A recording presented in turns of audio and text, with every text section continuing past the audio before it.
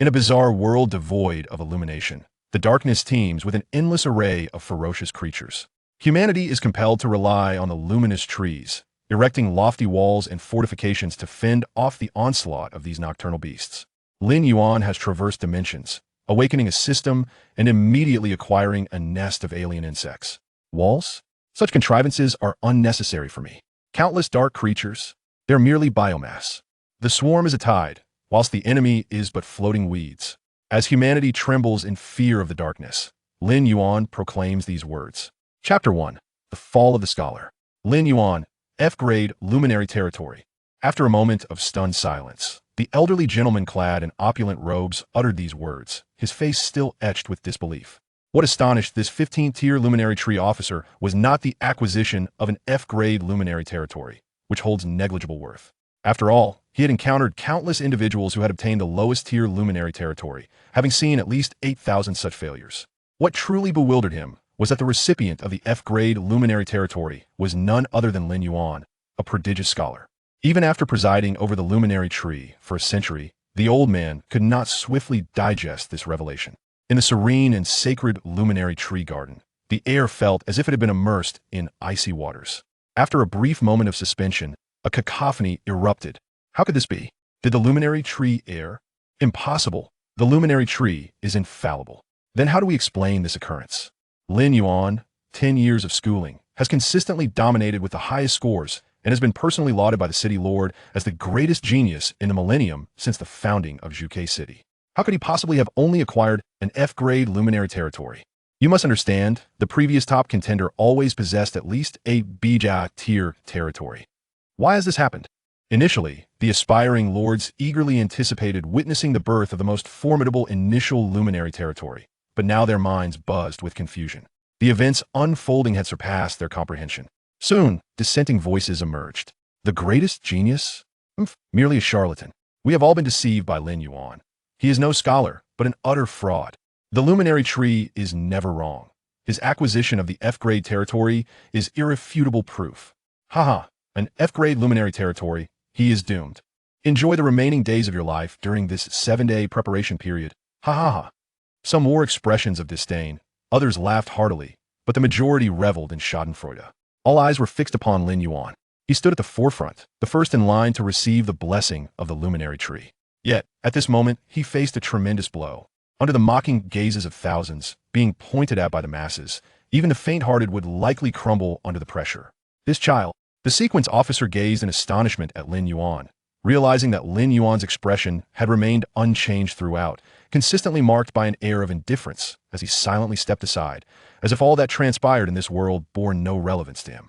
A rare psychological fortitude, a resolute and tenacious character, exhibiting an extraordinary detachment from external circumstances.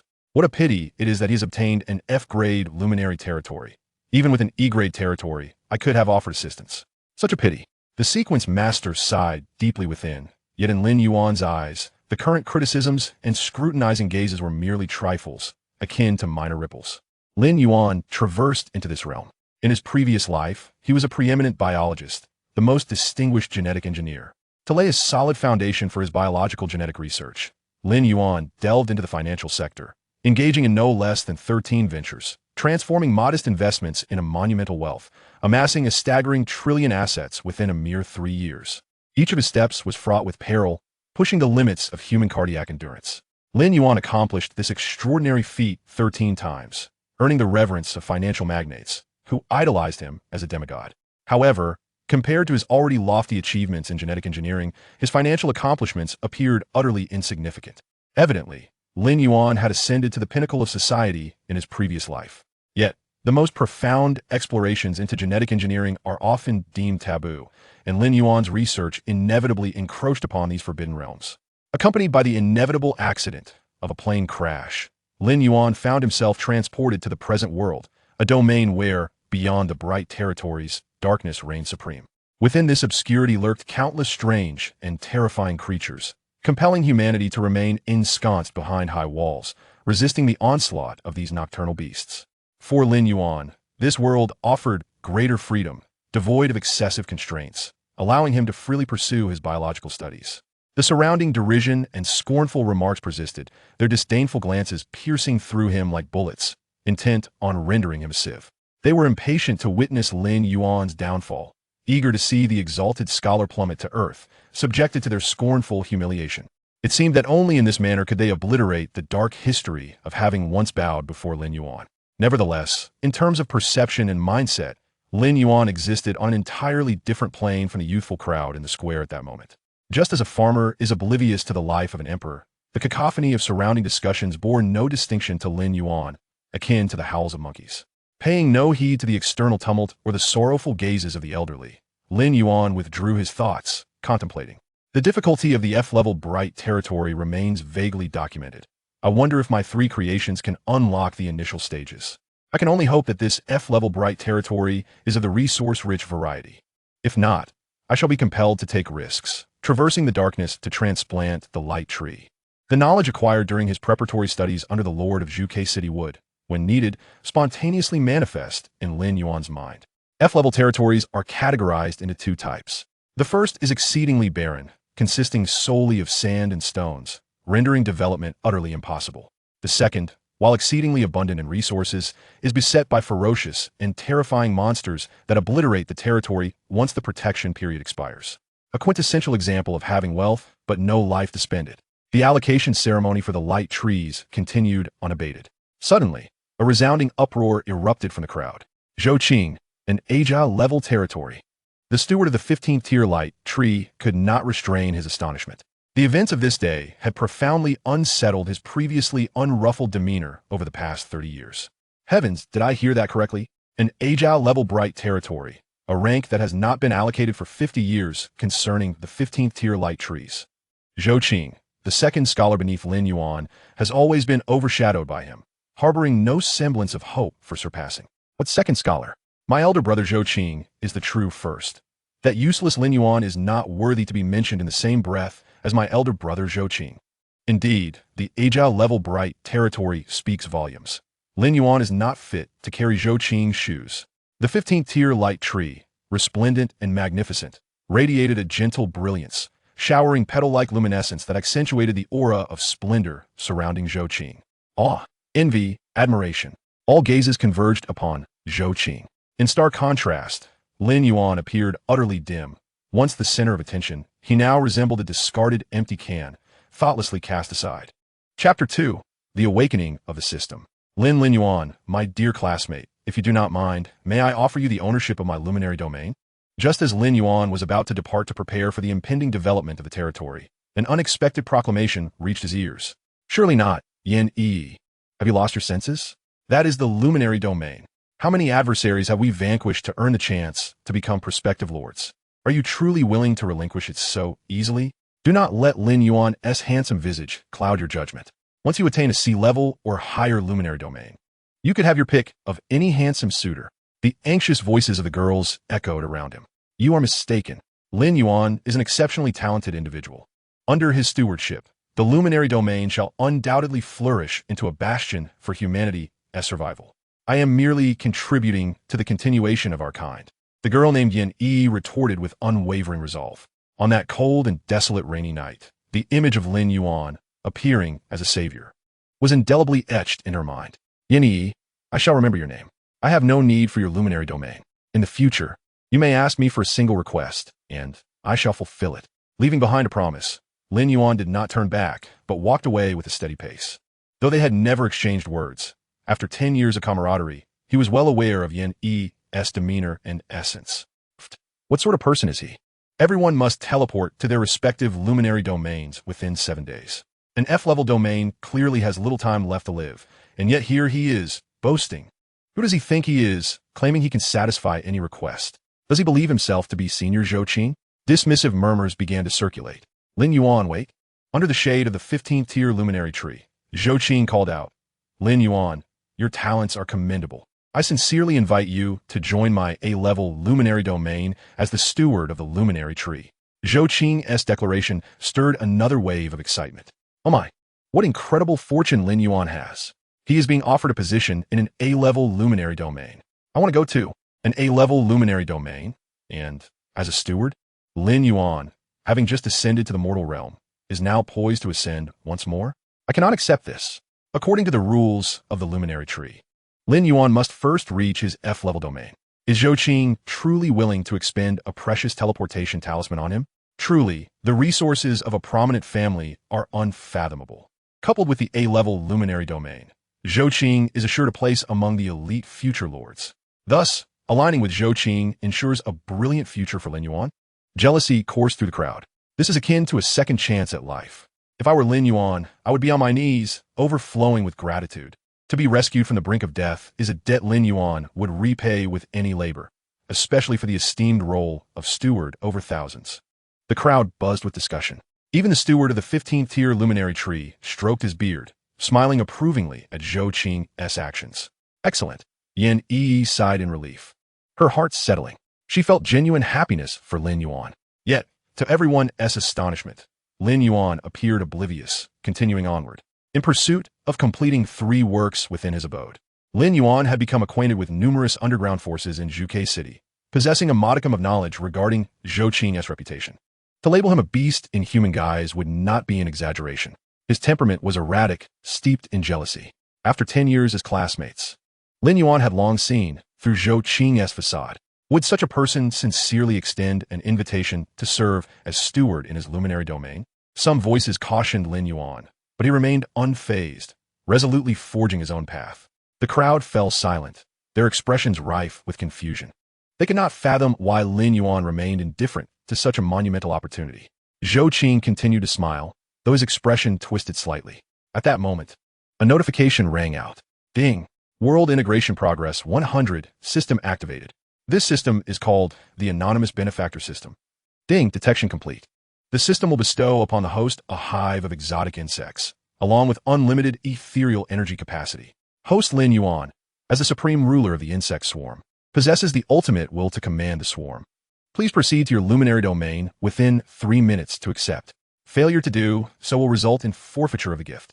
Lin Yuan halted his steps. He was no stranger to systems. Prior to his transmigration, he had been fond of novels that transcended the confines of reality, expanding his imagination, something he deemed advantageous for his research on biological genetics. A hive of exotic insects. To accept it within 3 minutes meant he could not retrieve the 3 works from the basement. Lin Yuan pivoted swiftly, heading toward the 15th tier luminary tree. Phew! Yan Yi exhaled, her worries alleviated. Her gaze towards Lin Yuan now brimmed with determination. As long as he was alive, she would have the opportunity to repay his kindness, even if he regarded it as a trivial matter. Clenching her fist, she believed Lin Yuan had come to terms with the situation, ready to embrace Zhou Qing's invitation. I thought he was a man of unwavering integrity. How mistaken I was. A wise person knows when to bend. What is pride if it means surviving? In this dark world, simply living is a luxury. Zhou Qing's magnanimity and discernment in recognizing and utilizing talent were commendable. I have made my decision. I will seek to ally with Zhou Qing. Indeed, as the crowd buzzed with excitement, Zhou Qing's smile widened, radiating with brilliance.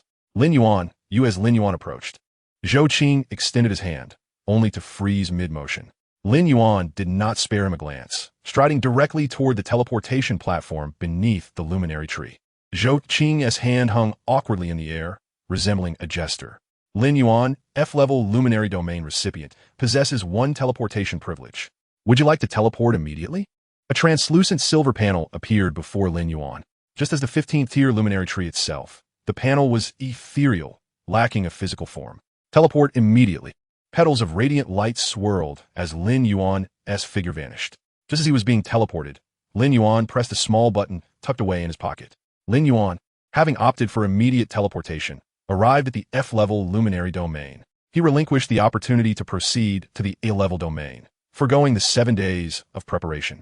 The crowd was left in a state of utter astonishment, speechless. Lin Yuan's actions were inexplicably peculiar, and they could not fathom a reasonable explanation. Lin Yuan? Yan Yi was completely bewildered, her mind feeling as if struck by a hammer. Even Lin Yuan could not possibly survive in the F-level luminary domain. Why would he reject my goodwill? I shall never have the chance to repay his kindness. Her gaze dimmed. Yan Yi felt despair. She did not believe Lin Yuan had a chance to survive, regardless of how remarkable his journey in the prospective Lord's studies had been. That was still an F-level domain. Since the dawn of the Dark Age, No F-level domain had ever survived the first day beyond the protection of the newborn luminary tree. Surely Lin Yuan could not be so foolish. Given the choice between the F-level luminary domain and assisting Zhou Qing in the A-level domain, even my foolish dog would make the right choice. Originally, he could have lived for 37 days. Now, he would only survive for 30. Zhou Qing, look at me.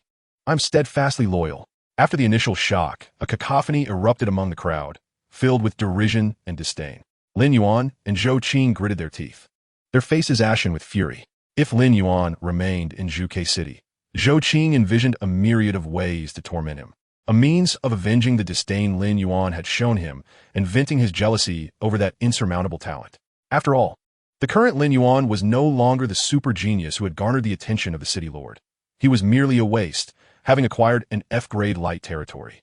No matter how he played his cards, there was no risk involved, nor any cost to bear. Yet, after rejecting Zhou Qing, Lin Yuan had directly initiated a teleportation. To Zhou Qing, this was nothing short of an act of self-destruction, thus depriving him of any opportunity to torment Lin Yuan further. Boom! Boom! Boom! Suddenly, a tremendous explosion resonated from afar, the shockwave pounding against the eardrums of those present. Chapter 3. The Insect Lord's Nest System Collapse. What transpired? As the flames rose to the heavens, questions surged among the crowd. Before long, a piece of news left everyone aghast. In a certain lower-level residence, a violent explosion occurred, from which 3 monstrous beings emerged. These creatures, not belonging to any known dark entities, appear to be hybrids of various dark creatures, possessing the elite strength of Tier 5, causing considerable chaos. The patrolling guards quickly subdued the trio of monsters, yet the turmoil they incited refused to dissipate. Why, in the towering walls of Zhuge City, which stood 1,000 feet high, would 3 dark creatures suddenly appear? Was safety no longer a guarantee within Zhuge City? We invest immense resources to reside in Zhuge City. It must ensure our security. How could this be? Zhuge City is one of the 4 great light capitals of the Jojo. It cannot be unsafe. Yet, fear gripped the hearts of the populace. This incident even stirred the city lord of Zhuge, who had remained aloof for a century. He personally issued a decree to investigate the origins of the matter. Soon, researchers unveiled the composition of the dark creatures. Indeed, they were monsters crafted from various dark entities. The primary materials were exceedingly weak, mostly Tier 2 beings with a few Tier 3. Yet, these suddenly appearing monsters possessed the combat prowess of Tier 5 elites. The researchers were astounded, shocked by the ingenious creation before them. They vowed that if they could master this technology, Zhuge City's combat capabilities would ascend at least a notch. However, no matter how deeply they probed, any clues regarding the hybrid monsters would invariably break off at crucial moments, leaving no trace behind. 3 days later, the researchers discovered that the cells of the monsters had spontaneously disintegrated, rendering further study impossible. Thus, the monster incident faded into obscurity.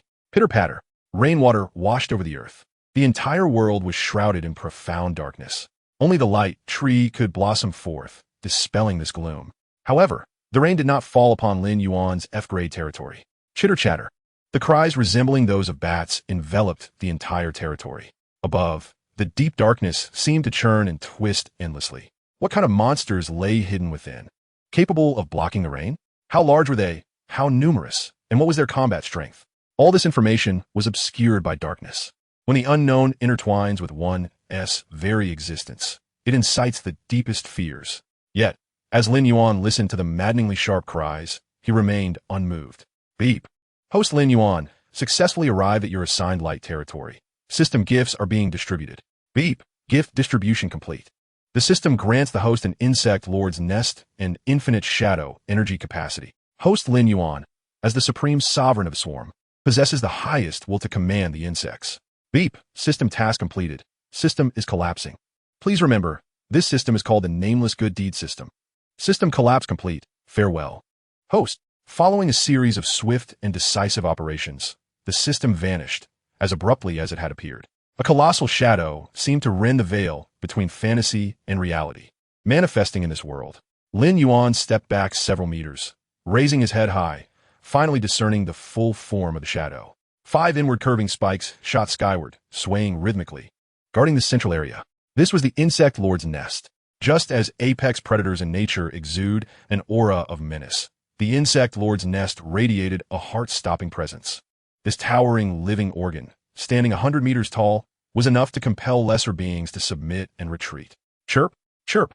The bat-like cries grew frantic and erratic, and the darkness above seemed to plunge into disarray. Soon, these cries faded into the distance. Pitter-patter. Rainwater fell into the F-grade light territory. It landed upon the insect lord's nest, the misty vapor surrounding this nest resembling a miraculous sight of biological evolution. Indeed, it was akin to a race from a past life game.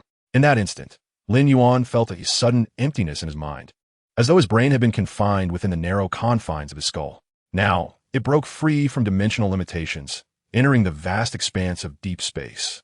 No longer bound by any constraints, at this moment, the towering 100-meter living organ before him seemed to extend his will, infinite shadow energy capacity, the supreme will of the insects. From now on, I shall be the sovereign of the swarm. Lin Yuan's eyes ignited with two flames of orange-red, an outward manifestation of his mastery over potent shadow energy. Lord Lin Yuan, you have entered your nascent light tree territory and bound a Tier 1 light tree. You have a 30-day initial Lord protection period. Please seize the time to develop. After 30 days, you will face unending darkness. Before him appeared translucent text prompts. Before Lin Yuan stood a virtualized diminutive light tree, which compared to the 15-tier light tree of Zhuke City was merely a small sapling, its peak reaching only to his waist. The nascent light tree was over a meter tall, its ethereal branches and leaves resembling quietly smoldering flames, exuding an overall crystalline illusion. This light tree could provide a territory the size of a small town, marking the dawn of hope for humanity as survival in the age of darkness. The suddenly appearing textual information did not astonish Lin Yuan. The light tree possessed numerous wondrous functions, serving as the key for humanity's continuation during the Dark Age. Lin Yuan had long studied everything regarding the light tree while in the city Lord's Reserve. Lin Yuan's subsequent maneuvers flowed seamlessly, naming the Tier 1 light tree as Evolution. Henceforth, Lin Yuan's light territory bore the official name of Tier 1 Evolution City, hidden within the light tree network. Information regarding Tier 1 Evolution City. Evolution City did not vanish from the light tree network. Rather, it merely displayed the most basic status of existence. Tier 1 Evolution City. Lord Lin Yuan exists. This was the information that could be discerned by others on the light tree network. Activate all functions of the Tier 1 light tree evolution. Unit resource conversion function activated. Recruitment function activated. Territory construction function activated. Comprehensive territory strength assessment activated. Light tree network communication function activated. Regional channel activated. Light tree tier assessment activated. Light tree evolution assessed as Tier 2 light tree. Tier 2 light tree functions activating. Light tree evolution assessed as Tier 3 light tree. Tier 3 light tree functions activating. Chapter 4.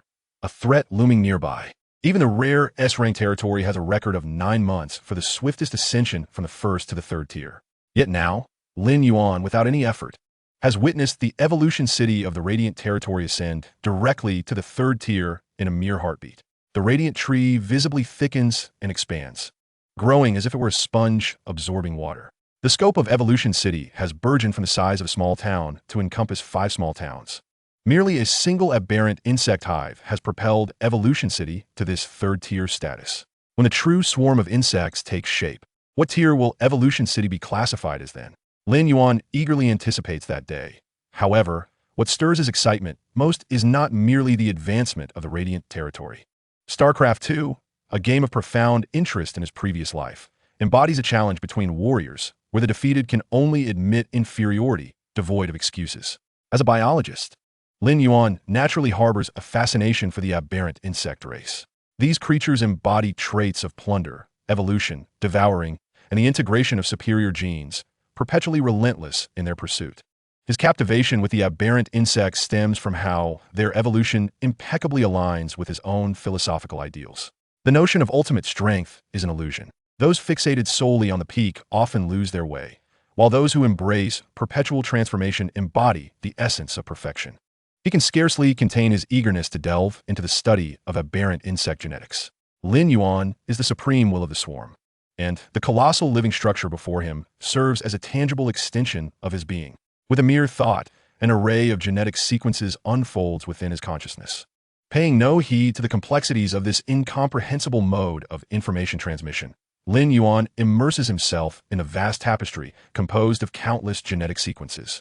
Single helices, anti-helices, double reverse annuli.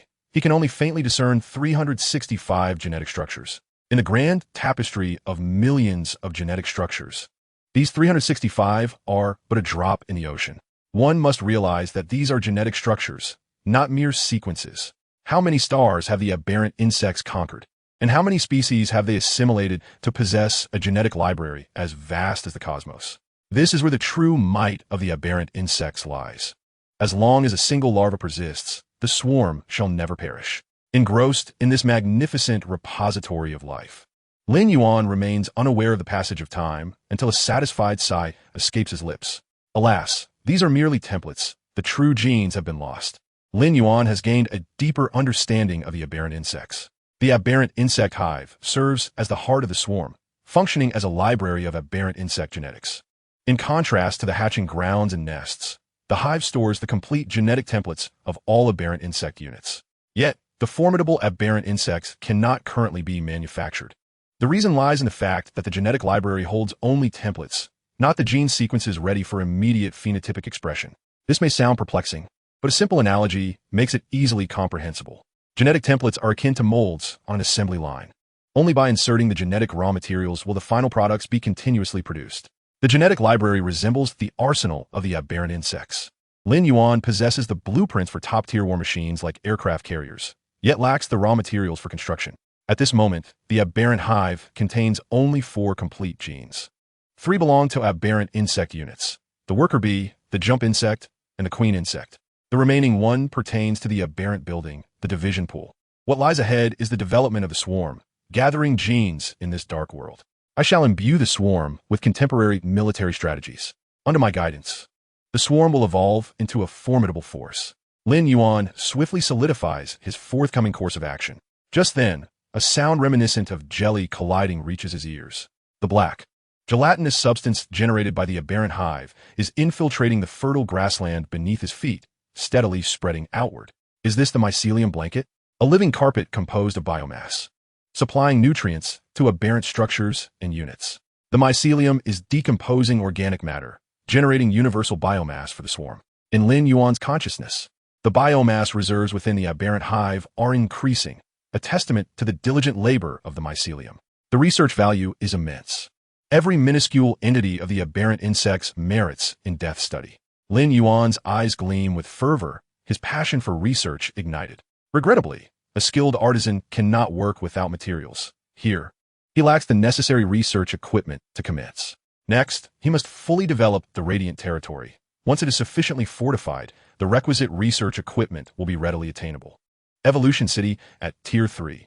Your radiant territory has 25 days remaining in its protective period. Please expedite your development. Soon, you shall confront the darkness. The radiant tree emits a warning. This ethereal tree-like entity possesses various incredible powers, with quantum intelligence far exceeding human comprehension being just one of its fundamental functions. Immersed in the genetic library of the aberrant insects, 5 days have passed in the blink of an eye. For the sake of future research, it is time to begin development. Suddenly, chills run down Lin Yuan's spine, his instincts warning him of a grave threat to his life.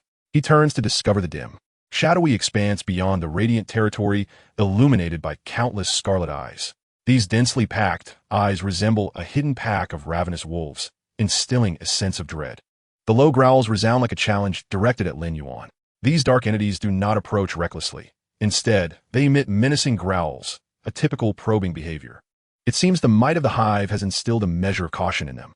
However, if I do not retaliate and exhibit a robust response, these dark beings will inevitably swarm after their initial testing.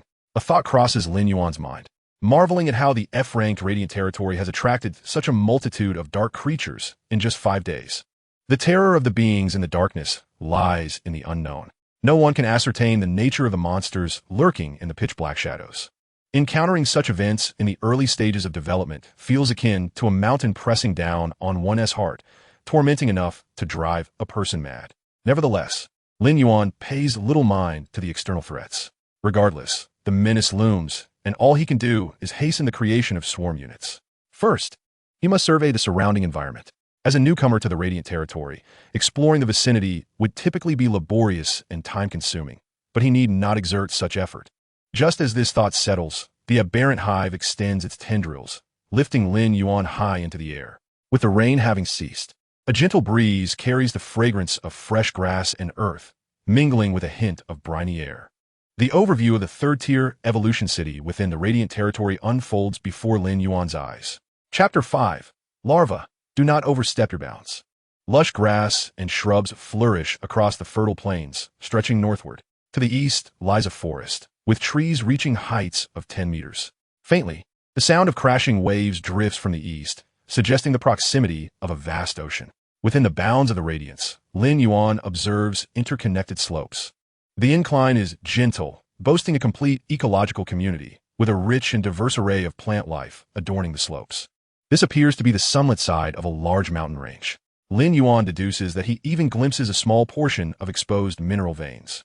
Fertile land, high-quality timber, easily exploitable minerals, and a plethora of carnivorous resources characterize this remarkably abundant F-ranked territory, far exceeding the exaggerations of related accounts. It stands as the strongest F-ranked territory in history. One cannot help but wonder what kind of dark onslaught awaits him in 25 days. In the initial phase, he can only rely on the territory's resources to exchange for higher-tier crystalline minerals. Lin Yuan sets forth his plan. The construction of all units of the Yichong necessitates the use of crystal ore, while advanced units additionally require a type of energy substance known as high-energy gas. Fortunately, Lin Yuan's studies in the Lord's Reserve have enlightened him to the widespread existence of crystal ore and high-energy gas in this world. Unfortunately, both resources are exorbitantly priced. A single kilogram of crystal ore could sustain a family in the heart of Zhuke City for a full 2 years. This steep cost is attributed to the challenges associated with large-scale acquisition. Crystal ore is immensely hard and exceedingly difficult to mine, while high-energy gas is typically found in volcanic craters, making its collection no less daunting. Just as Lin Yuan had meticulously planned his endeavors, an unforeseen variable emerged. A fungal mat was voraciously consuming organic matter and expanding its reach, fortuitously intersecting with a vein of crystal ore. The communication among the insect swarm is shrouded in mystery. Incomprehensible yet profound, the fungal mat, as a living organism, had acquired this intelligence, and almost simultaneously, Lin Yuan became aware of the crystal ore vein. Excellent. Lin Yuan returned to the surface. Upon the fungal mat, thousands of flat larvae writhed joyfully, their incessant squeaking evoking an unsettling sensation. Though merely larvae of the swarm, their dimensions, 15 centimeters in height and 75 centimeters in length, would suffice to star in a disaster film without the need for special effects. Those who shudder at the sight of cockroaches would likely faint at the mere glimpse of these larvae. Lin Yuan suddenly recalled those keyboard warriors discussing the barbecuing of larvae. They were not so different from the saber-toothed tiger. The larvae serve as the foundation for all units of the swarm. Lin Yuan's eyes sparkled with fascination as he grasped one for closer inspection. 230 pairs of legs. 236 segments of the body. Possessing an extraordinarily durable molecular shell, its hardness exceeded all expectations. It feeds using the antennae on its tail. With a mandible-like head, its body contains additional organic material to ensure compatibility with the swarm's gene pool, boasting a superlative genetic capacity. It possesses an inexplicable ability for gene sharing. The information within his consciousness revealed that the dermis of the larvae is filled with sensory cells, capable of forming a cocoon at will. After a brief pupation, they would emerge as designated genetic units of the Yichong. Splendid. Lin Yuan marveled at the wonders of creation. The larvae, obedient and compliant, allowed him to study them. To transform a larva into a worker bee requires 50 units of crystal ore. Thus, it is decided, you shall be the one. Lin Yuan approached the crystal ore, raising the larva to smash it forcefully against the radiating cluster of crystal ore. Indeed, crystal ore is immensely hard, even with humanity's most advanced equipment. The wear and tear would be intolerable, rendering it useless after a few days. If not for the urgent need, no one would willingly undertake such mining. It is not a lack of profit that deters them, but rather the difficulty in acquiring the most advanced mining equipment, as each destroyed machine diminishes their capacity. However, the larva in Lin Yuan's hand was extraordinary. Its ultra-high molecular shell rendered it far sturdier than the crystal ore itself. Clang! Clang! The sharp sound of metal striking metal echoed continuously. Commanding the larva to straighten, Lin Yuan swung it vigorously toward the sharp edges of the ore cluster. Were it not for Lin Yuan's supreme will of dominion, the larva might have questioned him. Surely, your worker bees are not all perished?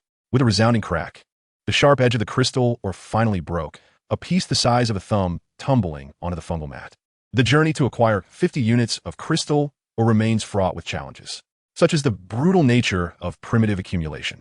One of the 4 great cities of the 9 provinces, Zhuke City. 7 days of preparation time had elapsed, and the members of the Lord's Reserve assigned to the E-grade and above light territories gathered once more beneath the 15th tier light tree. Xiao, do you think Lin Yuan will survive in the F-grade light territory? Lin Yuan is a prodigious genius, his achievements unparalleled, undeniably the best. If it were him, could he possibly work a miracle?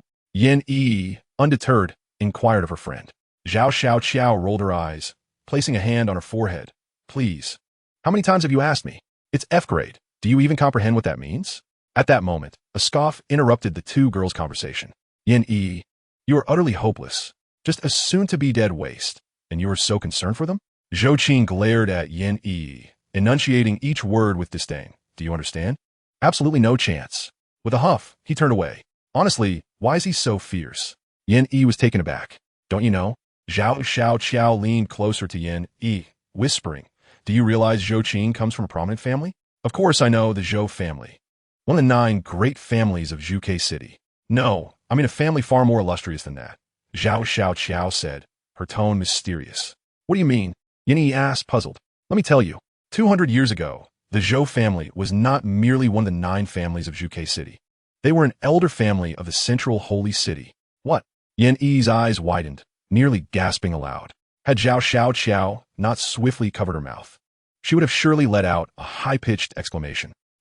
With a glance, Xiao released her hand. Is what you said true?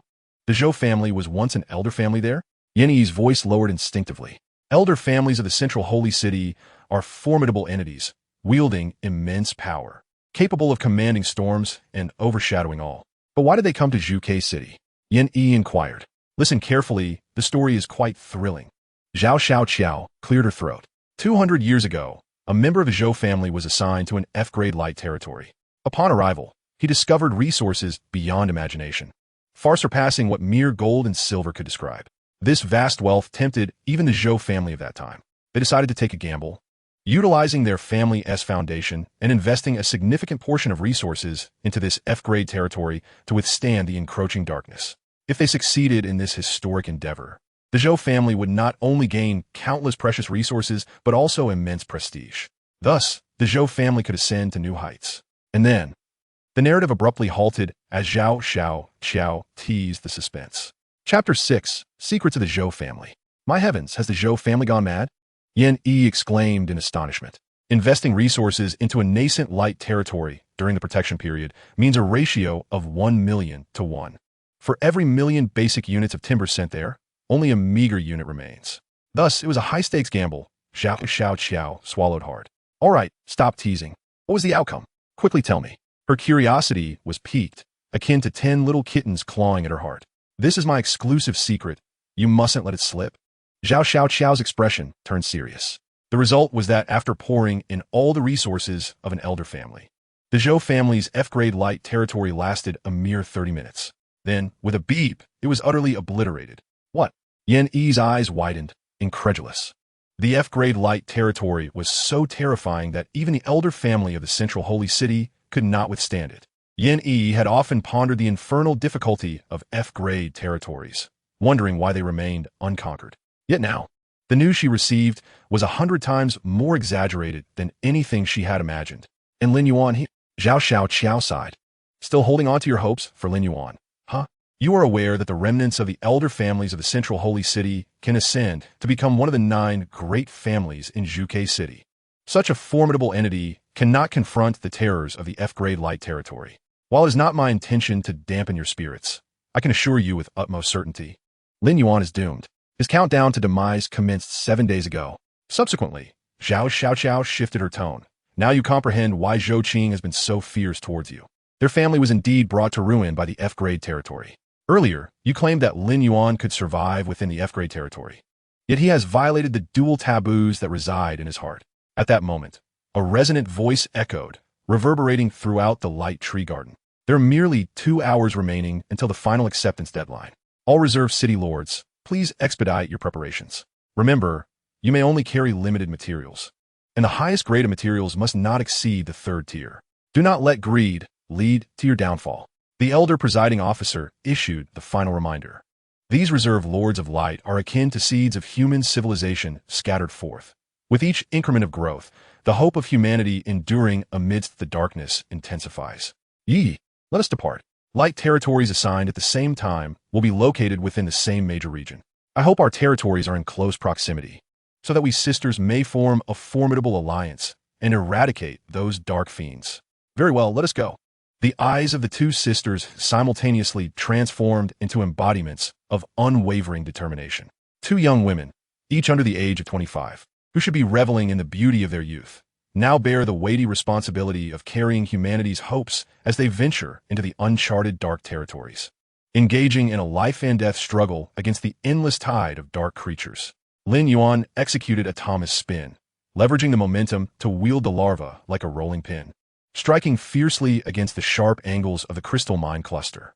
The resounding crack echoed, the sharp point shattered, and the crystal mine tumbled onto the fungal blanket.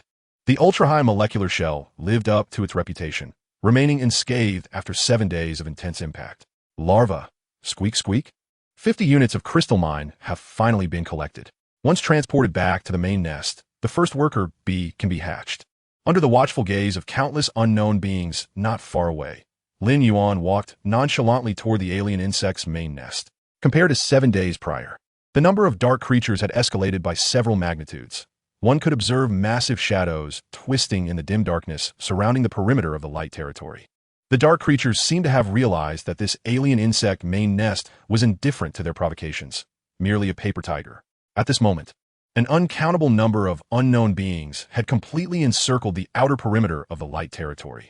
Were it not for the seemingly frail, luminous barrier, these dark creatures would have swiftly inundated this small F-grade light territory. Or rather, they would have obliterated this diminutive third-tier evolved city. After all, F-grade is merely the designation assigned by the light tree to nascent territories. The true name is the third-tier evolved city. The larva metamorphosed into a worker bee. Lin Yuan commanded the sovereign will. Crack! The larva, having been swung by Lin Yuan for 7 days and nights, immediately extruded high-fiber organic silk, rapidly forming a cocoon. The cocoon pulsated as the fungal blanket continuously supplied biomass and nutrients. The crystal mine stored within the alien insect's main nest was also conveyed into the cocoon through the fungal blanket. The crystal mine, as a high-density, hard material, possesses the exceptional quality of being lightweight. This near-perfect mineral would be integrated into the bones of the alien insects, significantly reducing their weight. As a scholar, one must possess a rich associative ability, enabling the connection of all knowledge points, ultimately achieving a profound understanding through comparative analysis. Gazing at the extraordinarily significant first cocoon before him, Lin Yuan's mind immediately conjured images of main battle tanks, capable of mobile operations at 300 kilometers per hour. The armor remains as hard as ever, yet the movement speed is akin to that of a high-speed train. It is utterly ridiculous. Gurgle. Snap, snap, snap. The cocoon ruptured, revealing a brand-new alien insect unit, the worker bee, before Lin Yuan. Chapter 7. The worker bee, a novel genetic concept. Shadows loomed overhead, and the insect before him was undoubtedly a creature from a horror film. However, this worker bee, comparable in size to an adult bison, is merely the foundation of the entire insect swarm. The larva can metamorphose into all alien insect units, while the worker bee can evolve into all alien insect structures. Furthermore, the most crucial role of the worker bee is to harvest crystal mines and high-energy gas. Without further ado, Lin Yuan approached the worker bee, thoroughly examining and studying it. Standing at 244 meters, it boasts a fleshy, robust, net-like membrane, along with an exceptionally malleable body structure. The suspended sac located at its rear can emit low-frequency energy fields, allowing the worker bee to engage in anti-gravity floating movements, thereby accelerating the efficiency of resource transportation. The evolved pincers at the front, derived from jawbone, are specifically designed for cutting, grasping, and transporting resources with remarkable efficiency. Its body is covered in glands capable of secreting a highly resilient adhesive substance, serving as a fundamental material for constructing stable structures. The information transmitted reveals that the worker bee possesses pure and easily modifiable genes, enabling it to evolve into any alien insect structure within a remarkably short period. Observing the worker bee before him, Lin Yuan fell into a contemplative silence. This flawless foundational worker unit exemplified the two core directions of alien insect evolution: specialization and maximum efficiency. In comparison, my own research and creations seem utterly trivial. I once believed I stood at the pinnacle of biology, possessing the key to genetics, destined to become a god of creation and a harbinger of evolution. Yet now, I find myself merely a frog at the bottom of a well. How absurd, truly absurd. Lin Yuan appeared somewhat despondent. The genetic structures within the alien insect main nest gene pool eluded his comprehension, yet he felt he could study and learn from them. However, when the most basic worker bee materialized before him in its physical form, he experienced an unprecedented sense of defeat. It was the sensation of being ruthlessly crushed in the realm where he had once taken pride. After a prolonged silence, Lin Yuan's eyes sparkled once more. Knowledge is boundless. The essence of evolution lies in transformation. I too must continually transform myself. I cannot afford a halt. He recalled the time when he first traversed into this world, utterly ignorant of its intricacies, yet it did not hinder him from becoming the most exceptional individual. Gurgle. Snap, snap, snap. The worker bee hovered, its 6 small eyes gazing at the sovereign of the swarm. The sovereign is not a tangible entity nor a frequency of electromagnetic waves. It resembles the most fundamental unit, the essence of life for every alien insect. The worker bee can perceive Lin Yuan's emotions, but does not comprehend their nature. The worker bee commenced gathering crystal mines. The moment the sovereign will was conveyed, the sole worker bee within the swarm glided toward the crystal mine vein like a high-speed maglev train, silent and unseen. Crack! With a swift snap of its pincers, the crystal mine fractured effortlessly, reminiscent of snapping a brittle stick. In less than 2 seconds, the worker bee had deposited 5 units of crystal mine into the alien insect main nest. This efficiency is merciless. Thankfully, this alien insect mine vein is sufficiently vast. Lin Yuan was highly satisfied with the worker bee's performance. The emergence of the first worker bee signifies that the development of the swarm has embarked upon the right path. Soon, the second, third, and fourth worker bees will appear. Lin Yuan once again immersed his thoughts in the gene pool of the main nest. This vast gene pool shattered his previous understanding. Even the most fundamental concepts of genetics were entirely upended. It is well established that genes are the complete nucleotide sequences required to synthesize a polypeptide chain or functional RNA. They underpin the fundamental architecture and functions of life, encapsulating all the information regarding species, blood types, gestation, growth, apoptosis, and other vital processes. The interdependence of environment and heredity orchestrates essential physiological phenomena, such as reproduction, cell division, and protein synthesis. Therefore, genes possess a dual nature: materiality, mode of existence, and informationality, fundamental attribute. In summary, in Lin Yuan's pre-transcendence understanding, genes were merely perceived as sequences of nucleotides. The varied arrangements of nucleotide sequences constitute different genes, which, in turn, express distinct traits. The nucleotide sequence itself is a compound made of purine or pyrimidine bases, ribose or deoxyribose, and phosphate. However, this foundational concept now appears dreadfully monotonous to Lin Yuan. For within the genes of the Yichong, alien insect, the fundamental units comprising genes extend far beyond mere nucleotide sequences. What these basic units are remains a mystery to Lin Yuan. Had the genes of the Yichong been confined to the pre-transcendence understanding of genes from Blue Star, Lin Yuan would have been utterly confident that he could mass-produce the most formidable Yichong units simply by splicing genes without the need to seek genetic resources. Yet now, he finds himself merely a naive seeker of knowledge. This genetic structure resembles an irregular Mobius strip, a Klein bottle structure, a 4-dimensional hypercube. How could it possibly be constructed? Unfamiliar compounds composed of silicon, nitrogen, hydrogen, and other elements. What are these bizarre symbols, and what elements do they represent? Like those mad scientists, Lin Yuan has completely lost track of time. As numerous worker bees undergo metamorphosis, the quantity of crystalline minerals multiplies exponentially. Chapter 8. Zhou Qing saw through everything. Is this the A-level bright territory? It is utterly delightful.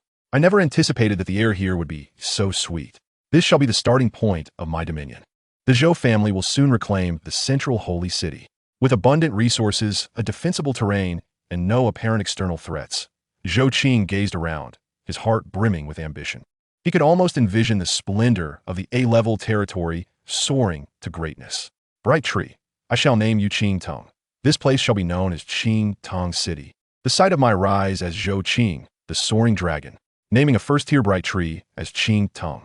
Activating all functions of the first-tier bright tree Qing Tong. Unit resource conversion function activated. Recruitment function activated. Territory construction function activated.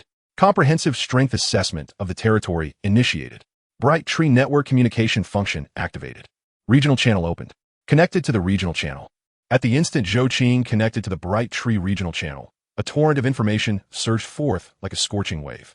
Sun Ming, how on earth did he accomplish this? Is this truly happening in reality?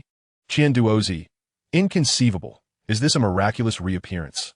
Lin Yuan, is it possible to achieve this in just 7 days? Could there be even a millionth of a chance that the bright tree has made an error? Mu Guangzhe, Lin Yuan, to blaspheme the bright tree. Do you wish to face judgment? Lin Yuan, apologies, I spoke out of turn. Yuan Sanfong, but how did Lin Yuan manage this? It defies all reason and logic. Mu Guangzhe, the bright tree is supreme. Regardless of how illogical or unreasonable it may seem, what the bright tree states is the truth, the reality. Sun Ming, Brother Zhou Qing has arrived. Welcome, Brother Zhou Qing. The regional chat channel erupted in chaos. Lin Yuan? Zhou Qing furrowed his brow, perplexed. His gaze dropped, and he observed the list of regional bright territories. Unnamed region SC2. First tier Qing Tong City, Lord. Zhou Qing, status, active. First tier Yuan Wang City, Lord. Yin Yi, status, active. Third tier Evolution City, Lord. Lin Yuan, status, active. This ranking, in its nascent stages, was determined by the ratings of newly formed territories. Zhou Qing occupied the top position, while Lin Yuan languished at the bottom. Yet, at this moment, the term third tier dazzled the eyes of all present. Third tier? Zhou Qing was momentarily taken aback, then burst into laughter. Lin Yuan, the world regards you as a prodigious genius. Yet you are, in fact, a genuine fool. How fortunate you were to enter a resource-rich F-level territory. Yet instead of focusing on recruitment, you squandered resources on upgrading the territory. Once, he had considered such a person his competitor, a target to surpass. It was a true disgrace. Zhou Qing shook his head in self-mockery. His classmates were only vaguely aware of the F-level territory, but as a direct descendant of the Zhou family, he understood the F-level bright territory all too well. With its bountiful resources, achieving the miraculous elevation to third tier within 7 days was something even his ancestors could accomplish. Yet, no one would ever do so. Upgrading required a massive consumption of resources to construct advanced buildings. For a newly established bright territory facing the impending dark assault in just 30 days, it would be nothing short of suicidal. All nascent lords would expend every resource to amass forces. Only those bright territories that survived would have the potential for future development. The astonishment of those in the regional channel stemmed from their complete ignorance of just how bountiful the resources of the F-level bright territory truly were. With this thought, a pang of pain pierced Zhou Qing's heart.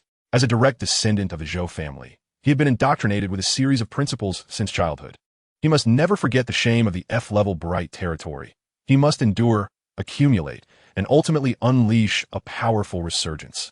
He must return to the central holy city and restore the Zhou family's former glory. Lin Yuan, I understand your intentions now, Zhou Qing thought, a look of disdain in his eyes. You wish for everyone to remember you by creating a miracle of ascending to third tier in 7 days. Alas, history will never celebrate the failures. Your so-called miracle will serve as a cautionary tale, penned into textbooks, and your name will forever be nailed to the pillar of shame. In 18 days, I eagerly await that moment. Zhou Qing laughed unrestrainedly. For 10 years, he had merely held the second position. However, everyone knew he was the one completely overshadowed by Lin Yuan. Thus, his status as second only garnered him pity and sighs, for he had to share the same era as Lin Yuan. Now, all the negative emotions Zhou Qing had harbored over the past decade erupted forth. After a bout of maniacal laughter, he composed himself. First, he must establish his leadership. Zhou Qing, greetings everyone. Sun Ming, Brother Zhou Qing, you have finally arrived. He Yuan, just now I was lost, but with Brother Zhou Qing's arrival, I have found my anchor. Jin Xingming, Brother Zhou Qing, speak your mind. I will follow you without question. Zhou Qing, we have shared a deep bond as classmates for 10 years. It is time to form an alliance for both offense and defense. Together, we could develop faster and better. Zhou Qing, I am grateful for your support. So I shall organize things. Please send me your positional coordinates and private messages regarding your territory's resource information, and I will determine the group areas. Lin Yuan, I know you can see the regional channel. Before you meet your demise, watch closely as I ascend to the role of leader. My future is infinitely bright, while you, on the other hand, can only cling to life for 18 more days, engaging in futile and foolish endeavors. Messages from other territories poured in like snowflakes, and Zhou brimmed with confidence. Whether it be the land beneath his feet or the territory surrounding him, all lay firmly within his grasp. Meanwhile, Lin Yuan remained enmeshed in the depths of the gene repository, utterly oblivious to the discussions transpiring in the regional chat channel. Chapter 9. Trading Rubbish for Gold. Has the crystal mine been completely excavated? Lin Yuan withdrew from his studies. The supreme sovereigns will bestow upon Lin Yuan an unparalleled dominion over the swarm. All information flowed through his mind like a river, processed by his infinitely capacious intellect. Upon exiting the main hive, Lin Yuan discovered that the previously identified large crystal vein had vanished from sight. The efficiency of the worker bees was undeniable, having depleted an enormous crystal mine in a mere 20 days. At this moment, the hive of alien insects had amassed an astounding total of 590,000 units of crystal ore. It is crucial to note that for humanity to contend against the encroaching darkness, high-quality mineral resources are indispensable. Why? Because the construction and activation of war machines, such as the Absolute Black Cannon, Impact Flow Energy Cannon, and Four-Color Energy Cannon all require such minerals. Moreover, the strength of city walls largely hinges upon the quality of the mineral resources employed. Those towering, majestic walls represent the lifeline of all humanity. Should they crumble, the city will fall, and the territory will perish in an instant, leaving millions upon millions of humans to be devoured by the dark entities. In one of the 4 major cities of the Jiuzhou Alliance, Zhuke City, the most robust city walls were constructed from fire Xuanwu essence ore, which is 2 tiers inferior to crystal ore. Hence, what does 590,000 units of crystal ore signify? Lin Yuan was unaware, for he had no intention of placing the crystal ore on the trading market of the Light Tree Network. The adorable worker bees required no remuneration. Mining was an instinct ingrained in their very genes. Thousands of worker bees floated upon the fungal blanket, diligently toiling, eager for new tasks, yearning to continue their industrious excavation. Indeed, it was thousands of worker bees. In the game, the alien swarm faced population restrictions, but in reality, there were no such constraints, provided there were sufficient resources. The swarm knew no limits. This crystal mine had been exhausted, yet the swarm remained tireless, seeking out more crystal deposits. With the primal accumulation complete, it was time for the swarm to expand. Larval mutation necessitated crystal ore, yet the fundamental substance required was an abundance of biomass. Indeed, there exists a significant disparity between the game and reality. In the game, such a setting was of course omitted. A moment's reflection reveals that the alien insects are flesh and blood beings. How could they possibly undergo metamorphosis relying solely on crystal or in high-energy gas? The flesh wall undulated as Lin Yuan ascended to the pinnacle of the main hive, surveying the entirety of the 3rd-tier evolution city. The fungal blanket accompanying the alien hive had enveloped the entire territory, and this jelly-like, flesh-like black organic matter possessed formidable decomposition abilities, having already disintegrated all non-insect life forms within the territory into biomass. Originally, the fungal blanket could have consumed the trees as well, but Lin Yuan had intervened. For the fungal blanket, an area equivalent to 5 small towns was its coverage limit. The biomass reserves were utterly insufficient to support Lin Yuan's plans for mass production. Lin Yuan shifted his focus to the resource reserves of the F-tier light territory. High-energy spark stones, water jade or yellow crystal stones, demon guide silver wood, iron vine trees, and 7-leaf activated grass. Each was at least a 3rd-tier material. The resources of this F-tier territory were truly astonishing. An A-tier territory might contain only 3 or 4 locations rich in 2nd-tier materials. Yet in Evolution City, 3rd-tier materials were abundant. Worker bees diligently gathered resources. The sovereigns will resonated throughout the swarm. The worker bees functioned as a hybrid of excavators, bulldozers, and transport vehicles, effortlessly collecting timber and minerals. Soon, heaps of resources were amassed beneath the light tree. 3rd-tier Evolution City Lord, Lin Yuan, we welcome you to the Light Tree Network. Detected that this is your first entry into the Light Tree Network. We hereby provide you with an explanation. The 3rd-tier Light Tree Network allows for the use of regional channels. Regional channels consist of regional communication channels, regional trading channels, and more. Lin Yuan was already well-versed in the knowledge and usage of the Light Tree, yet practical experience is the true test of understanding. Thus, he meticulously reread the instructions from start to finish. There were no discrepancies. Everything was entirely accurate.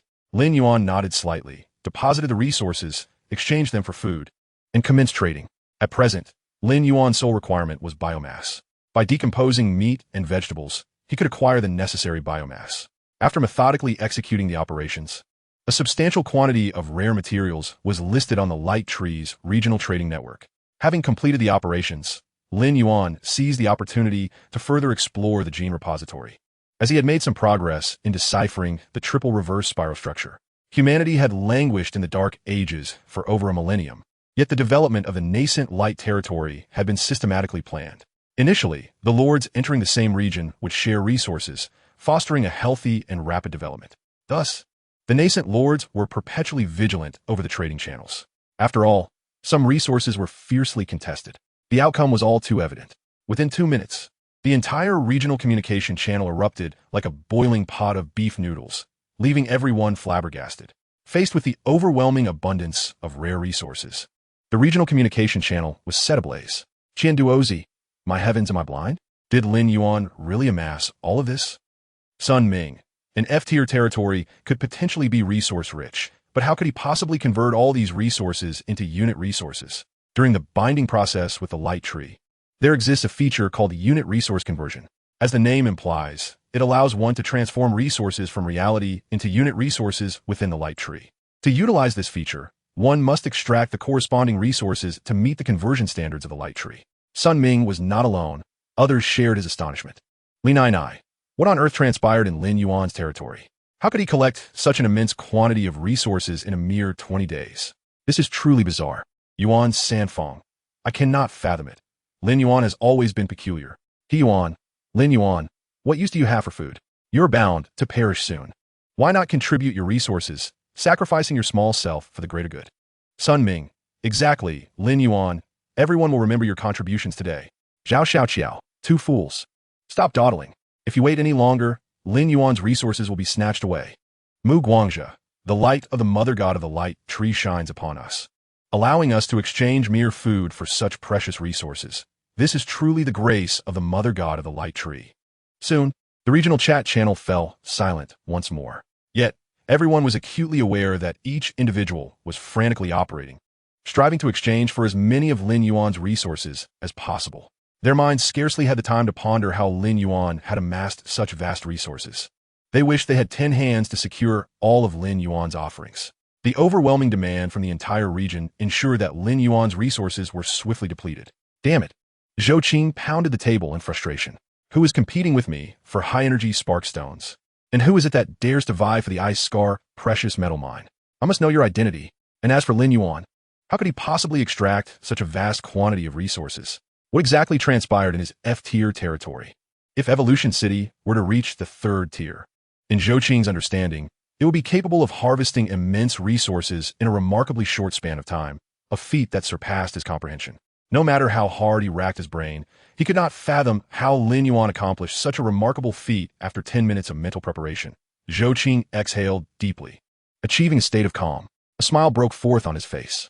With an ample supply of high-energy spark stones and ice core gold mines, I could install my Tier 3 tower defense weapon, the Colossal Cannon, ahead of schedule. This truly marks a flawless beginning. The development of Qingtung City is now unimpeded. Lin Yuan, you truly performed a commendable act before your demise. Chapter 10. The Splitting Pool, the Dawn of the Swarm. Tier 3 Evolution City. Countless provisions were thrown into the alien insect's main nest, spread across the fungal blanket. Soon, these provisions decomposed into a black, mud-like substance, ultimately transforming into liquid biomass. A staggering 75.9 million units of biomass were amassed, nearly filling the main nest. The fungal blanket's surface rose by 6 centimeters. The yield of biomass left Lin Yuan exceedingly pleased. For him, it was akin to exchanging household refuse for tons of gold. As for ice core gold mines and high-energy spark stones, Lin Yuan had no need for such trifles, nor did he require the recruitment of soldiers or the construction of defensive weaponry. The alien insects themselves served as his artillery, his fortress. The air was thick with a pungent stench of decay, reminiscent of putrid meat infested with maggots on a sweltering summer day. There was not a whisper of wind. The atmosphere had become oppressively stagnant. In the distance, countless dark creatures stirred restlessly, surrounding the Tier 3 evolution city. Their numbers were indeterminate, but there were so many that they caused the air within the territory to come to a standstill. Lin Yuan's gaze sharpened. Today, I shall take the first step into the sea of insects. Worker bees mutated into the splitting pool. The sound of crunching and cracking echoed as a worker bee trembled, its genetic sequence for the splitting pool activating instantaneously. The worker bee's body expanded dramatically, taking on the form of a large, oval-shaped flesh membrane. This was the net-like stabilizing membrane of the worker bee, beneath which pulsated thick blood vessels, and its shape abruptly transformed akin to that of a scorpion. While 2 million units of biomass were continuously supplied, 200 units of crystal were also delivered into this living structure by the fungal blanket. The worker bee within the flesh membrane exuded mysterious compounds that Lin Yuan could not identify, hastening the construction process at an extraordinary pace. In the time it would take a leaf to drift down, the massive, splitting pool manifested before Lin Yuan. This was a pool brimming with a green, viscous, evolutionary liquid. At the moment the splitting pool completed its mutation, the genetic blueprint for transforming larvae into jump bugs was simultaneously downloaded from the alien insect's main nest. At this instant, both the larvae produced previously and those to be created in the future could metamorphose into jump bugs. This remarkable phenomenon, known as genetic synchronization, was a capability inherent to all alien insect structures. Genetic synchronization could be described as transcending the laws of physics, reaching an astonishingly unfathomable level. Its wonder was comparable to a household cat suddenly transforming into a stunning humanoid catgirl. Despite having prepared himself mentally, Lin Yuan found himself in a state of stupor when he witnessed the ability of genetic synchronization firsthand. His steadfast materialist beliefs naturally wavered. This was not difficult to comprehend. Much like humanity's ancestors who, unable to explain the awe-inspiring power of lightning, conceived the notion of deities and worshipped this abstract concept, Lin Yuan recognized that his cognitive dissonance stemmed from his own lack of knowledge. It was akin to a child collecting beautiful shells by the sea, utterly oblivious to the resplendent, infinite starry sky above. The alien insects truly were beings that transcended understanding. Regaining his composure, Lin Yuan turned his attention to the splitting pool. Within the pool, not only were there genes for jump bugs, but also genetic templates for the alien insect unit, the queen, the spiny crawler, the spore crawler, the toxic explosion insect nest, and the cockroach nest. However, at this moment, the genetic materials discovered could only produce jump bugs. Jump bugs, with their relatively simple genetic sequence, required merely 5,000 units of biomass and 50 units of crystal, or for a single larva to metamorphose into 2 jump bugs. Thus, 11,000 larvae could be transformed into jump bugs. With the command of Dominion, 11,000 larvae, perfectly synchronized, without a millisecond of delay, performed identical actions, expelling silk to form cocoons. With a pop, the cocoons burst open, revealing the alien combat units, the jump bugs, before Lin Yuan.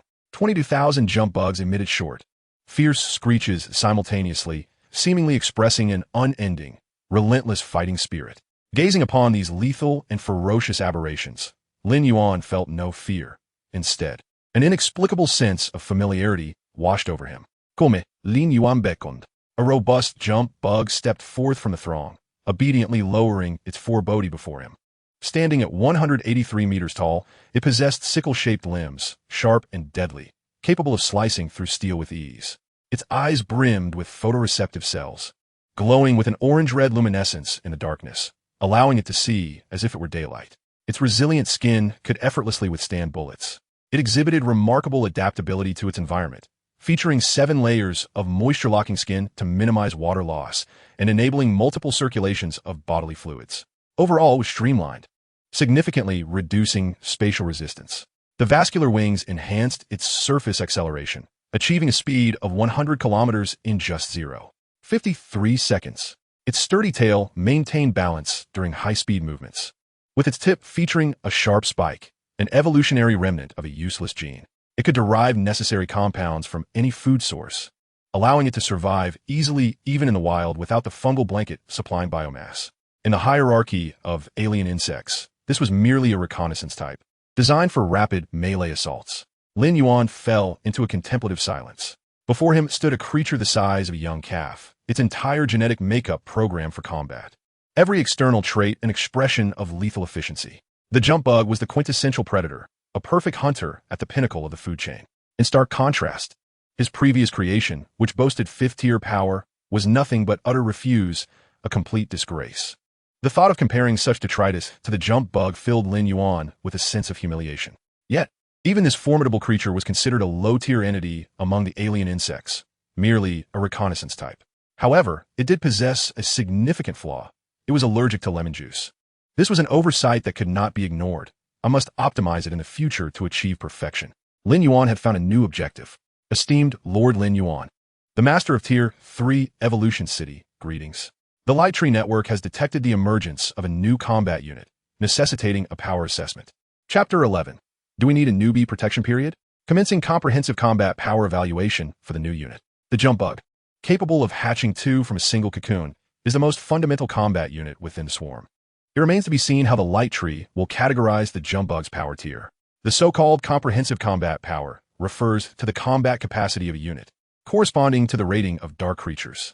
Generally, a Tier 3 combat unit holds an equal footing with Tier 3 dark creatures. Of course, the complexities of the battlefield and the diverse types of dark creatures mean that victory or defeat is far from determined by mere power tier. Comprehensive combat power assessment for the new unit complete, resulting in a power tier of Tier 3. Tier 3, as anticipated. Lin Yuan was not surprised by the jump bug's power evaluation. The jump bug's design was nearly flawless, far surpassing the capabilities of Lin Yuan's 5th-tier creations at the genetic level. However, there exists a vast disparity in their absolute combat prowess. The tiger, the sovereign of felines, boasts a muscular structure that surpasses that of the elephant. Yet, would a tiger dare to launch an assault against an elephant? The perfection of genetic structure does not equate to absolute strength. Nevertheless, in terms of relative power, Lin Yuan can confidently assert that the jumping worm undoubtedly ranks among the top 3 in terms of combat capabilities among 3rd-tier organisms. After all, the darkness is endless, concealing untold monstrosities. Thus, Lin Yuan must exercise a modicum of humility. Please assign a name, noting that this designation will become the official title within the Radiant Tree Network. Naming successful, the official designation of the new combat unit is Jumping Worm. Would you like to upload the data for this unit? Confirm, cancel. Please note, if you wish to engage in blueprint trading for this unit, you must upload its data. Cancel. Lin Yuan clicked the cancel button, and a system screen conjured by the Radiant Tree swiftly vanished. Hiss. 22,000 jumping worms encircled the main nest, seemingly venerating Lin Yuan, the sovereign of the swarm. They are tireless machines of slaughter, bound solely to one will, that of Lin Yuan. Under the auspices of the Radiant Tree, the existence of the jumping worms also translates into Lin Yuan's own personal strength. Zzz. A faint spark of lightning flickered in Lin Yuan's palm. The ethereal blue glow was both mysterious and lethal. Is this the energy feedback within the radiant domain? My attribute, indeed, appears to be ethereal energy. Historical records recount the shattering of the celestial dome, the descent of darkness, and the inundation of the earth by countless terrifying creatures, leading humanity to the brink of extinction. The emergence of the Radiant Tree saved humanity. A lord recognized by the Radiant Tree shall receive energy feedback from their domain. Thus, powerful lords have emerged, leading various troops to repel the dark beings beyond the city walls. The Radiant Lord is destined to be the strongest individual within the domain, the Grand General, the Commander, the Supreme Marshal. The Lord of Vermilion Bird City, legendary for incinerating vast tracts of land with a mere gesture, has lived for over a millennium. The energy feedback from the territory is contingent upon the overall combat power of the units within it. The greater and stronger the variety of units, the mightier the lore becomes. Yet, I am merely a researcher. Individual combat prowess seems of little consequence to me. Lengthening my lifespan would indeed be advantageous, as I require ample time.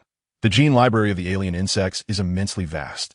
However, if this ethereal lightning can be manipulated with finesse, it should serve as a tool for genetic modification. Lin Yuan's first thought was of his monumental research endeavor. Jumping worm. The jumping worms slowly emitted 4 question marks. Jumping worm. With 20,000 brethren present, what nonsense are you pondering over there? Could you not produce something of use? The swarm is feeling famished. Just then, Lin Yuan received reconnaissance information from the jumping worms. Not far to the south of the radiant domain's periphery lay an enormous open crystal mine. Sensing the warm and reverent gazes of the jumping worms, Lin Yuan issued the command as their sovereign. Jumping worms, advance. Hiss. The jumping worms let out a shrill cry, with powerful hind legs propelling them forward. Their impeccable muscular structure allowed the jumping worms to activate almost instantaneously, reaching their peak velocity. 22,000 jumping worms leaped across the fungal carpet at a breathtaking pace. Unlike the cheetah, which can only sustain its incredible speed for mere seconds, the jumping worms, thanks to their highly efficient energy conversion system and cooling mechanisms, can effortlessly maintain long-distance sprints at thousands of kilometers. Although they are merely biological entities, Lin Yuan felt as if an unstoppable torrent of black steel surged forward, flattening all in its path. The sheer number of over 20,000 jumping worms may seem insignificant in the grand expanse of the insect sea, but with a sovereign presence, they embody the will of that sea. In the face of the insect tide, any enemy with nerve sensory cells would undoubtedly experience a deep-seated shudder of dread and despair. The jumping worms charged into the darkness beyond the third-tier evolution city. Indeed, Lin Yuan intended to take the initiative. While still within the 30-day novice protection period of the third-tier evolution city, he sought to strike at the encroaching darkness. Should anyone witness Lin Yuan's actions, they would undoubtedly deem him insane. Since humanity deciphered the functions of the Radiant Tree, there has never been a Radiant Lord who dared to assault the darkness during their domain's novice protection period. Not only fledgling Radiant domains, but even those human strongholds that have existed for a millennium mostly adopt a defensive posture. In the nebulous darkness, shadows erupted as if struck by artillery shells, scattering in chaos. Countless clusters of shadows twisted together, the dark creatures within seemingly stunned by this sudden onslaught, causing immense disorder. Jumping worms, maintain formation, charge. Lin Yuan personally commanded the swarm's inaugural battle, rather than mere command. It was akin to instilling the modern warfare mindset from his previous life into the will of the swarm. The tactical concept of battle formations, once employed, would be instinctively inherited by newly spawned jumping worms, even if the current batch perished. The jumping worms charged forth, resembling a mechanical battalion, yet endowed with the agility of living beings. They swiftly reached the outskirts of the evolution city, and without hesitation, plunged into the darkness.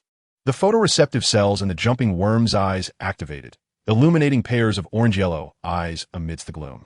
As the sovereign of the swarm, Lin Yuan could perceive the scenes viewed by any individual jumping worm. Upon witnessing the unfolding panorama, he was taken aback. "This is the true darkness," Lin Yuan murmured. What did he behold? He saw an uncountable multitude of serpent chicken beasts. The serpent chicken beasts, resembling roosters, possess iron claws capable of effortlessly rending armor, with elongated necks that undulate like snakes, greatly enhancing the range and agility of their formidable beaks. Capable of short-range flight and exhibiting swift movement, they are formidable adversaries, ranking among the apex of third-tier organisms. At that moment, the real serpent chicken beasts, tenfold more terrifying than those depicted in textbooks, materialized before Lin Yuan. However, what astonished Lin Yuan was not the creature itself, but rather their sheer numbers.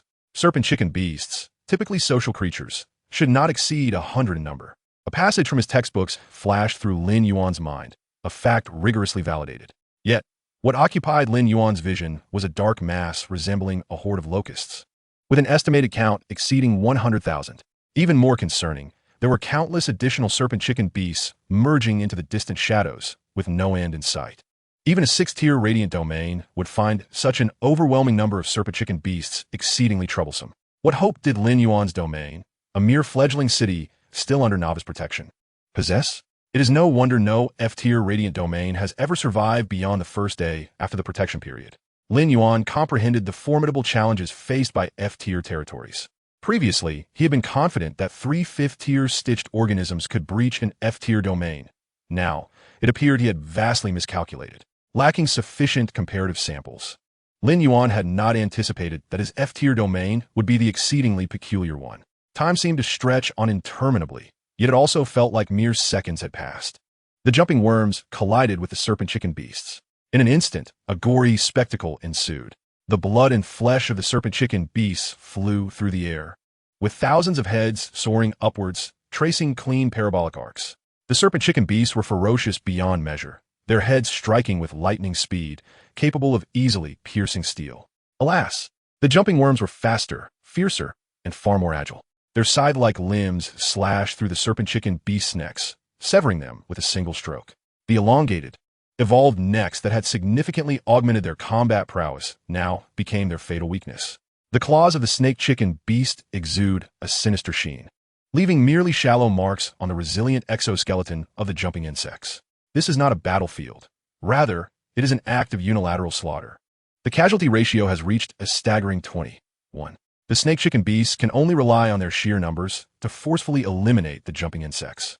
Yet, do the swarms fear death? The answer is a resounding no. The jumping insects, forming a phalanx, charge into the ranks of the snake-chicken beasts like daggers.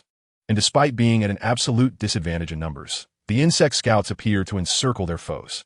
However, the snake-chicken beasts refuse to yield. The stench of their kin's blood ignites their ferocity. Within their serpent-like vertical pupils, a bloodlust ignites. The snake-chicken beasts surge forward in waves, intent on overwhelming the jumping insects. 300, 500, 2,000. The death toll of the jumping insects rises exponentially. At this rate, even with their formidable combat prowess and unparalleled execution capabilities, they will be devoured by the sheer mass of snake-chicken beasts. Lin Yuan stands atop the main nest, his expression serene, utterly unfazed. As the master of the swarm, none comprehend the true terrors of the alien insects better than he does. Chapter 12. The jumping insects strike an eerie battlefield. A battlefield is expected to be a cacophony of shouts and the intertwining of blood, yet the combat of the swarm is inexplicably bizarre. Each jumping insect, undeterred by death, devoid of pain, leaps to fiercely rend the flesh of the snake-chicken beasts, functioning entirely as emotionless killing machines, the most efficient biological weapon of war. Under Lin Yuan's input of modern warfare tactical thinking, the jumping insects become even more fearsome. To stretch the metaphor, it is akin to Ip Man donning exoskeletal armor. While the snake-chicken beasts are indeed ferocious, in comparison to the jumping insects, they resemble nothing more than a cartoonish sponge. At this moment, death spreads like a chilling frost. Although hot blood splatters, the entire battlefield descends into an eerie, sinister atmosphere. The chilling wind sends shivers down one's spine, and the brief shrieks of the jumping insects echo like a demonic fanfare. The deep black fungal blanket spreads silently. This viscous black substance is a hallmark of the swarm, decomposing all organic matter into biomass. As long as the fungal blanket exists, it can effortlessly envelop an entire planet, transforming its surface into an abyss of darkness. The corpses of the snake-chicken beasts, upon contact with the fungal blanket, are digested into a black, pulpy mass, seamlessly merging into the blanket as if washed away by a high-pressure water jet. Regrettably, the digestion capability of the fungal blanket has limitations that Lin Yuan cannot yet explain, as it cannot consume living snake-chicken beasts. 500,000 units of biomass, 1 million units of biomass, 3 million units of biomass. Biomass flows in abundance. Countless snake-chicken beasts perish, their bodies entirely becoming sustenance for the swarm. The worker bees float like phantoms, traversing the battlefield to harvest crystal ore. The carnage between the jumping insects and snake-chicken beasts is of no concern to the worker bees. It feels akin to sipping cola in the Middle East, strolling leisurely. Nothing can deter the worker bees from their mining, even as their kin fall victim around them, even as machine guns and beams lock onto them. The worker bees remain unperturbed, focused solely on their task. If I had such employees, I could effortlessly become the wealthiest person in the world. Having such a remarkable swarm truly brings immense satisfaction to Lin Yuan. He seldom experiences intense emotional fluctuations, but now he finds these creatures exceedingly endearing. The plane crash that led to Lin Yuan's transmigration was a rare accident, with an exceedingly low probability, especially considering it was a private aircraft.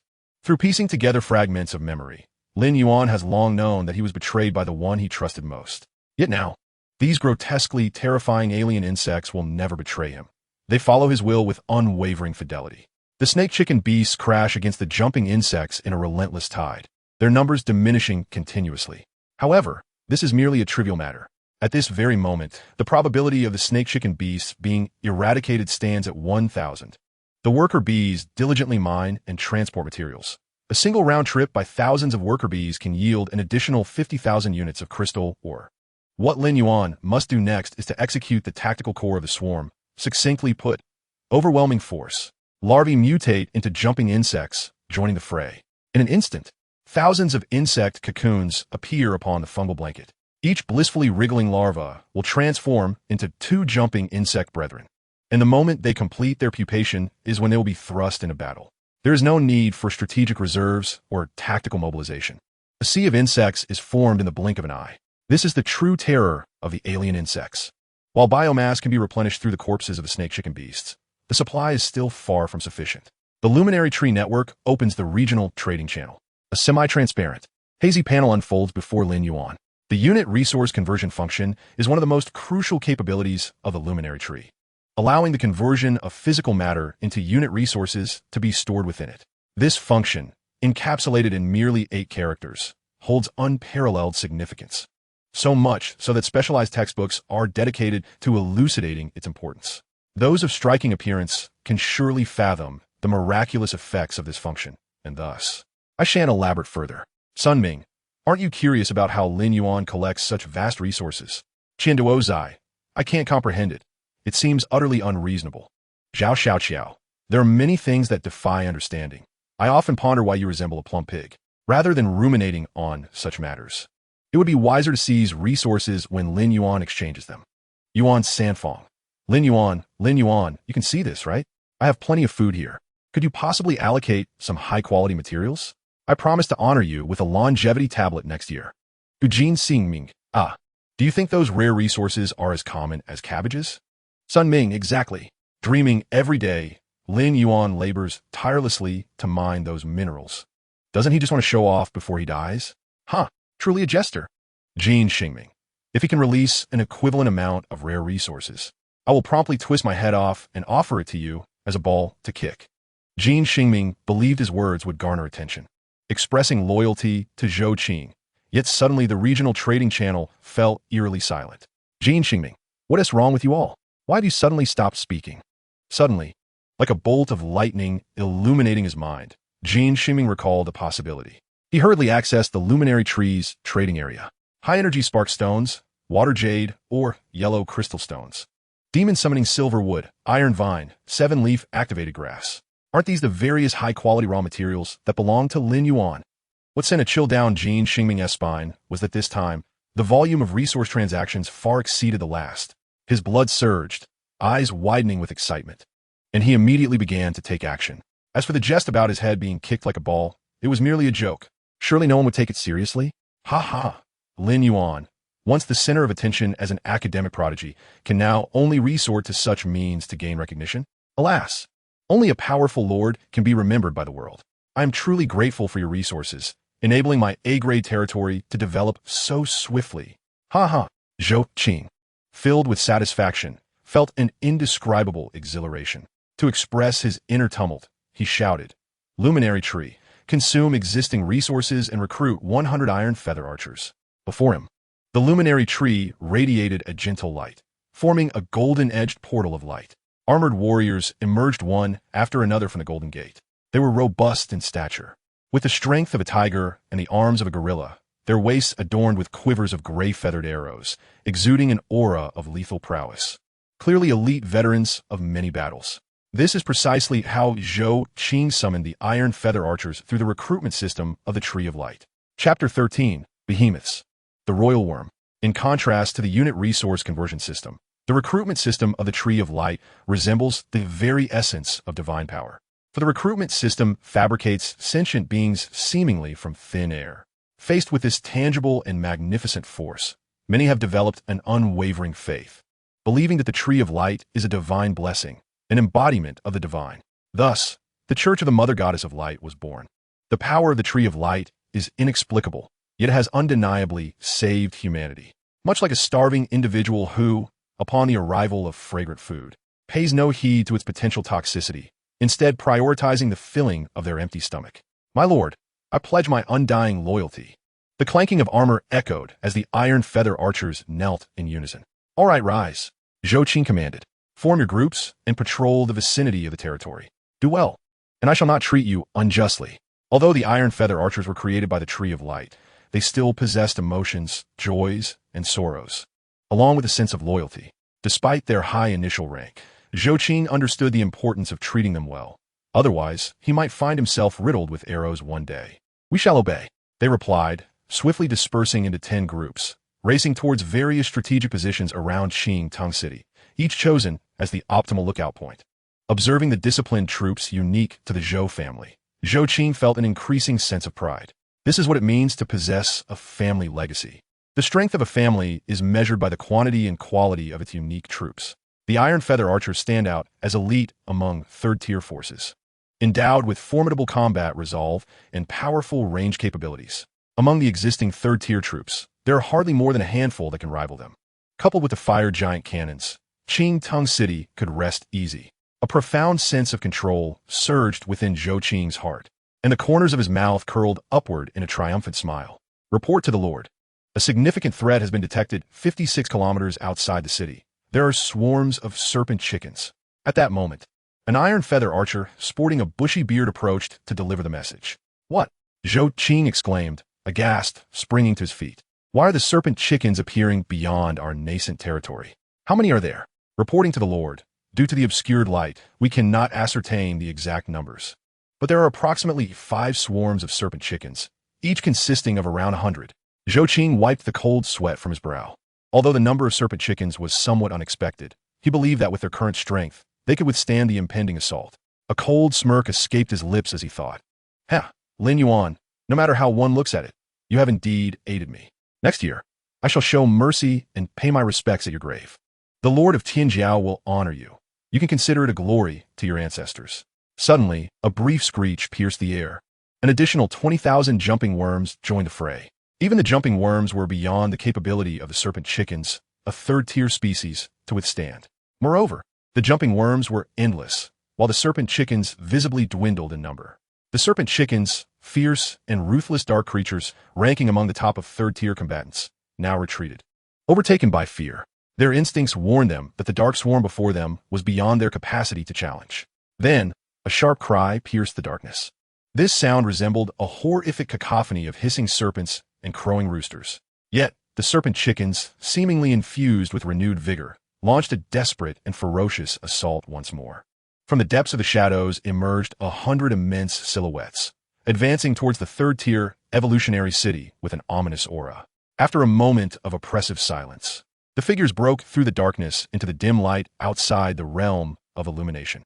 Oh, it turns out these are the special serpent chickens, the general serpent chickens. How tedious! The serpent chickens, after decomposition by the fungal carpet, had their genes incorporated into the gene pool of the main nest. Lin Yuan discovered that their genetic material was utterly inferior, incompatible with the alien insects. Thus, he lost interest in the serpent chickens. Once he was 100% certain of the jumping worm's victory, he hardly cared for the battlefield at all. I truly wish to immerse myself in this infinite expanse of genetic starlight every moment, exploring the ultimate mysteries of biological evolution. However, a commander was necessary to direct the battlefield. Thus, let the larvae mutate into royal worms. Conveniently, I find myself quite curious about these behemoths. The will of the master is omnipresent. The swarm is always at the ready. With a creak, a fortunate larva was randomly chosen, and a colossal cocoon swiftly took shape. Gurgle, gurgle. 1 million units of biomass and 100 units of crystalline were flawlessly allocated to the cocoon without a trace of waste. The speed of the larva's mutation has always been measured in seconds. The cocoon expanded rapidly, and within a mere 366 seconds, a massive living entity, towering 15 layers high, emerged on the fungal carpet, reaching half the height of the main nest. Even though Lin Yuan had mentally prepared for the royal worm's size, the sudden appearance of the gigantic cocoon still left him astonished. Crack! The cocoon burst open, and the immense creature, the royal worm, emerged, floating in mid-air. Lin Yuan's eyes sparkled as he stood atop the tendrils of the main nest, observing the royal worm from every angle. Standing at a height of 3,962 meters, it was a supersized organism. Originally a herbivore known as the Baki behemoth, it willingly succumbed to the insect race due to deteriorating living conditions. Its overall form underwent little alteration. Beneath its oval-shaped body were several long tentacles. It possessed a sealed, inflatable exoskeleton, capable of adjusting its altitude by contracting helium-filled bladders. Below its body were slender sensory appendages, these fine tendrils capable of collecting and processing information in real time. The royal worm's brain boasted millions of nerve and synaptic connections, akin to a quantum computer CPU, able to process vast amounts of information simultaneously. Lin Yuan sighed deeply, once again appreciating the beauty of the alien insect's evolution. The more he understood these creatures, the more he could sense their terrifying nature. Can the royal worm even be classified as a living being? It is in essence an extension of the Master's will. The royal worm serves as a limited commander within the swarm. Very well, I shall entrust this hunt to your command. The battle against the serpent chickens is merely a warm-up for the jumping worms. For the swarm, it hardly qualifies as a campaign. Lin Yuan could only describe it as a hunt. Moo! The royal worm emitted a heavy bellow reminiscent of an old bull, slowly drifting towards the hunting grounds of the jumping worms. Lin Yuan once again immersed himself in the ocean of knowledge. He wished to sink into it forever, undisturbed by the outside world. Just then, an unexpected event transpired. Chapter 14. The Tree of Light lacks intelligence. A piercing, bee-like shriek suddenly erupted, akin to steel needles piercing the eardrum, shattering Lin Yuan's train of thought. It felt as if he were abruptly awakened from sleep, leaving him quite irritable. He glanced towards the serpent chicken swarm, where, amidst the dense darkness, two massive red lights glowed like grinding wheels. In the center of the red glow, two yellow serpentine eyes gleamed ominously. Is this also a serpent chicken? Its size had never been documented before. Based on the height of its eyes, Lin Yuan estimated this serpent chicken to stand at least 15 meters tall. Many might not grasp the significance of 15 meters, but if one considers it equivalent to the height of a standing heavy-duty truck, the enormity of the creature becomes abundantly clear. The serpent chickens went wild, recklessly charging towards the jumping worms, with more and more general serpent chickens surging forth from the darkness, seemingly endless. You dare to compare numbers with my swarm? How amusing. The larvae undergo a transformation into jumping insects. The main nest can produce millions of larvae daily, as long as resources are abundant. These larvae can mutate into combat units at any moment, ready to join the fray. The sheer volume of the swarm is so formidable that it defies the laws of nature. With a resounding crack, thousands of cocoons burst open, and a fresh wave of jumping insects enters the battlefield. Alas, this is merely the initial stage of the jumping insects. The main nest harbors numerous sets of evolutionary gene templates for the jumping insects, yet lacks the necessary raw materials. Contemplating this, Lin Yuan felt the weight of his responsibilities and was filled with renewed motivation for the future. Collecting genes, evolving anomalous insects, and advancing his research became his long-term objectives. The appearance of the colossal serpent chicken beast did little more than disrupt Lin Yuan's train of thought. It did not incite any significant turmoil. The rhythm of the jumping insect's assault remained unchanged, and the king insect leisurely made its way to the battlefield. This behemoth, nearly 40 meters in length, loomed like a small mountain, exuding an overwhelming aura of superiority that unsettled the serpent chicken beasts, quelling their recently ignited fighting spirit. As a superlative information processor, the king insect could simultaneously command the movements of millions of jumping insects. With his thoughts interrupted, Lin Yuan took the opportunity to observe the jumping insects under the king insect's command. The casualties among the jumping insects had evidently increased. However, why had the jumping insects become more ferocious, their combat capabilities enhanced, with a killing rate at least 50 higher? As a researcher, Lin Yuan possessed an extraordinary curiosity for peculiar phenomena, prompting him to delve deeper into this occurrence. After 10 minutes of investigation, Lin Yuan discerned a clue. The individual combat power of the jumping insects had not changed. However, once their command was bestowed upon the king insect, the entire swarm exhibited a mysterious transformation. Modern warfare emphasizes the importance of each soldier and values their lives. Just moments ago, Lin Yuan had instilled this mindset into the swarm of jumping insects. Without the king insect as a point of comparison, he would have been quite pleased with his command results. Yet, upon the king insect's involvement, the jumping insects immediately unleashed a formidable fighting force, incurring more losses but simultaneously vanquishing more serpent chicken beasts. The reason lay in the fact that while the king insect could command millions of jumping insects simultaneously, it did not do so to it. The jumping insects were hardly considered insects, merely fodder to be sacrificed. This very willingness to expend them allowed the swarm to unleash a greater overall combat power. Lin Yuan was left speechless for a time, feeling as though his worldview had been profoundly shaken. He came to a realization. Although he was the master of the swarm, wielding supreme dominion, he still had a long journey ahead to comprehend the intricacies of the swarm. Currently, the swarm was in its developmental infancy, and Lin Yuan resolved to dedicate some time each day to integrate himself into the life of the swarm, while conducting comprehensive observations of any new troop types that might arise. Third Tier Evolution City. Your radiant territory has 5 days remaining in its protection period. Please expedite your development. Next, you shall confront the darkness. The Radiant Tree issued a reminder. From this notification, Lin Yuan deduced that the Radiant Tree lacked intelligence. Speaking of which, the serpent chicken beasts were unexpectedly numerous and quite resilient. It was uncertain how many lay hidden in the darkness and how much biomass they could provide to the swarm. As the jumping insects slaughtered the serpent chicken beasts, the chat room of the unnamed area SC2 erupted into chaos. Lin Yuan, oh my goodness, did you all know? I just spotted a massive group of serpent chicken beasts, estimated to exceed 100. Thankfully, they passed by my territory without showing any interest. I was terrified to the point of trembling. Sun Ming, you trembled? I had to change my pants twice. Lin Yuan, what do you mean? Do you have serpent chicken beasts too? Sun Ming, 3 groups, each with 100 beasts. Yuan Sanfong, Mamma Mia, it's the same for me. Serpent chicken beasts. Why are there so many? If they decide to attack my territory, how can I defend it? Zhao Xiaoqiao, are we perhaps assigned to the lair of the serpent chicken beasts? Yan Yi, it seems everyone has noticed the serpent chicken beasts. Our defensive pressure is immense. Now is the time for us to unite and overcome this challenge.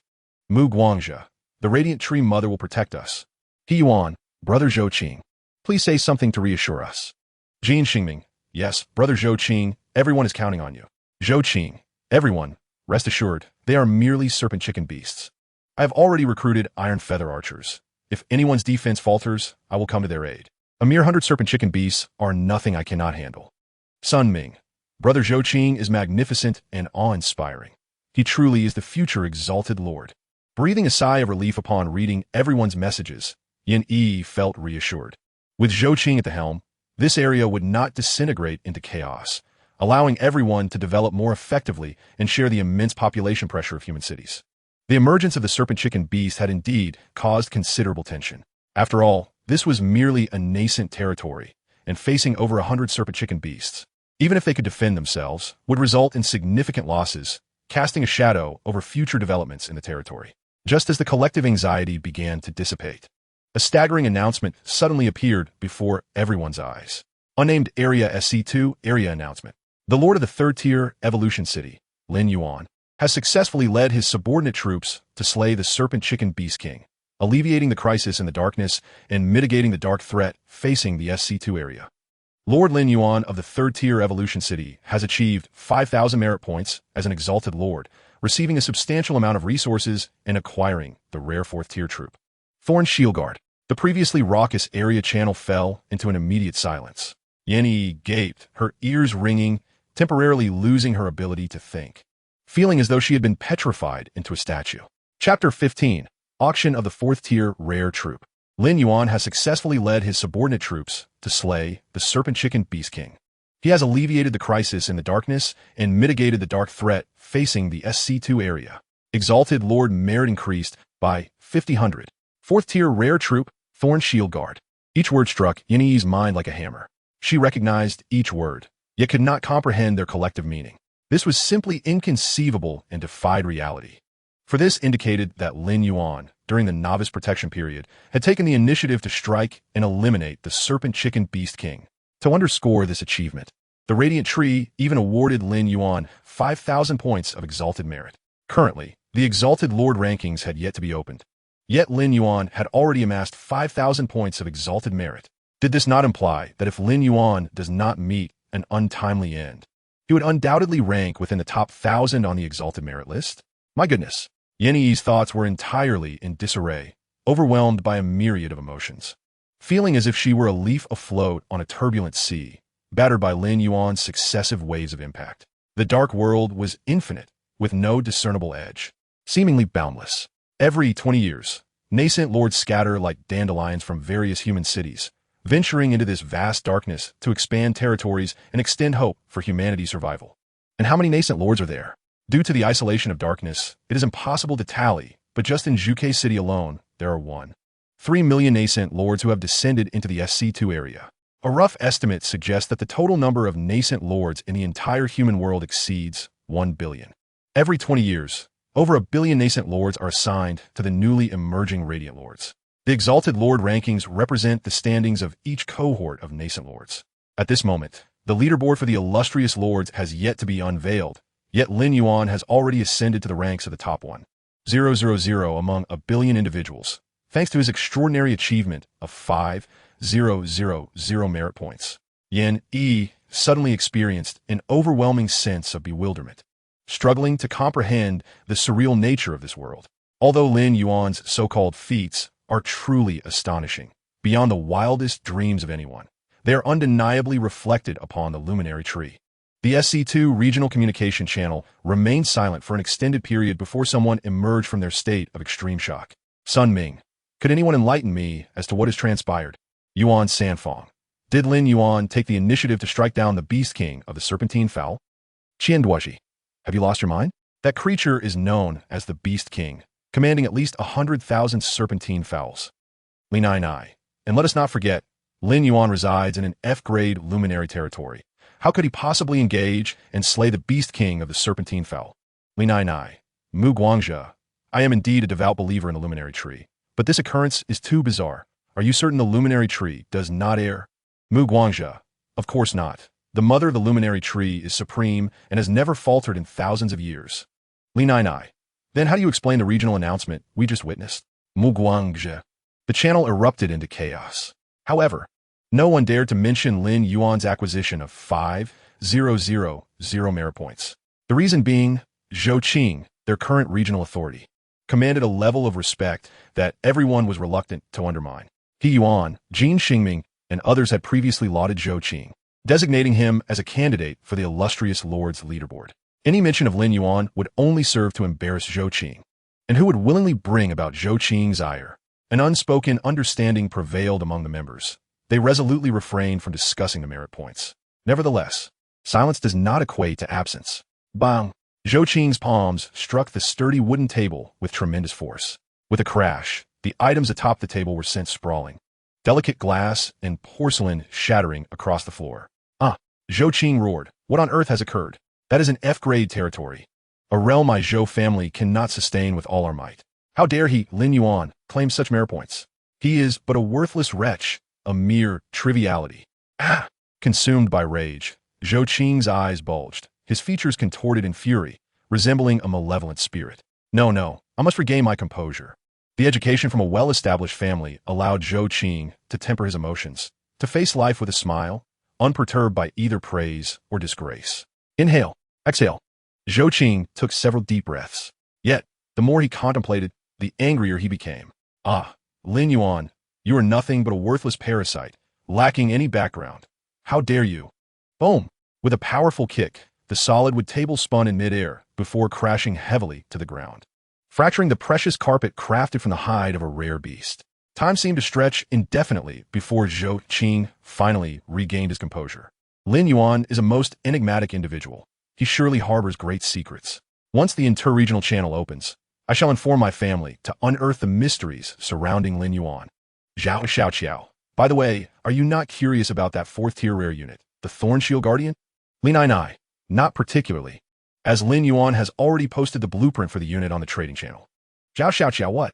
Has Lin Yuan lost his mind? That is a crucial 4th-tier rare unit for early territorial development. He must be aware of its significance, right? Li Nai Nai. I cannot speak to Lin Yuan's sanity, but if you hesitate and miss the auction, you will surely regret it. Zhao Xiaoqiao, I must see what this Thorn Shield Guardian entails. With a swift flick of her ponytail, Zhao Xiaoqiao opened the trading auction channel. The blueprint for the Thorn Shield Guardian appeared before her. Although termed a blueprint, it diverged significantly from the conventional understanding of such a term. A holographic image unfolded, revealing a formidable soldier clad in heavy armor, brandishing a square heavy shield, brought to life with stunning realism. Surrounding the soldier were various attributes, including height, strength, daily consumption, resilience, and morale. Moreover, there was a user-friendly combat demonstration feature. Zhao Xiaoqiao activated the combat demonstration, her eyes widening in astonishment. Faced with a towering elite serpentine fowl, the Thorn Shield Guardian bellowed, planting its shield firmly into the ground. The elite serpentine fowl swung its head, unleashing a powerful, high-speed peck that sliced through the air like a released arrow. Zhao Xiaoqiao could almost hear the sound of the air being torn apart. Yet, the Thorn Shield Guardian remained steadfast, crouching resolutely in place as red light flickered across its shield. Suddenly, the elite serpentine fowl erupted in blood, its body riddled with inexplicable wounds. At that moment, Zhao Xiaoqiao seemed to envision a bare Lin Yuan, her breath quickening and heat rising to her cheeks. This unique attribute, the Thorn Shield Guardian, is indeed an aberrant 4th-tier rare unit. It could easily become a treasured heirloom. even if sold to the luminary tree. The patent fees alone would suffice for a lifetime of carefree living in Zhuke City. How could Lin Yuan bear to auction off this blueprint? Regardless, even if it means selling my very soul, I must acquire this unit. Zhao Xiaoqiao immediately joined the fray of fierce bidding. In the unnamed region of SC2, over 1 million lords fixated on this blueprint, the majority of whom regretted not bringing sufficient food resources. Chapter 16. The swarm expands, captivating attention. 50 million units of food, quite impressive. Surprisingly, the recipient was not Zhou Qing, but rather Lin Yuan. It appears the Li family is no longer inclined to remain inconspicuous. A blueprint seemingly appearing out of thin air exchange for 50 million units of resources means Lin Yuan has essentially made a fortune without investment. As for the aberrant 4th-tier rare unit, what a trivial matter. Lin Yuan hardly regarded it with any interest. Lin Yuan surveyed the battlefield. The conflict between the jump worms and the serpentine fowl had concluded. The corpse of the beast king lay toppled upon the fungal carpet, slowly being digested and dissolved. Even in death, the terrifying nature of the beast king was evident. Blade-like feathers reflected a metallic sheen, while its neck was adorned with hardened scales, significantly enhancing its defensive weaknesses. Even the scythe-like appendages of the jump worms could only leave shallow marks upon its scaled hide, surrounding the immense carcass. Countless remnants of the jump worms lay scattered, bearing testament to the ferocity of the battle. Or rather, from the perspective of the serpentine fowl, the brutality. The jump worms displayed no awareness of their fallen kin, while the worker bees diligently continued their mining endeavors, indifferent to the carcasses of the jump worms. Many jump worms had perished. After all, they were merely reconnaissance units with limited combat prowess. Lin Yuan concluded. The dissolving half-face of the beast king emanated an eerie glow. As if it were mocking, you dare claim that combat capability is lacking? What utter nonsense! Next, it is time to amass a formidable army. Sufficient manpower is required to explore the surrounding conditions. There exists an ultra-large crystal or vein, and the crystal or poses no immediate issue. A substantial supply of biomass is necessary. Let 1 million lords toil for me. The seemingly useless resources of an F-grade territory are, in fact, the very things other lords covet. Therefore, the supply of biomass shall not be a concern for now. In the blink of an eye, 500,000 jump worms and 20 royal worms emerged, forming an immediate combat force. The recruitment system within the luminary tree requires at least 7 days to enlist 3rd-tier units.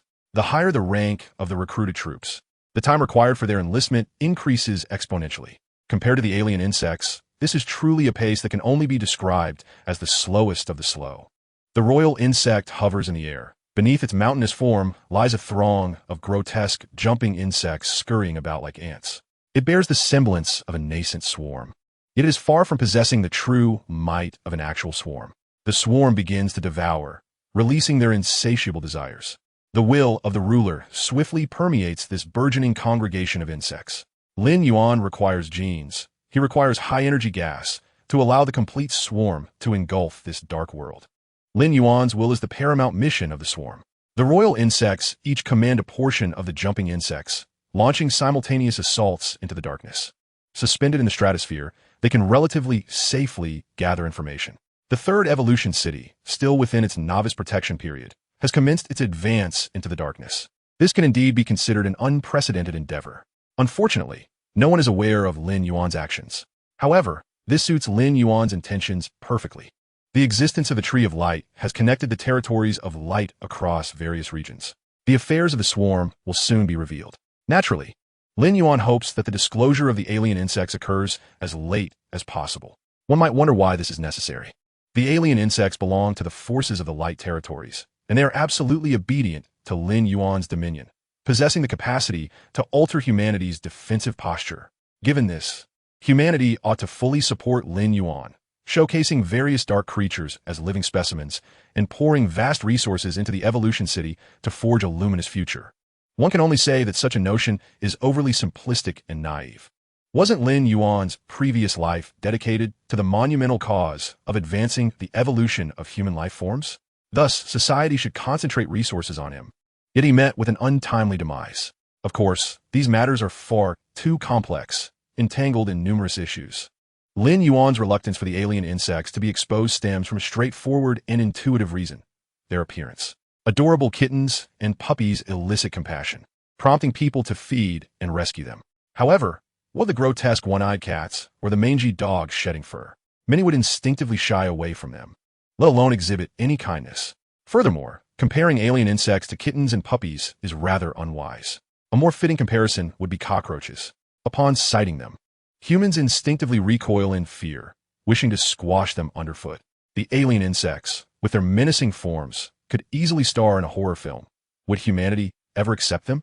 Lin Yuan certainly does not believe so. He is convinced that regardless of the notable contributions made by the alien insects, humanity's first reaction upon encountering them would be to eradicate them. In a sense, Lin Yuan is currently racing against time. The moment he becomes the master of the alien insects, humanity will become his obstacle. Third Evolution City. Your light territory has 3 days left in its protection period. Please make haste in your development. Soon, you will confront the darkness. The Tree of Light issued a timely reminder. Lin Yuan paid it no mind, delving into the heart of the alien insect nest to commence a new round of research. While Lin Yuan remained ensconced in the main nest conducting his studies, countless eyes scrutinized the Third Evolution City. Qian Duzi, today marks the final deadline of the Evolution City's protection period. Tomorrow, Lin Yuan shall face the darkness. Lin Nai, do you think Lin Yuan can hold out for a few days? His territory is rather peculiar. Yuan s'enfant, absolument impossible. An F-grade territory has no chance of holding out. The lives of our ancestors attest to this. Zhou Qing. Indeed, our forebears, for the future of humanity, risked their lives to explore the possibility of defending an F-grade territory. They are pioneers deserving of our respect. Zhao Xiaoqiao. That said, I can't shake the feeling that Lin Yuan is a bit different. Zhou Qing. Zhao Xiaoqiao. I advise you to tread carefully. Are you questioning the profound truths that our ancestors paid for with their lives? Zhao Xiaoqiao. Oh dear, Zhou Qing, that is not what I meant. Please don't misunderstand. Zhou Qing. Tomorrow, the Third Evolution City will meet its demise as scheduled. If Lin Yuan cannot hold out for 3 minutes, he will be erased from this world. He Yuan. Zhou Qing is right. He has had his moment in the spotlight these past few days. He has had his fill. Jin Xingming. Haha, 10 years of camaraderie is not in vain. He has gifted us many rare resources. Yan Yi gazed at the scrolling chat screen, her fingers intertwined, hands clasped tightly to her chest. Initially, she had succumbed to despair. Yet now she clung to the last vestiges of hope. Lin Yuan's ability to slay the Snake Chicken Beast King was an improbable miracle. Perhaps he could continue to create wonders. This kind-hearted girl thought to herself. Chapter 17. Has the Dark Assault concluded?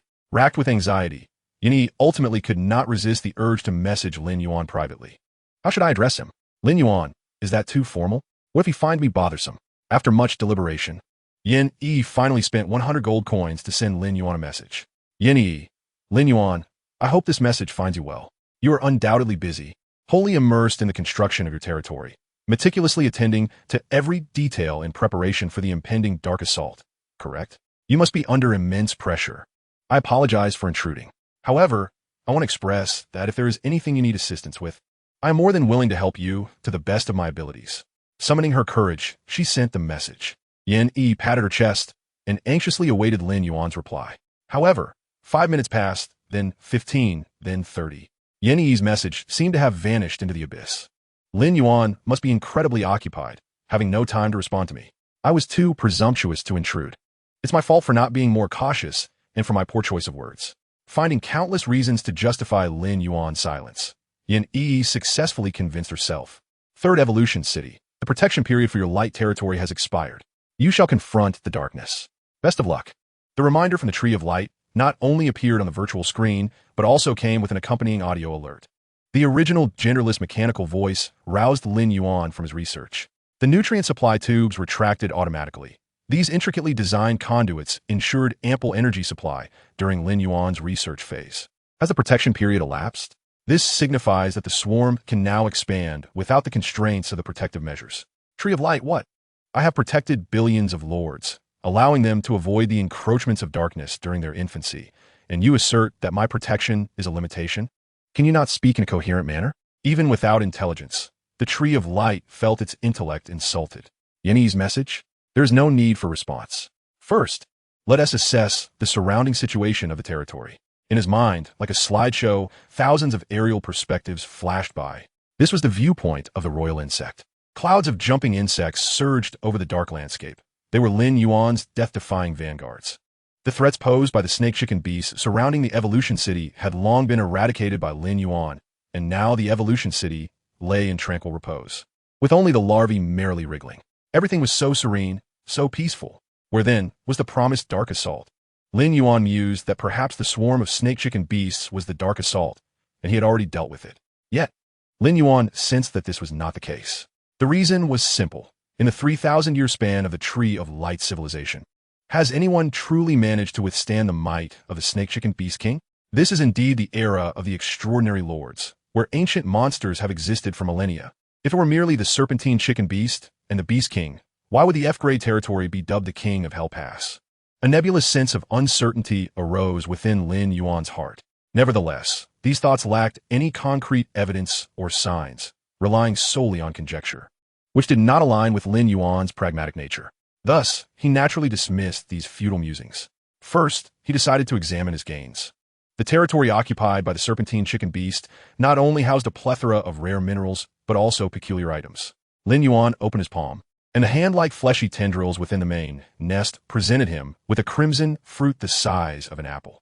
The congregation of the serpentine chicken beast king was, in fact, due to these small fruits.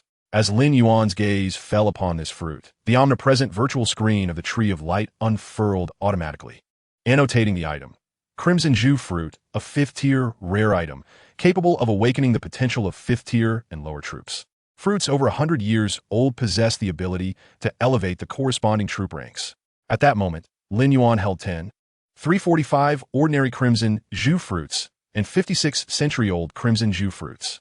While they were undoubtedly precious, they would disrupt the genetic makeup of the insects, rendering them useless against the alien bugs. He resolved to wait for the opportune moment to maximize their value. The perspectives of 200 king insects, transmitted through the wondrous essence of consciousness, materialized before Lin Yuan's eyes.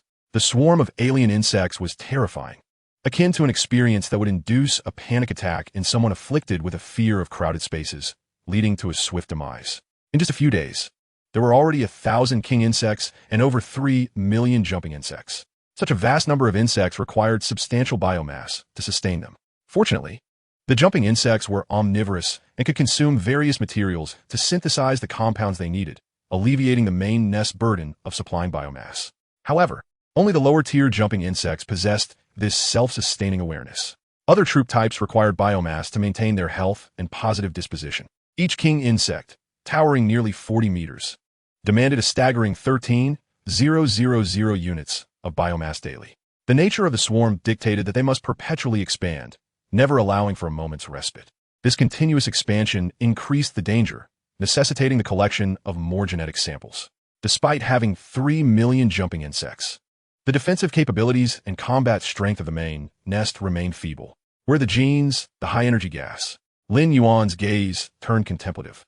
He had fully embraced the ideology of the swarm. Esteemed Lord Lin Yuan, good morning. Third-tier Evolution City has explored the darkness, eliminating all surrounding threats. Congratulations. The light can now illuminate a broader expanse. Third-tier Evolution City has expanded its territory twofold. The ardent sunlight pierced the heavens like golden spears. The darkness writhed as if pierced, frantically twisting before being consumed by the blazing rays of sunlight. With the extension of light, Lin Yuan achieved the feat of territorial expansion, transforming the size of the Evolution City from that of 5 small towns to that of an entire county metropolis. The Tree of Light would automatically assess the territory's tier based on the quality and quantity of its structures. After all, combat power was in constant flux. Only buildings could serve as a fixed standard. With 3 million third-tier combatants, Evolution City was merely classified as a third tier by the Tree of Light's evaluation. How perplexing. Suddenly, a flash of insight struck Lin Yuan as he pondered the implications of a potential flaw revealed by the Tree of Light's hints. The structures of the alien insects merely served to synchronize their genes. As long as one was constructed, the corresponding troop could be produced. This meant that the true combat strength of the swarm would always be grossly underestimated by their enemies. After all, no one would ever suspect that a third-tier territory could possess 3 million third-tier warriors. Lin Yuan's eyes gleamed with excitement. This was not an exaggeration. The increase in essence illuminated his eyes, burning with an orange hue intermingled with deep blue flames of energy. His gaze indeed shone brighter, having discovered the flaw.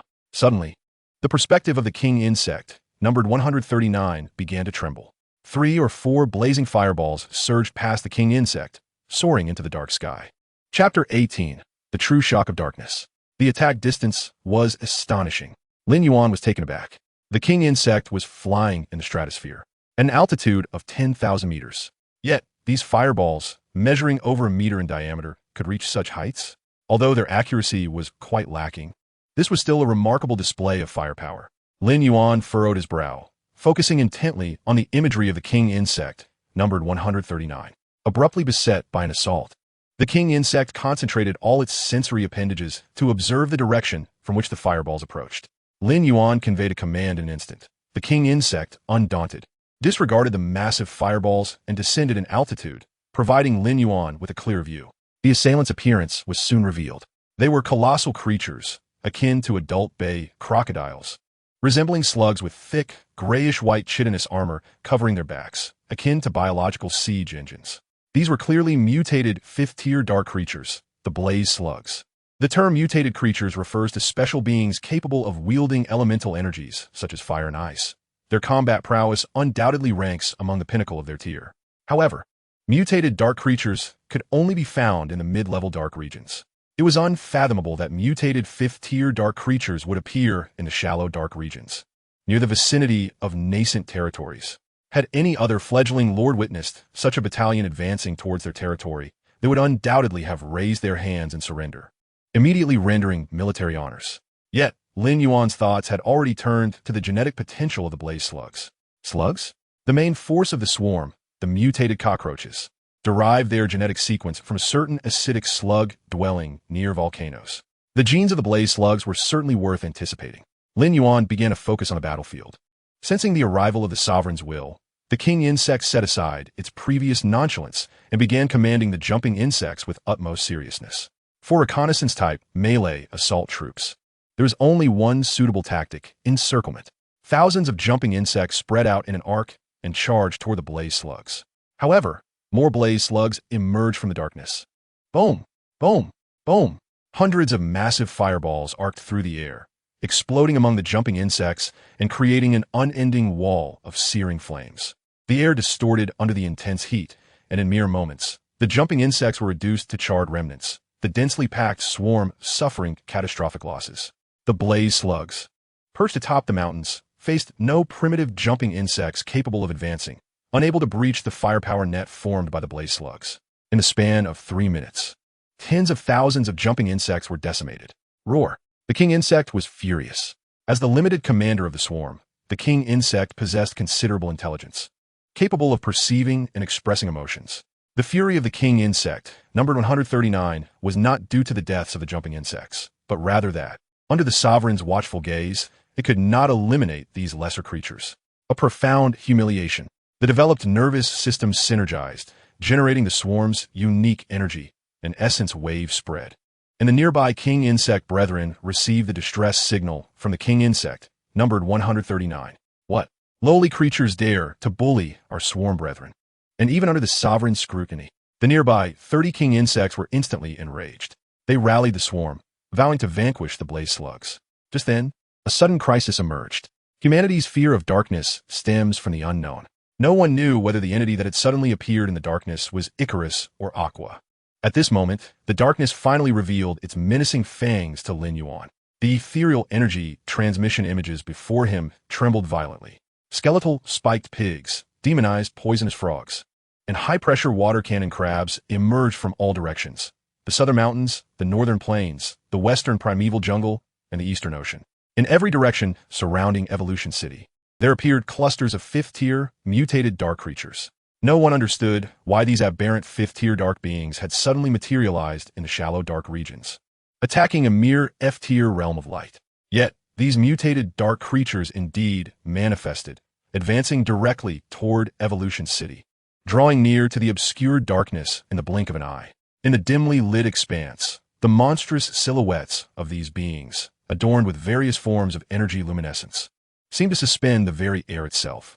The demise of the third-tier Evolution City appeared to be a foregone conclusion. Anyone with the ability to read would inevitably conclude that Lin Yuan was doomed. For any third-tier combat unit, facing such a horde would reduce their loyalty to zero. leading to inevitable abandonment and flight from the city. Was this truly the dark onslaught that an F-tier realm was meant to confront? The pressure bore down on Lin Yuan's forehead like a high-pressure cooker, intensifying unbearably. In the face of a singular explosive fire slug, Lin Yuan could rally the jump worms to devour it.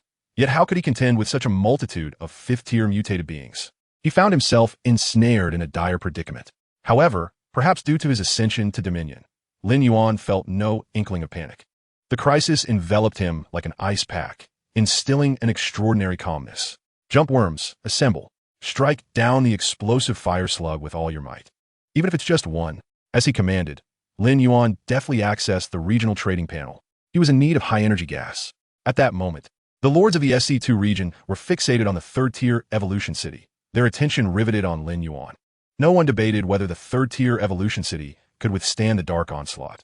They were merely curious to see how long the enigmatic Lin Yuan could endure. As Lin Yuan diverted resources into the trading channel, it sparked a tempest akin to an underwater earthquake.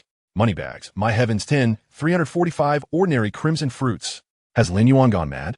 These could elevate his subordinates' combat power by an entire tier and secure their loyalty. Lin Yuan, isn't he facing a dark onslaught? Why would he suddenly produce such treasures? This is too peculiar. Mu Guang'er, 56th-century-old crimson fruits, blessed by the mother goddess of the light tree. I have fortuitously acquired this miraculous treasure. Jin Xingming, high-energy gas? What does Lin Yuan need this for? There shouldn't be any high-tier war implements requiring such materials in the territory right now. Could it be that he intends to self-destruct and perish alongside the dark creatures? Yuan Sanfeng. Lin Yuan's righteousness is commendable and worthy of respect. He Yuan, are you all still chattering here?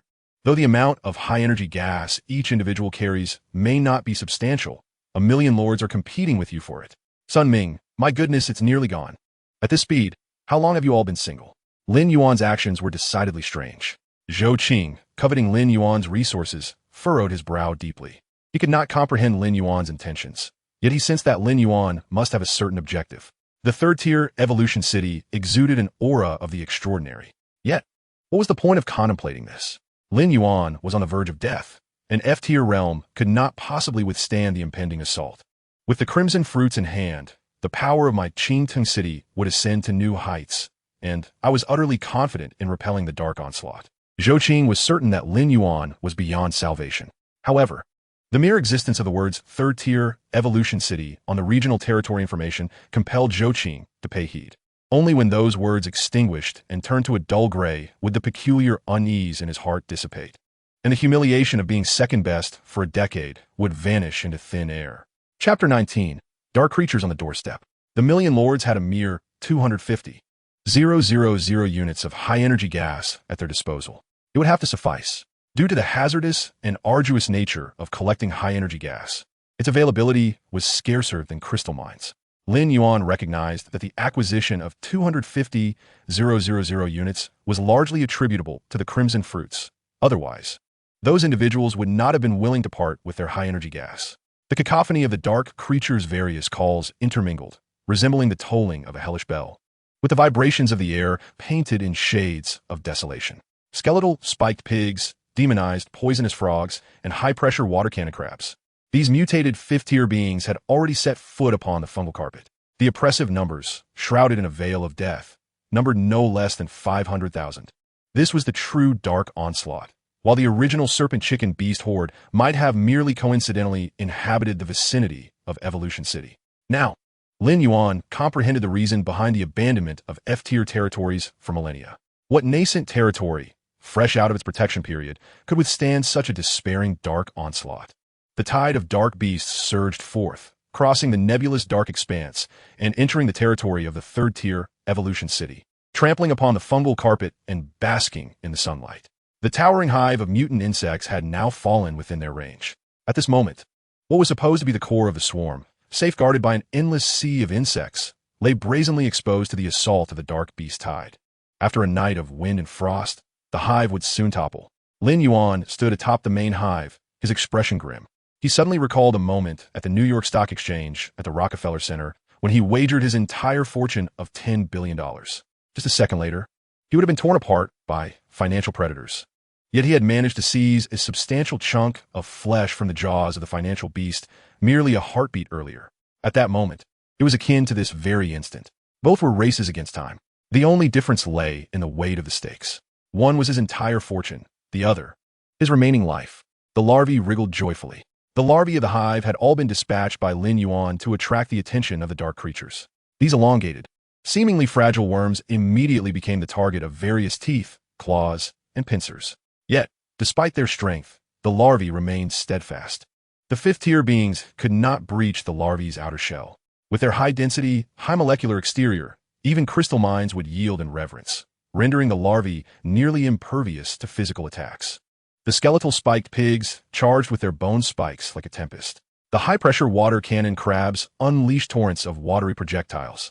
The larvae endured the onslaught of wind and rain, facing life with a smile, wriggling, joyfully wriggling. Lin Yuan was deeply moved and could not help but order more larvae to wriggle toward the tide of dark beasts. Meanwhile, the jumpworm battalion was assembling. Due to the absence of adrenaline or other evolutionary advancements, the gathering speed of the jumpworms was relatively slow.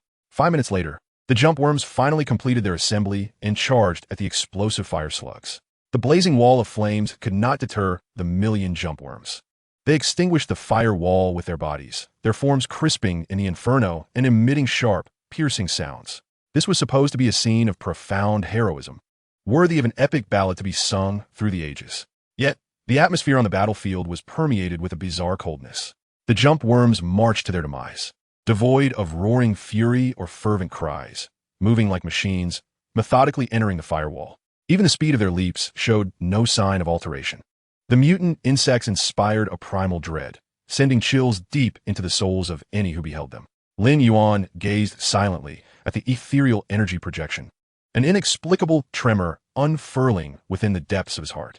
The larva had merely delayed for 10 minutes, after which the encroaching dark creatures, finding this peculiar entity devoid of resistance and inedible, lost all interest. The tide of dark beasts ceased to regard the larva and began its inexorable advance toward the main nest. With a thunderous rumble, the ground trembled as the carpet was trampled underfoot. The dark beast horde was an unstoppable force against the mere third-tier evolution city.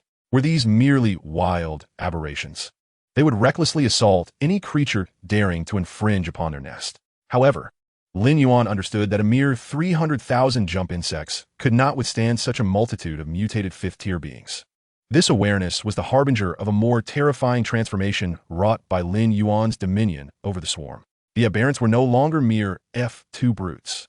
With a grunt, the skeletal, spiked boar, akin to an 8-wheeled armored vehicle, charged headlong with unmatched ferocity, crashing violently into the main nest. In an instant, dark green blood gushed forth, and the aberrant nest was left riddled with wounds. The fifth-tier mutated dark beings were indeed fearsome. Ordinary fifth-tier units would stand no chance against them. Moreover, the skeletal spiked boar was merely the vanguard of the dark beast assault, with a dense throng of demonized poison frogs and high-pressure water gun crabs swarming closely behind. The biomass surged frantically to mend the injuries, but it was to no avail. The aberrant nest was on the brink of collapse, teetering on the edge of ruin. Each worker bee harbored the genetic material from the aberrant incubation facility. Should Lin Yuan falter, he could always start anew, albeit at the cost of an interminable passage of time. The aberrant incubation facility was 2 civilizations beneath the aberrant nest, and the timeline for its transformation remained uncertain. Time was of the essence. Lin Yuan's gaze was steely. 200,000 reserve jump insects lay concealed nearby, prepared to cover his retreat should the main nest fall. In that critical moment, a blazing fire slug from the southern mountains was finally torn apart by the jump insects. New genetic material surged into the aberrant nest. In that instant, the genetic template for the mutated cockroach illuminated. The compatibility between the fire slug's genes and those of the mutated cockroach was remarkably high, exceeding 90, allowing for immediate application. This time, I have indeed triumphed. A smile graced Lin Yuan's lips. The worker bees had morphed into cockroach nests, and the larvae had transformed into mutated cockroaches. Creak! The larvae emitted a cry as the cocoons rapidly formed. Tens of thousands of cocoons appeared, neither more nor less. The mutated cockroaches required 500 units of biomass, 75 units of crystalline ore, and 25 units of high-energy gas. Biomass was abundantly supplied by the millions of lords. More than adequate. The crystalline ore was drawn from an enormous vein, plentiful in supply. The sole constraint lay in the high-energy gas, 250,000 units could only produce 10,000 mutated cockroaches. With a crack, the cocoons burst open, akin to a watermelon being smashed. What emerged was not the sweet red flesh, but the fearsome heads of the insects. Chapter 20. Lin Yuan found himself momentarily distracted on the battlefield. The mutated cockroaches. The main assault units of the swarm had officially made their entrance into this dark world. Upon their arrival, they commenced a spectacular display of carnage. Viscous yellow-green corrosive saliva erupted forth in unison. This mid-range assault dissolving the hardened skeletal structure of the spiked boar and infiltrating its brain. With a thunderous crash, the massive form of the skeletal spiked boar collapsed to the ground, sending fungal mats flying and creating shallow craters on the otherwise flat soil surface. Witnessing their kind being slain, the remaining spiked boars became ferocious, their eyes alight with rage, charging once more despite the corrosive sprays from the mutated cockroaches. The spiked boars were indeed valiant. As their kin fell around them, they grew ever more savage. The cries of the mutated cockroaches sounded like countless claws scraping against steel. Faced with the powerful charge of the spiked boars, they did not flinch or evade, but met them head-on. Boom! The colossal impact produced a sensation akin to a deafening roar in Lin Yuan's ears. In an instant, the victor was determined. The spiked boar was overturned, struggling to rise, while the mutated cockroaches remained unscathed, having not retreated an inch. The assault unit of the aberrants had decisively triumphed over the mutated fifth-tier spiked boar. The mutated cockroach took 2 steps forward, its hind legs propelling it with force as it swung the scythe-like blades atop its head, cleaving the spiked boar clean in two.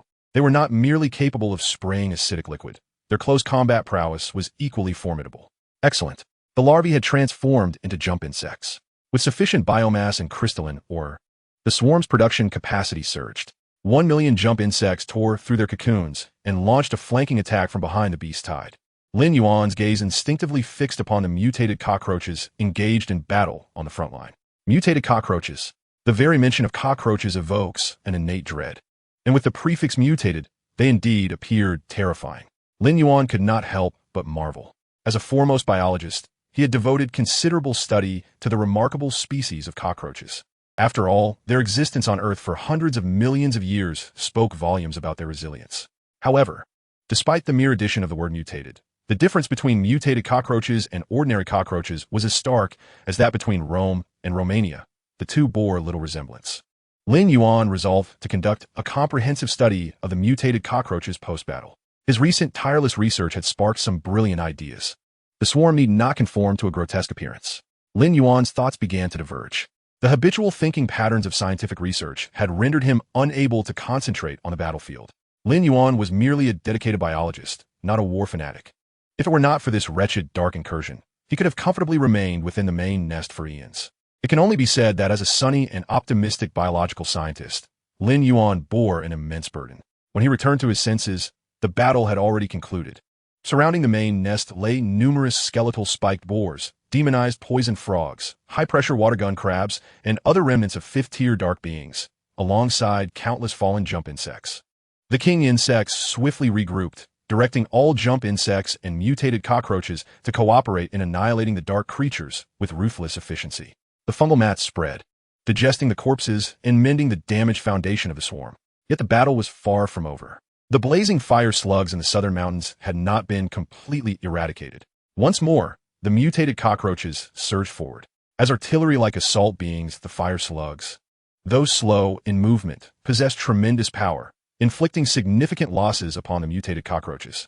The fire slugs could launch high-temperature fireballs, resembling the advanced destroyers of the mutated cockroaches in their attack form. However, the destroyers emitted highly acidic bile, which, while visually similar to fireballs, were fundamentally different. The genetic sequences of the two could not align, which was regrettable. Had there been destroyers, the fire slugs would have been obliterated the moment they revealed themselves.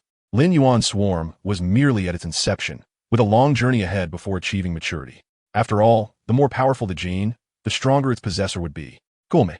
In the nebulous energy, Lin Yuan descended from the apex of the main nest, beckoning a mutated cockroach to approach.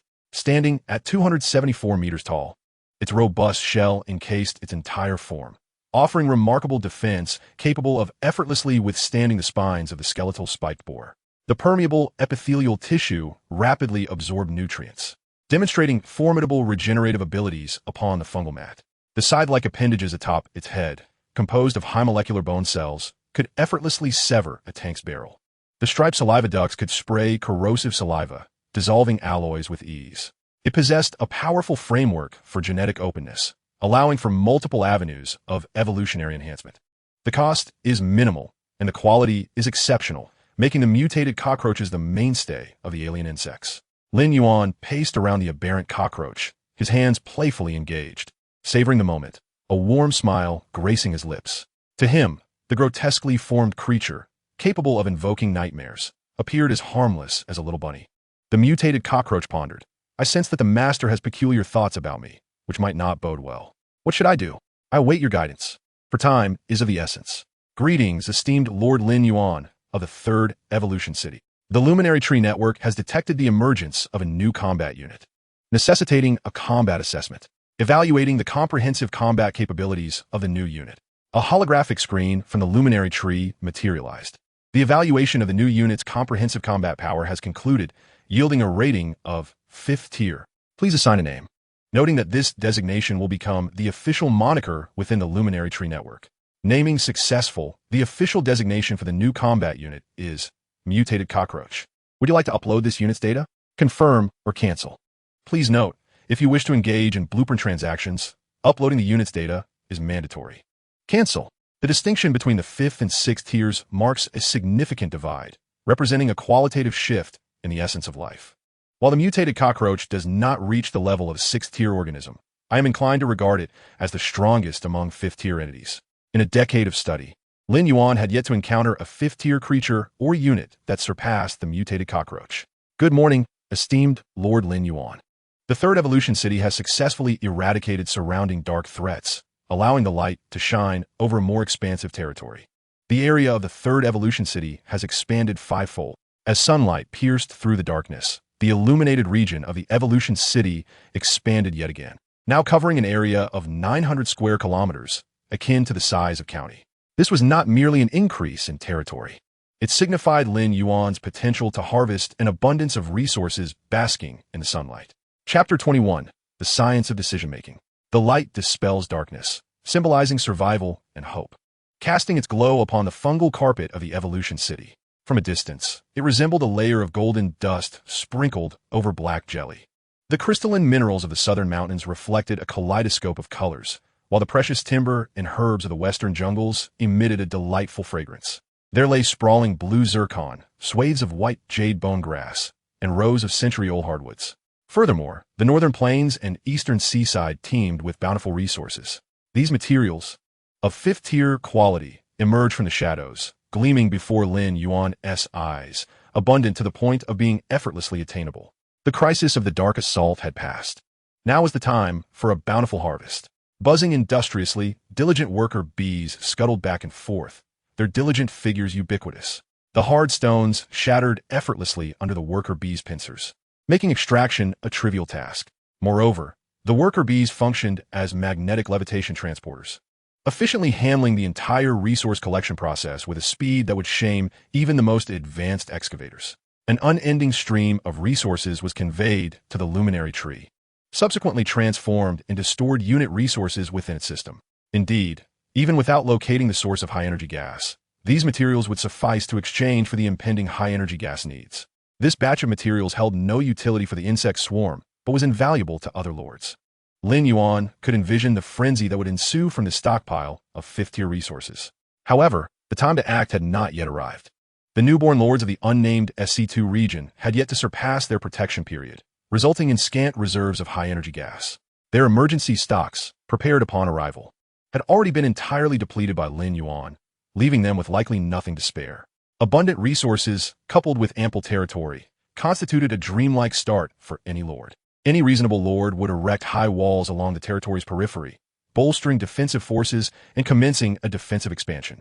In no time, individuals unable to thrive in the higher-tier, luminous territories would flock to the Evolution City, replenishing the population while providing a continuous influx of gold. Thus, the territory would naturally enter a phase of positive development. Yet, the alien insects required no such walls, nor did they need them, regardless of the darkness that loomed.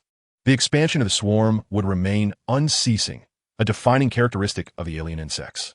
Following the dark onslaught, the territory would enjoy a prolonged period of respite, a golden age known as the nascent territory. Currently, the swarm was relatively weak, allowing for focused exploration in a single direction. Which path should be chosen? Lin Yuan found himself lost in contemplation. The ocean was the first option to be dismissed. Exploring the sea necessitated formidable strength, a notion Lin Yuan found himself unprepared for. Eureka! After thorough deliberation, Lin Yuan devised a rational and scientific method to ascertain the next direction for the swarm. He retrieved 3 dice, his expression solemn, and cast them upon the ground. As the dice rolled, the numbers revealed themselves. 1, 2, and 3. Lin Yuan frowned slightly. By combining divination and astrology, the result of 1236 indicated that the swarm should explore the southern mountains at 6 o'clock. Excellent. Thus the decision was made. Lin Yuan felt a swell of satisfaction in his decision-making prowess, embodying the essence of a master. In truth, aside from the ocean, the direction of exploration for the swarm bore little significance. Following the brutal conflict, the swarm pressed on without pause. They felt no fatigue and bore no particular sentiment for their fallen kin. Upon Lin Yuan's command, the million-strong army of insects surged into the southern mountains with relentless vigor. The short chirps of jumping insects, the deep roars of king insects, and the scratching sounds of mutated cockroaches fused together, creating a symphony devoid of the cacophony typically associated with summer nights, instead evoking the sensation of an engine of a steel torrent igniting. The southern mountains, broad and expansive, exceeded Lin Yuan's expectations.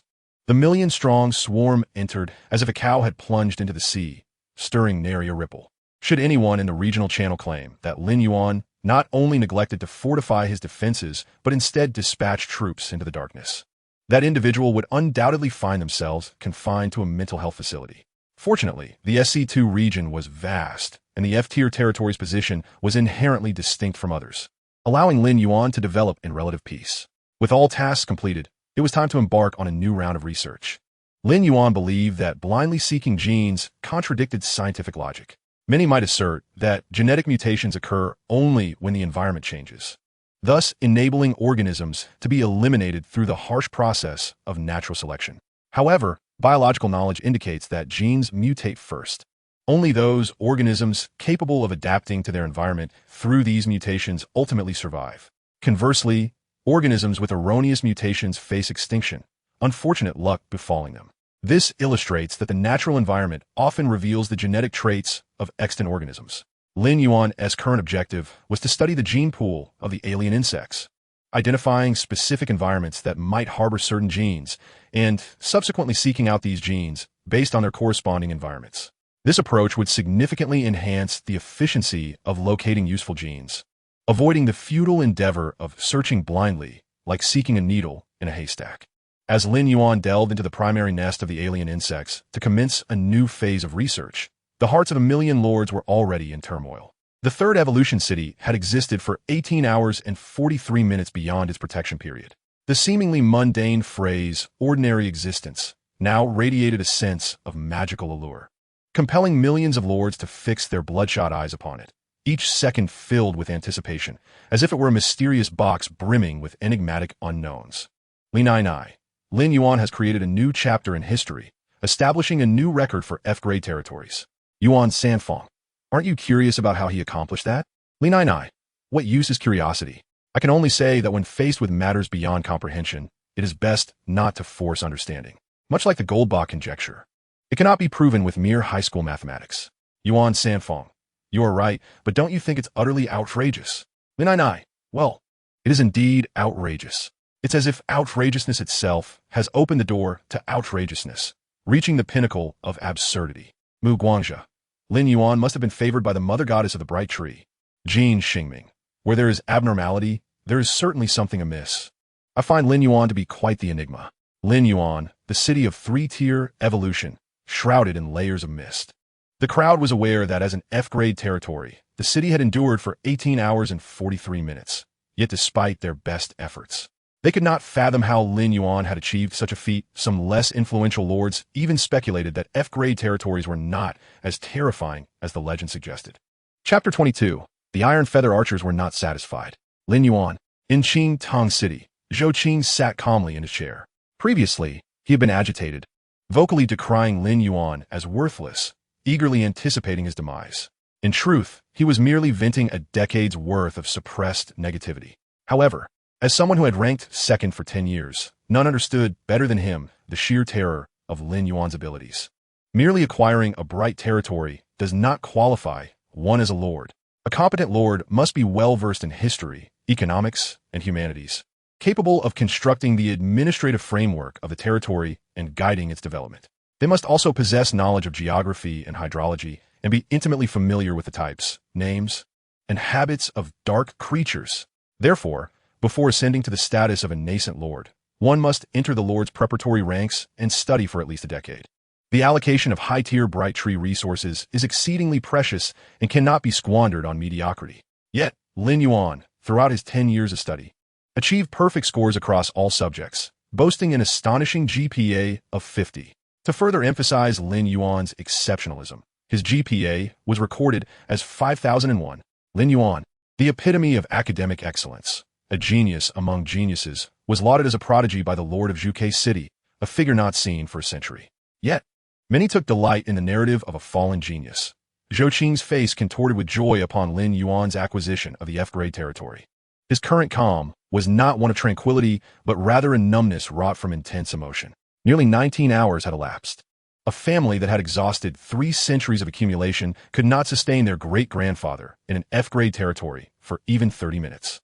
How could this orphan, devoid of parents and any background, endure the dark onslaught for 19 hours? Zhou Qing's gaze deepened. There must be something amiss within the Evolution City. Perhaps a monumental secret, a key to understanding how Lin Yuan had persisted thus far. His prior actions had been exceedingly peculiar. He had sold off all resources. How could he recruit troops or construct defensive structures? It was perplexing, utterly perplexing. Once the protection period concluded, I must contact my family immediately to uncover Lin Yuan's secrets. As a scion of an elite family, Zhou Qing's thoughts were remarkably thorough, his serious brow furrowed in contemplation. At that moment, he resembled a high-tier lord, holding the key to wisdom. Reporting to Lord. The voice of the captain of the Iron Feather Archers echoed from outside. Enter. After composing himself, Zhou Qing sat upright in the wooden chair. My lord, the brothers are quite dissatisfied with the rations and hope for an improvement in food quality, preferably with meat at every meal. Not a problem, Zhou Qing readily agreed. The Iron Feather Archers were his strongest fighting force, and he needed to ensure their loyalty. Otherwise, he would have no one to withstand the dark onslaught. My lord, our arrows need to be updated. It would be best to forge them from second-tier refined iron to maximize our combat effectiveness. The captain of the Iron Feather Archers had piercing eyes. No wonder they are my family's unique troops. Their aura is impressive. That request is quite reasonable. Zhou Qing smiled. My lord, our living quarters are too cramped, hindering our rapid mobilization, the captain added. Not an issue. I will certainly meet your requests. Zhou Qing's smile twitched. My lord, we believe. The captain went on to make 3 more demands, each cloaked in the guise of enhancing combat capability, akin to taking advantage of the situation. The troops recruited from the bright tree possessed flesh, blood, and soul. Some were diligent and loyal to their lord, while others were mere ruffians. Clearly, Zhou Qing's luck was not particularly favorable. Zhou Qing's expression hardened. Once the troops were replaced, I shall ensure their demise. This thought lingered in his mind. Chapter 23, An Anomalous Phenomenon. Lin Yuan, keep going, hang in there. You can create a miracle and survive this dark onslaught. Yin Yi stared unblinkingly at the bright tree's system interface. Tick-tock. Seconds ticked by like 3 frames. Yet, to Yin Yi, it felt as if 3 hours had passed. Though I have not experienced the dark onslaught of an F-grade territory, I know it must be extraordinarily terrifying. Lin Yuan must be facing immense difficulty defending, commanding troops without a single error. Just like a dam confronting a flood, there can be no minor breaches. This pressure is no different from a mountain resting upon one's head. Simply contemplating Lin Yuan's predicament sent Yin Yi's heart racing, and her throat felt as though it were constricted by a hard object. In her mind, Lin Yuan was operating at full capacity, directing the territory's troops to resist the terrifying dark assault from behind the city walls. A day passed, 2 days passed, 7 days passed. The 3-tier Evolution City remained unscathed. There was no need for further words. The mere existence of Lin Yuan signified an epic-defining achievement. His actions were nothing short of earth-shattering. However, within the regional channel, There was no relevant discussion. Yet, everyone knew this was merely the calm before the storm. The news of Lin Yuan defending the F-grade territory was brewing, and a tempest was on the horizon. During this time, no one dared to contact Lin Yuan. These nascent lords understood clearly that they were not qualified to negotiate with him. Zhou Qing, the protection period for the territories is about to expire. Everyone should defend according to the areas I have assigned. Zhou Qing, the firstborn son of the Zhou family and an A-grade territory holder rare in a century, commanded respect as the leader. After all, this was still the early phase, and everyone wished to maintain a semblance of peace. He Yuan, Zhou Qing's allocations are quite reasonable and foolproof. Only Zhou Qing possesses such organizational capability. I admire you, brother. Jin Xingming, relying on brother Zhou Qing. Our loss rate will be minimized. We are all indebted to you. Zhou Qing, it is merely my duty, no need for excessive praise. As the dark onslaught approached, the million lords of SC2 were finalizing preparations, constructing and recruiting in the last moments. The bright territory, akin to a firefly in the darkness, not only illuminated humanity, but also became a target for the shadows. The dark mist flowed, and then it boiled. Countless bizarre dark creatures surged toward the million bright territories of the SC2 region. If one were to elevate their perspective, they would discover, amidst the vast and unfathomable darkness, thousands of nameless regions and over 1 billion nascent territories of light, all enduring the same onslaught. The tide of beasts surged like a tempest, boundless and overwhelming. The newly appointed lords, confronting their inaugural battle, felt akin to students preparing for the Gaokao examination.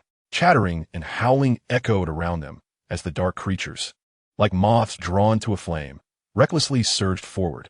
Zhou Qing, remain vigilant in our joint defense. I hope that after this onslaught, I can still see your names. The dark tide of beasts had already clashed with the nascent territories. Although the creatures in this initial dark assault were mostly of the third tier, it posed a formidable challenge for the fledgling lords. However, an unexpected turn of events unfolded. Sun Ming, everyone, I observe a significantly reduced number of dark creatures here. Perhaps only around 3,000. What about you? Qian Duozi, same here. Li Nainai, Li Guiza. Yuan Sanfong, with the materials acquired from Lin Yuan. This dark assault poses no threat whatsoever. Mu Guangzhe, the light mother goddess blesses us. He Yuan, Lin Yuan is still alive, which makes everything rather peculiar. Jin Xingming, ever since that fellow appeared, nothing normal has transpired. Truly a harbinger of misfortune. Yuan Sanfong, you too, are you really so devoid of sense as to implicate Lin Yuan in this? Zhao Xiaoqiao, TSK, I did not anticipate such unwarranted accusations. Yin Yi, isn't it a good thing that there are fewer dark creatures? The surviving lords will undoubtedly be more than usual. The lords of the SC2 region realized that the intensity of the dark assault was entirely different from their expectations. Qingting City, whoosh, whoosh, whoosh. The bowstrings snapped with a resounding twang, unleashing a torrential downpour of arrows. Under the relentless ranged assault of the iron feather archers, the primary wave of second-tier beasts could not approach within 100 meters of the city walls. Boom, boom, boom. Fire cannons unleashed rolling fireballs, each shot creating a massive crater. Standing atop the 3-meter-high battlements, Zhou Qing exuded an air of grandeur, reveling in the thrill of artillery fire. Thousands of dark beasts perished beneath Qingting City. The unique prowess of my family's iron feather archers was unparalleled, earning them the title of the elite among the 3 realms. It was worth the sacrifice of several secretaries. Zhou Qing laughed heartily, his distinctive green scholar's hat standing out brilliantly. The 37-degree heat infused a unique warmth into his smile. Crack! A few small objects the size of glass beads. Knocked askew his Vern hat. What could that be? Zhou Qing extended his hand and was astonished to find they were actually hailstones. What is going on? Hail in 37-degree weather? He looked up to find the sun blazing fiercely overhead. Suddenly, a realization struck Zhou Qing, causing his previously flushed face to turn as pale as a sheet. Chapter 24. The Connection of the Light Tree. At the apex of the alien insect lair, Lin Yuan rarely set aside his research to take a breath at a higher vantage point. The fierce winds made his robe flutter. The darkness obscured his vision. Yet he seemed to perceive the magnificent scene of millions of nascent territories valiantly defending against the dark assault.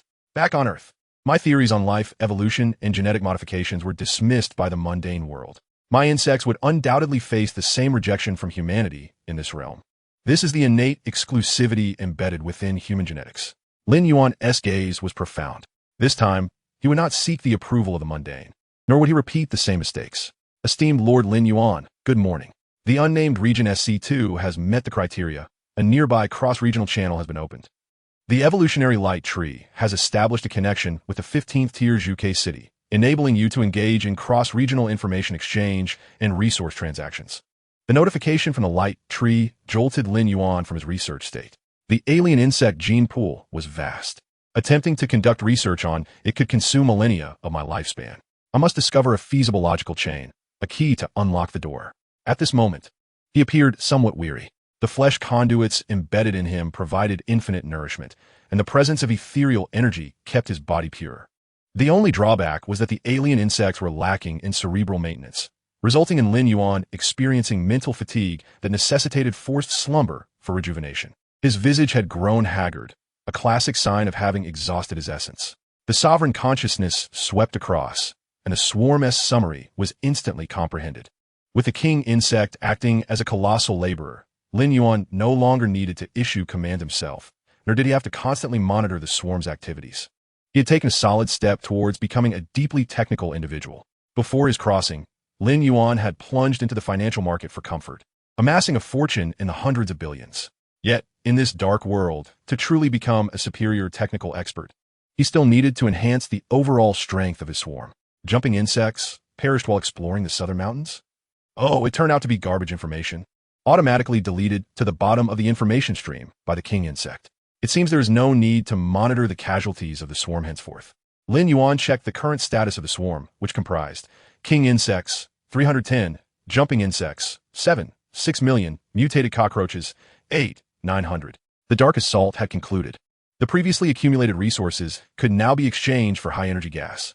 Let a million lords toil for me. Summoning the virtual panel of the light tree, Lin Yuan used his mind to control 8 tendrils, enhancing operational efficiency by 20-fold. However, to Lin Yuan's surprise, these resources did not incite the same frenzied rush for purchase as before. Although they were being continuously exchanged, the consumption rate was notably slow.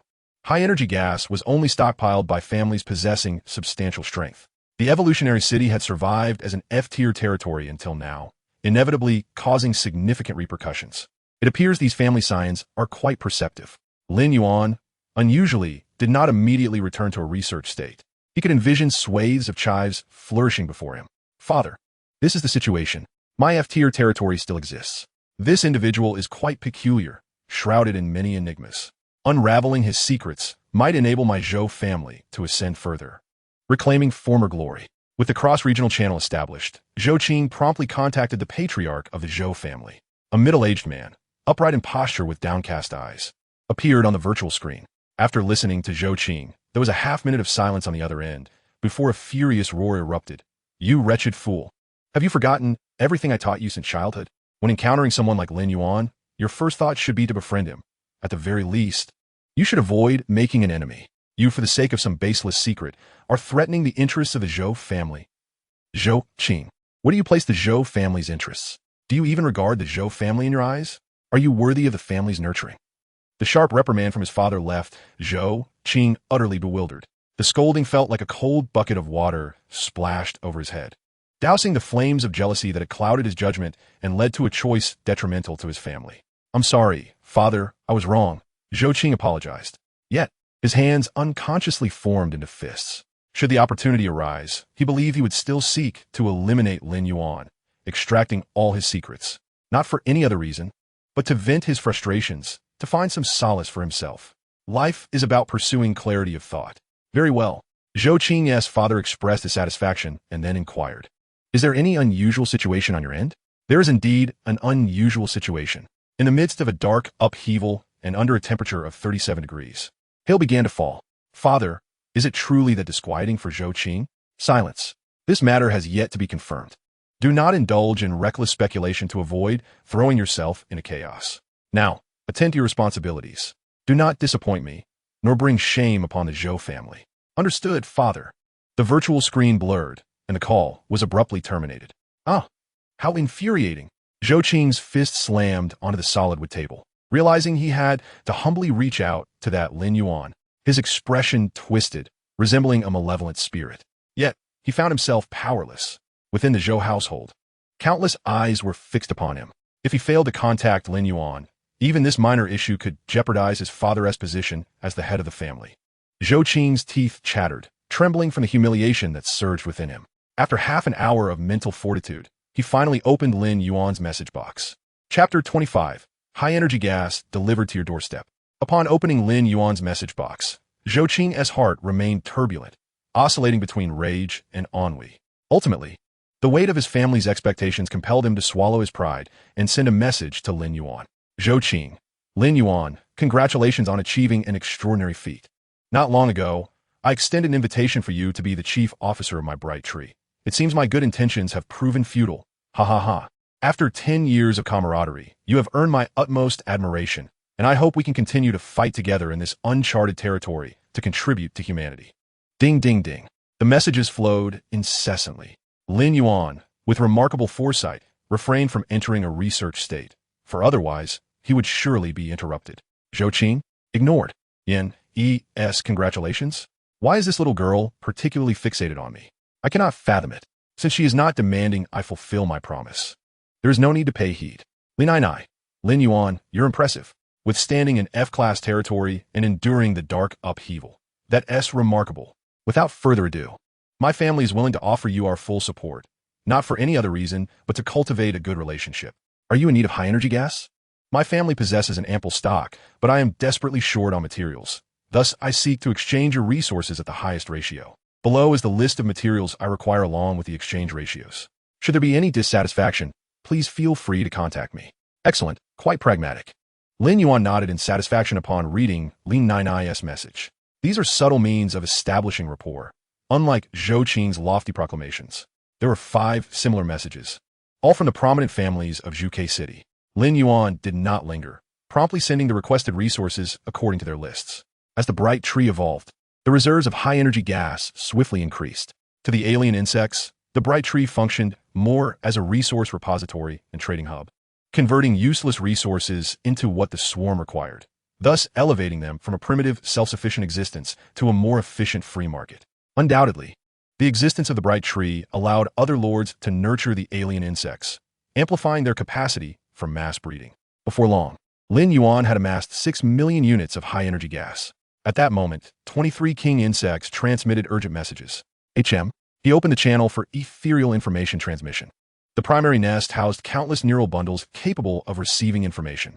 As Lin Yuan's thoughts coalesced, the perspectives of the 23 king insects presented themselves in an arc before him. The leaping insects scurried through the mountains, concealed by the primordial forest. The king insects could only perceive them through ethereal sensing. Soon, the king insects witnessed the true forms of the leaping insects.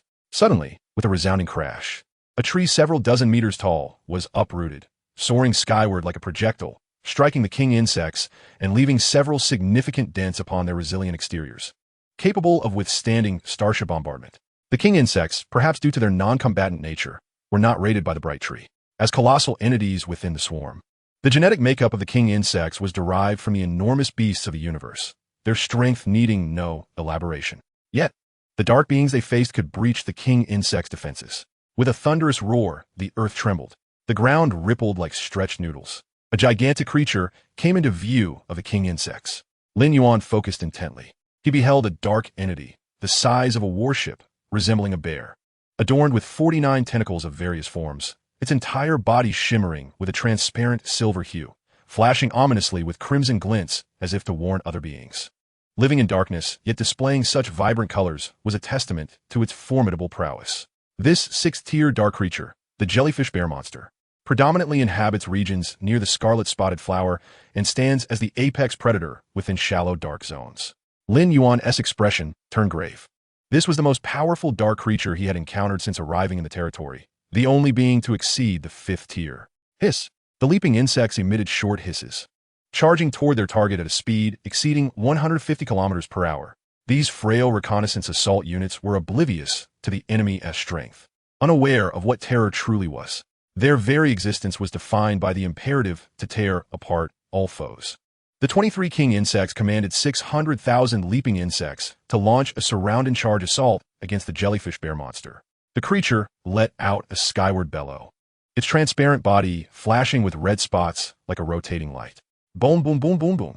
The tentacles thrashed with thunderous intensity, sending leaping insects flying in droves, their bodies shredding midair. The tentacles of this sixth-tier dark creature moved with such speed that Lin Yuan could only slow down the frame rate to perceive their velocity. The leaping insects surged forward undeterred. Should anyone witness this scene, an overwhelming chill would rise from their very core. People fear reckless abandon. Thus humanity ought to fear the swarm. Yet, even if the leaping insects lacked a concept of death, they remained unable to approach the jellyfish bear monster. A few fortunate leaping insects managed to breach the tentacle blockade, landing upon the jellyfish bear monster and viciously tearing at its flesh. However, for such a colossal creature, the damage inflicted was barely a scratch. The disparity in absolute power was several magnitudes apart. After testing the waters, the situation became clear. Even if all 600,000 leaping insects perished, the jellyfish bear monster would merely sustain minor injuries. Sixth-tier beings were indeed beyond the capabilities of mere beasts. Its genetic material held considerable research value. The scarlet spotted flower was known to alleviate pain and induce bursts of strength. The red glints upon the jellyfish bear monster's form likely indicated some organ. This monster might possess the genes my swarm requires. Lin Yuan felt a surge of excitement. King Insect! King Insect! Master, what are you doing? We sent you the footage, not for you to be in a daze. Hurry and bolster our forces. A mere swarm of leaping insects cannot vanquish this creature. Lin Yuan understood the desires reflected in the king insect's eager compound eyes. The larvae mutated into mutated cockroaches. Under the genetic synchronization within the cockroach nest, 200,000 larvae activated the designated genetic sequences, spinning silk into cocoons. Crackle, scratch. 200,000 mutated cockroaches emerged from their cocoons and raced toward the southern mountains, advancing toward the jellyfish bear monster. Their uniquely structured limbs allowed the mutated cockroaches to traverse the mycelium carpet with remarkable speed. However, lacking advanced genetic optimization, once they left the mycelium, their speed plummeted due to the primitive nature of their neural collagen. To Lin Yuan's eyes, it was akin to a mighty river suddenly dropping frames. An indescribable discomfort washed over him. Speed is a crucial factor in combat. Without advanced genetics, the combat effectiveness of the mutated cockroaches was significantly diminished. Lin Yuan let out a faint sigh. The aberrant insects had devoured and assimilated countless star systems, selecting the most optimal and perfect genes from billions of life forms. The quest to uncover these was exceedingly arduous. Chapter 26: Accelerated Metabolism, Gene Synchronization. Boom, boom, boom. The jellyfish demon bear wreaked havoc, while the corpses of the jumping insects piled around it in several layers. Under the command of the king insect, the jumping insects slowed their attacks, merely maintaining their encirclement. The jellyfish demon bear, insatiable, charged at the jumping insects, displaying its formidable prowess, unstoppable by any insect. A battle of cornered beasts. Lin Yuan smirked. The army of mutated cockroaches had arrived. This was indeed the main force for the insect swarm's frontal assault. Was the jellyfish demon bear truly formidable? In the face of my sea of insects, even exhaustion could prove fatal. Is there a fundamental change in life essence when comparing Tier 6 to Tier 5? Alas, this is not a fantastical realm. The disparity between tiers is not insurmountably vast. The mutated cockroaches suffered rapid casualties, yet Lin Yuan had grown indifferent to the numbers. Let them die. After all, their bodies could still be reclaimed. 3 hours later, the jellyfish demon bear collapsed with a resounding thud. Its massive form was riddled with extensive corrosion from acidic sprays, all its tentacles severed, leaving not a single intact piece of flesh.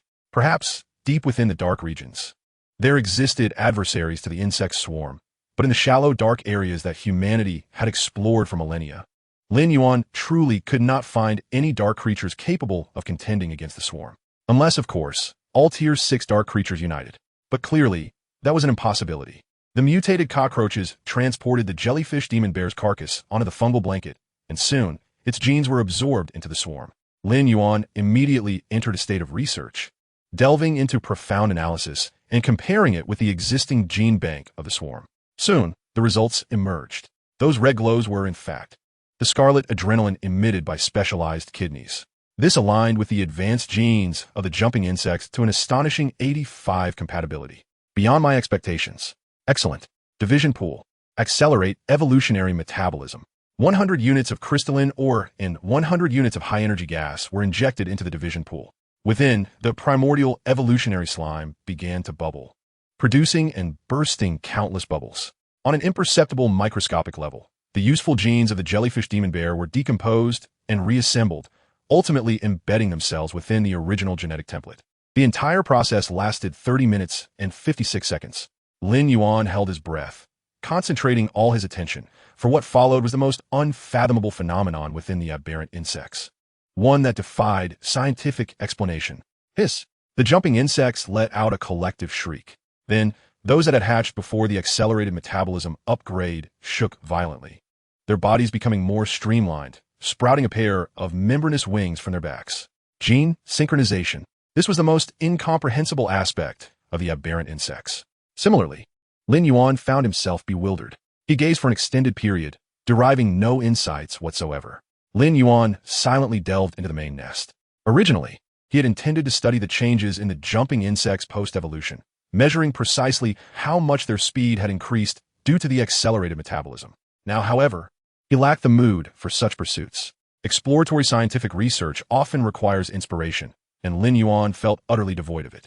Lin Yuan, online and withdrawn. Sun Ming, what happened to the supplies Lin Yuan placed on the trading market? Why have they suddenly vanished? Qian Duozi, clearly, he must have withdrawn them himself. Sun Ming, why would he withdraw supplies when everything was fine? I managed to acquire some high-energy gas and was hoping to trade more. Qian Duozi, someone must have contacted Lin Yuan, offering a better exchange rate. Qian Duozi, Lin Yuan is a prodigy defending an F-tier territory. How can people not pay attention to him? Sun Ming, that's true. Sigh, the competition is fierce, truly fierce. To attain the title of Bright Lord, one must be astute. Soon, discussions regarding Lin Yuan's withdrawal of supplies diminished. In Qing, Tong City. Lin Yuan. Zhou Qing was in a frenzy. Hair disheveled, as if possessed. I reached out to you politely. You ignored me. And to add insult to injury, you made a deal with someone else. Scoundrel, you wretch. Should you fall into my hands, I shall ensure your suffering is beyond measure.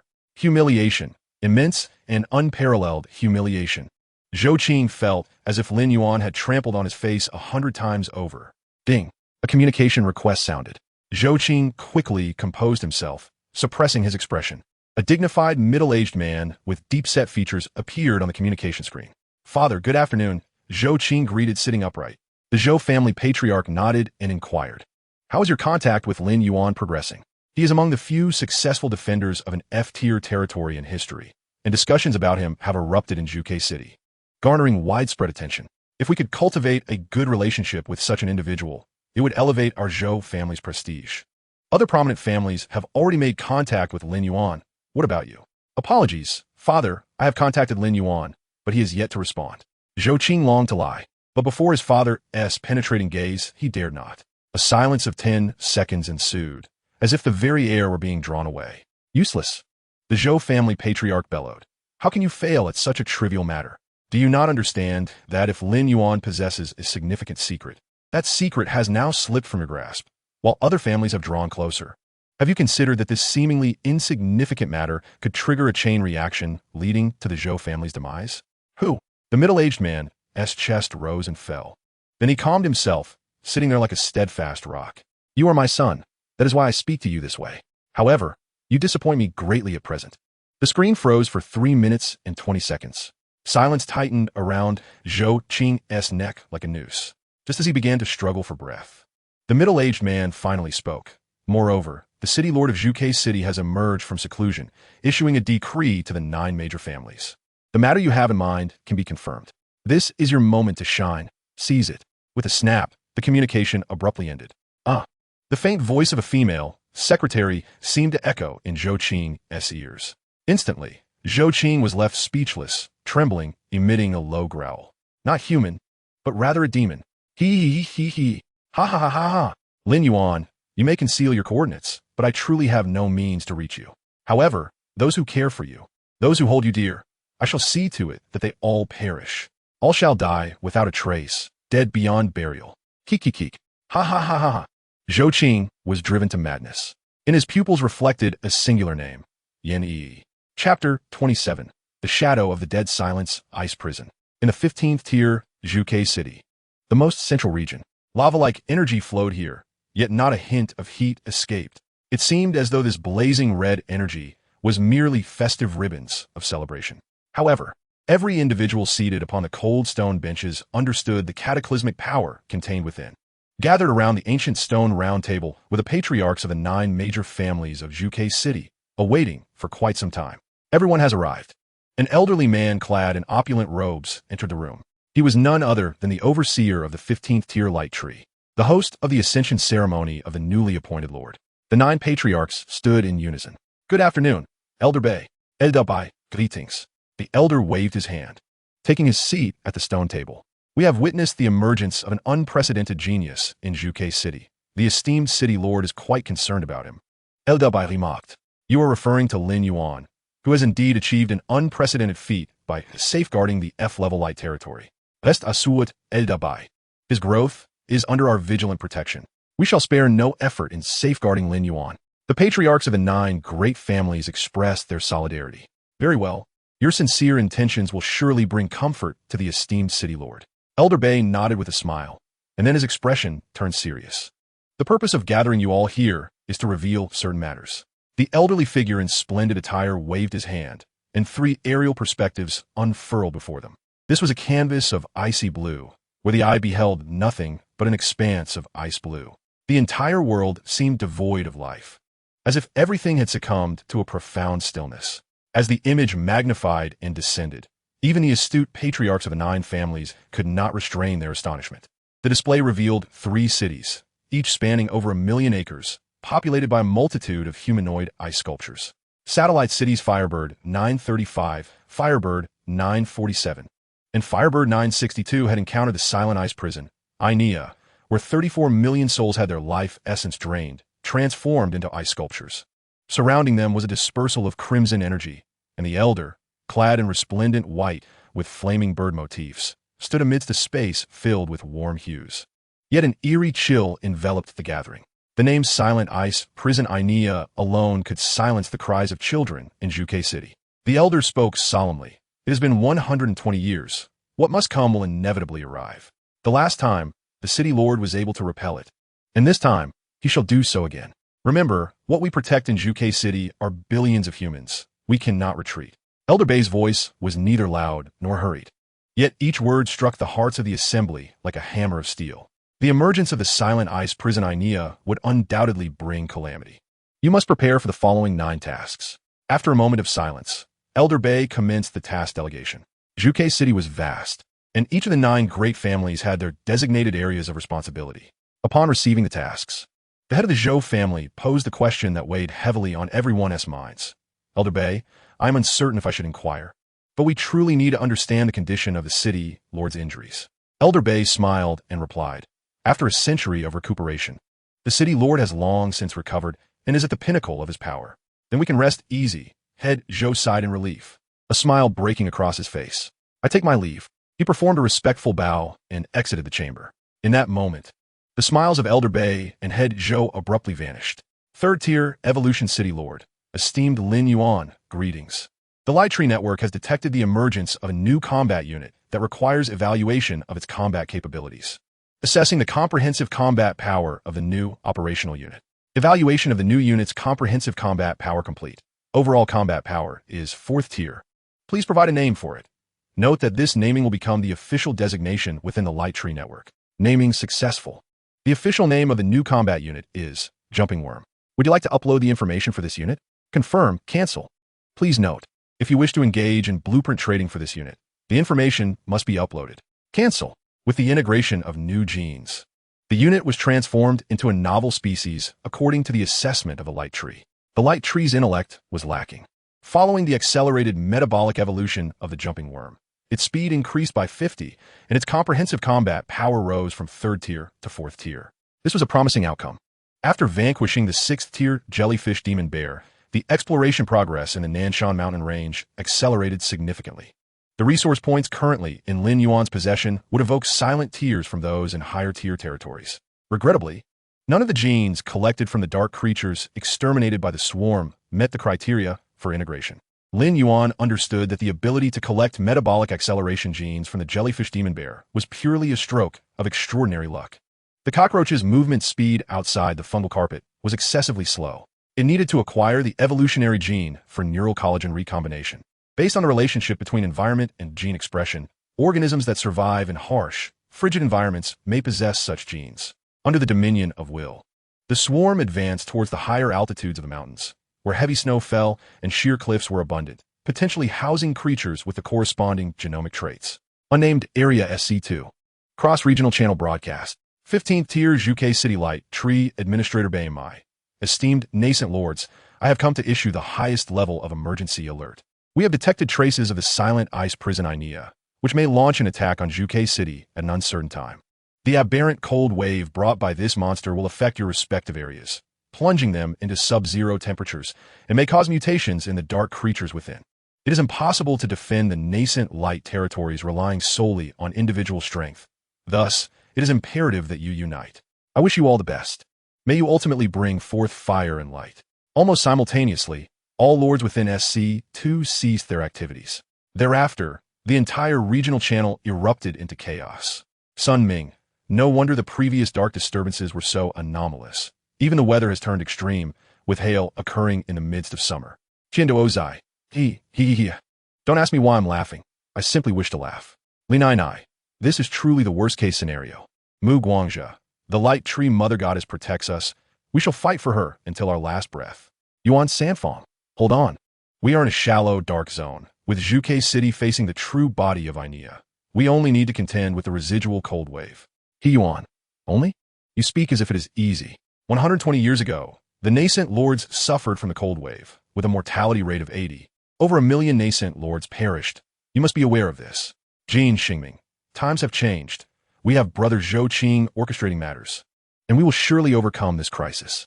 Indeed, everyone should not lose heart. Previously, Lin Yuan provided us with ample resources, and our strength is undoubtedly greater than that of our predecessors a century ago.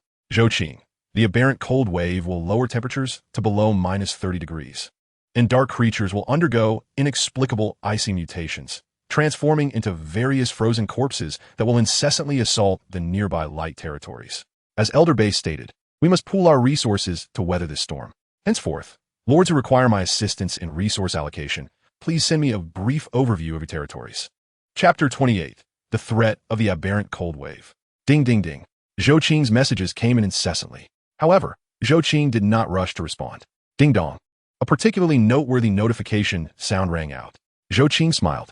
The captain of the Iron Feather Archer team entered, witnessing Zhou Qing's expression, and felt a shiver run down his spine. Who permitted you to enter? Trespassing into the Lord's residence is an egregious disrespect. Take him away and execute him. The voice was haunting, as if emerging from the fissures of hell. You. The captain of the Iron Feather Archers widened his eyes in shock. His loyalty plummeted, swiftly breaching the red line. Just as he reached for his dagger at his waist to retaliate against Zhou Qing, for specter-like masked figures abruptly emerged from the shadows. In the blink of an eye, the captain was subdued, forcibly kneeling before Zhou Qing. Do you think I still need worthless pawns like you? Were it not for the territorial rank limitation, you would have been dead long ago. Execute him on the spot. A sinister smile crept across Zhou Qing's lips as he casually waved his hand. And no, Lord, spare me. I am ever loyal to the Lord. The heavens can bear witness. This is the second-tier exquisite arrow shaft you requested earlier. I trust you are eager to experience its formidable power. Here lies the tsutu you consumed previously. I can only imagine that savoring it raw would enhance its flavor. Now open your mouth, The chilling screams reverberate through Qing Tong City. Momins late. The voice of the patriarch of the Zhou family resounds once more within the Lord's estate. Indeed, your prestige among the lords is quite remarkable. I shall dispatch individuals to assist you. Managing a lordship of such magnitude cannot rely solely on your personnel. The sooner you accomplish this, the more prestige you will accrue. Thank you, Father. In Yuan Wang City, Yin Yi received a letter from her dear friend, Zhao Xiaoqiao. Zhao Xiaoqiao. Ha ha ha Yi. I am on my way to seek refuge with you. Do not turn me away. Yin Yi, hurry over. The sooner we fortify the territory's defenses, the better foundation we can provide for those future lords.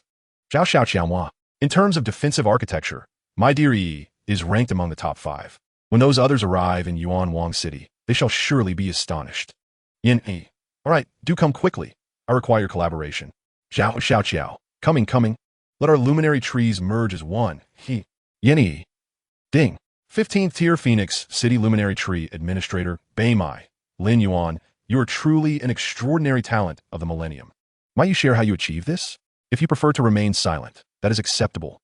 I merely hope you maintain this momentum and secure a position among the top 3 on the Talented Lords list. Both I and the City Lord have great faith in you. Should you encounter any difficulties, feel free to input 35356 to connect with my private communications. After sending the message, Baimai rose and began pacing. The first ever nascent lord to successfully defend an F-tier luminary territory. How astonishing! Were it not for the impending attack of the Silent Ice Prison in Nia, this singular achievement alone would have sent shockwaves through Phoenix City. How he accomplished this remains beyond comprehension. 10 minutes passed. 30 minutes elapsed. Baimai halted, as if petrified into a statue. Lin Yuan, however, paid him no heed, fully engrossed in the development of his territory. After all, the mutagenic cold tide was about to erupt. This was understandable, quite understandable indeed, haha. The Talented Lords list cannot collect mutant insect genes, which bears no relevance to me. Lin Yuan glanced at Baimai's private message, but chose to disregard it. Evolution City, with its strikingly vibrant territory, stood out so remarkably that it was nearly impossible to go unnoticed by others. Yet, due to the peculiarities of the Dark World, as long as he kept his coordinates concealed, locating him would prove exceedingly challenging for others. The mutagenic cold tide? It posed no threat to the mutant insects whatsoever. The swarms spread across the cosmos, traversing galaxies, while the mycelium carpet consumed countless planets. These planets varied, some searing hot like volcanoes, others frigid as the poles. Yet the harshest environments could not hinder the expansion of the mutant insects. Only temperatures plummeting below zero or environments akin to molten lava could impede their survival.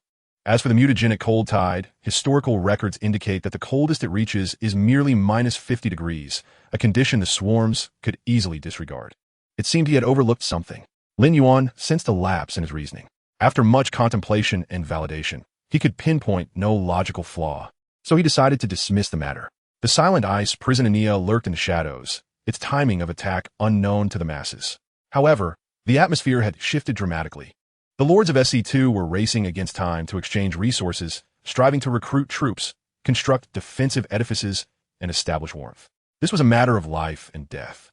Facing an enormous threat poised to erupt at any moment, the Lords were in a race against time, hoping that every additional useful structure they built would enhance their chances of survival. Sun Ming, Lin Yuan, can you see me? Do you still have any high-energy fire crystals? I am willing to exchange at the highest ratio. Qinduozai, Lin Yuan, no, Lin Yuan, my esteemed one, do you have any of the red-spotted flowers? Please save some for me. I beg you, Lin Yuan. Sun Ming, damn, I have never encountered such shamelessness, to curry favor with a classmate for a mere resource. I, Sun Ming, with unwavering integrity, would never stoop so low. Grandfather, Lin Yuan, my esteemed elder, I implore you to reserve some high-energy fire crystals for me. I shall certainly come to express my gratitude. Linai, Mu Guangzhe, Yuan Sanfong, Qinduozai. Fine, I concede I am defeated. The Lords, desperately yearning for Lin Yuan's resources, were akin to parched earth yearning for rain. They had merely developed a small luminary territory for over a month. Who could have anticipated the arrival of the mutagenic cold tide? 120 years prior, those predecessors had developed for 6 months, and yet 80% had perished to the mutagenic cold tide. The Lords exerted every ounce of effort to fawn over Lin Yuan, hoping to entice him to dispense a bit more resources. Before the interregional channel was opened, resources could be transported to territories under protection through the luminary tree at a conversion ratio of 1,000,000,1. Yet now, that ratio stood at 350,000,1. The conversion rate fluctuated continuously, with the luminary tree employing its own algorithms. Researchers speculated that the exchange ratio was connected to each lord in the corresponding region. However, due to the multitude of unknown variables, precise deductions proved impossible. The 350,000,1 conversion ratio was beyond the means of an ordinary lord.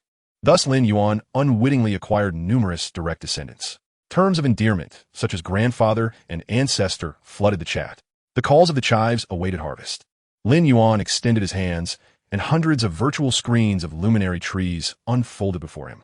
Tendrils waved behind him, their agility reminiscent of a sorcerer's fingers after 2 decades of solitude, moving with such swiftness that they were nearly imperceptible. Chapter 29, The Onslaught of Ania. Qinduozai. Here it comes, here it comes. Resources are arriving. Lin, my revered ancestor, you are indeed my true forebear.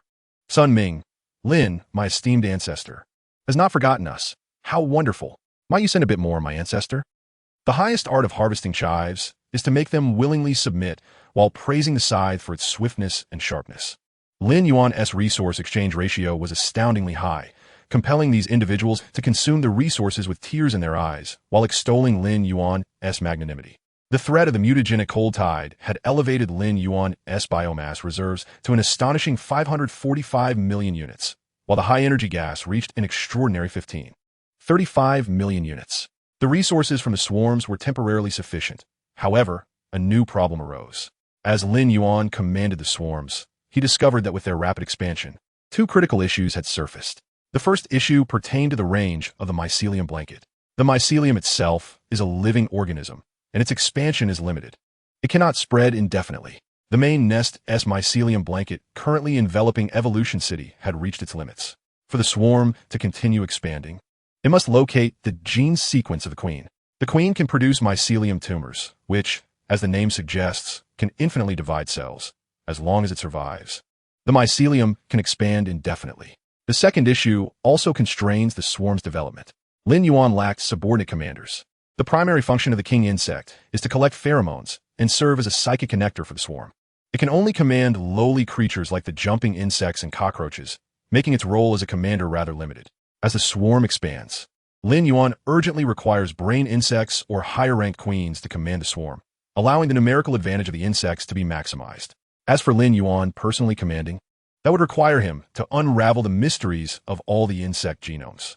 In summary, Lin Yuan now found himself an unreliable figurehead, in dire need of a plethora of generals and administrators. The quest for genes remained an elusive worry. Lin Yuan glanced upward, spotting hundreds of colossal king insects floating in the air. If one were to present these colossal beasts with a newspaper and a cup of coffee, it would undoubtedly resonate with the image of an old man on the verge of retirement.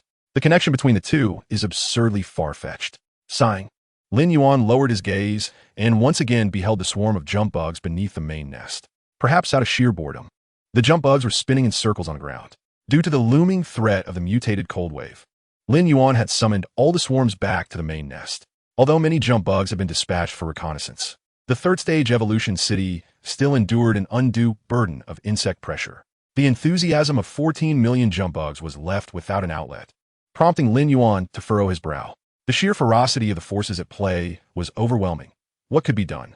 As the light waned and shadows deepened, the day gradually succumbed to darkness.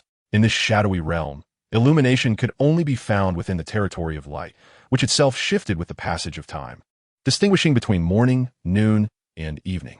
A chilling wind swept through, causing Lin Yuan's muscles to shiver. The temperature was steadily declining. What had started at a balmy 30 degrees in the morning had plummeted to near zero by nightfall. One could only wonder what peculiar power resided within the silent ice prison, Enia, as the frequency of dark creatures appearing had significantly diminished. The patrolling jump bugs encountered only a scant few of these dark entities. Lin, curse it, I currently possess only 5,000 third-stage troops. If only I could recruit more. Yuan Sanfong, please cease your ostentatious behavior immediately, or I shall have to arrest you for pretentiousness. Zhou, Qing, everyone.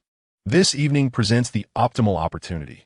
Let us hasten the transplantation of the Tree of Light. United in purpose, we shall surely weather this crisis together. Let's create new miracles. Sun Ming, Brother Zhou Qing, is magnificent. He Yuan, Brother Zhou Qing, is formidable. Jin Xingming, I shall unconditionally respond to Brother Zhou Qing's call. In the boundless darkness, flickers of light appeared as feeble as fireflies.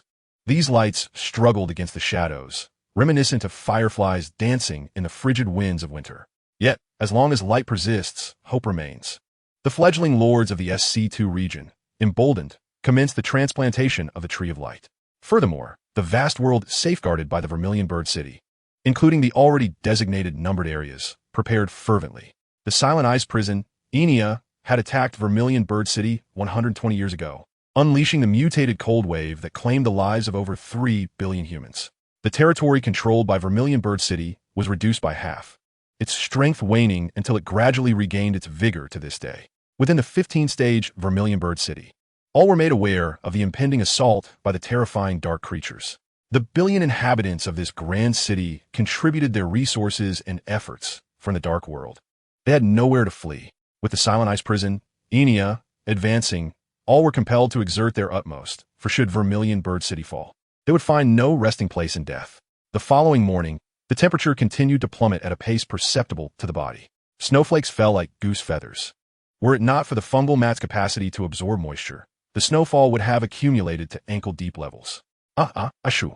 Lin Yuan hugged his shoulders, curling in upon himself. The jump bugs blinked their small eyes, while the king bug stared with its large compound eyes at Lin Yuan, as if to say, "Is this our overlord? Is this all it takes? A mere chill to render you so feeble? Don't embarrass yourself." The inability to withstand the cold was indeed a failure. For reasons unknown, Lin Yuan perceived a profound meaning reflected in the gazes of the jump bugs and the king bug. Helpless, he instructed the main nest to grow a layer of insulating flesh, enveloping him within. The mutated cold wave's full eruption was an uncertainty, and Lin Yuan remained ever vigilant. This was a terrifying calamity chronicled in texts. He would not dare to be complacent. At that moment, the snow ceased. The air felt as though it had come to a standstill. The entire world seemed trapped in a peculiar stasis. Lin Yuan sensed that something was attempting to assault his mind, but upon encountering the ethereal energy, it dissipated into nothingness. Regrettably, the speed at which this assault was neutralized was so rapid that Lin Yuan instinctively overlooked it. Creak, creak. The frost spread across the ground, not covered by the fungal mat. It sounded as though sharp teeth were gnawing on a skull, evoking a dual chill in both body and spirit. Extreme cold warning. Extreme cold warning. Extreme cold warning. The Tree of Light's red text alerted him. -3 degrees. -6 degrees. -10 degrees. The temperature displayed on the virtual screen plummeted dramatically until it stabilized at -30 degrees. What does -30 degrees signify? If an adult were to remain naked in an environment of -30 degrees, they would first experience the excruciating agony of countless knives scraping against their skin, followed by loss of consciousness in under 50 seconds, ultimately succumbing to frostbite. All life withered. The remnants of the mutated cold wave swept across the land. Chapter 30. The Might of the City Lord. Creak, creak. Lin Yuan's teeth clashed together. Damn it. This time, even the normally docile, mutated cockroaches regarded Lin Yuan with a look of contempt. Hiss, hiss. The main nest grew flesh anew, wrapping Lin Yuan in layers upon layers of protection. Sun Ming, wishing you good fortune. Qian Duozai, wishing you good fortune. Li Nai, wishing you good fortune. Mu Guangzhe, the mother god of the Tree of Light, will bless everyone.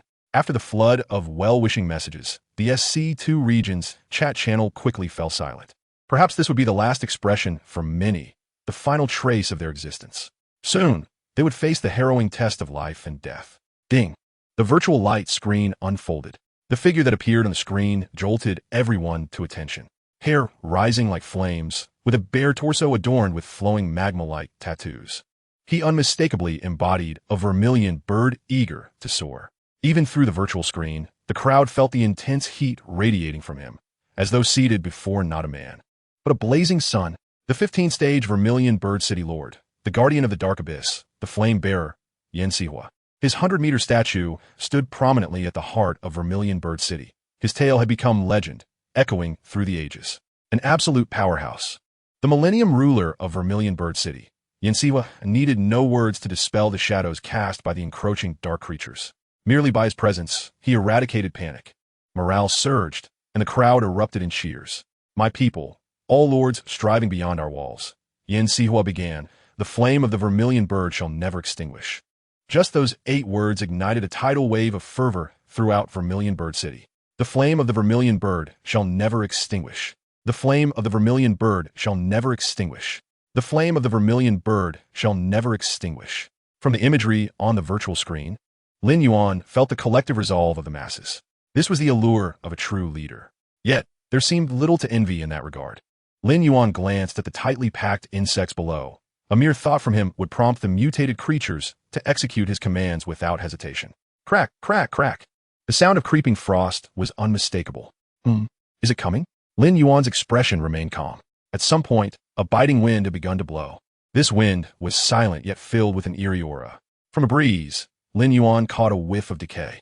In the depths of his vision, darkness stirred, as if the gates of hell were slowly opening.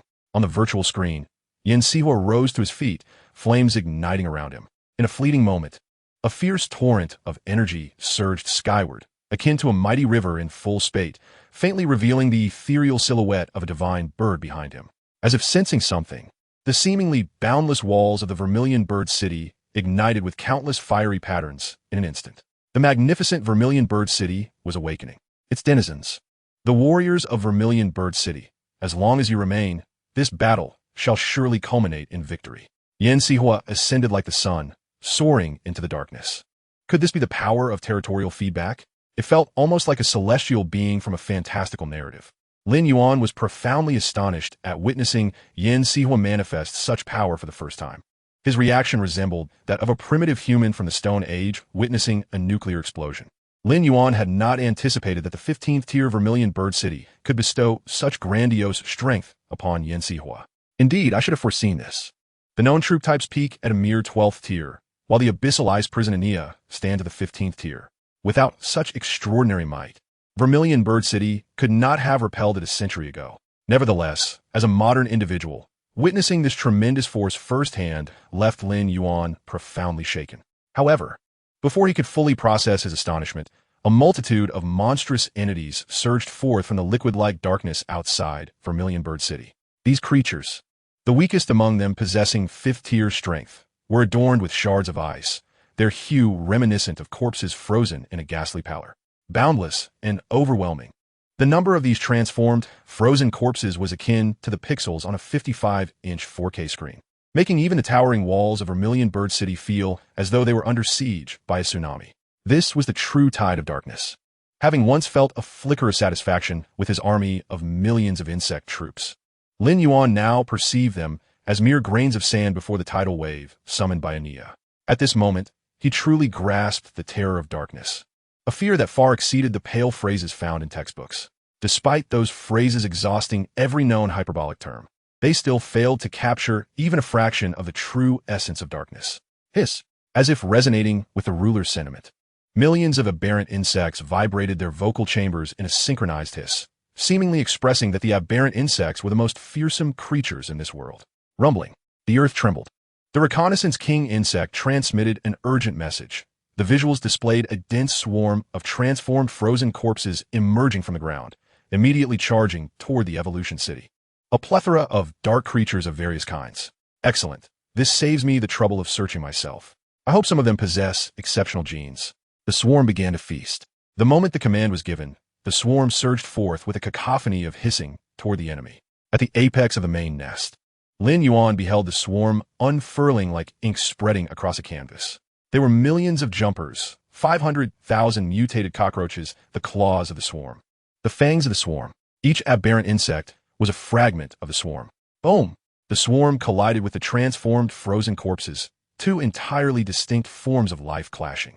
The mutated frozen corpses, laden with frigid energy, would explode at the slightest provocation, wreaking havoc on a massive scale, proving to be both troublesome and ferocious. Yet, if ferocity is a characteristic of darkness, then the swarm itself epitomizes darkness. Before Lin Yuan's eyes, the transformed frozen corpses fell like ripe wheat. The count of deceased jumpers and mutated cockroaches gradually increased. However, as a competent ruler, Lin Yuan found himself devoid of concern for the losses of jumpers and mutated cockroaches. Were it the infected insects or flying serpents, he might have felt a twinge of concern. Jumpers, mutated cockroaches. So ruler, love does fade, does it not? In SC2, the most formidable dark creatures in the shallow dark zones only reach 6th tier. Meanwhile, the transformed frozen corpses surrounding Evolution City exhibited pitiful combat prowess, with 4th tier beings being a rarity, utterly powerless before the swarm. It appeared as though the swarm was encircling the transformed frozen corpses in a counteroffensive. Lin Yuan clung to the apex of the main nest, enveloped in thick, fleshy layers, with only his eyes exposed. At this moment, his eyes shimmered with the residual waves of the aberrant cold tide, a mere glimmer of light. Suddenly, a transformation occurred. Whoosh, whoosh, whoosh, whoosh, whoosh, whoosh. A series of sharp sounds pierced the air. From the sky rained down an assault of ice spikes like a torrential downpour. Chapter 31. This vast view city is so empty. The sound of leather being pierced by sharp instruments was incessant, under the saturated onslaught of ice spikes. Even the jumpers that scattered instantly suffered grievous losses. Hiss! The jumpers screeched, pinned to the ground, writhing as the crackling frost spread from their wounds, swiftly encasing them in ice. Within Lin Yuan's ruling consciousness, the strange energy that was easily dispelled by ghostly energy sought to erode the jumpers. Yet it was like a droplet falling into a volcano. The disparity between the unknown energy and ghostly energy was beyond measure. Clink, clink, clink. Ice spikes struck the thick shells of mutated cockroaches, producing a crisp metallic sound. The ice spikes shattered, leaving only pale white marks on the cockroaches' shells. These fifth-tier aberrant insects had shells composed of molecules that absorbed crystalline mineral atoms, rendering them immune to small arms fire and even capable of withstanding 2 shots from siege tanks. The mutated cockroaches strode leisurely through the rain of ice spikes, unleashing a massacre, while the transformed frozen corpses were utterly incapable of mounting a defense. One could only say that the transformed frozen corpses had done their utmost. Each was a powerful frost bomb, with destructive capabilities, and the ice shards adorning them were akin to alloy blades, charging forth with formidable strength. Yet, when matched against teammates like the NBA and opponents like the Scions, what was the point? These dark creatures were largely concealed underground, hidden within the complex shadows of their environment, making them difficult to locate even with a thorough search. However, now, thanks to the aberrant cold tide, they emerged en masse. The result was an eclectic array of genes collected by the swarm, uploaded to Lin Yuan. Poor structures, burdensome designs, complex yet futile expressions. Inferior genes were all relegated to the lower tiers of the gene bank. The genes were subjected to decomposition within the primordial evolution slime, subsequently extracted by Lin Yuan's meticulously controlled tendrils. With the enhancement of ghostly energy, Lin Yuan could not only refine the precision of his fleshly tendrils, but his eyes had become a fusion of an electron microscope and an optical microscope, allowing him to directly observe genetic structures. Perhaps the swarm itself did not require conventional research equipment, or perhaps the swarm's genetic research apparatus differed fundamentally from the cold machinery of traditional concepts. Utilizing ghostly energy to assist in research proved remarkably effective. The existence of the Tree of Light meant Lin Yuan no longer needed to train ghostly energy. He could simply amass troops to gain it. Lin Yuan was uncertain whether this constituted a bug or a cheat. The ice spikes fell like a sudden downpour, and after a frenzied barrage, they subsided. In the dense darkness, it remained unclear which species had initiated this assault. The king insects could monitor the sky, yet their flight speed was woefully slow, resembling propulsion by flatulence. By the time the jumpers had already surged 10 kilometers, they had only traversed 10 meters. Due to the sluggish pace of the king insects, Lin Yuan was unable to discern the true nature of the attackers. Transformed, frozen corpses continually surged forth from the shadows. The swarm engaged them in close combat, and the battle was fierce.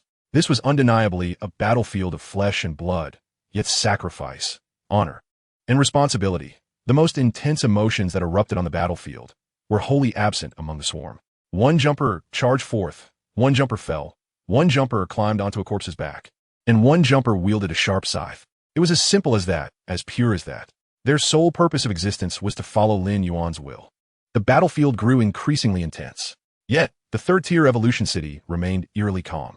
Not a single transformed frozen corpse managed to breach the swarm's defenses and set foot on the mycelium carpet. Vast View City. Yin Yi and Zhao Xiaoqiao exchanged glances, realizing that each other's faces were as pale as paper, mirroring the same expression reflected in their eyes. Why haven't they arrived at Yuansong City as promised? Yin Yi inquired.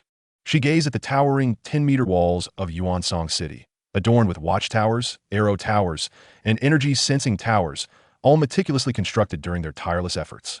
This defensive citadel was a testament to her architectural prowess. With these fortifications, every troop could unleash 200% of their combat potential, significantly enhancing their chances of surviving the impending aberrant cold wave. Yet, there was no sign of any troops in the watchtowers or arrow towers. They had reported an attack, but assured they would arrive. Why had they still not shown up? Yin Yi could hear the ominous cracking sounds from beyond Yuansong City. The frozen corpses of aberrants poised to surge forth from the darkness at any moment. Without troops to defend the city, how could they withstand these ferocious creatures? I am furious. They stopped responding, pretending to be dead. Zhao Xiaoqiao stomped her feet, shattering the encroaching ice crystals. You're too kind. You're smarter than me, but unwilling to accept the truth. Clearly, we've been betrayed. The only one who could orchestrate this is Zhou Qing. But I can't fathom why he would target us without provocation. What have we done to deserve this? No, I can't let this go, Zhao Xiaoqiao declared. Zhao Xiaoqiao. Zhou Qing, what is the meaning of this? Why haven't those you arranged to come to Yuansong City arrived on time? Zhou Qing, what? How could this happen? Let me inquire. Zhou Qing. Zhao Xiaoqiao, my apologies. Those individuals deemed you unreliable and have gone to other lords. They ignore my orders, and I will undoubtedly punish them severely afterward. Yin Yi, Zhao Xiaoqiao. If you have any unfulfilled wishes, please let me know, and we will fulfill them for you. Sun Ming, which scoundrels? How could they betray their teammates like this? It's utterly inhumane. He Yuan, Zhou Qing, you are noble. These troublemakers cannot remain. Jin Xingming. This isn't Zhou Qing's fault, yet he stands up to bear the responsibility. Such dedication puts us to shame. Zhou Qing, damn you. You hypocritical little brat. Punishment? If we die, there will be no evidence left behind. Who will care about the deaths of two fledgling lords? Zhao Xiaoqiao cursed vehemently, her twin pigtails pointing angrily at the sky. Yin Yi forced herself to remain calm and spoke. Xiaoqiao, you know that such deceit and betrayal are quite common. Many would sell out their own brothers for personal gain. Yet, I cannot comprehend why they would do this. Exactly, it brings them no benefit, Zhao Xiaoqiao pondered. Unless someone promised them something. Yin Yi discerned the crucial point. Zhou Qing, that scoundrel. But why would he do this? I recall that for a time he pursued you. Did he harbor resentment after being rejected by you? Perhaps, but discussing this now is pointless. Yin Yi's once gentle visage began to transform. She gazed at the silent arrow towers and watchtowers, which seemed to mock her in silence. Suddenly, she recalled that stormy night when she was encircled by a group of inexplicable men, feeling just as helpless as she did now. However, this time, no one would come to her rescue. Chapter 32. The Corruption of Humanity. Emergency alert. A large number of dark creatures are approaching. Emergency alert. A large number of dark creatures are approaching. The screen flashed with red text. The sound of ice shards colliding echoed like the death knell of hell. Xiaoqiao, I drag you into this. I'm so sorry, Yin Yi expressed. Her eyes filled with regret. Ha ha ha, Yi, what nonsense are you saying? At least we have each other on the road to the underworld. Zhao Xiaoqiao forced a smile. Just then, Yin Yi suddenly trembled. What is wrong, Yi? Zhao Xiaoqiao asked. Zhou Qing. He sent me a message, offering to save me with a teleportation talisman. Yin Yi displayed Zhou Qing's message to Zhao Xiaoqiao. A precious teleportation talisman? It seems Zhou Qing still has feelings for you. This is a good thing. Zhao Xiaoqiao's expression turned complex as she paused mid-sentence. She noticed that Yin Yi, who once radiated warmth, now seemed shrouded in shadow. Realizing that Zhou Qing was the mastermind behind it all, seeking vengeance against Lin Yuan. Lin Yuan, Zhao Xiaoqiao gasped. She longed to ask how Yin Yi had deduced all of this. Was Zhou Qing merely offering her a free teleportation talisman? Yet, gazing at her familiar yet alien friend, Zhao Xiaoqiao refrained from voicing her questions. Suddenly, a revelation struck her mind. Lin Yuan, that day in the bright tree garden of Zhuke City. He promised to fulfill one of your wishes, didn't he? If you invoke that promise, perhaps he will come to save us. Lin Yuan, the first to defend an F-grade bright territory, had sold vast amounts of supplies before the aberrant cold wave, indicating he was well prepared. Although she couldn't fathom how he had such confidence, he must possess formidable forces, right? We have a glimmer of hope. Yin Yi shook her head. Do you truly believe that as a mere third-tier territory lord, he possesses even a millionth of a chance to rescue us? Can he traverse the darkness and the vast expanse of frozen aberrant corpses? That is true. Zhao Xiaoqiao's hope dwindled as she lowered her head. Any rational person would realize that Lin Yuan could not possibly have the means to save them. If they were drowning, Lin Yuan wouldn't even be a straw, merely a floating organism on the water surface. But I don't want to die. I really don't want to die. The facade of strength crumbled, and she finally broke down. I'm only 20. I've never even been in love. I don't want to die. Zhao Xiaoqiao sobbed uncontrollably. Xiaoqiao, I'm here with you. Yin Yi embraced Zhao Xiaoqiao, wishing to offer her a semblance of warmth in this frigid world. Little did she know that Zhou Qing had only orchestrated this chaos to exact revenge on Lin Yuan, dragging two innocent girls into the fray. Zhou Qing, I will haunt you even in death. Zhao Xiaoqiao suddenly cried out to the heavens. They needed to warn Lin Yuan to be cautious of Zhou Qing. Yin Yi clicked on Lin Yuan's profile. Just as she was about to send a warning, a message suddenly flashed. The sender was none other than Lin Yuan. Zhou Qing, your methods are childish and superficial. Lin Yuan observed the regional communication channel with an unwavering gaze. If Yin Yi dies, my promise will remain unfulfilled forever, a chance lost. That feeling is quite unsatisfactory. Before his crossing, Others labeled him a genius or a madman. In truth, he was simply a person of integrity. Words spoken must be honored. For the first time, Lin Yuan actively sent a message. Lin Yuan, tell me the coordinates. I will come to save you, fulfilling my promise. He, Yin Yi exclaimed involuntarily. What's wrong, Yi? Zhao Xiaoqiao sniffled. Lin Yuan said he would come to save me, fulfilling his promise to me. After a pause of over 10 seconds, Yin Yi finally spoke. He must be out of his mind. A sense of inexplicable disharmony surged within Zhao Xiaoqiao's heart. However, the thought of someone daring to traverse the darkness to rescue them suddenly rendered death a less daunting prospect. Yi, what are you doing? I'm sending the coordinates of Yuan Wang City to Lin Yuan. Yi, have you lost your mind? You can't possibly believe Lin Yuan can save us. Since he said so, I choose to believe him. Foolish woman, you're beyond salvation. Boom! The energy defense tower unleashed a crimson beam. The aberrant frozen corpses were already encroaching upon the city. With no garrison troops to defend, how long could their defenses hold? 3 minutes? Or perhaps 5? Yin Yi and Zhao Xiaoqiao exchanged glances, their fingers entwined. They could only hope for a miracle. Jumping worms, advance. Bring these 2 women back to the main nest, within the will of the Overlord. The jumping worms sensed the resolve. Metabolism accelerated, speeding up, faster still. Energy erupted from their cells, coursing through their bodies and dissipating through a perfect cooling system. The jumping worms surged to their maximum speed, darting nimbly between the frozen corpses, evading confrontation as the aberrant frozen corpses posed little threat. 300,000 jumping worms raced toward Yuan Wang City, executing the Overlord's command. With their flawless anatomical structure, they could maintain peak speed over thousands of kilometers, reaching Yuan Wang City in merely 10 minutes. Just as the jumping worm rescue team set off, an alarm from the king worm signaled an approaching swarm of aerial creatures rushing toward the main nest. The lack of anti-air combat capability was unexpected, revealing their position far too soon. A thought flickered through Lin Yuan's mind as he glanced at the spectral energy information screen. In the air, a dense mass of flying creatures loomed, numbering no less than 100,000. These aerial beings varied greatly in form and size. Yet they shared one commonality. Their frostbitten bodies were adorned with glimmering ice shards. Among them, one particular flying creature caught Lin Yuan's attention. With no wings, its upper body resembled that of a spider, while its lower half consisted of 4 rigid bones connected by webbed membranes. The more advantageous a creature's genes, the more pronounced its physical characteristics. Amidst the many flying beings clearly filled with inferior genes, this frozen monstrosity stood out remarkably. In terms of appearance, it bore a striking resemblance to an unmodified progenitor queen among aberrant insects. Whoosh, whoosh, whoosh.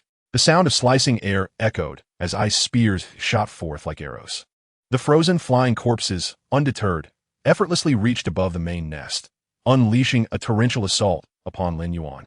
Biomass surged, and the main nest's flesh rapidly proliferated, forming a thick, meaty wall to repel the ice spear's onslaught. With a vast reserve of biomass in the billions, no matter how fiercely the frozen flying corpses attacked, they could not harm Lin Yuan.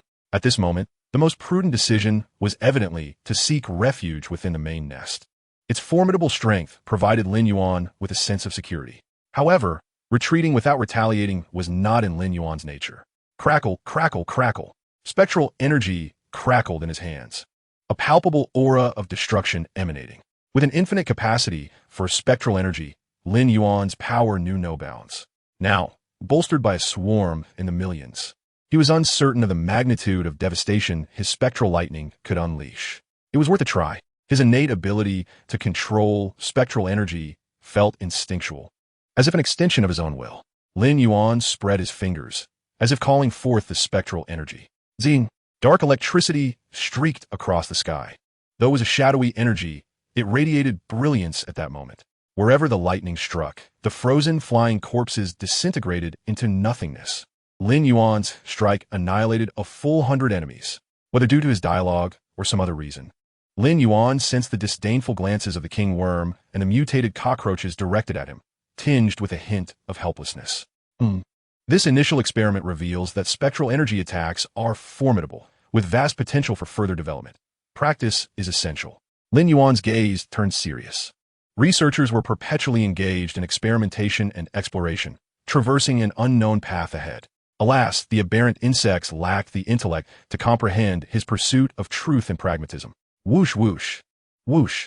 Hail fell like raindrops. Originally, these six-tier dark creatures could not possess such ice-based energy attacks. However, the aberrant cold wave had consumed their vitality, transforming these flying beings into biological weapons. Pew pew. Once the energy of the frozen, flying corpses was depleted, they became self-destructive bombs, plummeting from above to crash into the main nest. It was as if thousands of bombers unleashed their fury upon Lin Yuan. Though the damage was minimal, the insult was profound. This was truly intolerable. The insects could not abide. This time, he would aim with precision. Spectral lightning coalesced once more in Lin Yuan's hands. Holding his breath, he focused, unleashing a thunderous strike. With a sharp crack, he struck true. The unknown flying creature, resembling a primordial queen, was hit, exploding in midair. Its remnants soon to be absorbed and digested by the fungal carpet below. A new gene would be added to the aberrant insect gene bank. The genetic match was only 10, insufficient to serve as genetic material for creating a queen. After analyzing the gene, Lin Yuan's expression remained unperturbed. Humans alone possessed approximately 25,000 genes and 3 billion base pairs. The genes of the insect swarm were themselves a fusion of countless species. Thus, finding a highly compatible gene within a single species was nearly impossible. The previous discovery of the mutated cockroach gene could only be deemed a stroke of fortune. Of course, the relative simplicity of the mutated cockroach's gene contributed to this success. A 10 match was sufficient, and this segment of the gene could be preserved for future use. If other compatible genes were found, they could be pieced together. Lin Yuan marked this gene for easy retrieval later. Caw! An eerie crow's call echoed, reminiscent of a vengeful spirit. From the west, new frozen flying corpses emerged. With a wingspan of 3 meters, resembling vultures, their bodies were a patchwork of frost, held together solely by ice crystals, roughly estimated to number around 3,000. These fourth-tier dark creatures were carrion-feeding giant vultures. Lin Yuan instantly recognized the incoming monstrosity. Just in time, the spectral energy exceeded his expectations. Crackle, crackle, crackle. Spectral energy coalesced in his hands. Lin Yuan rooted himself within the main nest of the aberrant insects, transforming into an anti-air artillery platform. However, facing such a vast number of frozen flying corpses, this was merely a temporary remedy. Should their self-destructing frost bombs all strike the main nest, it would sustain severe damage. At this moment, the king worms alerted him. Overlord, viable genes detected. Viable genes? Spore crawlers. When were they collected? Lin Yuan was astounded. The spore crawler, aptly named, consisted of 2 parts. The first was the spore, the ammunition of the spore crawler, a spherical object wrapped in a special green biological material, filled with explosive acidic liquid. The second part comprised the crawler's body, consisting of a mobile base and a segment of extraordinarily powerful muscle tubing. The muscle within the tubing possessed layered propulsion capabilities, enabling it to launch spores into the atmosphere. According to Lin Yuan's research, due to its nature as a building-type organism, the spore crawler's gene was not complex, merely unique. To his surprise, among these aberrant frozen corpses lay genes that met the criteria. Unfortunately, the source could not be traced, but it was likely derived from some kind of aquatic creature. Lin Yuan felt a tinge of regret. For him, the inability to explore the genetic origin was a greater disappointment than the unexpected fortune brought by the spore crawler. Jumping worms, mutated cockroaches. It's our fault for being too swift. After every kill of new biomass, we should pause to allow the Overlord a good look at those inferior genes. King worm.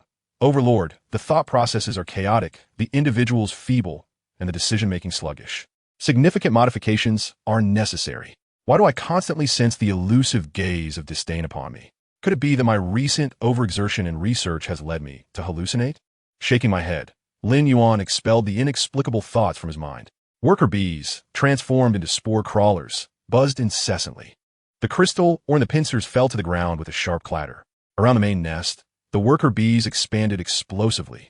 750,000 units of biomass and 75 units of crystal were delivered into the bodies of the mutating worker bees. As the frozen flying corpses launched their second round of assault, the spore crawlers had already completed their metamorphosis. Surrounding the main nest, an abrupt increase of 23, 510-meter-high tubes emerged, with high-pressure jets propelling them. The spores soared at speeds exceeding 10 times the speed of sound. The sky seemed to erupt as azure powder exploded into clouds. A triple barrage resulted in the demise of 180,000 frozen flying corpses. Such is the prowess of the spore crawlers, adept at striking airborne units. It appeared that my involvement was diminishing. When a swarm reigns supreme, it is remarkably unadorned. Much like research, the majority traversed the divergent paths of truth.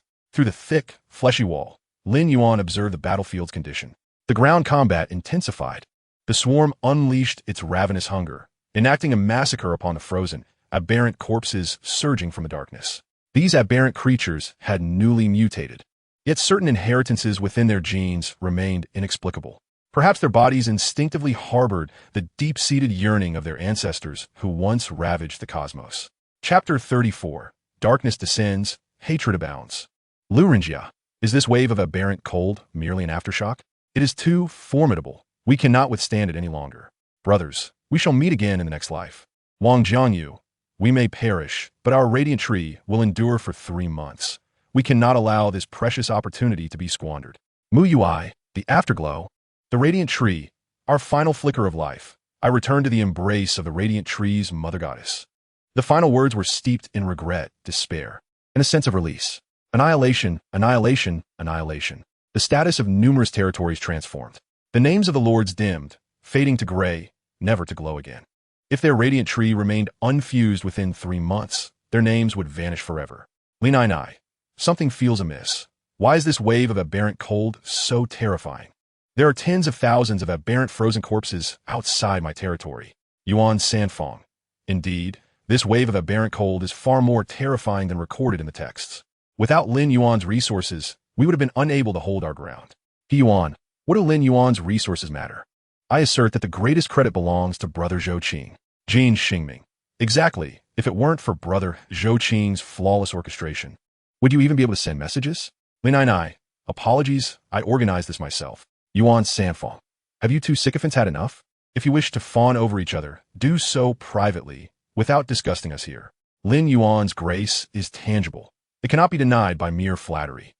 Perhaps due to the pressure of defense, the quarrel swiftly subsided. Distantly, the city of Yuanwang lay in ruins.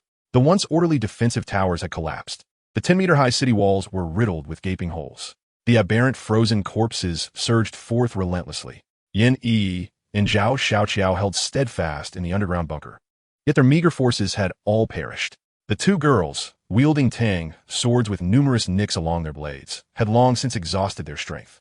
In the next life, we shall remain best friends. Zhao Xiaoqiao managed a smile. Yin Yi returned the smile. Crackling noises echoed. An aberrant frozen hyena, dragging its unwieldy body, charged into the underground bunker, lunging at the 2 girls. Yet, the sisters lacked even the strength to scream. Forced to watch helplessly as the hunting dog opened its maw wide, tearing flesh from its own leg. The aberrant frozen hyena intended to devour them alive. Yin Yi and Zhao Xiaoqiao wished to faint, but the icy aberration compelled them to remain conscious. The sound of the hyena gnawing at its own body enveloped them in a hellish darkness, plunging them into boundless despair. Crack, crack, crack. 3 aberrant frozen hyenas streamed in, pouncing upon the fallen human girls. Zhou Qing. I will haunt you even as a vengeful spirit. Yin Yi expended her last ounce of strength, her anguished cry sending chills through the air. Zhou Qing, in his quest for revenge against Lin Yuan, had callously sacrificed 2 innocent girls. Her hatred for Zhou Qing surged like a cataclysmic wave. If she could, she would grind his bones inch by inch and consume his flesh drop by drop. Yet, she understood the futility of such thoughts. The aberrant frozen hyena had already devoured her left leg and right hand, then savagely tore into her abdomen. Due to the involuntary reflexes of her nervous system, Yin Yi's body convulsed instinctively. With her head tilted to the side, her dimming eyes caught glimpses of Zhao Xiaoqiao. There, her friend had only one hand remaining. Zhao Xiaoqiao seemed to sense something, struggling to extend her hand, and Yin Yi, too, instinctively reached out. Then crack, crack, crack, crack, crack, crack. Both hands were severed by the sharp teeth, the sound of bones crunching far more horrific than any film's background music. Was this the end? Yin Yi pondered. Just then, the sound of colliding objects reached her ears. The shattering of ice crystals and the thud of limbs dropping to the ground echoed ominously. The aberrant frozen hyena lifted its head and charged toward the door. Lin Yuan, he has come to rescue me. He truly has come to save me. Hope ignited within Yin Yi's once dull eyes. She did not wish to perish. She yearned to live. On the brink of death, Yin Yi clung desperately to the sensation of life, longing to breathe air, to eat, to drink, to sleep. More importantly, she wished to see her best friend, to reunite with Lin Yuan. The commotion outside soon subsided. The sound of footsteps, echoing steadily, drew nearer. Talp, talp, talp, talp, talp, talp. Were these footsteps human? Perhaps some special kind of troop? Yin Yi's eyes began to brighten. Where was Lin Yuan? In the next moment, Yin Yi's eyes widened in horror. A grotesque, terrifying creature suddenly appeared at the door. What manner of monster was this? As if it had emerged from a nightmare. The hope that had just blossomed was ruthlessly shattered, and Yin Yi's consciousness began to blur. In a daze, she seemed to see a jagged bone protruding from the creature's mouth. Creak! The terrifying monster drew closer. Yin Yi realized she had reached the fleeting end of her life, to be dismembered and devoured at such a tender age. Suddenly, she felt her body being moved. When she regained her senses, she found herself and her friend being carried by this horrifying creature. Countless questions swirled in Yin Yi's mind before she tilted her head and lost consciousness. Tens of thousands of frozen aberrant corpses? On the left virtual screen, Lin Yuan's statement had yet to fade. As Lin Yuan gazed beneath the main nest, an innumerable expanse of corpses blanketed the fungal carpet, a quantity so vast that even the carpet could scarcely digest it. Why had Evolution City been subjected to such a relentless assault by aberrant frozen corpses? Could it be that this F-grade territory harbors a secret deeper than mere resources? Observing the biomass numbers skyrocketing like a rocket, Lin Yuan was beset by a multitude of questions. The F-grade territory seemed to receive particularly favored treatment from the darkness. Darkness surged, seemingly in response to Lin Yuan's conjectures. As an increasing number of anomalous, frozen corpses surged forth from the shadows, racing towards the swarm. Chapter 35. The Jumping Worms, a mission unfailingly achieved. To what extent had the quantity of these dark, frozen cadavers reached? Under the shimmering ice shards adorning them, the hazy boundary of darkness merged into a profound leaden gray, reminiscent of the final breath exhaled by a mummy, straddling the line between life and death. Subsequently, a small battalion of jumping worms burst forth from this boundary, darting left and right in a zigzag motion, hastening towards the main nest. Their speed was remarkable, so swift that they tugged at the dense fog of darkness. Trailing behind them long, serpentine wisps, akin to jet aircraft skimming the ground, with an accelerated metabolism. The maximum running speed of the jumping worms had reached an astonishing 250 kilometers per hour, appearing from a distance as mere black shadows gliding over the terrain. Out of 300,000 jumping worms, only a few hundred had returned. What had transpired along the way? Lin Yuan's gaze fixed upon the foremost of the broken-toothed jumping worms. He could sense an overwhelming fervor of reverence emanating from its essence, akin to the humblest dust gazing up at the celestial deities. The term essence, does it even apply to jumping worms? Lin Yuan couldn't help but ponder. The jumping worms possessed no autonomous consciousness. They merely adhered to the higher will of the swarm, instinctively acting in the absence of commands. Yet now, from this particularly large and ferocious jumping worm, he sensed a fluctuation of emotion. Was it a mutation arising from an adequately large sample size? The study of aberrant insects proved to be an enthralling endeavor, Lin Yuan mused. However, he was not prepared to delve into the research of this peculiar jumping worm just yet. His current genetic studies consumed all his time, leaving him no room for distraction. Additionally, such an exceedingly improbable event lacked universality. Studying it would be akin to wandering down a narrow path, the end of which might lead to the door of truth or a dead end. With the aberrant insect gene pool at his disposal, Lin Yuan was already treading a broader path towards truth than even the most convoluted matters, and thus he had no desire to stray onto a lesser road. Beep, beep, beep. An unusual cacophony erupted behind this cohort of jumping worms. A flock of bizarre birds surged forth from the darkness. In contrast to other anomalous, frozen corpses, their bodies remained relatively intact, moving with a remarkable coordination that exuded a sense of powerful beauty. These massive, ostrich-like creatures were inherently formidable. Although they had long succumbed to brain death, they withstood the corrosive effects of the anomalous cold wave upon their bodies. The sprinting land birds, classified as fifth-tier dark creatures, moved in small groups, their numbers not exceeding 50. As Lin Yuan observed the throng of land birds, reminiscent of species migration, several large question marks formed above his head. While he was well aware of the numerous unreliable aspects found in textbooks of the humanities, this was exceedingly implausible. The previous snake-chicken beast and the current sprinting land birds differed drastically from what was documented, with their numbers beginning at a staggering 100,000. Beep, beep, beep. The sprinting land birds emitted their eerie calls, their robust claws pounding the ground, allowing them to closely follow the jumping worms. One could surmise that the demise of 300,000 jumping worms was partly due to these monsters. Being corpses, they bore no concern for the burden on their bodies, and thus the physical forms of these sprinting land birds had begun to disintegrate. With ethereal energy filling his eyes, Lin Yuan observed carefully and concluded, should they continue for another 500 kilometers, this massive congregation of sprinting land birds would inevitably collapse upon themselves, leading to self-destruction. However, they had already encroached upon the territory of the main nest. Mutant cockroach. Excellent. I relish the ferocity. Come, let us wrestle. Beep, beep, beep. The sprinting land birds spread their wings, soaring high under the pressure differential of the rapid airflow, significantly increasing their speed. Spore worm. Target acquired, locking in, firing. Due to their structural characteristics, the spore worms could only bend their mouths slightly, restricting them to aerial targets. Puff, puff, puff. Green spore clusters rained down like a barrage upon the flock of sprinting land birds.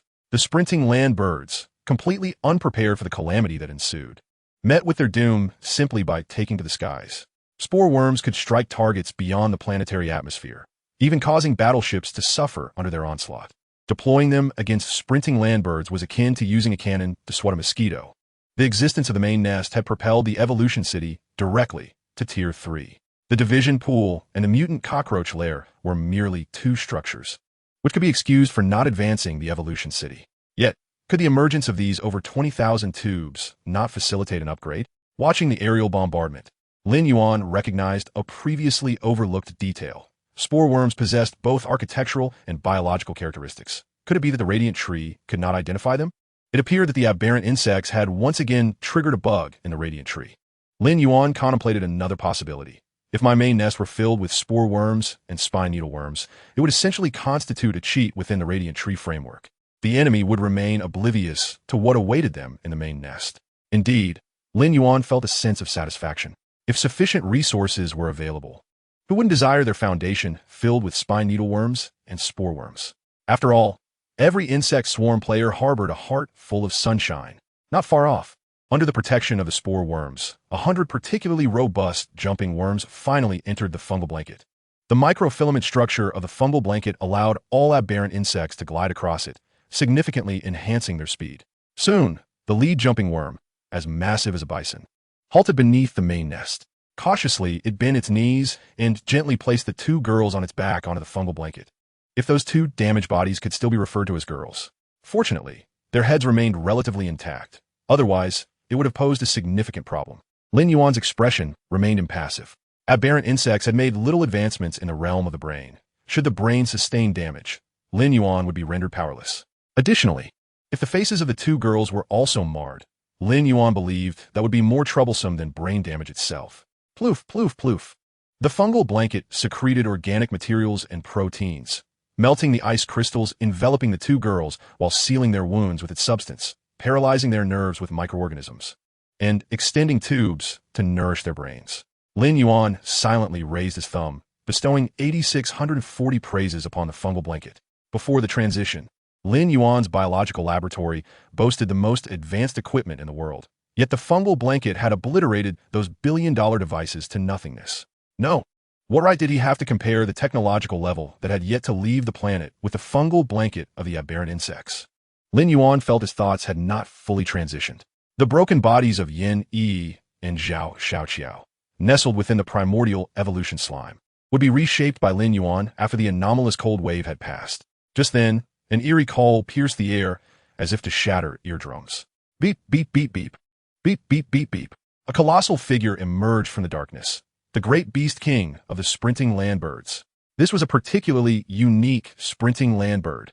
However, before Lin Yuan could discern what set this great beast king apart, the six-tier dark creature was obliterated into mere pulp by a spore cluster. The spores were immense. It could not endure. One could only say being a dark creature necessitated a degree of caution. If one could walk, then walk. Do not fly. The jumping worms and mutant cockroaches immediately erupted in excitement. Yes, the master is absolutely correct.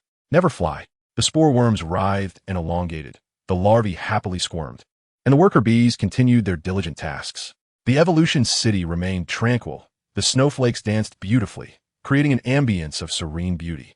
The jumping insects and mutated cockroaches have plunged entirely into darkness, battling against the tide of grotesquely transformed frozen corpses. With merely the two primary soldier types of the alien insects, Lin Yuan found himself more than capable of confronting the alien cold wave. Chapter 36. The Fall of Zhuge City. Sun Ming, 310,000 lords. Their names forever turned to ash. Qian Duozi. Something feels amiss. The alien cold wave is far too powerful. This is merely the aftershock. Is it a misrecording? Or is there another reason? Lin Yuan, my heavens. Look at Zhuge City. Perhaps in an effort to bolster morale and unify the hearts of the populace, live broadcasts from Zhuge City have been continuously airing. The frozen Cyclops, towering at 100 meters, gathers colossal boulders like mountains with a mere gesture, crashing down with tremendous force. The undead, two-headed chimera exhales frost and lightning. Its might so formidable that each strike seems to resonate through the screen, impacting the viewers. The frozen mutated specter, composed of icy mist, lacks a physical form. Its outstretched claws imbued with terrifying icy power. Additionally, there are the three-hoofed frozen black sheep, the gigantic burrowing beasts, and the spinning bladeworms. The virtual screen displayed a relentless tide of horrifying dark creatures assailing the walls and energy shields of Zhuge City. Yuan Sanfeng, the frozen Cyclops, a 13th-tier city-destroying dark entity. The undead, two-headed chimera, a 13th-tier city-destroying dark entity. The frozen mutated specter, a 13th-tier city-destroying dark entity. How can this be? The last time the alien cold wave struck, the dark creatures attacking Zhuge City were at most 12th tier. Yuan, my goodness, the first wall has been breached. On the virtual screen, those immensely powerful frozen dark creatures trampled over the remnants of the Thousand-Zhang Wall, rampaging through the outer city. Before them, humanity appeared minuscule, akin to ants, crushed en masse. It was as if the apocalypse had descended. Sun Ming, if Zhuge City falls, we might as well wait for death. Yuan, don't think so far ahead. We're barely holding on as it is. If death is to come, it will surely arrive before Zhuge City collapses.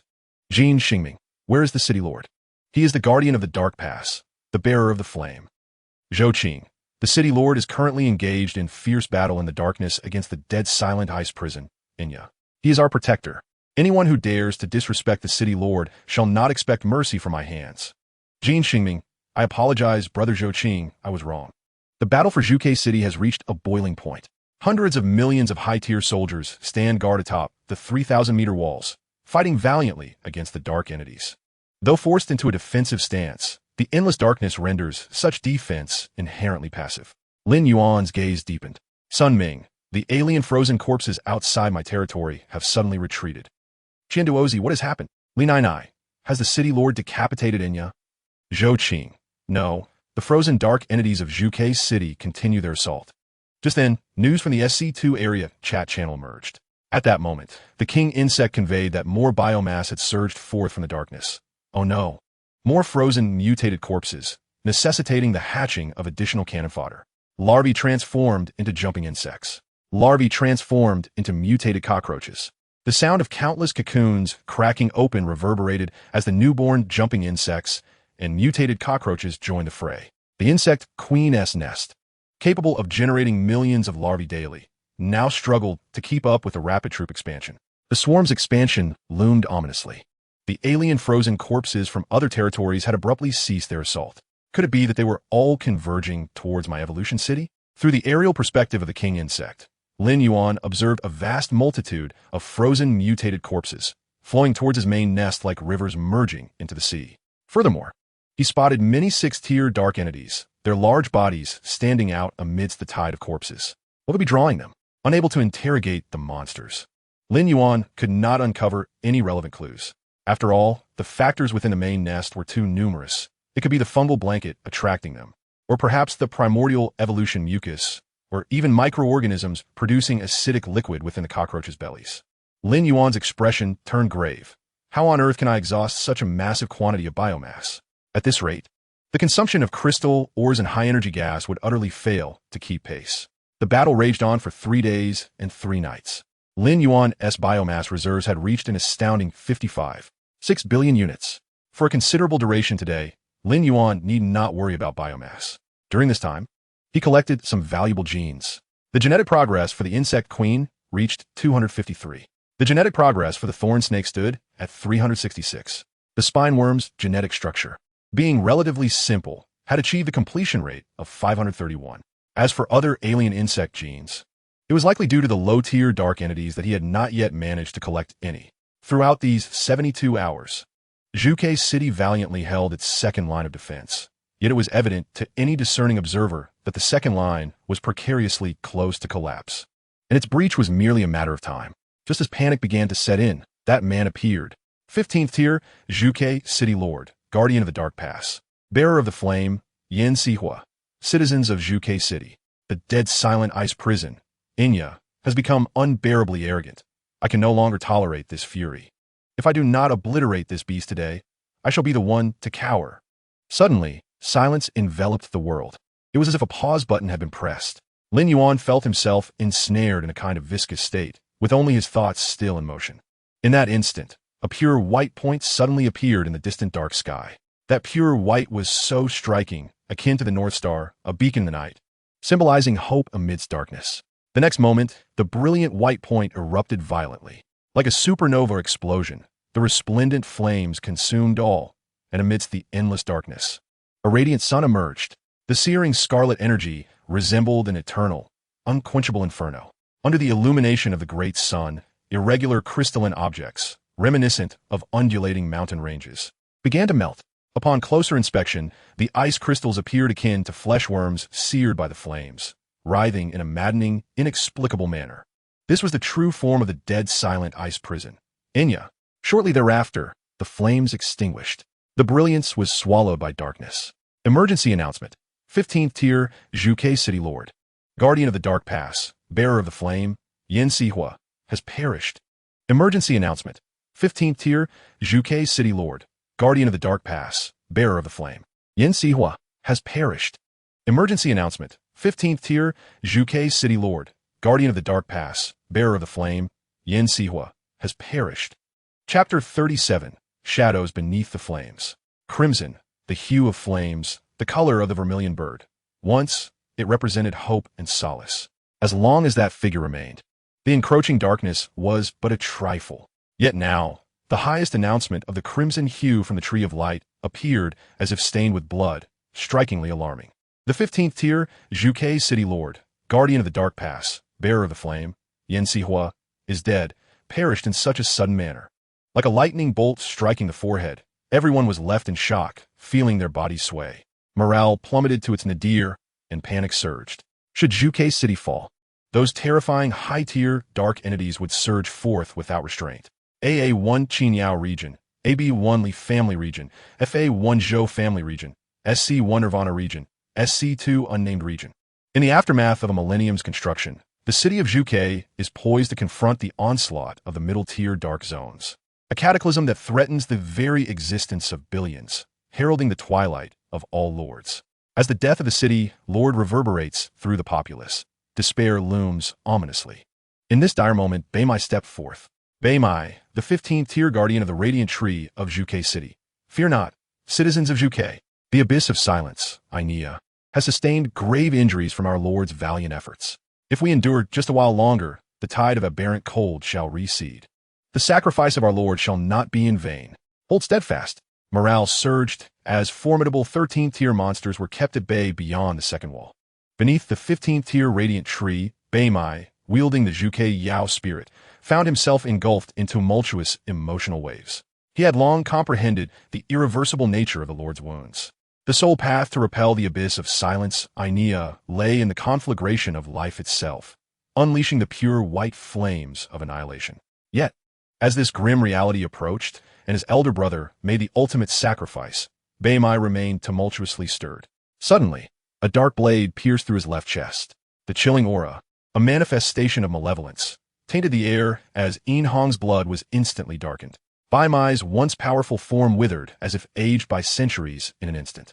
The blade withdrew without a trace of blood, and the dying elder collapsed with a thud. With the last vestiges of his will, Beimai turned to behold 9 figures. Once respectful, now betrayers. One intoned gravely, "Rest easy, Elder Baimai.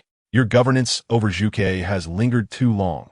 Your mercy has hindered its progress, failing to withstand the aberrant cold and the abyss of silence, Ainea. Fear not, after your demise, we shall restore Zhuge to its former grandeur." Rendered speechless, Baimai's body crumbled like desiccated wood, the cold winds scattering his essence. "According to our agreement, I shall now wield the Zhuge Yao spirit." The patriarch of the Zhou family advanced, cradling the palm-sized avian flame within his bosom. Announcement: Baimai, the 15th tier guardian of the radiant tree of Zhuge City, is deceased. As hope flickered among the masses, a thunderous proclamation reverberated. Yet, this was merely the beginning. Announcement: the original city lord of Zhuge, a 15th tier, has perished. The guardian of the radiant tree is deceased. Zhuge City shall henceforth adopt a parliamentary system, comprised of 9 members, namely Zhou Xiong and Li Zhe. Announcement: the parliamentary leader of Zhuge City is Zhou Xiong. This staggering news crashed upon the consciousness of the people in waves. Zhuge City had undergone a transformation. The sudden demise of Baimai stirred reactions. Our city lord sacrificed himself for Zhuge, and you, ingrates, conspired behind his back. We shall never recognize your authority. You are the traitors of Zhuge, shamelessly driven by greed. Voices of outrage erupted. These were the direct forces of Yin Sihua, a power rivaling the 9 great families. In the wake of the aberrant cold, the confidants of the fallen lords vowed to exact retribution from these families. A headless serpent is not far from its demise, scoffed Zhou Xiong, withdrawing from the second line of defense. Ainea had been severely wounded. Thus, the frozen corpses would soon retreat once they absorbed sufficient life essence. Laughter erupted. What a splendid plan. We can utilize the frozen monsters to cleanse the remnants of Yin Sihua's power. Those peasants have long overstayed their welcome in Zhuge, consuming its precious resources. How absurd to expect the 9 families to serve these lowly folk. Zhou Xiong, now the parliamentary leader, was commended for his remarkable achievements, earning admiration from his peers. Rest assured, I, Zhou Xiong, pledge that the most coveted treasures of Zhuge shall be shared with you all. Laughter filled the air as the assembly expressed their unwavering trust in the promises of their leader. Zhou Xiong, with a chilling glint in his eye, commanded, "Shut down the live broadcast of Zhuge City and cease the energy supply to the second line of defense. I call for a vote of agreement." Amidst their banter, the protective barrier of the second line fell, the energy towers dimmed, and the shield dissipated. "What have you done? Behind us lies the 300 million citizens of Zhuge. Are you not afraid of retribution?" Someone roared in fury. Yet, bereft of core energy support, the second wall could not withstand the onslaught of the aberrant frozen corpses, 13th tier city-destroying dark beings. The frozen Cyclops, the undead 2-headed Chimera, and the frozen aberrant Wraith. What constitutes a city destroyer? Merely one is sufficient to annihilate a city. The finest of humanity's forces barely reached the 12th tier, with each hero-level unit requiring copious resources. After a millennium of accumulation, Zhuge could boast a mere 360 Phoenix Knights, the direct battalion of Yin Sihua, who embodied his final resolve, fighting to the last breath to protect their kin. Yet, their valorous qualities became fodder for the conspirator schemes. Yin Sihua, Baimai, and the 360 Phoenix Knights perished, while the schemers reveled in their triumph over the fallen. "Help! Someone! Save me! I do not wish to die! I do not wish to die!" The cries of millions echoed between the second and third lines of defense, a living hell on earth. Why do you not act? A throng of civilians rushed to the base of the third wall, where the members of the 9 families remained unscathed. They observed the plight of the masses from their lofty perch, expressions filled with delight and amusement, akin to ancient nobles witnessing gladiators clash. Chapter 38. In the Nest. The pot falls from the sky. 300 million souls sacrificed. The 13th tier frozen corpses withdrew, dissolving into a liquid darkness. The tide of aberrant frozen corpses began to recede, and the calamity of Zhuge was nearing its end. "Ha ha, Brother Zhou, quickly unlock the treasury. We are eager to partake. With that secret, we shall achieve immortality and reign eternally. We shall also gain boundless resources and blueprints. How exhilarating! Patience, dear friends." Zhou Xiong's voice resonated with calm authority. From his robe, he produced the Zhuge Yao spirit, capturing the attention of all. This bird-shaped flame symbolized unparalleled power, eternal life, and an unstoppable force. With it, they could secure their place atop humanity for generations to come. "I am now opening the resource space." Zhou Xiong revealed a simple virtual door, its keyhole shaped like the Zhuge Yao spirit. Yes. The patriarchs of the 9 families gasped, their breaths quickening. Yet in an instant, the Zhuge Yao spirit transformed into a wisp of smoke, as if doused with icy water from an alien frigid tide. The leaders of the 9 prominent families were left utterly bewildered, their eyes wide open, yet their minds struggling to accept the reality before them. Where's my Zhuge Yaoling? Such a grand Zhuge Yaoling! How could it have vanished? Zhou Xiong was the first to regain his composure. Before others could cast blame, he spoke. After assassinating Bai Mai and acquiring the Zhuge Yaoling, I have never left your sight. The event has transpired. Let us remain calm. The several clan heads who had nearly lost their sanity also returned to their senses. Indeed, Brother Zhou had not departed from our gaze. Observing Zhou's demeanor, I believe he speaks truthfully. So, does this imply we have fallen victim to those 2 old foxes? How infuriating! The 8 clan leaders expressed their sentiments. You may still harbor doubts, yet the gates to the resource repository are accessible to all. Thus I, Zhou, welcome your scrutiny, Zhou Xiong stated solemnly. Oh, Brother Zhou, your words are misguided. How could we possibly distrust you? We are all in the same boat, and you have no need to harm others for your own gain. Quite right.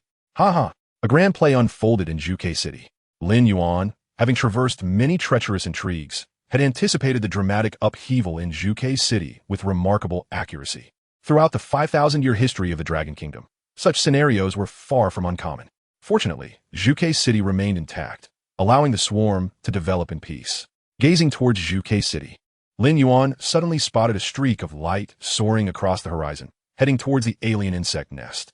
Before he could comprehend the event, it plunged headfirst into the 3rd-tier radiant tree for evolution. 6 question marks popped above Lin Yuan's head. What on earth is this? Radiant tree notification. Acquired the Zhuge Yaoling of 15 tiers, associated with the radiant tree of Zhuge City. Zhuge Yaoling? Lin Yuan opened the virtual screen of the radiant tree. Zhuge Yaoling. The key to unlocking the Zhuge resource space of the 15-tier radiant tree, now bound to the 3rd-tier radiant tree evolution. A hot potato, Lin Yuan lamented. He then pondered question. Why did the Zhuge Yaoling fly to the evolution city and undergo such a forceful binding? Was it a contingency plan of Yan Sihua and Bai Mai, who anticipated the unfolding of events? Or, as the supreme authority of the 15-tier Zhuge city, did they possess means to glean intelligence about the evolution city? Perhaps this Zhuge Yaoling chose to meld with the territory of the greatest potential, regardless of the reason. With Yan Sihua and Bai Mai deceased, Lin Yuan could not seek verification. The Zhuge Yaoling, this burdensome prize, was something Lin Yuan could not escape either. He could only wait for an opportunity to harvest the millennia of accumulated resources within the 15-tier radiant tree of Zhuge City. Yet, this so-called millennia of accumulation held little allure for him. What would he possibly extract from this treasury? Advanced troops, elite materials, high-tier constructions? Aside from the possibly useful high-tier materials, everything else was utterly worthless. Truly, one sits in the nest while the pot falls from the sky. Lin Yuan expressed that he merely wished to develop his alien insect dominion in peace, yet he found himself inexplicably entangled with the schemes of Yan Sihua and Bai Mai. With no recourse to argue, the coveted prize that the 9 clan leaders had schemed for over 30 years was, in Lin Yuan's eyes, utterly trivial. Should they discover his thoughts, they would likely be driven to strangle him alive. Esteemed Lord Lin Yuan, good afternoon. 3rd tier, Evolution City. Having explored the darkness and eliminated surrounding dark threats, congratulations, the light may now illuminate a broader expanse. 3rd tier, Evolution City. Territorial area has increased to 36,000 square kilometers. Amidst the darkness, the diligent worker bees toiled. Huh? Is it dawn? Dawn has arrived? Then let us continue mining, for mining brings me joy, crackle crackle. Under the sun's embrace, the mountainous pile of frozen corpses was strikingly impactful, their numbers challenging the limits of the fungal blanket's capacity for digestion. This battle concluded with a resounding victory for the swarm. Perhaps for the swarm, the notion of victory was non-existent. They merely savagely consumed everything in their path. Unnamed Area SC2, Area Announcement. 3rd tier, Evolution City. Lord Lin Yuan has successfully led his subordinates to slay 143, 654, 369 mutated frozen corpses, resolving the crisis within the darkness and saving the unnamed Area SC2 from peril. 3rd tier, Evolution City. Lord Lin Yuan has achieved a merit of 65,000 as a prodigious lord, acquiring vast resources and gaining the 7th tier commander unit, Barbarian Eagle Knight, along with the 7th tier special building, Barbarian Eagle Nest. 3rd tier, Evolution City. Lord Lin Yuan. The unnamed Area SC2 has exceeded a merit of 1 million. Esteemed third-tier evolution city, Lord Lin Yuan. Your unnamed area SC2 has surpassed 1 million in regional merit. Please name the SC2 region. Name? Let be evolution. Lin Yuan deftly entered the two characters. He had always been indifferent towards the act of naming. Qingting City. Congratulations to my father for ascending to the position of council chairman. Zhou Qing bowed respectfully. Zhou Xiong nodded. You have performed admirably this time, gaining significant prestige in that area. The family has set a target for you. Over the next 10 years, you must achieve sufficient regional prestige to obtain the authority to name SC2, thereby solidifying your leadership position. The Zhou family is currently on shaky ground. If you take control of the SC2 region, it will greatly benefit us.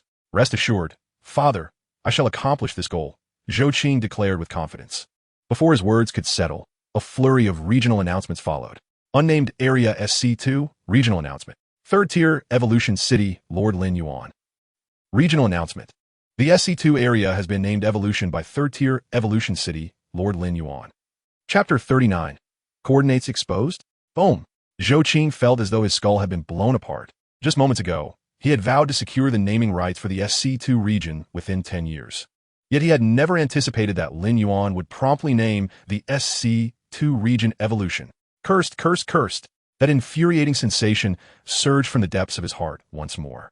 It was a decade's worth of suppressed resentment, a festering mass accumulated deep within his soul, now overwhelming him with its pungent aroma, leaving Zhou Qing's expression akin to the trails left by maggots and decaying mud. Impossible. A contribution of 1.6 million to the region.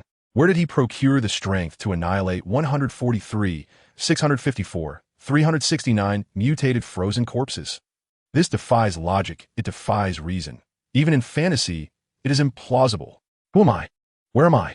What did I have for breakfast today? Zhou Qing's thoughts spiraled into chaos, his complexion shifting from pale to red, then to black, and back to white. A whirlwind of expressions. What is happening? Zhou Xiong furrowed his brows. Have I not taught you to maintain composure, even when facing calamity? As my eldest son, how can you display such unseemly behavior? Were it any other time, Zhou Qing would have readily admitted his fault. Yet under the tumultuous shock, he fell silent, appearing as though he had been rendered senseless. Noticing something amiss, Zhou Xiong's frown deepened, the furrow between his brows lending him an air of heightened authority. What exactly transpired? The patriarch of the Zhou family raised his voice. With a jolt, Zhou Qing finally regained his senses. He struggled to swallow, forwarding the recent area information to his father. How can this be possible? Zhou Xiong sprang to his feet, the force of his movement overturning the table, the exquisite tea set shattering across the floor. In the next moment, Zhou Xiong righted the table as if nothing had happened, nonchalantly remarking, Lin Yuan, that prodigious genius, the miracle worker who maintained the F-tier territory? It appears he harbors substantial secrets indeed. Previously, I lacked the time to attend to him, but now I can spare my hands to unearth all his secrets. The other 8 families are sure to take action. We are pressed for time, and our methods may need to be rather vigorous. Subsequently, Zhou Xiong noticed the expression of doubt etched upon his son's face. Are you pondering why I previously advised you to befriend someone like Lin Yuan? Yet now we must resort to intense measures against him? Allow me to impart another truth. In this world, there exists no immutable truth. Each issue must be approached in light of the prevailing circumstances and context. Reflect on this as you ponder. Zhou Xiong seamlessly shifted the conversation, inquiring, the coordinates of Lin Yuan are concealed. How shall we ascertain his location? Share your thoughts. Zhou Qing finally emerged from his state of confusion, confidently replying. During the allocation of territories by the Tree of Light, lords are evenly distributed across a vast region. I have already acquired the coordinates of most lords in the SC2 area. Lin Yuan's ability to slay millions of aberrant frozen corpses indicates the tremendous assault his territory has endured. From this, we can deduce that no other territories exist in his vicinity. Otherwise, I would have received the relevant intelligence. By synthesizing all this information, we can approximate the location of Lin Yuan's domain. Zhou Xiong nodded approvingly. Excellent. We must eradicate Lin Yuan to obliterate the prestige he has garnered by naming SC2 after himself. Our Zhou family must regain control of a substantial region. As you command, Father, Zhou Qing responded in a notably calm tone. After the communication was severed, he opened the regional lord registry with a sense of fragmented tranquility. Yin Yi and Xiao Qiao, these 2 doomed individuals, were initially intended to be mere appetizers for his torment of Lin Yuan. Yet their names remained illuminated.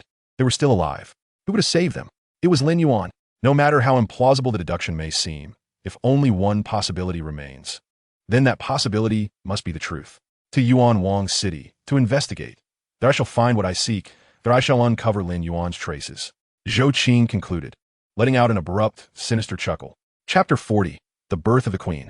Darkness, frigid and unyielding. The world has turned desolate and cold. No, this is not mere darkness. The gloom beyond the territory is merely dense fog, while the current darkness feels like a choking grip, akin to being bound within a prison cell. And that chill. This chill, so eerily familiar. It reminds her of a night in an alley during a torrential downpour, where her frail back pressed against the smooth wall. And she too felt that bone-chilling cold. Why do these brutish men encircle her, their mocking and playful gazes causing her to tremble uncontrollably? Where am I? Yin Yi sought to comprehend her predicament. There was no answer, no response. In the next instant, she suddenly recalled the last image she had seen. What manner of creature awakens from such a nightmare? The precise form of the nightmare had become hazy, yet that broken fawn grew increasingly vivid within her memory. Strangely, Yin Yi felt no trace of fear. This sensation, in itself, was more terrifying than fear. An inexplicable feeling of weightlessness engulfed her mind. Am I dead? Is my soul returning to the Tree of Light? Yin Yi pondered, yet she quickly dismissed the thought. Despite her lack of faith in the Mother of the Tree of Light, the doctrine states that those who die incomplete do not enter the paradise of the Tree of Light, but rather descend into the abyss of darkness. Calm. I must remain calm. Strong. I must be strong. With sheer willpower, she seemed to recollect something anew. Yes, fragments of memories, echoes of voices returned to her. The image of the aberrant frozen hyena lunging at her, the sound of that dreadful beast crunching her bones and swallowing her flesh. Yin Yi felt the agony of that moment. She had been betrayed, abandoned, and had implicated her closest friend, becoming a sacrificial pawn for someone else's emotional solace. The world, dark and frigid, numbness spread within her. Surely, she must have been on the brink of death then. Yin Yi thought to herself. Soon after, she sensed her pain dissipating. She felt a rhythmic jostling. Amidst the blurred and chaotic sensations, she recognized a pattern. She was atop some swiftly moving object, being transported. Yin Yi reached a conclusion. She felt the rugged surface of that object beneath her. It was unclear how much time passed before she suddenly awoke. Though her senses had dulled to an extreme, her consciousness had undeniably revived. Yin Yi could feel vibrations, the sensation of her flesh writhing, blending. Something was invading her, permeating every inch of her skin, every nerve, every cell. No, no, no. Her instinctual humanity resisted. Yin Yi blindly flailed her arms, attempting to excavate that thing from her body. Yet her limbs felt so sluggish. Wait, limbs? Do I still possess my limbs? Hadn't the aberrant hyenas devoured them all? Suddenly, Yin Yi's consciousness plummeted into a peculiar space. This space was vast, boundless. She sensed countless kin delicately brushing against her awareness. Absolute submission, a symphony of resonance. Kin? The term flickered through Yin Yi's mind. They were certainly not human kin. No human could perceive another's thoughts. This was the reason she would be cast aside, betrayed. So then, what exactly were these kin? Yin Yi once more felt that unreserved, fervent resonance. She recalled her desperate scream just before death. Did anyone hear that cry? At the very least, her sole confidant had heard it. Yin Yi contemplated. Her memories surged uncontrollably, revealing the visage of Zhao Qiao. Zhao Qiao, a spirited girl with a high and perky ponytail and eyes akin to those of Sprite. She radiated vitality, drawing others irresistibly toward her. Yin Yi vividly recalled their first encounter. Hi, let's walk home together after school. Zhao Qiao greeted her with a smile. Yin Yi thought then how courageous Zhao Qiao was to invite a stranger like herself. If it had been her, she would have refrained from such an act out of fear of rejection. The bubbles of memory dispersed, akin to bioluminescent jellyfish surfacing from the depths, radiating warmth and familiarity. At least, it was warm here. Yin Yi mused, simultaneously opening her heart. Her thoughts melded completely with the swarm, enveloped in an unobstructed grandeur. Yet her body was hindered by some elastic substance. It was too confined. I need to break free. Suddenly, Yin Yi felt an overwhelming surge of strength. She stretched out her hand with all her might, and that elastic barrier yielded like tofu. Long-awaited light cascaded upon her. Yin Yi squinted against the brightness. You've emerged, came the familiar voice. It was her best friend's voice, just as it had been during their first meeting. Yin Yi abruptly opened her eyes, only to be stunned. Before her stood the familiar girl. Was it truly her, or should she refer to her as some sort of monster. She bore a resemblance to Zhao Xiao. Yet, once characterized by exuberant twin ponytails, her hair now resembled tendrils, reminiscent of skeletal joints. Her skin glimmered, yet its hue had transformed entirely into a deep gray, exuding a hard, carapace-like texture. The familiar visage bore dark, flickering patterns upon her cheeks, like shadows breathing. Yin Yi instinctively perceived that the figure before her was not her dear friend, but a grotesque entity reshaped beyond recognition. However, a connection deeper than the soul itself assured her that the being before her was indeed the person she cherished most. Rise, came the voice of the boy she had longed for day and night. Were it not for the bizarre circumstances, Yin Yi would have thought herself in paradise. She turned her head and beheld Lin Yuan, clad in a white lab coat, his expression weary as he leaned against the fleshy wall. Several tubes embedded deep within his body. Yin Yi stumbled to her feet, her gaze ascending. She discovered she had grown taller. Previously, she had barely reached Lin Yuan's shoulders. Yet now she was nearly eye to eye with him. I would do anything for Lin Yuan, fulfill all his desires. He is my master, a presence both irresistible and inescapable. Yin Yi embraced her own will with calm acceptance. After all, it was her own volition. Who would reject oneself? I can no longer bear this. I shall take a moment to rest. You two should converse and adapt to your new lives promptly. As his voice faded, Lin Yuan turned to depart. You are still quite dazed and bewildered, aren't you? As Yin Yi observed the approaching woman, she could sense the powerful strength contained within her exquisite curves. Xiao, she thought, yearning to approach, only to find herself losing balance and tumbling to the ground. Ha, you are quite amusing. Have you never worn high heels before? Xiao laughed. Yet for reasons unknown, Yin Yi felt a chilling coldness within that laughter. Indeed, I have never worn them, Yin Yi replied, only to pause in astonishment. For her voice echoed Xiao as perfectly. Turning her gaze downward along the graceful curve of her waist and hips, she beheld a pair of perfectly proportioned long legs. However, all the skin bore the same deep gray hue, resembling a form of supple exoskeleton. Suddenly, a colossal and grotesque creature emerged from the shadows, cautiously approaching her. Its broken fangs mirrored those from her memories. She sensed its emotional fluctuations.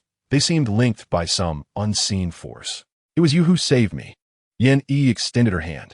She saw her own arm, similarly enveloped in a soft carapace, with fearsome spikes protruding at the elbow. Yet, an unexpected tranquility washed over her, as if she were destined to appear this way. The enormous jumping creature lowered itself, slowly inching closer to Yin Yi, resting its head upon her palm. The sensation was rigid and cold. You are a special jumping creature. I shall name you Broken Fong, Yin Yi declared. The creature, Broken Fong, appeared pleased. It seems you have swiftly adapted to the will of the master, Xiao remarked. Thus, this is the city of evolution, ruled by the master? Indeed, this is the city of evolution, and we are the queen of the alien insects. In that instant, Yin Yi grasped her innate destiny. She felt the resonance of the swarm. Yes, she was the queen of the alien insects, destined to sacrifice everything for her kind, to lead them in consuming all. Xiao, our beacon tree will reveal our existence, drawing Zhou Qing's attention. Yin Yi contemplated. Fear not, the wave of alienation has passed for 20 days. Zhou Qing has likely already discovered it. Disconnect your beacon tree and allow it to enter automatic disintegration. You are right. Yin Yi promptly executed the operation. Xiao, do you harbor hatred for Zhou Qing? Hatred? Within the will of the master, I have lost the meaning of that emotion. You feel the same, don't you, Yi? We possess a mission far more noble. Indeed, Xiao, though I cannot feel hatred, I am grateful that we remain together. So am I. Chapter 41 Lin Yuan. I apologize, it is my lack of skill. Yin Yi opened the virtual screen of the beacon tree and discovered grim news. 3 days prior, someone had visited Yuan Wang City. During the wave of alienation, when the jumping creatures came to rescue them, they inevitably left traces along the way. Zhou Qing could easily follow the clues to locate the city of evolution. Yin Yi sensed the gravity of the situation, her expression heavy with guilt. If they had not come to save them, the swarm would not have been exposed so soon. Fear not. Xiao waved her hand dismissively. Lin Yuan will not concern himself with such trivial matters. How can you address the master so casually? Yin Yi glared at her friend, a dangerous light flickering in her eyes. I asked the master, "Oh, how should I recite your name?" Lin Yuan replied, "Speak plainly. Call me whatever you wish. Though it sounds more pleasant to hear my name." You are now the queens of the alien insects. It is time to shed the mundane habits of humanity. Zhao Xiaoqiao mimicked Lin Yuan's tone with great flair, then giggled. Remember this saying? It ought to be included in the Master quotations. In truth, I too believe that calling him Lin Yuan is preferable. We share a deeper bond now, and only those who lack spiritual resonance would concern themselves with such superficialities. Indeed, Zhao Xiaoqiao nodded, the neural nodes in her high ponytail swaying in agreement. In truth, the city of evolution has already drawn the attention of those individuals. And do you know what Lin Yuan has accomplished? He has slain over 100 million alien frozen corpses, earning 65,000 merit points and 1.6 million regional contribution points, directly renaming the SC2 region to evolution. Yin Yi gasped in astonishment, her nerve bundles standing on end. Even after becoming the queen of the insects, can you still be shocked? She was unsure, only feeling a surge of anxiety and turmoil within. Perceiving Yin Yi's emotional upheaval, Broken Fong leapt to its feet, its vigilant gaze scanning the surroundings. However, it seemed to detect no danger, casting a puzzled glance at Yin Yi before resuming its prone position. My apologies, Broken Fong, I was too careless. Yin Yi gently patted its rugged head. Thus, the remarkable achievements of our Lin Yuan will undoubtedly attract the attention of the 9 great families. They will surely seek us out, Zhao Xiaoqiao affirmed. The 9 great families? What the city lord? Yin Yi inquired. Zhuke City has undergone a transformation. You can find the details in those posts. Very well. Yin Yi skimmed through the information. And upon reading that the 9 great families had sacrificed 300 million lives from the second defense zone, her heart skipped a beat. Our families are all gone. Yin Yi's expression was sorrowful, yet the dark patterns on her cheeks rendered her emotions deceptively calm. Yes, they have all been betrayed, just like us. Zhao Xiaoqiao replied solemnly. Why can humanity not unite in the face of darkness, instead resorting to schemes for power? Yin Yi mused, half questioning, half soliloquizing. Zhao Xiaoqiao responded. The city lord sacrificed his life, dealing a heavy blow to the dead silence of the abyss of Anya, allowing the wave of alienation to recede. The greatest threat to Zhuke City has been eliminated. For the 9 great families, this is a perfect opportunity. They have no reason not to seize power. You only analyze the surface. You failed to grasp the essence. Lin Yuan entered, having rested. What then is the essence? Yin Yi asked. It is human nature, Lin Yuan replied. By the river, a frog and a scorpion meet. The scorpion implores the frog, carry me across the river. I will not harm you. For if I do, I too shall drown. The frog agreed to carry the scorpion across the river on its back. As they reached the midpoint, the frog suddenly felt a sharp sting. It turned to see the scorpion had plunged its tail into its flesh. Why? The frog questioned, bewildered. Sorry. But it is simply my nature, replied the scorpion, sinking into the water. As the 2 girls fell into contemplation, Lin Yuan recalled the capital from his past life. The wealth amassed was undeniably vast, enough to last for generations. So why still resort to crude means to deceive the masses and exploit labor? Because that is the essence of capital. Having inadvertently digressed, Lin Yuan wondered what they would do if Zhou Qing discovered the coordinates of the evolution city. Yin Yi cast a sidelong glance at Lin Yuan, only to find him staring intently at her. A blush crept up her cheeks, unable to be concealed even by the ethereal energy patterns. She lowered her gaze, pondering why he regarded her so. Did her resemblance to a queen appeal to him more? How perverse. I have only a brief experience studying swarm genetics, and the genetic materials are insufficient. I modified you based on the Blade Queen's template. Although I had Zhao Xiaoqiao to practice on, there remains a significant gap between you and the Blade Queen. Trust me, I will perfect your transformation in the future. Lin Yuan spoke earnestly, confidence radiating from him, exuding the charm of a scholar. Zhao Xiaoqiao thought. What does practice mean? Yin Yi murmured. Is it possible for the queen to become enraged and reverse the dominance? Taking a deep breath, Yin Yi forced herself to regain her composure and said, Lin Yuan, I just mentioned that if Zhou Qing discovers our coordinates, let him find out. If he does, we cannot stop it. If he does not wish to be a mere pawn providing us with crystal mines and high-energy gas, then he should be uprooted. Lin Yuan dismissed nonchalantly. A trivial Zhou Qing, incapable of even managing a grasshopper, was of no concern to him. Ridiculous. To contend with the swarm in this dark world, the swarm possessed a myriad of methods to annihilate them. The swarm needed to expand. You 2 shall each establish a clan, one to the west towards the jungle, and the other to the north towards the plains, Lin Yuan commanded. Your will is our everything, both queens echoed in unison.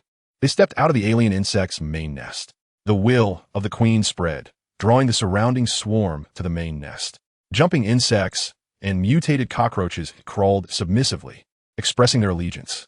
The resonance of thoughts stirred memories within the two queens. The feeling of never being betrayed was truly delightful. Thus, the alien insect clans named Farsight and Ingenious Change were born in that moment. Chapter 42. The discarded rubbish ignites the auction. The positioning of these spore crawlers is quite poor. Clearly, this arrangement could not create a crossfire network, and the coverage area for attacks posed a significant issue. An expert in defensive architecture, Yin Yi immediately recognized the crude positioning of the spore crawlers. The jagged arrangement of structures was a blatant affront to her patience. Who on earth is this? Clearly superior in defensive architecture, yet. Yin Yi muttered softly, pulling up the drawing panel to input various data. A tedious task requiring meticulousness and extensive calculations. During the preparatory period for the City Lord, Lin Yuan consistently achieved undeniable perfect scores across all subjects, defensive architecture included. So why were the positions of these spore crawlers so unorthodox? The only explanation Yin Yi could conjure was that Lin Yuan, in truth, was rather lazy. A giggle escaped her lips. During their studies, Lin Yuan was a flawless prodigy, while in the main nest, he was the supreme ruler of the swarm. From a distance, Yin Yi gazed up at him, perceiving him as a perfect existence. Yet, does such perfection truly exist in the world? Like a radiant deity amidst the clouds. That sense of perfection felt overwhelmingly unreal. Now, having discovered a small flaw in Lin Yuan, she felt a flicker of joy, as if he had become more relatable, as though she had drawn closer to him. This woman, why does she sometimes appear so foolish? Zhao Xiaoqiao shook her head while watching her silly friend. But what is up with Lin Yuan? His management of the swarm is utterly abysmal. To put it bluntly, it resembles a barbarian attempting to operate an aircraft carrier with a carpenter's tools. Is this truly that unparalleled academic prodigy? I seriously doubt it. Feeling inexplicably vexed for having lost to him in the field of troop management, Zhao Xiaoqiao held her forehead, beginning to plan the swarm's actions. Fortunately, the adorable insects were diligent and compliant, never uttering a word of dissent, allowing Zhao Xiaoqiao to work smoothly. Observing the two girls deep in thought, Lin Yuan couldn't help but smile. With two working queens, he could finally focus more on his research, no longer needing to be involved in everything. Lin Yuan felt a wave of contentment, sensing a promising future ahead. Money doozy. Lin Yuan, oh great Lin Yuan, are your 7th tier commander level Wild Eagle Knights and the 7th tier special building, Wild Eagle Nest, for sale? I represent my family and sincerely wish to purchase them as a package. You may set the price. 7th tier troops encompass various types, but those classified as commander level stand as the unequivocal strongest among them. Lin Ai, someone wake this fool up. Sun Ming, I have reason to suspect this guy is just here to swindle drinks. Yuan Sanfong, if it were an ordinary 7th tier troop, that would be one thing, but this is a commander level Wild Eagle Knight. What do you think the term Wild Eagle represents? This is a flying troop, my friend. And with the accompanying 7th tier special building, Wild Eagle Nest, my heavens, this means the Wild Eagle Knights can be mass-produced. All present are excellent lords who have survived the Cold Wave crisis. Do I need to elaborate on what a mass-produced 7th tier commander level flying troop signifies? Yuan, ha ha ha. Money doozy. Even if Lin Yuan has a concussion, he wouldn't sell those two items. Jin Xingming, exactly. Just because your name is Money doozy. Do you really think you have that much money? Even if Lin Yuan were to package and sell those two items, could you afford them? Ding. SC2 Evolution Zone Trading Channel. Special notice. High-value items listed for auction. The 3rd tier City Lord Lin Yuan has packaged and listed the 7th tier commander level Wild Eagle Knights and the 7th tier special building Wild Eagle Nest. This auction will commence with a starting price of 30 million units of high-energy gas. Auction countdown. 23 hours, 59 minutes, and 59 seconds. Eyes widening and hearts racing. The faces of 80,000 lords flushed red, akin to crabs boiling in water, excitement rendering them fervently crimson.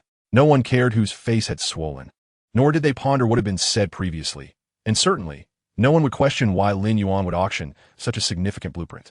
All the lords had but one thought in their minds. They must acquire this item. In Zhuke City, communications from the prominent families erupted in chaos. Qian family, do you know what I'm doing right now? If there are no pressing matters, you must take responsibility for this. What? 7th tier? Wait, everyone. I'm in urgent need. Excuse me. Zhu family, what is the rush? This is quite unbecoming. Are you certain you're not joking? This is a serious matter. Someone, convene an emergency meeting. I don't care what they are doing. They must crawl over here. Leave family. I understand. In that case, the family will utilize resources to support you, but do not act too ostentatiously. He requires high-energy gas. Thus, we shall gather ample high-energy gas, for it is only a matter of time before it proves to be a boon in our hour of need.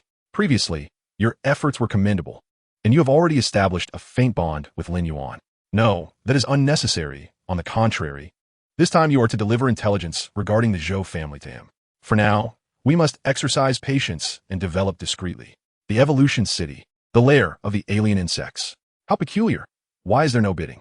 Zhao Xiaoqiao inquired. Her curiosity piqued as she observed the auction. Do not rush. Let the bullets fly for a while. Yin Yi replied with a smile, a mysterious gentleness rippling across her round, egg-shaped face. 3 hours later, the bidding exploded. 40 million units of high-energy gas, 45 million units of high-energy gas, 70 million units of high-energy gas, a staggering 150 million units of high-energy gas. Such a breath-stealing price emerged. However, the bidding paused only for a few minutes before a new round of competition commenced. 155 million units of high-energy gas, 160 million units of high-energy gas, 175 million units of high-energy gas. TSK, merely a worthless troop type, yet they treat it as a treasure. Zhao Xiaoqiao shook her twin-tailed hair, finding amusement in the sight of a crowd desperately vying for refuse. Enough of this. The queen has been established. Do even the 7th-tier commander-level flying troops no longer pique your interest? In the past, you would have gazed at the screen, drooling, perhaps even wanting to embrace it. Cooing sweetly, come here, my precious. Yin Yi teased. How infuriating. Do not expose me. Zhao Xiaoqiao huffed, then shifted the topic. The 7th-tier commander-level flying troops could indeed be considered a backbone force in Zhuke City and in the newly developed SC-2 evolution area. The significance of this troop type is immense. Whoever acquires the Barbarian Eagle Knights will experience a crushing developmental advantage, monopolizing the resources of the entire region. Their willingness to bid despite the risk of financial ruin is entirely understandable. Yet the sensation of spectating is truly delightful, Zhao Xiaoqiao whimpered, resembling a reclusive gamer sipping cola while enjoying the air conditioning. Ding! A message for Lin Yuan. Under the dominion of the Queen's consciousness, betrayal is impossible. If Lin Yuan so desires, he could even delve into Yin Yi's thoughts and memories. Thus, Lin Yuan naturally granted permissions to the light tree to the 2 working queens. Yin Yi opened the message box. Lin Nai, Lord Lin Yuan, Zhou Qing may have discovered the location of the Evolution City. The Zhou family intends to harm you. Please exercise caution. Chapter 43, Auction stalled, jumping insects exposed. Zhou Qing intends to harm us. Yin Yi found this amusing. Xiao. Zhou Qing has never revealed the location of Qing Tong City, has he? Such prominent families never divulge their coordinates easily, especially under the governance of the 9 great families of Zhuke City. Do you wish to crush this monkey? Although the sentiment of hatred has long since dissipated within her, Zhou Qing's foolish antics truly provoke a desire for swift resolution. Zhao Xiaoqiao twirled her hair. The SC-2 evolution area, being vast, presents considerable difficulty in pinpointing the location of Qing Tong City. However, we need not search ourselves. He will inevitably lead himself to ruin. Yin Yi's gaze turned cold. Now that would be entertaining. Zhao Xiaoqiao couldn't help but clap her hands. 180 million units of high-energy gas. 182 million units of high-energy gas. 183 million units of high-energy gas. The bidding continued fiercely. However, the increments had evidently slowed, leaving only a handful of bidders. They were testing each other, seeking to ascertain the limits of one another's endurance. Originally, Zhuke City supplied resources to the SC-2 evolution area at a conversion ratio of 350:1.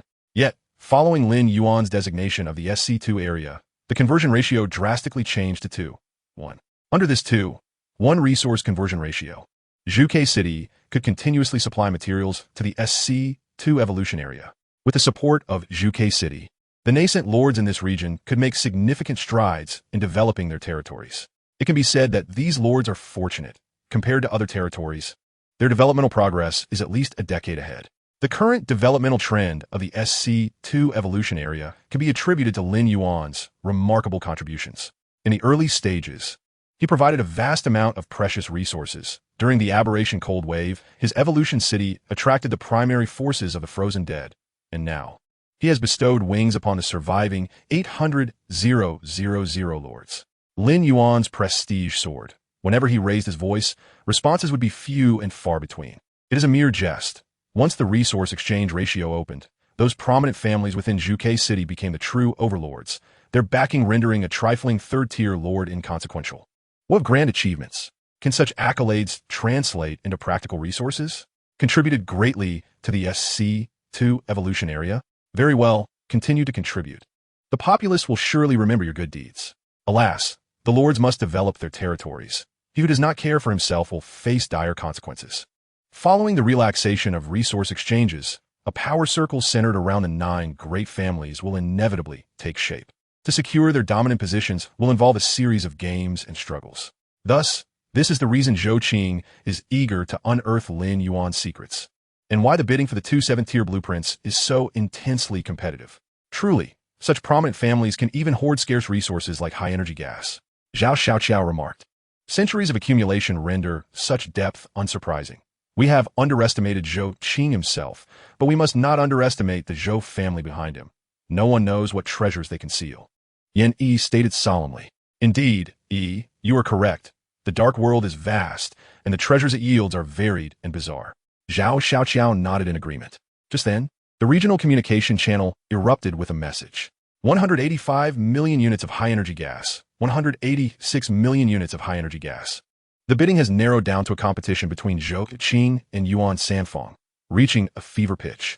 After Yuan Sanfang bid 186 million units of high-energy gas, Zhou Qing hesitated to raise his bid. Qian Duo Zai. Old Yuan is about to win. Congratulations to Old Yuan. Lin Yuan. The Yuan family's financial prowess is formidable.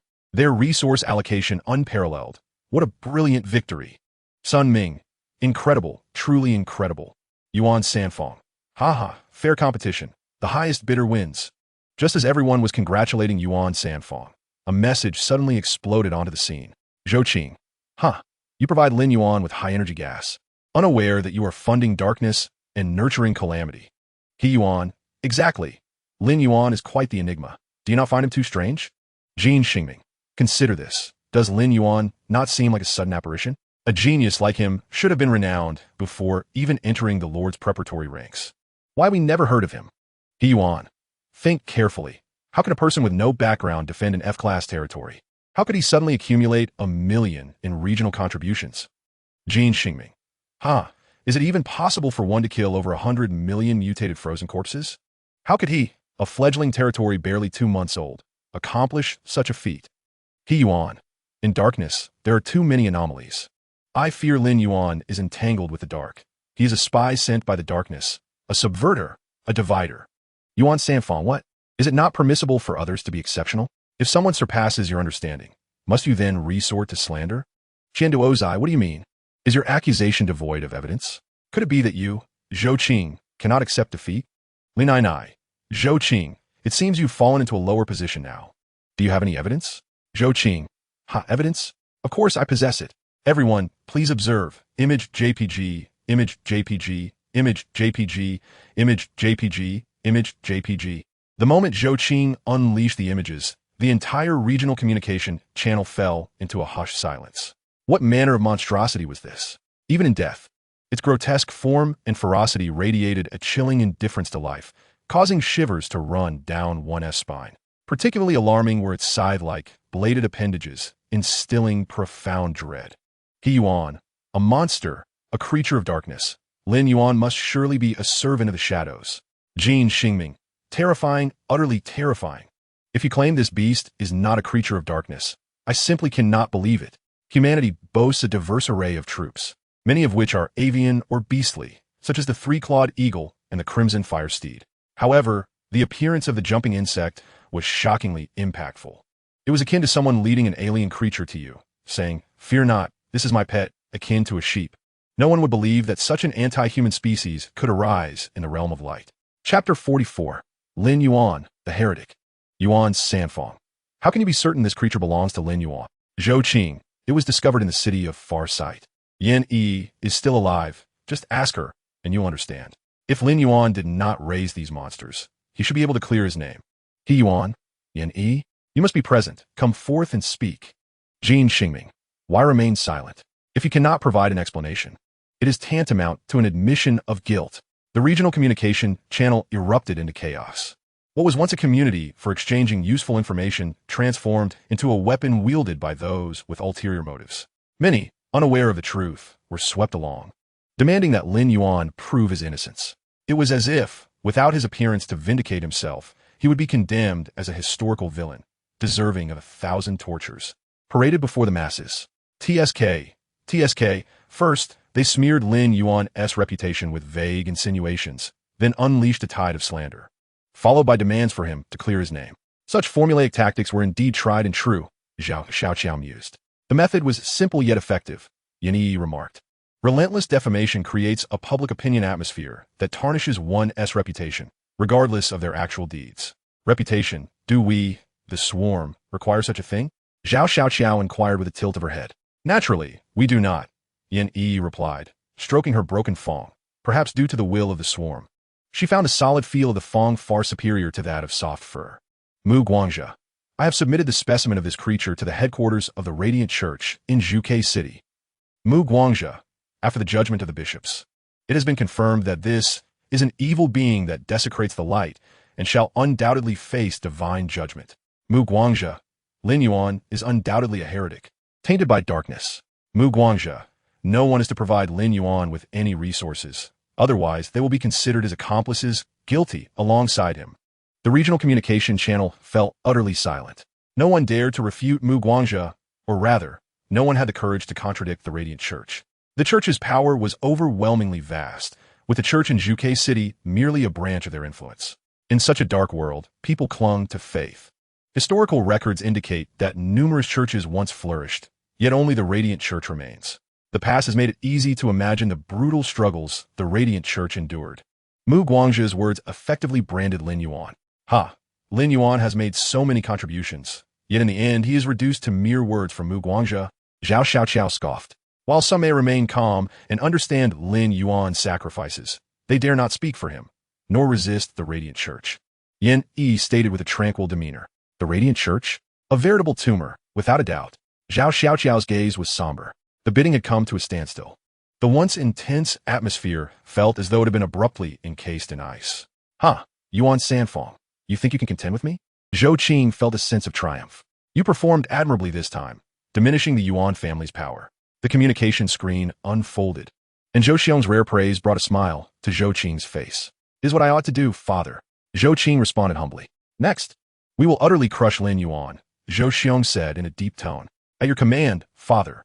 Communication was severed, and Zhou Qing closed the balcony door. Beneath his feet, Qingting City was rapidly developing. Tens of thousands of high-rise buildings were under construction. Once these edifices are completed, I will spare no effort in amassing forces. And then, under the pretext of purging heretics, I shall embark on a campaign towards Evolution City. Before an army primarily composed of 6-tier troops, Lin Yuan, what will you use to resist? Do you think that slaying countless frozen corpses in the shallow darkness makes you formidable? Lin Yuan, your vision is far too narrow. Soon, Lin Yuan, your doom approaches. Ha. Zhou Qing laughed maniacally. Zhou Jia 1, Zhou Jia 2, your territories are not far from that area. Take this opportunity to scout ahead. At your command, young master.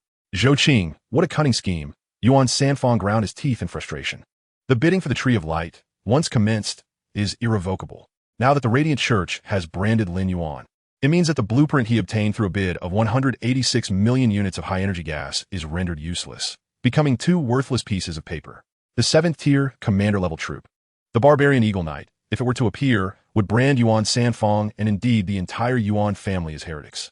That would be a catastrophic fate. Damn it. Consumed by rage, Yuan Sanfong howled like a wolf. Zhou Qing, I will not let you have it easy. In the Radiant Church, Zhou Qing tightly guarded the coordinates of his territory, yet that did not imply I had no means. Yuan Sanfong connected to the family communication. The plan to drive the tiger and swallow the wolf is feasible. A steady voice resonated through the communication. After much deliberation, Yuan Sanfong shared his coordinates and those of his subordinates with Lin Yuan. Ding ding ding. Messages chimed incessantly. Yin Yi opened them, scrutinizing carefully. Among the 9 great families, the Li family, Yuan family, and Qian family expressed friendly intentions, offering clues regarding Zhou-Qing's territory. Given my understanding of these great families, their kindness is surely motivated by self-interest, Zhao Xiaoqiao remarked, fully aware of their nature. It is nothing more than leveraging power against power, driving the tiger to swallow the wolf. They wish to observe the conflict while allowing Evolution City to reveal its true nature.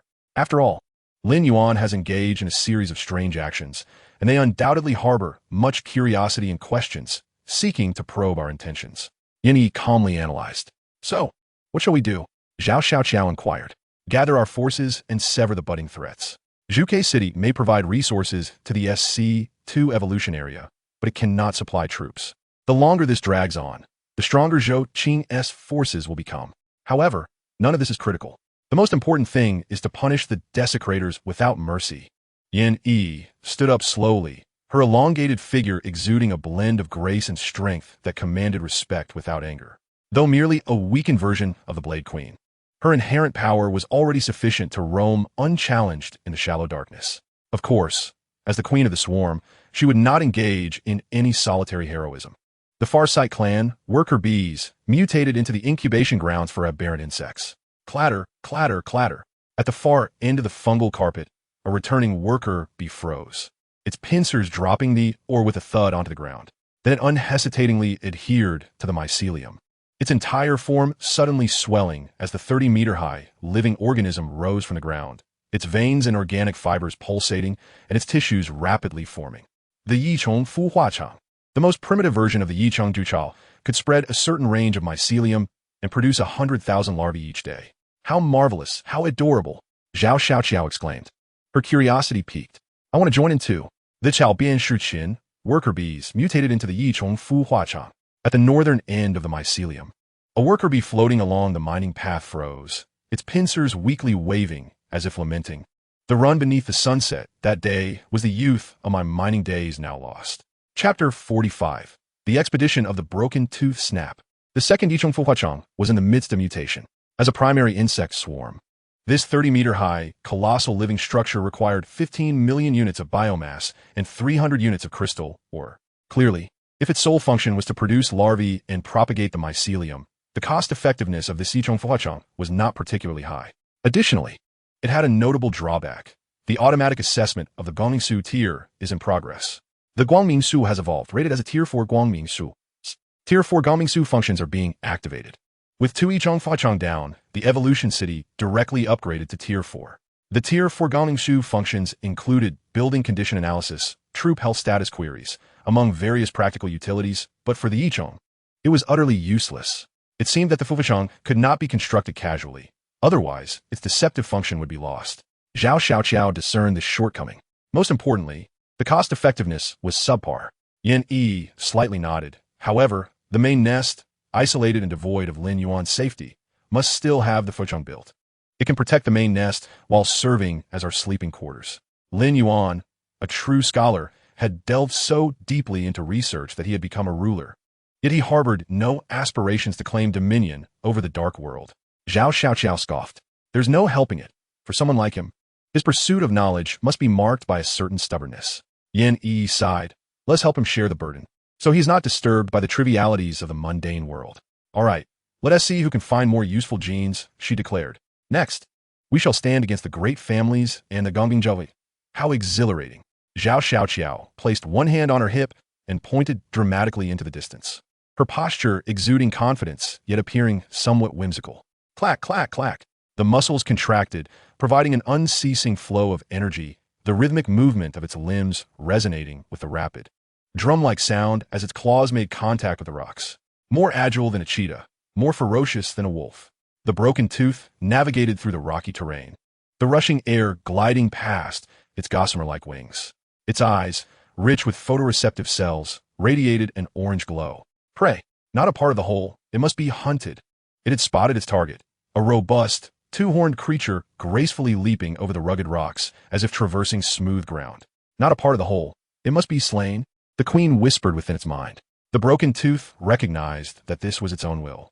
Hiss! With a sharp cry, the broken tooth surged forward, leaping high and slicing through the air like a blade, pouncing upon the creature.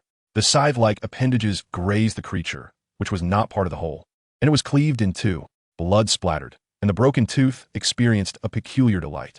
It realized it was part of a greater whole, the swarm. Well done, broken tooth. The creature was known as the shattered horn mountain goat. The queen's whisper resonated deep within the consciousness of the broken tooth. Shattered horn mountain goat. The broken tooth did not comprehend what the term meant. Suddenly, it abruptly leaped aside. Boom! The rocks shattered as a massive predator emerged from the shadows. Twice the size of the broken tooth, its head adorned with an armored carapace. It became evident that it was not the only one in pursuit of prey. The broken tooth understood there were other hunters after the same quarry. It lunged forward. Prey must be hunted. All places must become part of the whole. Two fierce creatures clashed. Hisses and roars intertwined, wounds accumulating upon their bodies. The broken tooth charged forward, aiming to sink its fangs into the prey's neck. However, in the next moment, it was struck hard in the abdomen, the tremendous force slamming it against the unyielding rock. The broken tooth struggled to rise, akin to a gladiator preparing for a second round. What should have been an intense, one-on-one battle turned chaotic as more similar prey burst forth from the darkness. The broken tooth recognized the new quarry, the cracked hoof-armored stone pig. The queen's voice echoed again within its mind. The broken tooth learned the name of its new target. Hiss. The short hisses echoed like cicadas in summer, omnipresent. Behind the broken tooth, the jumping insects surged forth from the dense forest like a dam breaking. The true hunt had begun. Soon, the area fell silent once more. The broken tooth heard the new whisper, leading the swarm towards the northwest. After running for 20 minutes, the broken tooth spotted thousands of humanoid creatures cautiously advancing through the darkness. New prey. It lunged forward, yet its swift, agile body halted. Quietly follow them, the queen whispered. Found them. At the apex of the Yichong Fuwachong, Yin Yi abruptly opened her eyes, the ethereal light swirling within her pupils. The Zhou family's unique Tier 5 unit. The Azure Feather Windwalker Scout. They were not jumping insects and could not resupply on the spot, so they would inevitably return. A cruel smile curved Yin Yi's lips. The broken tooth stealthily trailed behind, cloaked in darkness, as the so-called unique scouts remained oblivious to the hidden jumping insects. Even their proud speed seemed akin to that of a snail in the eyes of the jumping insects. The Azure Feather Windwalker Scouts, completely unaware, were now marked by the broken tooth. 3 days later, the Azure Feather Windwalker Scouts returned, leading death back to their Gongdi. Then, like a tide, the jumping insects surged in. The city fell. Ah, monsters, monsters! Help, help! People screamed as they scattered, crying out for assistance, driven to hysteria by the nightmarish appearance of the creatures. They fantasized about escaping their grim fate. Their fantasies, indeed, came to fruition. The buffalo-sized monsters, seemingly oblivious to these ordinary people, charged past them, lunging at the soldiers within the territory. The soldiers desperately waved their weapons, only to be overwhelmed by the tide of jumping insects. Before the onslaught of the jumping insects, the defenses of the Tier 4 Gongdi were utterly ineffective. Soon, all these units returned to the embrace of the Bomingsu. Come on, you damn monsters, come on. Lin Yuan, you are indeed the lapdog of darkness. You heretic who raises a slaughter knife against your own kind. Zhou Jiaer bellowed, wildly swinging his weapon. Yet, he found himself encircled by layers of jumping insects, who did not immediately attack. Before long, Zhou Jiaer was utterly exhausted. At that moment, the jumping insects parted, and the broken tooth strode forward, slowly approaching Zhou Jiaer, its foul breath wafting towards his face. Gripped by the hand of death, Zhou Jiaer instantly crumbled. Ooh, brother Lin Yuan, Lord Lin Yuan, I don't want to die. Zhou Jiaer collapsed onto the ground, but then felt something was amiss and quickly changed his posture, kneeling and bowing before the broken tooth. Screech. In the queen's whisper, the broken tooth extended its claws. The harsh metallic scraping sound causing Zhou Jiaer's body to tremble uncontrollably. Lin Baba, Grandpa Lin, grant me a reprieve. I am willing to do anything. It was all Zhou Qing's doing, all Zhou Qing's instigation. The piercing sound of scraping ceased, and Duanya propped up the metal door panel with its head, upon which a serpentine inscription was etched. This creature possessed intelligence. In the midst of shock akin to being struck by lightning, Zhou Jiaer recognized the 10 characters inscribed on the metal panel. It boldly proclaimed, "Reveal Zhou Qing's coordinates, and you shall be spared." Chapter 46. The time to breach Qing Tung City is 3 minutes. Zhou Qing's coordinates?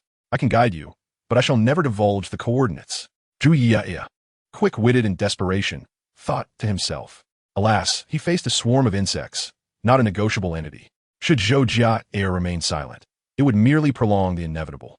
The Zhou family held numerous vassal territories. Among those lords, there would always be one willing to spill the truth. Duanya growled, the hellish monster slowly advancing towards Zhou Jia, its deadly fangs glinting, a true instrument of death. The instinctive urge for survival surged within Zhou Jia. Myriad chaotic thoughts flashing through his mind. As a member of the Zhou family, should he not sacrifice his life for Zhou Qing? Zhou Jia, loyal and valiant, would surely become a tale of honor in the future. At last, the scene froze. This was the young master our branch was destined to serve. Zhou Jia's father whispered in his ear. Zhou Jia gazed up at the high platform, where Zhou Qing seemed to be enveloped in a halo of light, an innate and untouchable aura. Why was he born the young master, while I was destined to be his servant? Simply because he is of the direct line, and I am of the collateral branch. Why must I toil with the dirty and arduous tasks, while Zhou Qing enjoys the fruits of ease? I refuse to accept this. If it were not for your provocations against Lin Yuan, would I be suffering this calamity? Even in death, Zhou Qing, I shall not allow you peace. Zhou Jia's eyes burned with fury, like a cornered beast roaring in despair. Zhou Qing's coordinates are 16443, 7256, 238567. In a flash, Duanya darted forward, the scythe of death slicing through the air, and Zhou Jia's body was severed, subsequently torn to shreds by the onslaught of jumping insects. Go there, Duanya. Eliminate that man, the queen whispered. Duanya was exhilarated, a sense of grandeur and mission surging within its heart. This is the very purpose of my existence, Duanya mused. It effortlessly leaped onto the city walls, letting out a shriek from above. The jumping insects surged like a black torrent, racing towards the horizon. The destination was far, but it mattered not. We shall devour all flora and fauna along the way to synthesize the organic matter we require. No distance shall deter us from fulfilling the Queen's command. In the darkness, the jumping insects traversed dense forests, crossed great rivers, and galloped across vast plains. Perhaps humans possess myriad methods to resolve issues, with schemes and machinations abounding. However, for the swarm, there exists but one way to address a problem. What? Zhou Jia is dead? When did this happen? 3 days ago? Why am I only being informed now? Never mind. Did he relay any useful information? Indeed. Those monsters were controlled by Lin Yuan. Fortunately, his death still bears significance. Lin Yuan's evolution city should be in that vicinity. Zhou Qing's gaze darkened. All recruitment structures could be completed in 3 months. Lin Yuan, your doom shall arrive then, despite the family's resource allocation. Qingtung City was developing at a snail's pace, yet Zhou Qing was already impatient. Alas, construction requires time, and recruiting troops demands time. He could only suppress his impatience and wait. An eerie chuckle escaped him. Zhou Qing felt as though time was dragging on interminably. Just then, a sharp buzzing resonated, and the alarm of Qingtung City blared. Boom! Boom! Boom! In the distance, a series of explosions echoed, the result of traps laid outside the city being triggered. Dark creatures attacking Qingtung City? Following the aberrant cold wave, they should not have recovered so swiftly. Zhou Qing ascended the city walls and was met with the grotesque sight of monsters surging towards Qingtung City. It was Lin Yuan's creatures. How did they ascertain the coordinates? A reckless assault on Qingtung City, utterly oblivious to their own mortality. Zhou Qing's lips curled into a cruel smile. What constitutes an A-grade territory? An A-grade territory must satisfy 2 conditions. First, it should be easily defensible and difficult to attack, with superior terrain. Second, it must be resource-rich, ensuring unimpeded development. Qingtung City, flanked on 3 sides by cliffs, requires defense solely from the front. Such advantageous terrain is a nightmare for any attacker. A high casualty-to-victory ratio is necessary to breach Qingtung City's defenses. Boom! Great fireballs exploded amidst the swarm of jumping insects. Countless jumping insects were blown to smithereens. Swish! Swish! Swish! Explosive arrows rained down from the arrow towers, incinerating the exoskeletons of the jumping insects with searing heat, producing a cacophony of grating sounds. In a brief moment, the jumping insects sustained injuries numbering in the tens of thousands. Ha ha! Lin Yuan, these defensive towers were constructed with your resources. Now, they're being used against you. It feels utterly delightful. Zhou Qing laughed heartily. However, as more jumping insects emerged from the darkness, Zhou Qing's mirth faded. How many brethren accompanied Duanya on this expedition? The answer is 3 million. Identical twin dogs, cost-effective, When calculated, each requires only 2,500 units of biological matter and 25 units of crystal ore. In contrast, a standard 4th-tier troop costs at least 10 times that of jumping insects, necessitating various resources, along with provisions and accommodations. Truly a cumbersome affair. The formula for victory has been meticulously crafted. The probability of Duanya's triumph stands at 1,003. Advance, advance, advance. Treading upon the corpses of my brethren. Advance.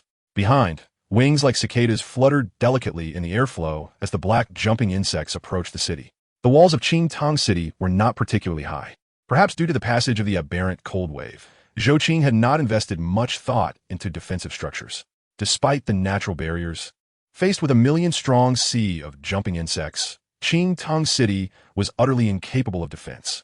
It can only be said that the jumping insects arrived too swiftly, too ferociously.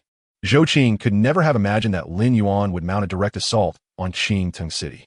Yet, what Zhou could not have conceived became an undeniable reality. Hiss, hiss. A series of short hisses crashed like waves, one after another. To Zhou ears, it seemed as if an endless tide of jumping insects surrounded him. He was besieged on all sides. His complexion turned as pale as parchment. Should he lose Qingtang City, he would forfeit his title as lord, and his future would come to a sudden halt. The hope of his family, a rising star, would plummet into the abyss of darkness. Indeed, only by retaining the fledgling territory does one earn the right to become a lord. The authority of a light tree can be transferred or seized, but the individual would be recognized by the light tree as a counselor, not a lord. This is the reason the power structure of Zhuge City transformed into a council after the death of its lord. Why? Why on earth does Lin Yuan possess such a vast army? This defies logic. It contradicts reality. Zhou bellowed, struggling to believe the unfolding events. Moments ago, he had been brimming with confidence, ready to trample Evolution City. Yet in the blink of an eye, Qingtang City was on the brink of annihilation. It cannot be defended. Rationality returned. The Zhou family hastened towards the light tree. He produced a teleportation talisman, preparing to transfer to other territories within the SC2 evolution region. As for the teleportation talisman to Zhuge City, it was not that he lacked one. It was simply that he, Zhou was unworthy of its use. Lin Yuan, Qingtang City may perish, but you have also been exposed. The Church of Light will not let you escape. Zhou gritted his teeth, and as the teleportation talisman activated, he began to edit his message. Zhou Lin Yuan, you dark hound, traitorous scoundrel, slaughtering one's compatriots. Where's your conscience? Everyone, behold the undeniable evidence. Witness the monstrosities of Lin Yuan, Yuan Sanfeng. How could Lin Yuan possess such formidable forces? Could this not be a new type of dark onslaught? Mu Guangzhe, Yuan Sanfeng, are you questioning the authority of the Church of Light? Yuan Sanfeng, I wouldn't dare, merely, Mu Guangzhe. There no merely. The Church of Light has declared Lin Yuan a heretic. Thus, he is a heretic. He Yuan. Qingtang City, must it be annihilated? Sun Ming, this is terrifying. Lin Yuan is truly committing atrocities against humanity. How can he turn against his own kind? Jin Xingming, brother Zhou teleport to my location. I will transfer all authority of the Tree of Light to you. With the objective achieved, a smile graced Zhou Qing's lips. But at that moment, Chapter 47, Retribution. Boom! A fireball exploded beside Zhou shattering the teleportation talisman. Like a thunderclap, Zhou was left utterly bewildered. He turned in a daze, only to discover that the one who had launched the fireball was none other than the secretary he had gifted to the Iron Feather Archer. Zhou perish! The secretary cackled, brandishing a firearm, resembling a vengeful specter. No matter, I still have the Qingyu Flying Eagle to escape. With no time to spare on the deranged woman, Zhou fled towards the Lord's manor. His eyes were fixated on the Qingyu Flying Eagle tethered atop the manor. His only hope for survival. Suddenly, a massive fireball struck the chain of the Qingyu Flying Eagle. Startled, the eagle flapped its wings and soared into the sky, vanishing in the blink of an eye. It's over. Zhou collapsed onto the ground, his gaze vacant as he stared skyward. He saw another figure atop the Lord's manor, a secretary he had previously sent out, now victim to torment. Had I known, I should have exterminated all you wilted flowers. Zhou felt no remorse, only lamenting his own soft-heartedness. The million jumping insects surged forth, unstoppable. The nest of jumping insects swiftly breached the feeble defenses of Qingtang City. Clack, clack, clack, clack, clack. The broken tooth advanced towards Zhou Hey, Lin Yuan, do not think you have triumphed. The monstrosities at your command, this unrealistic military force you possess, will inevitably bring upon you catastrophic ruin. The great clans shall not spare you, nor will the Church of Light. In a desperate bid to regain his lost dignity, Zhou Qing rose to his feet, straightened his attire, and wore a composed expression. Yet in the next moment, he was tackled to the ground by Broken Tooth. The creature's razor-sharp maw made Zhou Qing's pupils constrict, his legs thrashing involuntarily. It gnawed through his bones, devouring him slowly, starting with his limbs. Whispering echoes. Broken Tooth faithfully executed the Queen's orders. Ah! The agonizing screams soon turned hoarse, followed by the sound of wind rushing through a broken pipe. In Evolution City, the two queens engaged in a telepathic exchange. Zhou Qing is dead, yet I do not feel that thrill of vengeance. Indeed, amidst the resonance of the swarm, the emotion of revenge had become insignificant. We are a collective and also a part of a greater whole, endowed with a mission of utmost importance. Indeed, Zhou Qing has perished, but the Zhou family remains a formidable entity. What of it? The 9 great families keep each other in check. The Zhou family would not dare act recklessly. Furthermore, would they dare to muster forces and traverse the vast Middle Dark regions to seek trouble with us? That is true. The Zhou family is populous. Losing a Zhou Qing is inconsequential. In the face of familial interests, the demise of 100 Zhou Qings matters not. What we must be wary of are those lunatics of the Church of Light. Zhou Qing is but a pebble on the path of the swarm, easily kicked aside, while the Church of Light poses a considerable threat to the swarm. The dark world is boundless, and the territories of light held by humanity seem insignificant in comparison. However, in terms of absolute numbers, the human world appears quite vast. Zhuke City is merely one of the 4 principal cities of the 9 Prefectures Alliance, yet within its jurisdiction, it boasts a staggering population of billions. The shadow of the Church of Light looms over the entirety of the human realm, its influence evident. Only the primary insect species constantly faces the threat from the Church of Light. Fortunately, at present, only the branch of the Church of Light in Zhuke City has shifted its focus onto the swarm. Wait, Xiao, do you see what that is? As the consciousness brushed past the jumping insects, Yin Yi discovered a peculiar plant emerging from the soil of the cliffs surrounding Qingtung City. At first glance, the plant appeared to be an ordinary weed, yet when unearthed, its buried portion resembled a white jelly akin to a radish. This plant, formed by some kind of fungal parasitism, seemed to result from an interaction between fungi and plant cells, generating a filamentous collagen structure. A serendipitous discovery. Perhaps the jumping insects could bring it back, allowing the mutated cockroaches to avoid idling in the base. Near the main nest, the mutated cockroaches, utterly bored, crawled over the fungal carpet, occasionally stopping to shudder. They are indeed the frontline assault forces of the swarm, yet they currently lack the opportunity to exert their strength. Outside the fungal carpet, the movement speed of the mutated cockroaches is akin to a tortoise in comparison to the jumping insects.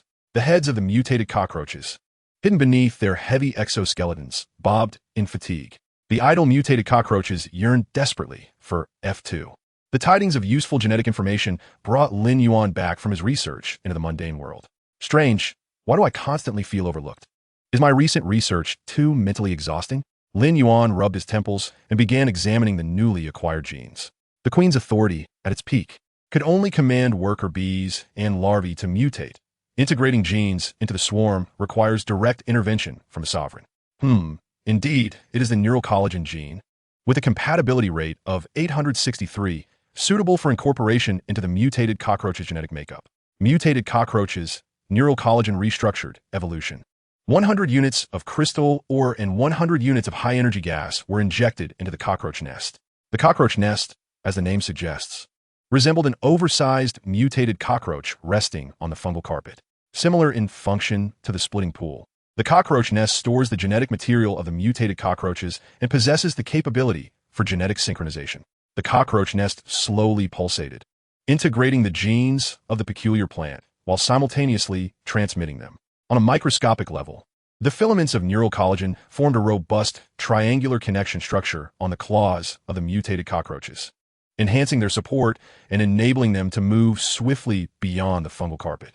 On the fungal carpet, the mutated cockroaches excitedly raised their front claws, waving them up and down. Finally, brothers, our good days have arrived. Let those jumping insects know who the true cannon fodder of the swarm is. Yet, Lin Yuan was troubled. Alas, having only Yin Yi and Xiao as experimental subjects is far from sufficient. Biological science is a practical discipline.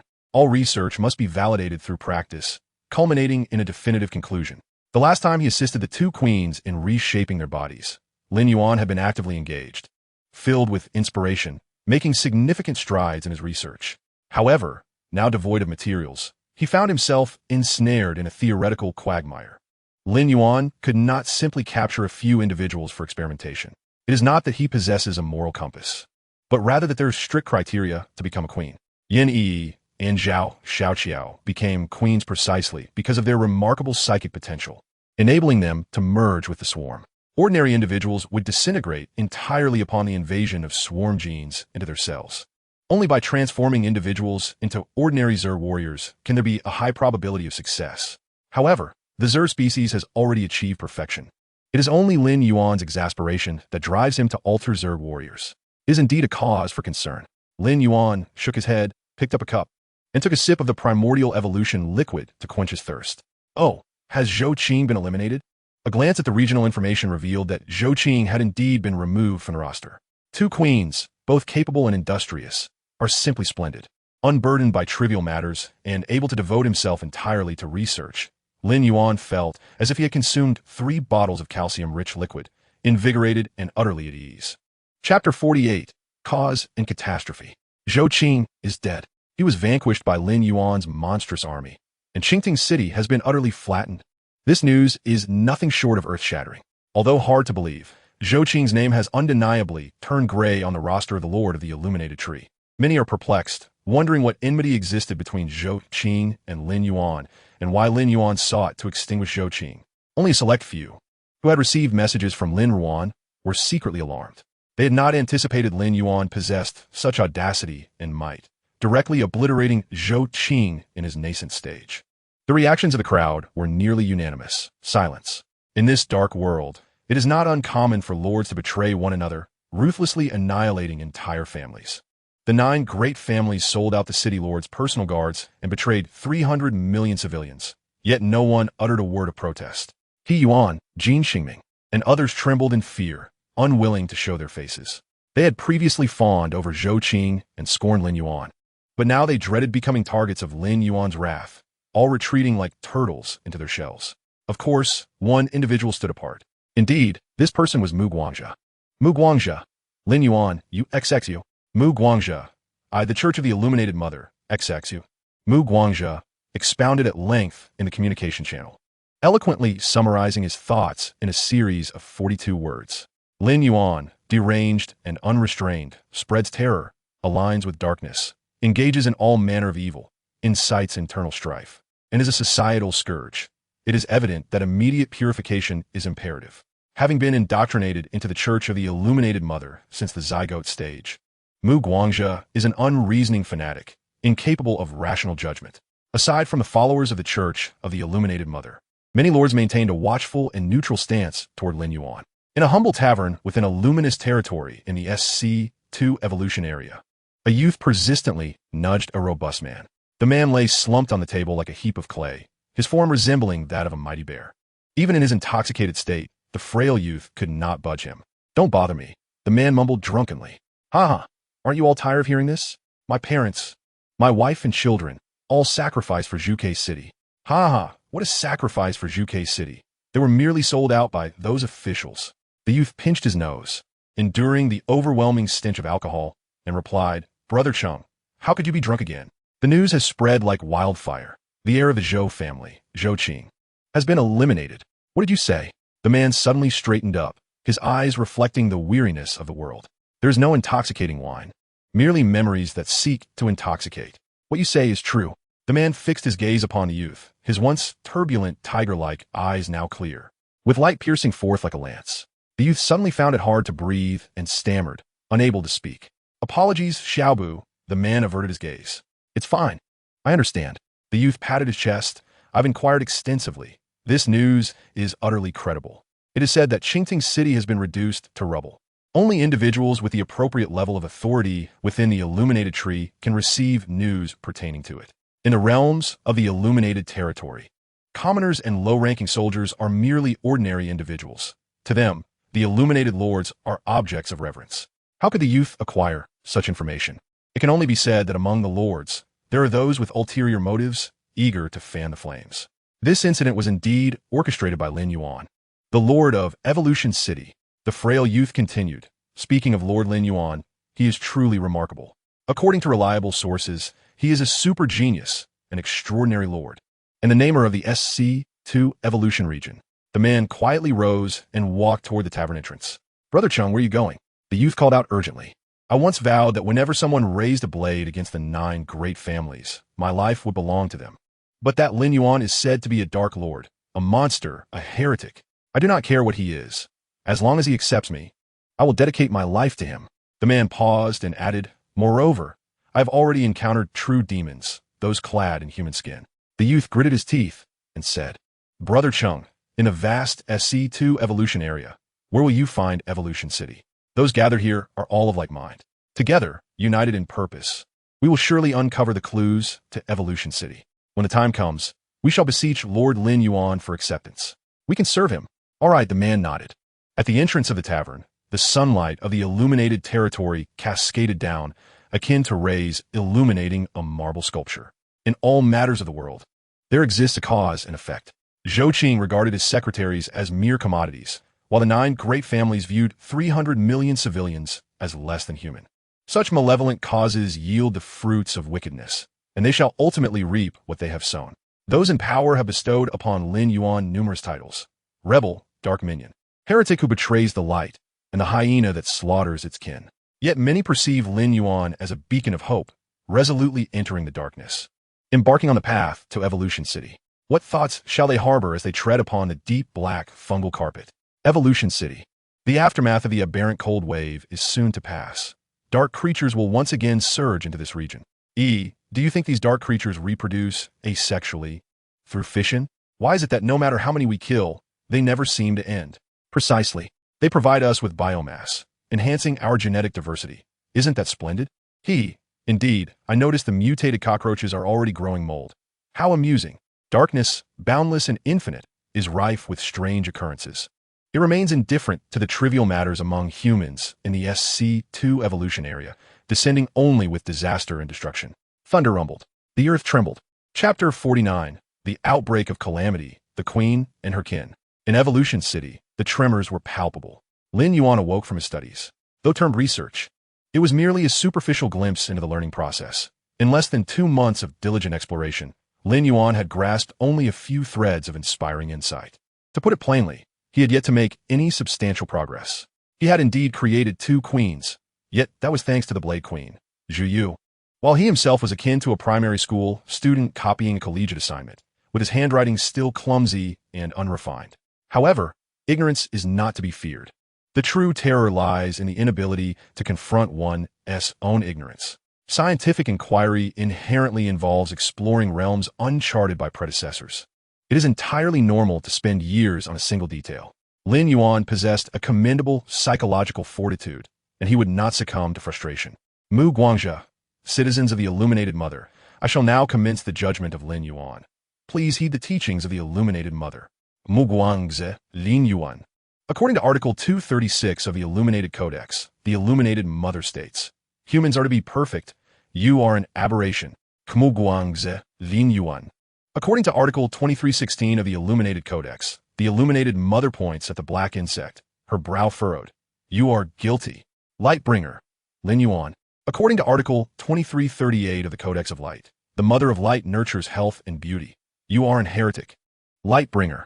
According to the Codex of Light, Lin Yuan bears 563 counts of sin and has forfeited any chance of forgiveness from the Mother of Light. Lightbringer. No lord shall engage in trade with Lin Yuan. Otherwise, they shall be deemed heretics. In the regional communication channel, only the voice of the light bringer resonates, incessantly reciting Lin Yuan's offenses, intent on nailing him to the pillar of shame. Apart from the zealots, no one responds to his proclamations. The cautionary tale of Zhou Qing instills a deep reverence among the lords for Lin Yuan. They have no desire to court death. Many lords harbor discontent, believing that the Church of Light is overly autocratic, meddling excessively in their affairs. Without Lin Yuan's resources, what can the lords without backing rely on for their development? It is indeed a cacophony.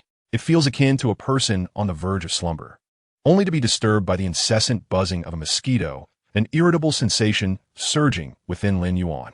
The high-pitched shrill and the low, throaty hum intertwine, resembling a grand symphony. The swarm senses the emotions of their master, becoming agitated, eager to engage in a grand display of prowess. The Church of Light is destined to be consumed by the swarm. Their fate has long been sealed. A fleeting thought crosses Lin Yuan's mind as he opens the trading panel, only to discover that his resources have gone unnoticed. The restrictions on the Lord's redeeming his resources hinder his ability to harvest. He has yet to locate the source of high-energy gas. If the Lords cease offering tender shoots of resources, the growth of the swarm will inevitably be stunted.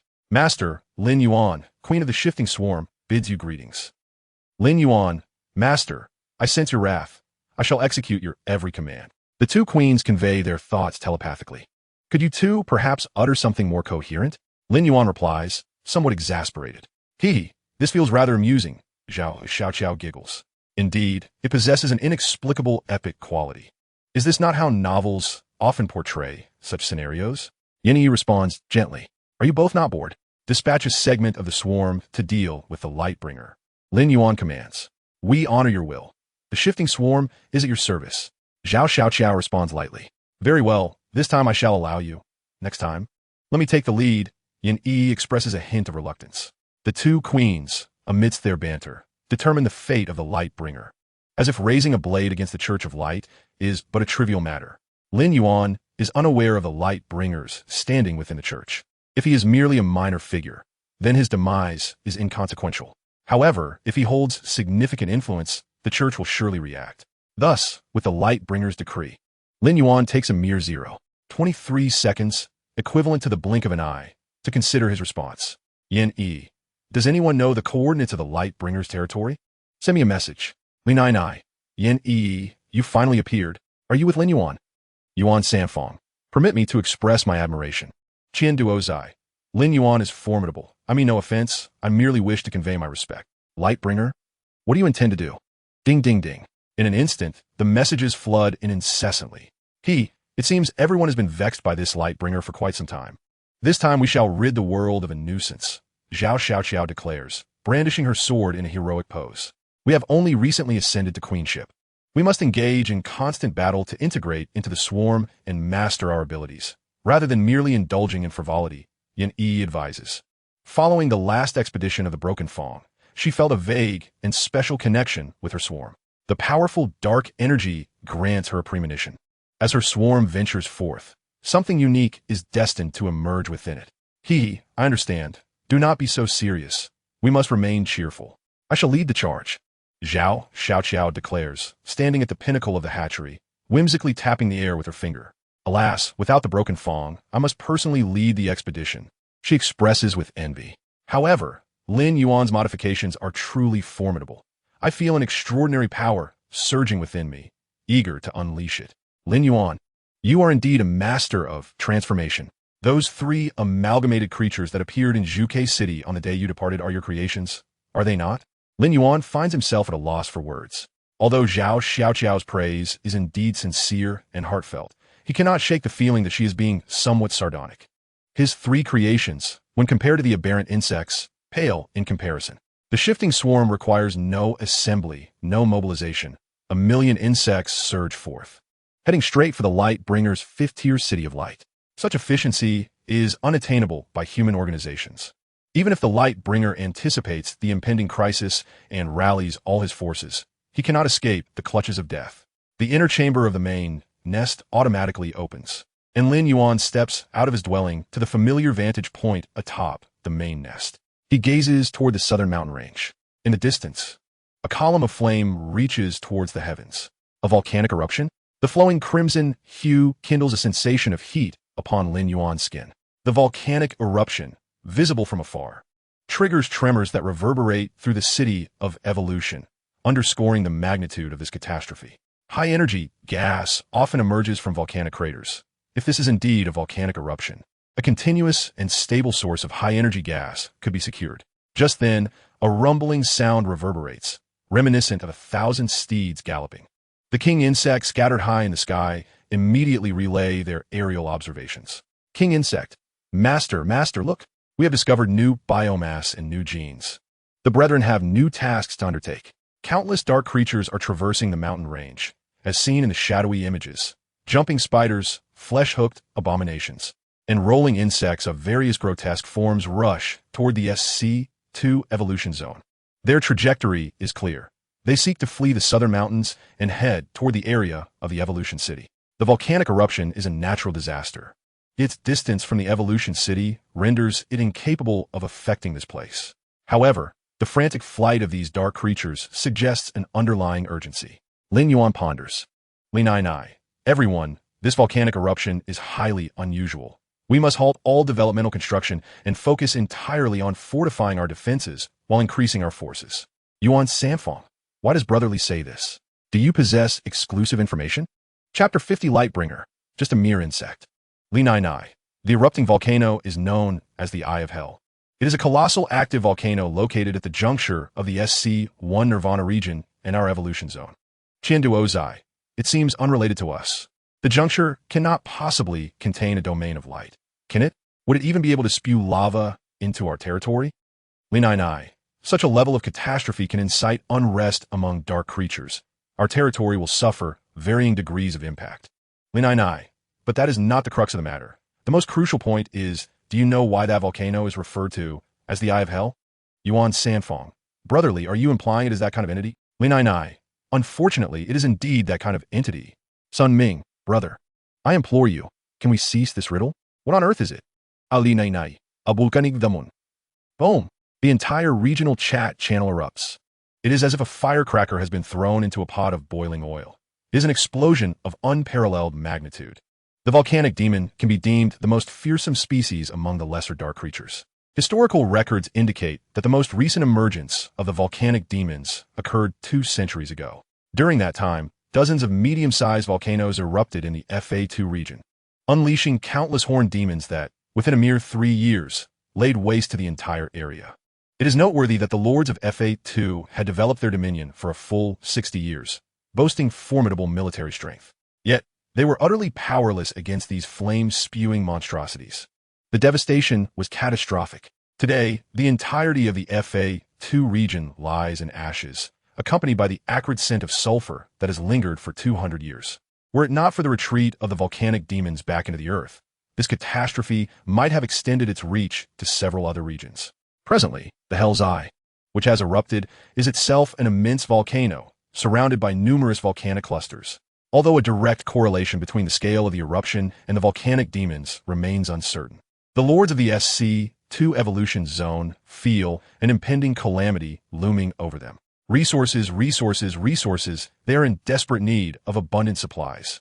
How infuriating it is that these affluent families remain unconcerned about material shortages, while we, the ordinary lords, are left to fend for ourselves. And what of those insufferable light-bearers and their foolish Church of Light? We cannot exchange for Lin Yuan supplies. What are we to do with the high-energy gas we painstakingly procured? In the face of life and death, there is no room for hesitation. Some gritted their teeth and began to trade for Lin Yuan's resources. As one person took the lead, the other lords surged forth like ravenous wolves, clamoring for Lin Yuan supplies.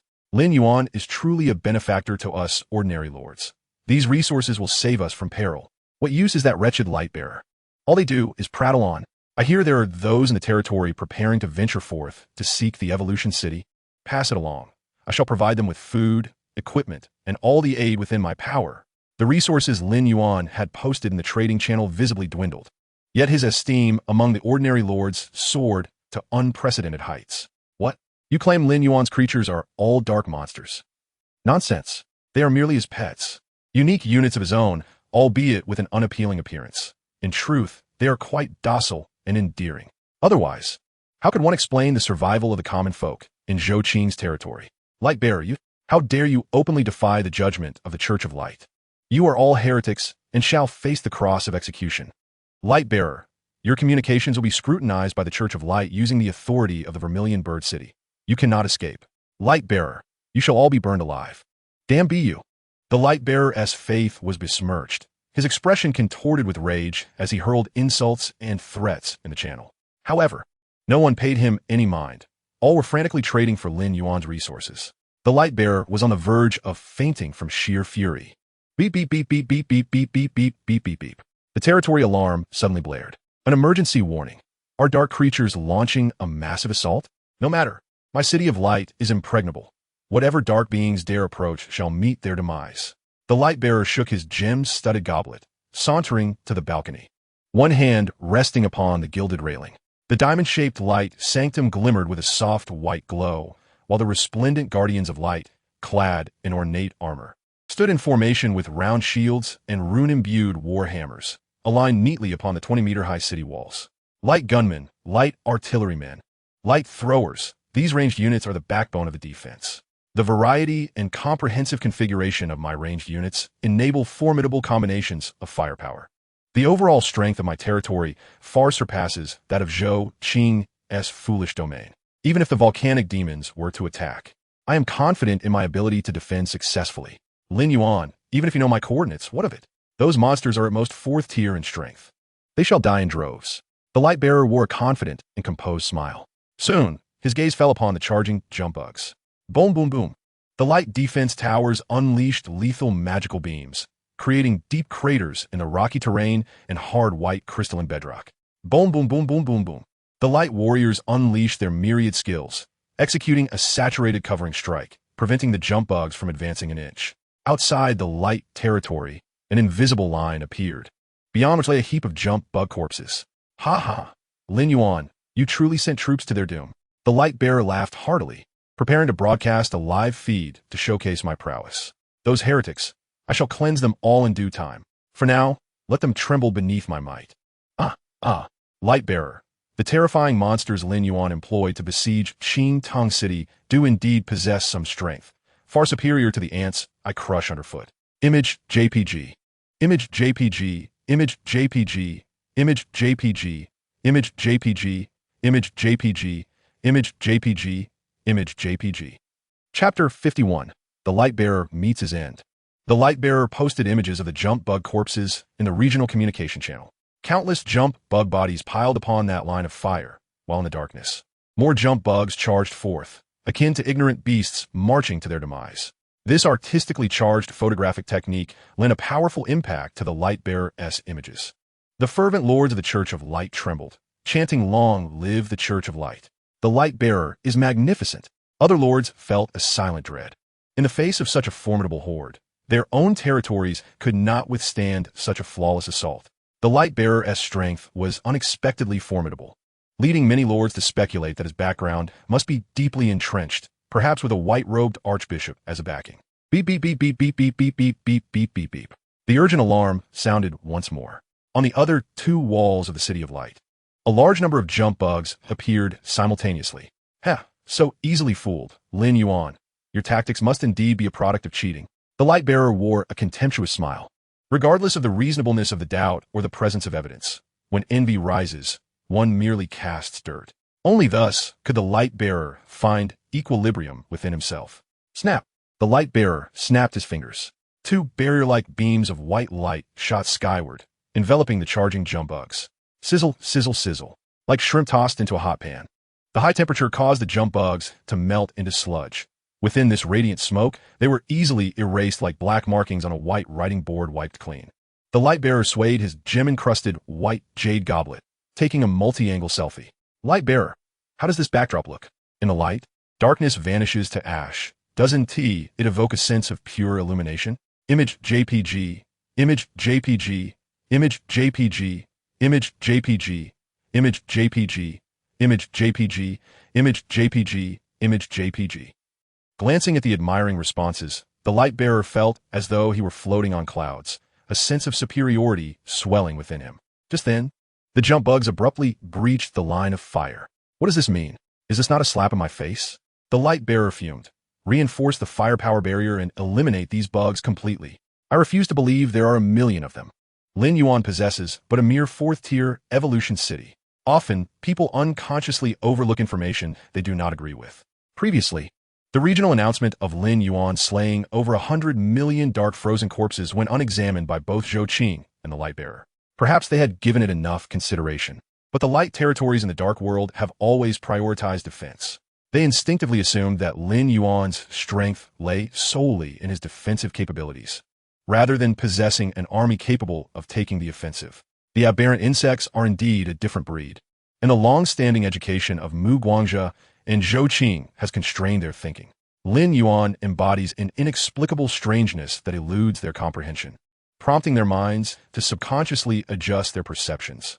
Such occurrences may appear to be the stuff of fantasy, yet they transpire incessantly in the realm of reality.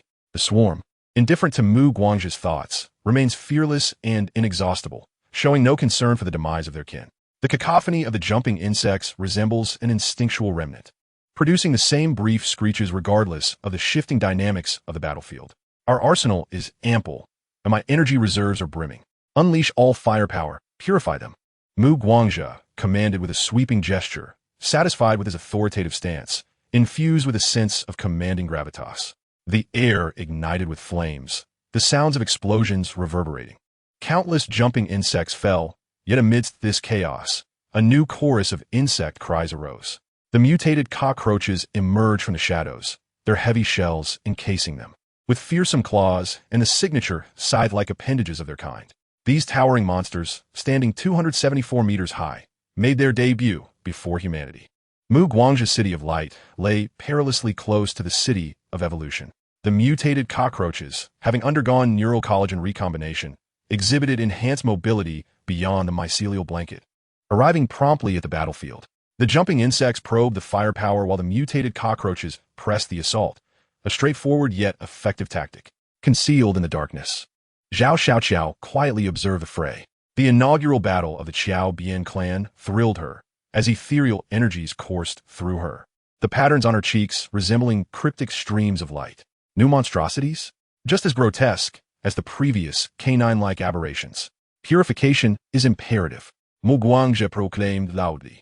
Initially struck by terror at the sight of the fearsome mutated cockroaches, he resolved to deny his prior fright by ensuring these aberrations paid a grievous price. A beam from the light defense tower struck the leading mutated cockroach squarely. Yet, to his astonishment, the creature staggered but continued its relentless advance. Half of its shell obliterated yet undeterred. How is this possible? Mu Guangzhe gasped, aghast. In his imagination, such a strike from the light defense tower should have reduced the creature to mere fragments. The undeniable vitality of the beast left him utterly unnerved, cold sweat trickling down his back. If even the light defense tower could not vanquish this creature, what efficacy remained in his own light-based forces? The reality was not entirely futile. The concentrated barrage had annihilated many mutated cockroaches. Yet these formidable assault units continued to advance under the onslaught of the Light City's defenses.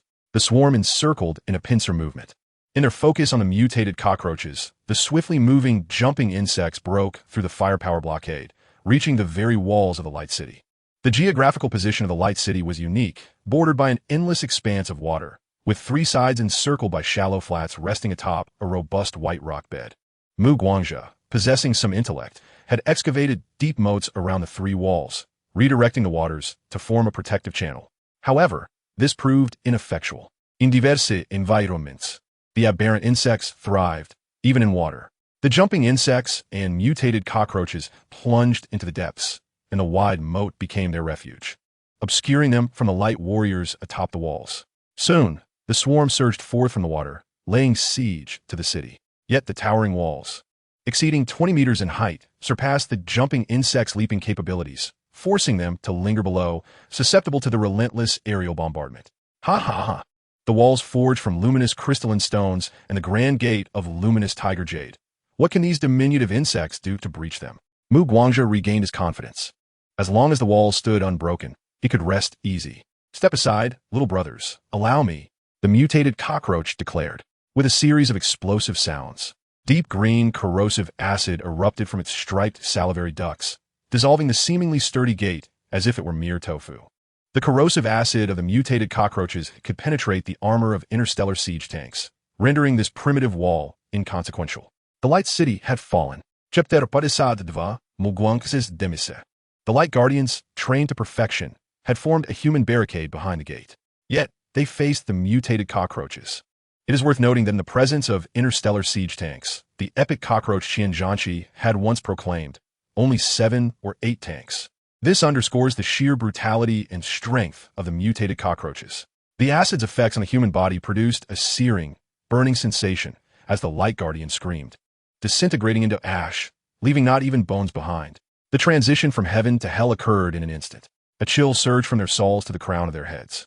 At the moment the city was breached, Mu Guangzhe felt as though he had plunged into an icy abyss. The grotesque creatures surged in like a relentless tide, seemingly endless. It was only upon close inspection that Mu Guangzhe grasped their horror. They appeared to be creatures clawing their way up from the depths of hell. His heart, once devoted to the service of the Mother Goddess of Light, was now overflowing with despair. How could he obstruct such monstrosities? What means did he possess to halt them? Lord Mu Guangzhe, flee. We will cover you. The cries of the Light Guardians jolted him back to reality. Yes, I must survive. I shall lead a true fleet of light to utterly purify these insects. Mu Guangzhe followed the Light Guardians, retreating toward the Tree of Light.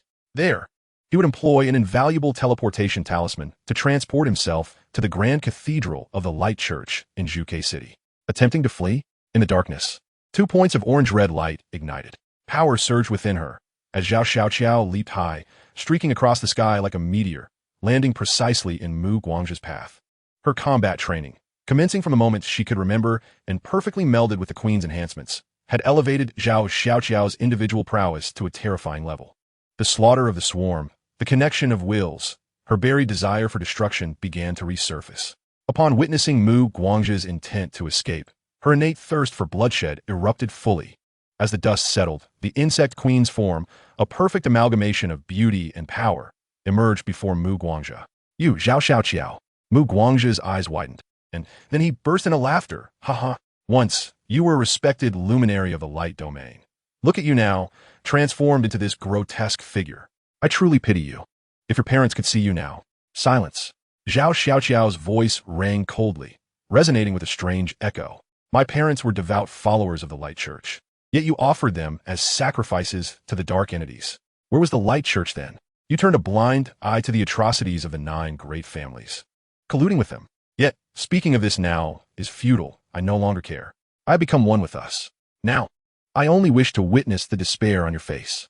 Zhao Xiaoqiao stepped forward, her long legs propelling her into a sudden burst of speed toward Mu Guangzhe. Heretic, a particularly robust Light Guardian bellowed. He was distinctly different, exuding an aura of authority, a testament to his battle-hardened experience. However, in the next instant, he was engulfed by the jumping insects. Solo combat. Aside from unique circumstances, such a notion did not exist within the swarm. The ethereal energy surged within her. As Zhao Xiaoqiao executed a series of precise turns, tracing a graceful Z-shaped arc, and thrust her right hand directly into the flawless visage of Mu Guangzhe, subsequently lifting him effortlessly. His face contorted in excruciating agony, and Zhao Xiaoqiao found herself enraptured by the spectacle. You should just kill me. I shall radiate my final brilliance. As her pupils locked onto his, Mu Guangzhe's body convulsed violently, akin to a balloon being inflated by electric means. A high-energy reaction erupted, signaling imminent danger. With determination, Zhao Xiaoqiao swung her right hand upward, then her left came crashing down, decisively severing her right arm at the elbow. Inertia propelled her detached hand, along with Mu Guangzhe, skyward. Boom! Accompanied by a thunderous roar, a miniature sun materialized abruptly in the sky. A blinding flash erupted, and a formidable shockwave sent the jumping insects soaring into the air. Zhao Xiaoqiao curled her body, while mutated cockroaches and jumping insects formed a protective barricade around her. The world seemed to fall into silence. Cough, cough, cough. Emerging from the remains of the mutated cockroaches, Zhao Xiaoqiao was fortunate to have reacted swiftly, suffering only extensive burns that did not pose a threat to her life. Indeed, the zealots of the Church of Light were all lunatics. As she surveyed her surroundings, the destruction was evident. Once gentle edifices now resembled flickering candles in the wind, utterly dilapidated. Divergence in thought rendered each individual a unique entity. Save for the fanatics of the Church of Light, the healing proteins at the site of her severed arm swiftly staunched the bleeding, and a sensation of pain flickered away. Suddenly, a deafening explosion rang out as the ruins of a building erupted, and a colossal beast burst forth. What manner of creature is this? The luminescent spiked lion. Zhao Xiaoqiao squinted. Its mane, extending from its neck to its tail, billowed in the wind, and this formidable beast, towering at 3 meters, exuded an air of majesty, if not for the swollen human arm it clutched in its jaws. The Lord's residence harbored secrets. An instinct told her that these secrets would surely be intriguing. A look of interest crossed Xiao's face.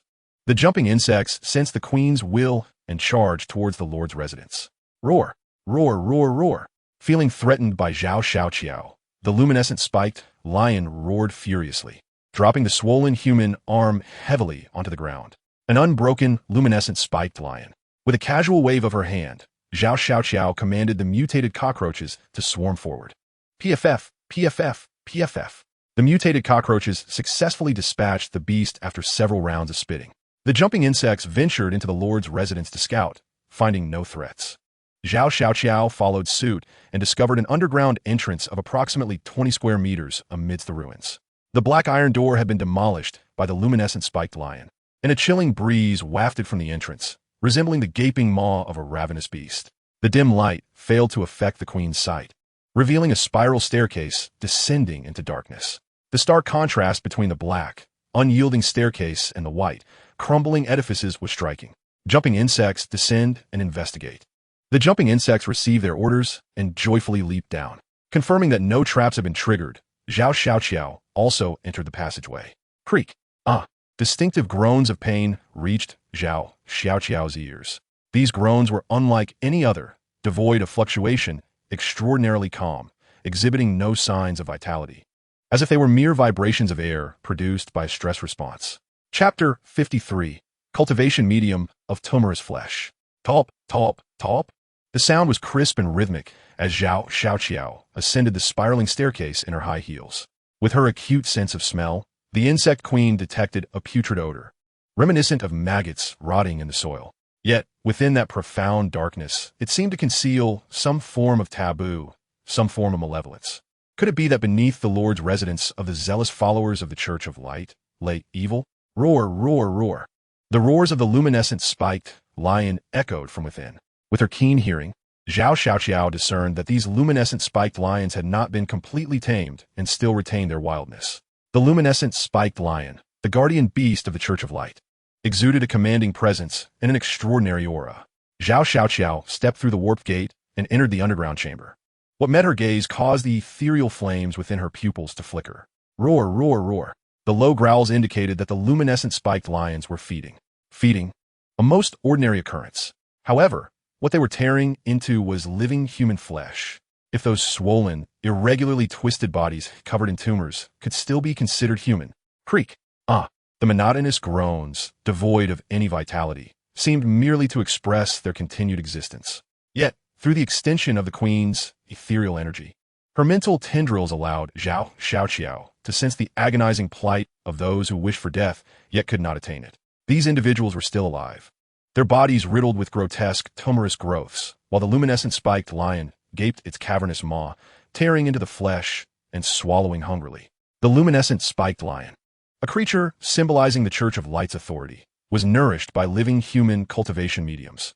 A stark contradiction, truly befitting the nature of the Church of Light. No wonder it had been chosen by them. Xiao frowned slightly, then summoned the virtual camera of the luminescent tree, capturing several images with a series of clicks. Following that, she closed her eyes, and suddenly, countless points of light emerged in the darkness, one of which was particularly large. She reached out with her will to touch that luminous point. Look what secret I have uncovered. The two queens, endowed with powerful ethereal energies, could communicate across great distances through consciousness. After deliberation, both queens concluded that releasing these photos at this moment would serve no purpose and would not effectively strike against the Church of Light. Thus, they unanimously decided to unveil them at a critical juncture. Wait, the whisper of the sovereign echoed within Xiao's heart. A vast will descended upon her, as if filling the endless expanse of the heavens with a blazing sun, and as a mere vessel, every corner of her being was filled to the brim. Xiao found herself unable to articulate the grandeur of this will. Sovereign, Xiao murmured, trembling with excitement. She understood that Lin Yuan had infused her body, utilizing her eyes to observe everything before her. The peculiar tumorous masses likely contain useful genes. Bring them back. I shall execute all your will. The sovereign's will departed, and Xiao took a deep breath. Let those humans be freed. With a surge of thought, the jumping insects surged forth. tearing the luminescent spiked lion into pieces while simultaneously obliterating the humanoid cultivation mediums. The flesh and blood of these beasts would transform into nutritious organic compounds, stored within the bodies of the jumping insects, providing the energy needed for long-distance pursuits. Meanwhile, the genes of the humanoid cultivation mediums would be returned to the main nest. Suddenly, an unexpected turn of events occurred. With a resounding roar, the wall at the end of the chamber exploded. Amidst the flying debris, a luminescent spiked lion, resembling an elephant, charged forth. This particular luminescent spiked lion was indeed extraordinary. However, before Zhao Xiaoqiao could scrutinize its unique features, the jumping insect had already descended upon it. The elephantine beast collapsed heavily to the ground, falling silent in the blink of an eye. Zhao Xiaoqiao could only hope that the luminescent spiked lion would yield some useful genes, even if only a single one. Although, based on its appearance and lackluster strength, the likelihood of this was exceedingly slim. Roar. Another thunderous roar. Accompanied by heavy footsteps, a massive form emerged from the breach in the wall, shrouded in smoke and dust. Zhao Xiaoqiao focused intently on the colossal, irregular shadow, her ethereal energy allowing her to sense the presence of a human still imbued with will. As the dust settled, a being as formidable as a raging bear stood quietly before her. A colossal shadow writhed in the dim light, and merely standing there conjured an illusion of the air becoming taut. This was a human, yet his body was riddled with massive tumorous growths. His features contorted into grotesque slits, exuding an eerie aura. Jump bug, what another one? What a fortuitous day this is. Suddenly, Zhao Xiaoqiao raised her hand, halting the jump bugs mid-charge, some even tumbling head over heels. Hiss! The jump bugs, diligent and uncomplaining, could only scratch their heads in dismay. However, the insect queen did not command the jump bugs to cease due to his humanity. Rather, it was when she instinctively delved into his mind that she encountered an invisible barrier obstructing her will. This indicated that the human before her possessed considerable psychic potential and an indomitable willpower. The nearly 4-meter-tall figure cast a vast shadow, the tumorous masses pulsating, emanating an overwhelming sense of oppression.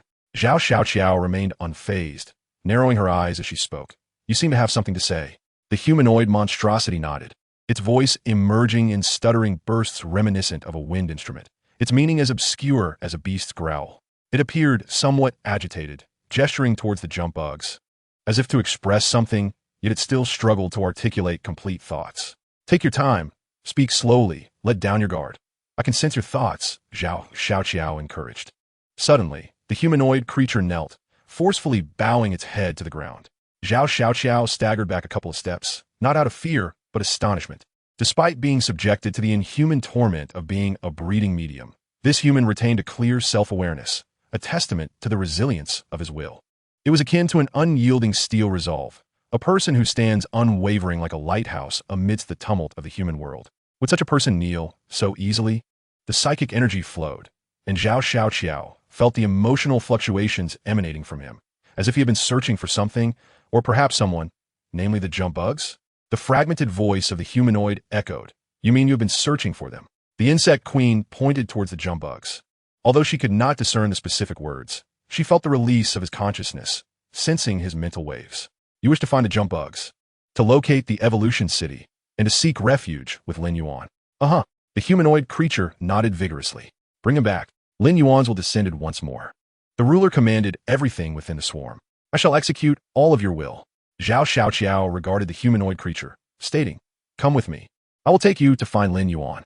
The sound of water dripping echoed against the cold stone floor. Zhao Xiaoqiao surmised it must be blood splattering from a ceiling, falling onto the frigid ground. Chapter 54. The Destroyer, the Aberration. Mu Guangzhe is dead. Although the various lords initially deemed this news utterly absurd, Mu Guangzhe's name on the regional lord roster had indeed turned a somber gray.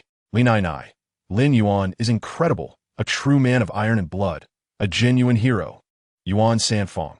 He doesn't act unless provoked, but when he does, he shocks my mother for 300 years. Qian Duozai. The darkness endures like an eternal night. Yet Lin Yuan shines through for millennia. The regional communication channel buzzed with excitement. The lords felt electricity coursing through their bodies, leaving them in a state of shock. Mu Guangzhe and Zhou Qing were entirely different entities. Behind Zhou Qing stood merely one of the 9 prominent families of Zhuke City, while Mu Guangzhe was backed by the entire illuminating church. Yet Lin Yuan, heedless of the consequences, annihilated both without hesitation. Regardless of whether Lin Yuan was a madman, his audacity in wielding the sword of slaughter was undeniably impressive. They secretly admonished themselves never to provoke Lin Yuan again. This action by Lin Yuan essentially bore the brunt of the illuminating church's ire, making him their primary target. The lords were elated, with Lin Yuan shielding them. They could confidently exchange resources with him, knowing that any trouble from the illuminating church would be directed solely at Lin Yuan, sparing them from harm. Furthermore, the SC-2 evolution zone was devoid of the nuisance that was Mu Guangzhe, a relief beyond words. Lin Yuan is truly a man of his word, deserving of my utmost admiration. Yuan Sanfang, what leads you to this conclusion, brotherly? Lin, your news is quite outdated, as I understand it. Yin Yi was betrayed by Zhou Qing during the aberration cold wave, yet she is alive and well, currently residing in Lin Yuan's evolution city. Don't you find that intriguing? Yuan Sanfang, indeed, it is rather peculiar. Do tell, brotherly, I am all ears. Lin, it was beneath the illuminating tree that Lin Yuan made a promise to protect Yin Yi, and when she faced danger, he personally led an army to breach the surging tide of aberrant corpses, rescuing the isolated Yin Yi. Yuan Sanfang, I see. Lin Yuan truly lives up to his commitments. To lead an army through the aberrant cold wave for the sake of a promise. What audacity! Many ordinary lords, upon hearing this exchange, developed a more favorable impression of Lin Yuan, compared to the offspring of noble families. Lin Yuan embodied the ideal image of a leader who puts humanity first. In her musings, Yin Yi expressed a sense of helplessness. I wonder what they'd think if they came to Evolution City? She chuckled lightly, recalling the time she brought that massive figure to the swarm's base. His profound self-doubt made her lips curl upwards. Now, the swarm's adversaries included not only Zhou Qing of the 9 prominent families, but also the Illuminating Church. The ability to tame the illuminating thorn lion beast indicated Mu Guangzhe's extraordinary status. Someone had informed her that he was the sole heir of a cardinal clad in white. I know, organizations like the Illuminating Church are inherently our enemies. The methods of traversing large zones are limited by the time they come looking for us. The swarm will have expanded beyond their comprehension, Zhao Xiaoqiao reassured. Nonetheless, we must remain vigilant, Yin Yi insisted, advocating for caution even in times of peace. At that moment, a powerful surge of psychic energy erupted from the split pool.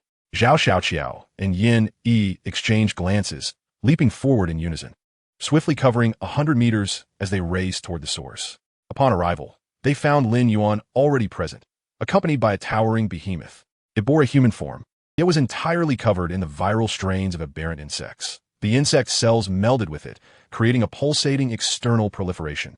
Strong, fierce. This was the instinctual reaction of both Yin Yi and Zhao Xiaoqiao upon witnessing the imposing figure. Standing at 3 meters tall, its gray, glistening flesh wriggled with the organic matter of aberrant insects, overwhelming in its appearance. Crack. The creature named Duanya circled cautiously beside Yin Yi, acutely aware of the threat posed by this fearsome being.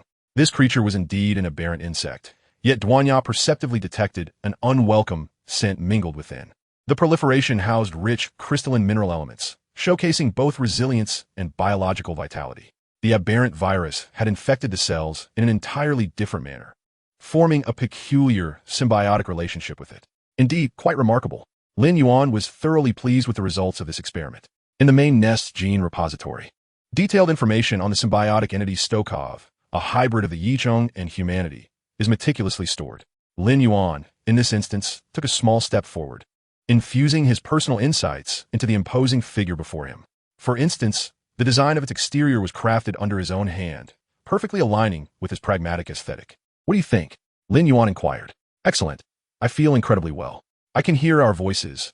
I sense the omnipresence of your will. The imposing figure replied in a low voice.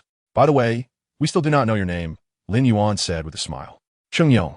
The figure responded with utmost respect. I heard from Xiao Qiao that you once embarked on a quest to find the City of Evolution, only to be captured by the Lightbearers while passing through the City of Light. What compelled you to seek me out? Lin Yuan questioned. Because you have slain Zhou Qing and resisted the 9 great families. To us commoners, you are a beacon of hope. We are determined to join you in battle. Hence we set forth on the path to find the City of Evolution. Ah, I see, Lin Yuan nodded, to have endured the primal evolutionary slime. Your willpower is indeed impressive. I can feel the rage within you, and now is the time to unleash it. From this moment on, you shall be known as the Destructor, positioned beneath the Queen in the hierarchy of the swarm, lacking the power to establish your own kin, yet capable of commanding the swarm. Originally, Lin Yuan had contemplated naming him Stokov Experiment Subject 001, but being well-versed in novels, he deemed such a title rather unremarkable. Then, a spark of inspiration struck, leading to the formidable name, Destructor. Now, Destructor Cheng Yong leads the swarm southward, bracing for the onslaught of the dark entities. I shall execute your every command, O Supreme Sovereign. Cheng Yong refrained from bowing, for he had already merged with the collective. His loyalty to the sovereign expressed without the need for superfluous gestures. Cheng Yong knew that at the mere thought of the sovereign, he would unhesitatingly lay down his life. Meanwhile, on the battlefield of the southern mountains, the dark entities, desperate to escape the erupting magma, raced toward the city of evolution. They were numerous and diverse, resorting to any means to deliver biomass and genes to the swarm in their flight for survival. For the swarm, their quantitative advantage appeared utterly insignificant, to the extent that Lin Yuan and the two queens did not direct their attention toward the battlefield in the southern mountains. Having dealt with the Lightbearers, the gains were considerable. This tumor-like mass possessed multiple gene sequences, serving as a primary material for fungal tumors and aberrant entities. Lin Yuan examined the main nest's gene repository. Aside from the universal genes common to the Yicheng, the gene collection progress for various seeking units was as follows. Post-insect gene progress, 663. Stinging serpent gene progress, 562. Spinal needle crawlers gene progress, 701. Aberrant entities gene progress, 100. Aberrant entities themselves are a hybrid of human genes and simple Yicheng genes. After unexpectedly acquiring key gene sequences in the City of Light, the gene sequences of the aberrant entities were fully completed, allowing this heavy unit of the swarm to mutate directly from larvae. However, the synchronization of aberrant genes will be completed by the Yich's evolutionary cavity. Lin Yuan's first task was to transform worker bees into evolutionary cavities. Chapter 55. Cheng Yong is that kind of person. The will of the sovereign permeated through the swarm. A fortunate worker bee was randomly selected, ending its ceaseless toil as a miner and receiving the ultimate reward, a dwelling. Although this dwelling was constructed from its own flesh and blood, it was, nonetheless, a home. With a gentle release, the fortunate worker bee halted its relentless traversing, quietly hovering above the fungal carpet. Subsequently, with a sharp snap, the embryonic form of the evolutionary cavity emerged before Lin Yuan. The fungal carpet pulsed, infusing 750,000 units of biomass and 75 units of crystal ore. Before long, the evolutionary cavity completed its mutation. In contrast to other structures, the evolutionary cavity stood out distinctly. Lin Yuan studied the gene activation, observing its entire form writhing bizarrely. The evolutionary cavity possessed a complete skeletal framework, including a skull, spine, and ribs. This biological structure evidently derived from some colossal cosmic entity. Despite its peculiar appearance, the evolutionary cavity wielded immense power. It served as the military research center of the Yicheng, enhancing the ground forces of the swarm through comprehensive gene fortification, rendering them even more formidable and efficient. It could endow the swarm with sharper claws, more destructive acidic spines, and sturdier exoskeletons. Its evolutionary functions were categorized into three main classes comprising 9 projects. Insect Melee Attack Level 1, Insect Melee Attack Level 2, Insect Melee Attack Level 3, Insect Ranged Attack Level 1, Insect Ranged Attack Level 2, Insect Ranged Attack Level 3, Insect Ground Unit Exoskeleton Level 1, Insect Ground Unit Exoskeleton Level 2, Insect Ground Unit Exoskeleton Level 3. The evolution unlocking for the swarm required a gradual process. Only upon completing Level 1 of the evolutionary projects could one advance to Level 2. In comparison to these evolutions, the synchronized transmission of aberrant genes merely constituted an ancillary function. Hooray! Soon we will also be enhanced. Xiao exclaimed. You are overestimating the situation. Lin Yuan ruthlessly shattered her illusion. The genes required for evolution are applicable to all Yicheng, possessing immense inclusivity. They are far too complex and advanced. I doubt we can find them in the shallow dark regions. The gene sequences for evolving insect melee attack level 1 could simultaneously enhance jumping insects, nesting insects, aberrant entities, thunder beasts, and all other melee Yicheng. What an extraordinarily powerful gene sequence. Yet, Such powerful gene sequences typically manifest only in either robust or unique organisms. Compared to the gene sequences of mutated cockroaches, the difficulty of acquisition was naturally greatly increased. Oh, I see. Zhao Qiao's spirits waned. At that moment, the ground trembled once more. Boom! The sky echoed like distant thunder, and from afar, several crimson streaks came into view. The group recognized that if viewed closely, these crimson lines were the erupting, super-eruptive magma. Sovereign, I shall lead the swarm forth, Cheng Yong proclaimed, feeling a surge of majestic power coursing through his body. His previously wounded form now radiated astonishing vitality. He had never felt better and was eager to unleash his pent-up energy. Go forth, Lin Yuan mechanically nodded. Engrossed in the evolutionary cavity, his response to the outside world purely reflexive. Standing beside Lin Yuan, Yan Yi furrowed her brow, focusing intently on Cheng Yong. Cheng Yong, you are the former vice captain of the Phoenix Warriors. The Phoenix Warriors, a 12th-tier hero class unit, could not be conjured from thin air by the light tree. They could only be selected from among humanity. Those who met the criteria would ride firebirds, don armor, and achieve 12th-tier combat power through the blessing of the light tree. It is I. I am surprised that someone would recognize me, Cheng Yong openly admitted. Then why did you fall to the status of a commoner, captured by the light bears? Yan Yi inquired. 15 years ago, I was assigned to track the Dark Frenzy Behemoth. Little did I know that more than just the Dark Frenzy Behemoth awaited me there. I was gravely injured, and my comrades fought valiantly to cover my retreat. Ultimately, the entire unit was annihilated. With a vow to avenge them, I dragged my battered body back to Zhuke City, only to be arrested the moment I entered the city. The charge was violation of military orders, leaving the city without permission. It was then that I realized I had fallen into a trap. Under the influence of the ethereal energy, Cheng Yong's voice resonated with a deep echo, lending an air of ancient gravitas to his narrative. Though he appeared calm, the listeners could discern the undercurrents of conspiracy woven into his words. Oh, who is conspiring against you? Yan Yi inquired. Having risen from a commoner to the vice captain of the Undying Bird Warriors, after my arrest and exile, those who ascended to power were all from the 9 great families. The identity of the puppet master is evident, requiring no further proof. Cheng Yong recounted with an unsettling tranquility, as if he had never suffered injustice. Indeed, if one were an ordinary person, possessing a tenacity like yours would be implausible. May I respectfully address you as brother? Zhao Xiaoqiao jested. Cheng Yong chuckled softly, responding, Call me as you wish, my queen. However, while pursuing the Dark Rage Behemoth, I unexpectedly stumbled upon a relic. A relic? Are you certain?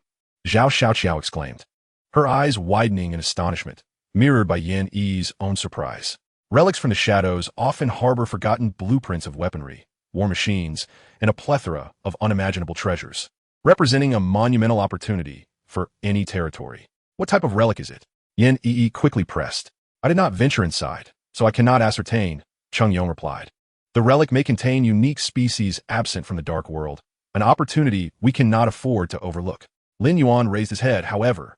It is premature to dwell on this. We must first address the matters at hand. The larvae morphed into aberrant forms. Gurgling, the joyous, wriggling larvae met their fate. And immense cocoons rapidly took shape. 100,000 units of biomass, 200 units of crystalline ore, and 75 units of high-energy gas surged into the pulsating cocoons. With a crack, the cocoons burst, revealing grotesque, yet colossal heavy units of the swarm before Lin Yuan, who had to tilt his head to behold the entirety of the monstrous creation. Standing at a staggering height of 168 meters, its 4 supporting legs grew in an irregular manner, unsightly, yet exhibiting remarkable stability. The long legs provided an advantage, allowing the jumping worms and mutated cockroaches to scurry freely beneath its girth. Its 2 elongated arms, equally bizarre, were infused with substantial crystal or elements, capable of effortlessly crushing engineering tanks. Covered in festering sores, it could serve as a host for swarm viruses. The muscle density was so high it resembled crystalline matter, reflecting a somber hue.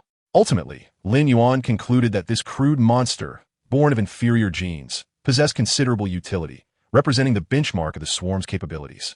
The distorted entity proclaimed, The sovereign speaks truly. Despite my grotesqueness, I am gentle.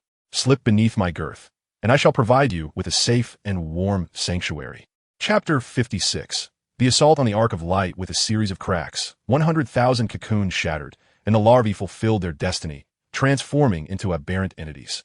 Many were desensitized to numerical values, such as height and area. Thus, a simple comparison could be made. At 168 meters, it equaled one-third the height of Godzilla.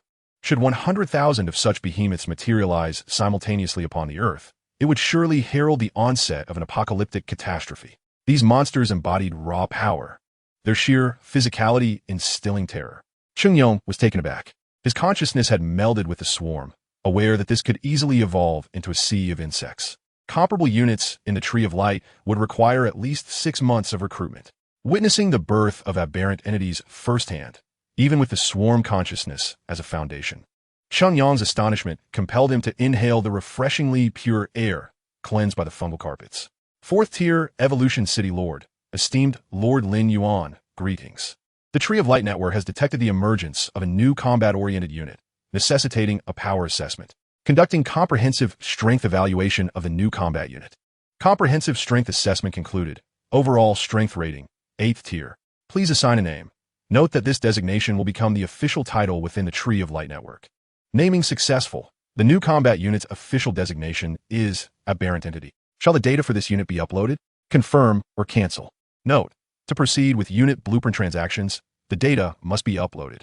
Cancel. The strength of the aberrant entity had astonishingly reached 8th tier, a revelation that was somewhat unexpected. Nevertheless, such colossal heavy units demanded immense resources. After opting against publicizing the unit, Lin Yuan fell into contemplation. This formidable army had consumed 100 billion units of biomass, 20 million units of crystalline ore, and 7 million units of high-energy gas. With a sweep of his thoughts, Lin Yuan, having seldom ventured out, instantly grasped the overall status of the swarm. There was no need for concern regarding biomass. While high-energy gas reserves were still plentiful, they were depleting resource. The extraction of high-energy gas was notoriously arduous, and the remaining stockpiles of the region's lords might not suffice for a future mass mobilization of the swarm. The swarm's advantage lay in its capacity to swiftly form a sea of insects when needed. Under such contingency measures, the swarm merely needed to maintain a certain scale during periods of inactivity. Presently, the swarm size was perfectly calibrated to withstand the relentless tide of beasts surging from the southern mountain range with minimal casualties. Thus, it was evident that resource reserves were of paramount importance. The crystalline ore reserves were nearly exhausted, and the massive crystalline vein was close to being depleted. We must expand the scale of resource production, Lin Yuan commanded. At your command, esteemed sovereign, Zhao Xiaoqiao replied with a giggle. At that moment, Lin Yuan furrowed his brow. Zhao Xiaoqiao felt a sudden chill, her legs nearly buckling beneath her.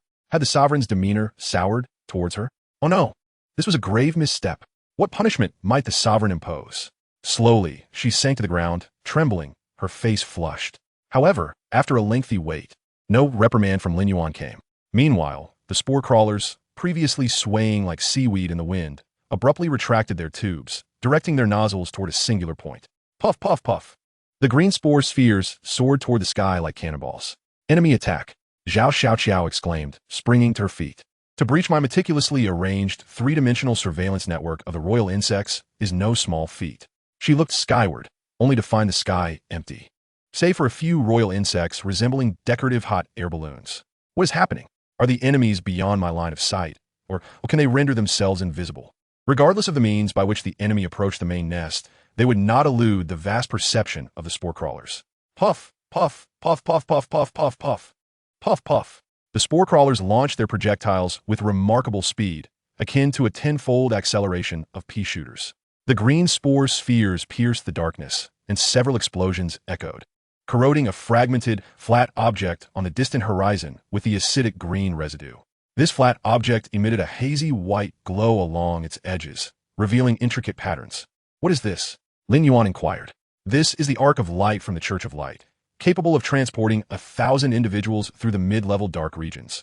Cheng Yong responded. My heavens, to carry 1,000 people through the mid-level dark regions. Unheard of. Zhao Xiaoqiao marveled. Are there many of these arcs of light? Yin Yi asked. Cheng Yong shook his head. Not many. They are scarce even within the Church of Light. It appears the Radiant One indeed possesses significant backing. Having just been slain by us, the Church of Light is already hastily deploying the Arc of Light for retribution. Lin Yuan remarked with a smile. Chirp, chirp, chirp. A cacophony of sharp, chaotic cries erupted as humans clad in finely crafted light armor charged forth from the shadows, mounted upon creatures reminiscent of bats. These were the elite Qilin Bat cavalry of the Zhou clan, a unique echelon of 8th-tier troops, representing the upper echelons of the Zhou family's military might. As explained by Cheng Yong, an increasing number of Qilin Bat cavalry surged from the darkness, their ranks exceeding 1,000. They maneuvered with remarkable agility, deftly navigating through the barrage of spore crawlers, displaying an ease that befitted their status as an exclusive 8th-tier elite force. Having witnessed this splendid performance, Lin Yuan could not help but applaud. The worker bees, transformed into spore crawlers, multiplied in an instant, with 3,006 emerging to reap the rewards of their diligent labor, taking root in the fungal carpet and metamorphosing into spore crawlers. The aerial firepower surged instantaneously, resembling a barrage of projectiles sweeping upward. A few shrieks pierced the air as 7 or 8 Qilin Bat cavalrymen and their mounts were separated and plummeted from the sky. The jumpers, mutated cockroaches, lay in wait on the ground, eager and expectant, thrilled to witness the fall of the Qilin Bat cavalry. Undoubtedly, the Qilin Bat cavalry, as an 8th-tier unit, wielded formidable power. When struck by spore balls, their bodies manifested a protective energy shield resembling azure, serpentine scales, shielding them from the impacts and explosions. However, their endurance proved fleeting. Faced with the overwhelming swarm of spore crawlers, the Qilin Bat cavalry could no longer hold their ground and were compelled to dive from the sky. Chapter 57. The Aberrant Strikes. They aimed to land near the main nest, launching a lightning assault against Lin Yuan. His face lit up with delight. Having been cooped up in the main nest for too long, he relished the prospect of entertainment coming to him. Zzz. Gray-hued, ethereal lightning coalesced in his hands, as the swarm had grown more formidable over time, resulting in an even greater influx of ethereal energy for Lin Yuan. Coupled with the territorial feedback from the luminary tree, the ethereal energy in his grasp rapidly expanded, a vast power radiating outward. Just as Lin Yuan prepared to revel in the moment, a thunderous roar echoed. It is our dereliction that has compelled this sovereign to intervene. Allow me to atone for my failures. Cheng Yong suddenly rose, launching himself off the ground like a battering ram, crashing into the Qilin Bat cavalry and leaving them in disarray. Lin Yuan, the fungal carpet, now a crater pulsating with life, questioned, "Excuse me, is that polite?" With a series of explosions, the Qilin Bats were obliterated by the spore crawlers, sending bursts of green fireworks into the sky. The Aberrant advanced, covering 100 meters in mere strides, raising its hand to strike the falling Qilin Bat cavalry. A fierce gust of wind followed, as the Aberrant's colossal palm bore down upon the cavalry. Thud! The bodies of the Qilin Bat cavalry were sent spiraling through the air, their finely crafted armor splintering, muscles quivering like rippling water, followed by blood gushing from their orifices. Were the 8th-tier elite Qilin Bat cavalry strong? Undoubtedly they were, for they constituted the main force of a prestigious family like the Zhou clan. Alas, they had encountered the Aberrant, a colossal beast far beyond the reach of their nimble forces. Thud, thud, thud. The sound of flesh colliding resounded continuously. The Qilin Bat cavalry was sent flying like insects, with occasional bursts of crimson mist appearing in the sky. Monsters, you have revealed yourselves. The army of Zhuke City and the legion of the Luminary Church shall trample this place. The Qilin Bat cavalry, eyes bulging with fury, screamed incoherently, "Die!" Producing a spherical object from his bosom, the Qilin Bat cavalry laughed maniacally as if envisioning the annihilation of the swarm. Boom! 20 mushroom-shaped flames exploded violently, incinerating numerous jumpers and mutated cockroaches, leaving even the Aberrant with over 10 casualties. Yet, neither the evasive Cheng Yong nor the 2 insectoid queens felt any sorrow for their demise. After all, did Aberrant creatures even comprehend the concept of death? The 3 insectoid generals, transformed from humans, held reservations regarding this matter. Lin Yuan sighed silently. Was it truly the destiny of the sovereign to watch from afar, leaving the swarm to charge into battle while remaining unscathed within the main nest? Was this truly acceptable? Jumpers, king insects, aberrants, and mutated cockroaches. MMP, sovereign, have you inherited some vile trait from humanity? What was it called again? Ah, yes, Versailles. Useless thoughts. I suggest the sovereign immediately return to the primordial splitting pool for reconstruction. Furthermore, sovereign, it would be best if you remained in the main nest. We enjoy marching to our doom, understand? Lin Yuan. He sensed the peculiar gazes of the aberrant creatures surrounding him, mingling disdain with a hint of frustration at his perceived incompetence. Had he overindulged in research to the point of hallucination? Shaking his head, he dispelled the impractical thoughts from his mind. The mushroom-shaped flames, potent in their might, had vanquished a multitude of aberrants, incinerating vast sections of the fungal carpet. Had the spore crawlers not keenly detected the luminary arc, the Chilenbat cavalry might have appeared above the main nest, launching this mushroom ammunition directly at Lin Yuan's head. This is the purification of the luminary church's war machine, the purifier, Cheng Yong elucidated. The luminary arc, the purifier, had never been a part of the knowledge imparted to the city Lord's Reserve. Indeed, in any world, the truth invariably resides at the pinnacle of the pyramid. Lin Yuan reflected. They may possess even more terrifying weapons. Cheng Yong, ensure you upload all that you know shortly. This ambush was my oversight. I must strengthen the monitoring network for the swarm. Without the genetic data of the monitoring king insect, we can only cultivate more spore crawlers. Spore crawlers are always present. They can move across the fungal carpet through the process of taking root, truly enjoying the perks of early mutation. Although they consume biological matter daily in this dark world, the last thing to worry about is biological material, for dark creatures are boundless. They appear without warning, and since the dawn of the luminary era, no major region has ever claimed to have eradicated dark creatures entirely. Lin Yuan found this to be quite agreeable. On this day, another 120,000 worker bees were forced to abandon their dreams of mining day and night, existing in the swarm in an entirely different manner. I shall carefully plan their positions. Yin Yi commenced her intricate calculations once more. The crossfire network she had devised had proven its might earlier.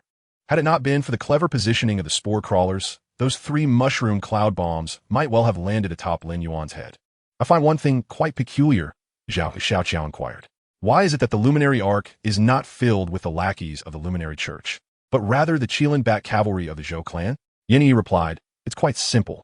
The light bearer encountered trouble here, and a high-ranking member of the luminary church's Zhuke City branch sought to curry favor with the light bearer's father, thus circumventing the stringent regulations to utilize the luminary Arkansas.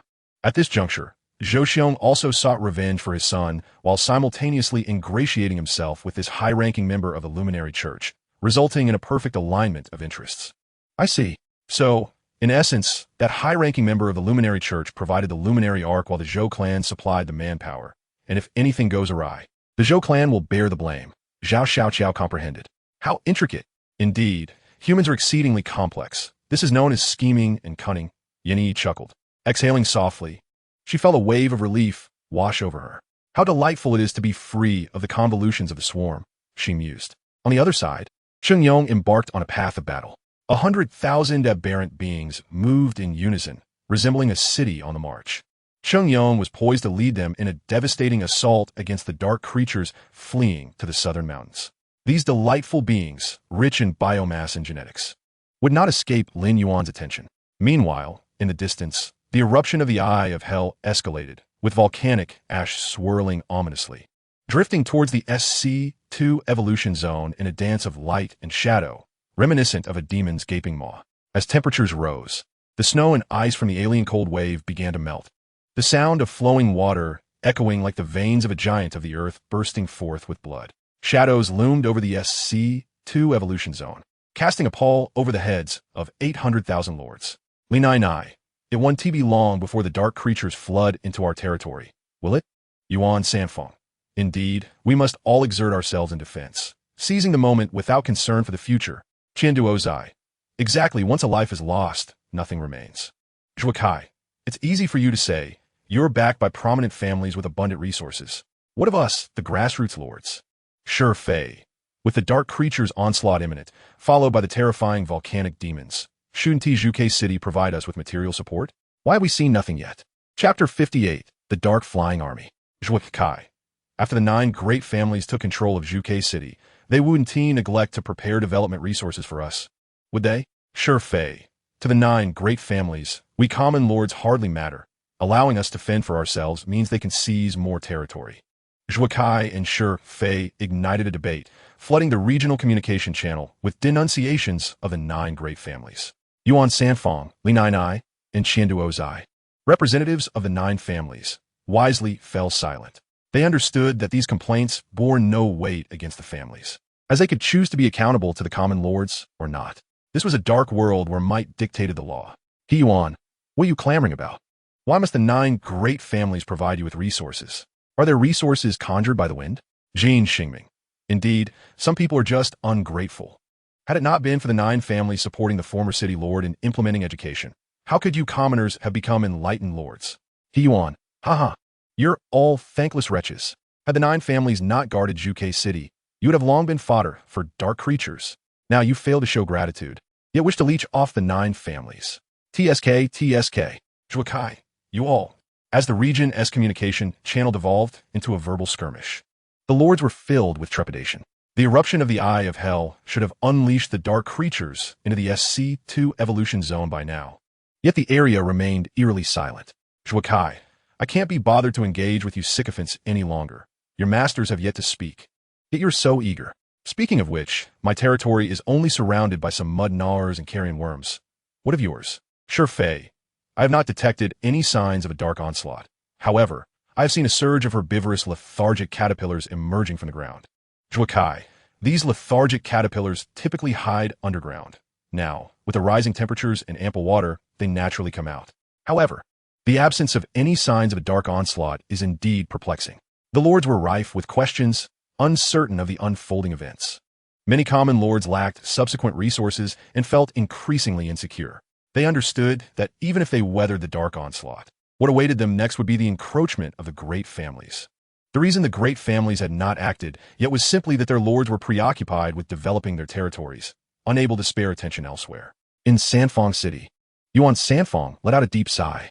In Nainai City, Lin Yuan silently observed the chat messages. As a youth, he too had aspired to change the world. However, born into the lineage of a prominent family, he found himself ensnared by too many entanglements, lacking the courage or means to break through those layers of barriers. Perhaps someone could change all this. What sort of prodigious talent would that require? A look of profound yearning graced Lin Yuan's face. Whoosh! A tremendous gust of wind accompanied a thunderous sound as an aberrant being effortlessly flattened a 6th-tier rock serpent into a pancake. Another 6th-tier wild boar, strikingly robust, charged through the beast's tide, trampling countless smaller creatures underfoot. Upon seeing the aberrant beings, it displayed defiance, lowering its head and charging forward with a thunderous roar. The 3 aberrant beings, alarmed, swiftly retaliated, delivering 2 powerful slaps that tore the wild boar asunder. With 100,000 aberrant beings joining the fray, the insect swarm surged forward, pushing back the tide of dark creatures, advancing towards the erupting Eye of Hell. In the game, one might regard aberrant beings as trivial. Yet when this colossal entity manifested in reality, even a single slap was enough to instill awe. Lin Yuan sought to comprehend the actual combat prowess of the aberrant beings, closely monitoring their movements. On the battlefield, these seemingly awkward and inept creatures exhibited overwhelming combat strength. The large dark creatures, which previously required considerable effort with jumping worms and mutated cockroaches to defeat, now faced inevitable demise in the presence of the aberrant beings, reduced to mere meat patties, chunks, or sludge. In the shallow dark regions, what could possibly impede the insect swarm? Unless an air force of dark flying creatures exceeding 1,000,000 5th-tier beings assembled. But could that even be possible? Clearly it was not. In over 3,000 years of the Bright Era, no such records had ever surfaced. The absence of challenging adversaries rendered Lin Yuan somewhat bored, to the point of losing interest in his studies. Just then, a cacophony of wings beating filled the air as countless flying creatures burst through the dark clouds, coming into view. Flap, flap, flap. Da-yu-di-yu-di-yu. Whoosh, whoosh, whoosh. From the sky, a downpour of various unclear objects descended like a torrential rain. In an instant, flames erupted, and acidic fluid spewed forth, as bone spears rained down like a storm. A significant number of jumping worms perished, with many mutated cockroaches sustaining grievous injuries. Though the aberrant beings could withstand the onslaught, they could only endure passively. Why was the reality consistently at odds with what the City Lordess Reserve had instructed? Lin Yuan was left in a whirlwind of questions. He began to suspect that the teachings of the City Lordess Reserve were erroneous, and that historical records were nothing but nonsense. Insect swarm, retract the line of defense. Under Cheng Yang's command, the insect swarm had no choice but to retreat. The sheer number of flying creatures was overwhelming, inflicting losses on the swarm with every passing moment. The swarm did not fear death, yet needless attrition was evidently unwarranted. Cheng Yang could only lead the swarm back to the spore crawler positions on the fungal blanket.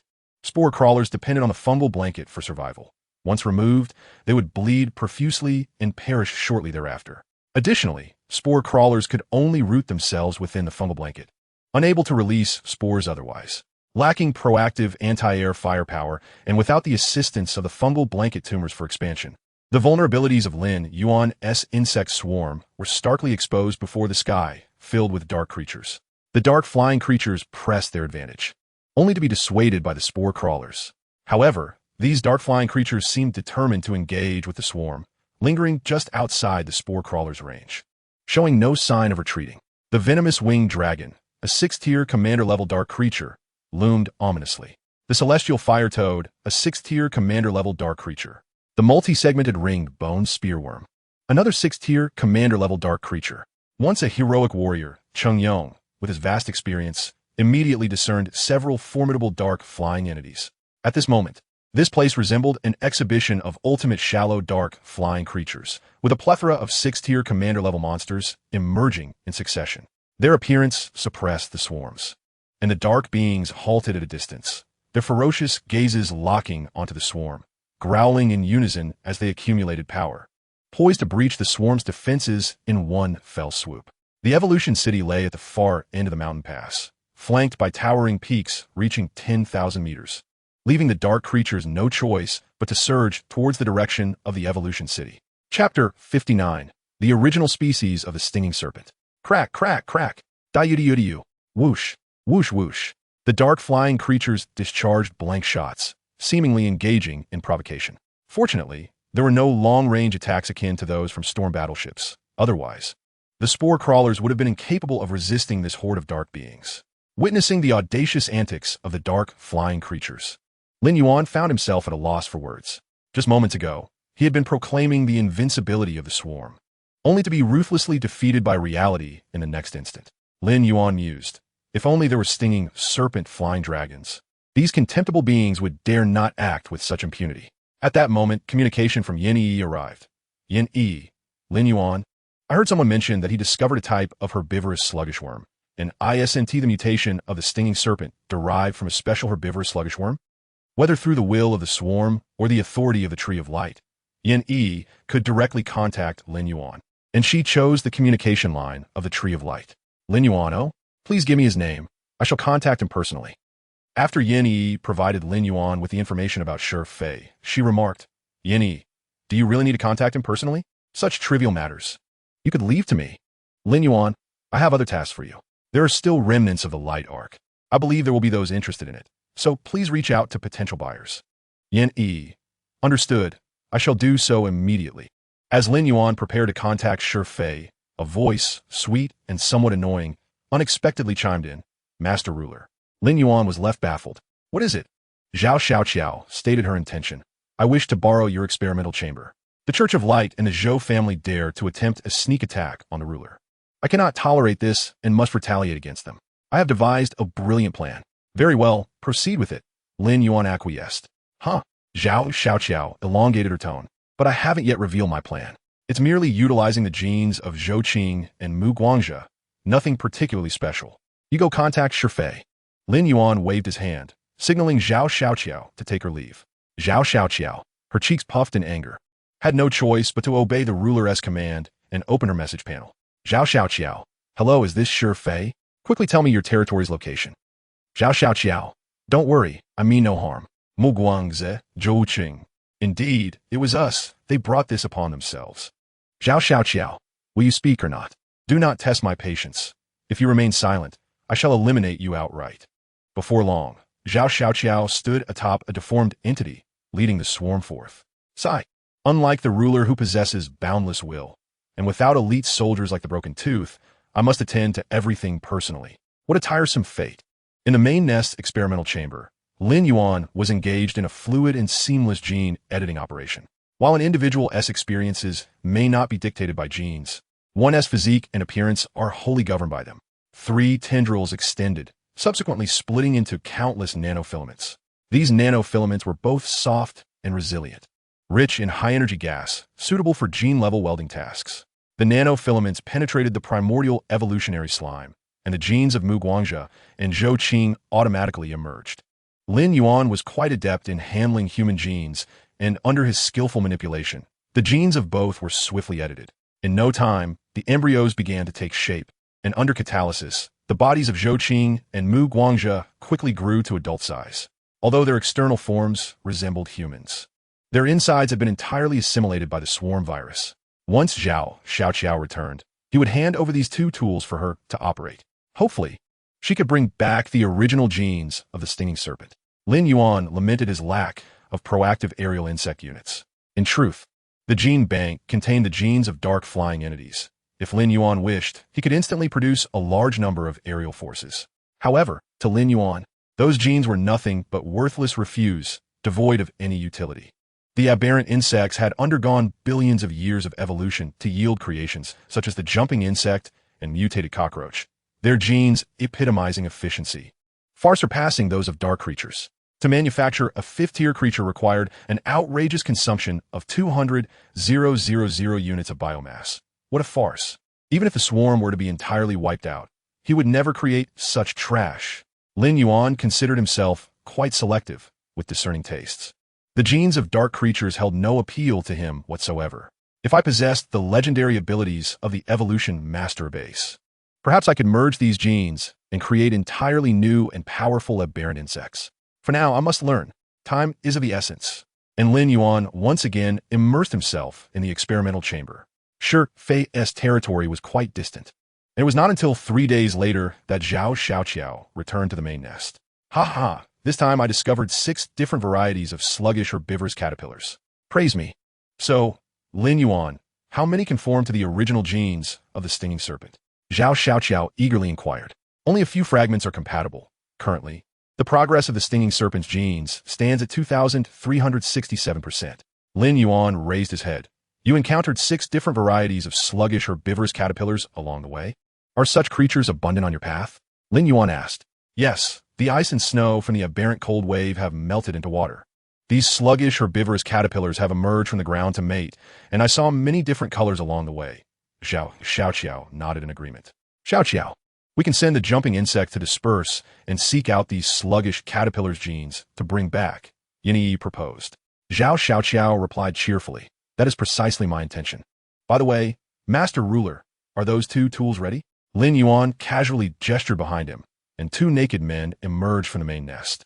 Their appearances were unmistakably those of Zhou Qing and Mu Guangzhe. TCH. Zhao Xiaoqiao curled her lip in disdain. Rumor has it that Zhou Qing exploited his family's power to harm many girls.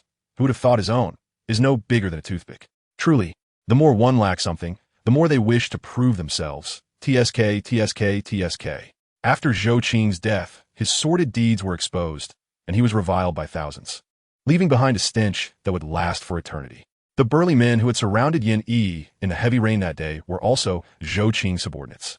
It was a dark and secluded alley where Lin Yuan had returned from the nearby black market with materials and found himself short of a few corpses. Thus, out of humanitarianism, he warmly invited those burly men to his laboratory. As Zhou Qing's misdeeds came to light, many lords' opinions of Lin Yuan soared, praising him as a true man unafraid of power. Chapter 60. Lord of Light City, Talent of the Swarm? Lin Yuan pointed at the 2 replicants and said, Take them. But how do you plan to bring these 2 tools into Zhuge City? Clang, clang, clang. What do you see here? Zhao Xiaoqiao playfully produced 2 teleportation talismans for behind her. The teleportation talismans for Zhuge City were found on Mu Guangzhe, correct? Yin Yi exclaimed in surprise. Zhao Xiaoqiao wore a proud expression. Indeed. Haha, indeed. However, it was not discovered through searching. At that moment, when he was about to self-destruct, I hurled him into the sky, and those 2 teleportation talismans fell from his person. Just then, a chime signaled that Lin Yuan had received a message from Li Nai. The 2 queens, possessing the same permissions, simultaneously took a peek at the message. Observing this, Lin Yuan promptly established a chat group for the 4 of them and enabled a shared feature, ensuring that any messages sent to Lin Yuan from outside the swarm would be visible in this chat group. Li Nai, Lin Yuan, esteemed master, I have received intel that the Church of Light has invested vast resources into 27,000 fervent believers, while the Zhou family has allocated significant supplies to their 500 death warrior lords. They are likely to pose a threat to you. Their coordinates are as follows. Light Affiliated City 1, 6422 0035 8875 4001. Light Affiliated City 2, 6422 0036 88754003. Light Affiliated City 3, 6422-0036. 88754004. Zhou Family Death Warrior City 1, 0375-1123, 335-32001. Zhou Family Death Warrior City 2, 0375-1123, 335-32002. Zhou Family Death Warrior City 3, 0375-1123, 335-32003. TSK. Lin Yuan's intelligence work is quite impressive. She knows the coordinates of the other territories in great detail, remarked Zhao Xiaoqiao in astonishment. With the volcanic disaster upon us, isn't it only natural to allocate resources? Yet, Yin Yi harbored doubts, pondering whether he might be using us to eliminate his obstacles. If it is indeed exploitation, then it may prove mutually beneficial. Lin Yuan shook his head slightly and responded, I had considered annihilating these territories to snuff out the threat in its cradle. I did not expect Lin Yuan to proactively provide the coordinates. It seems she understands my thoughts to some extent. After a moment of contemplation, Lin Yuan continued, Moreover, he is not yet capable of posing a threat to the swarm. However, there is no need to overthink this. Simply allow him to assimilate into the swarm. Truly worthy of the dominator, exclaimed the two queens, their hands raised in admiration, eyes sparkling like stars. Are you two quite idle? Now, go collect the genes of the inert herbivorous caterpillars. Cheng Yong is still on the front lines, eagerly awaiting sustenance. Additionally, while you gather genes, eradicate those over 20,000 territories of light. Lin Yuan commanded, and the queens had no choice but to obey and depart. Li Nai.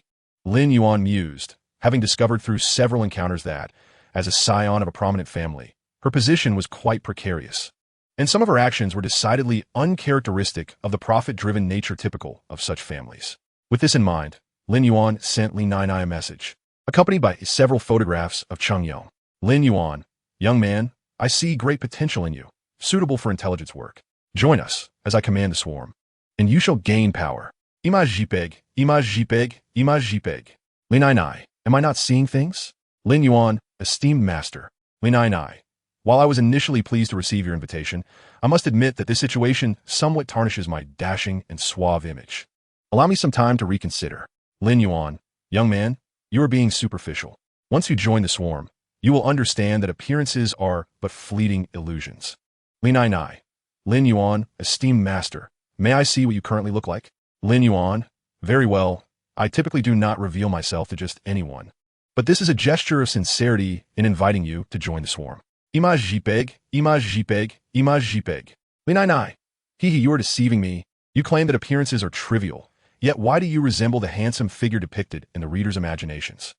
Lin Yuan, although you speak the truth, do not think I will let you off easily. Let us dispense with the pleasantries. If you do not join the swarm, I shall eliminate you directly.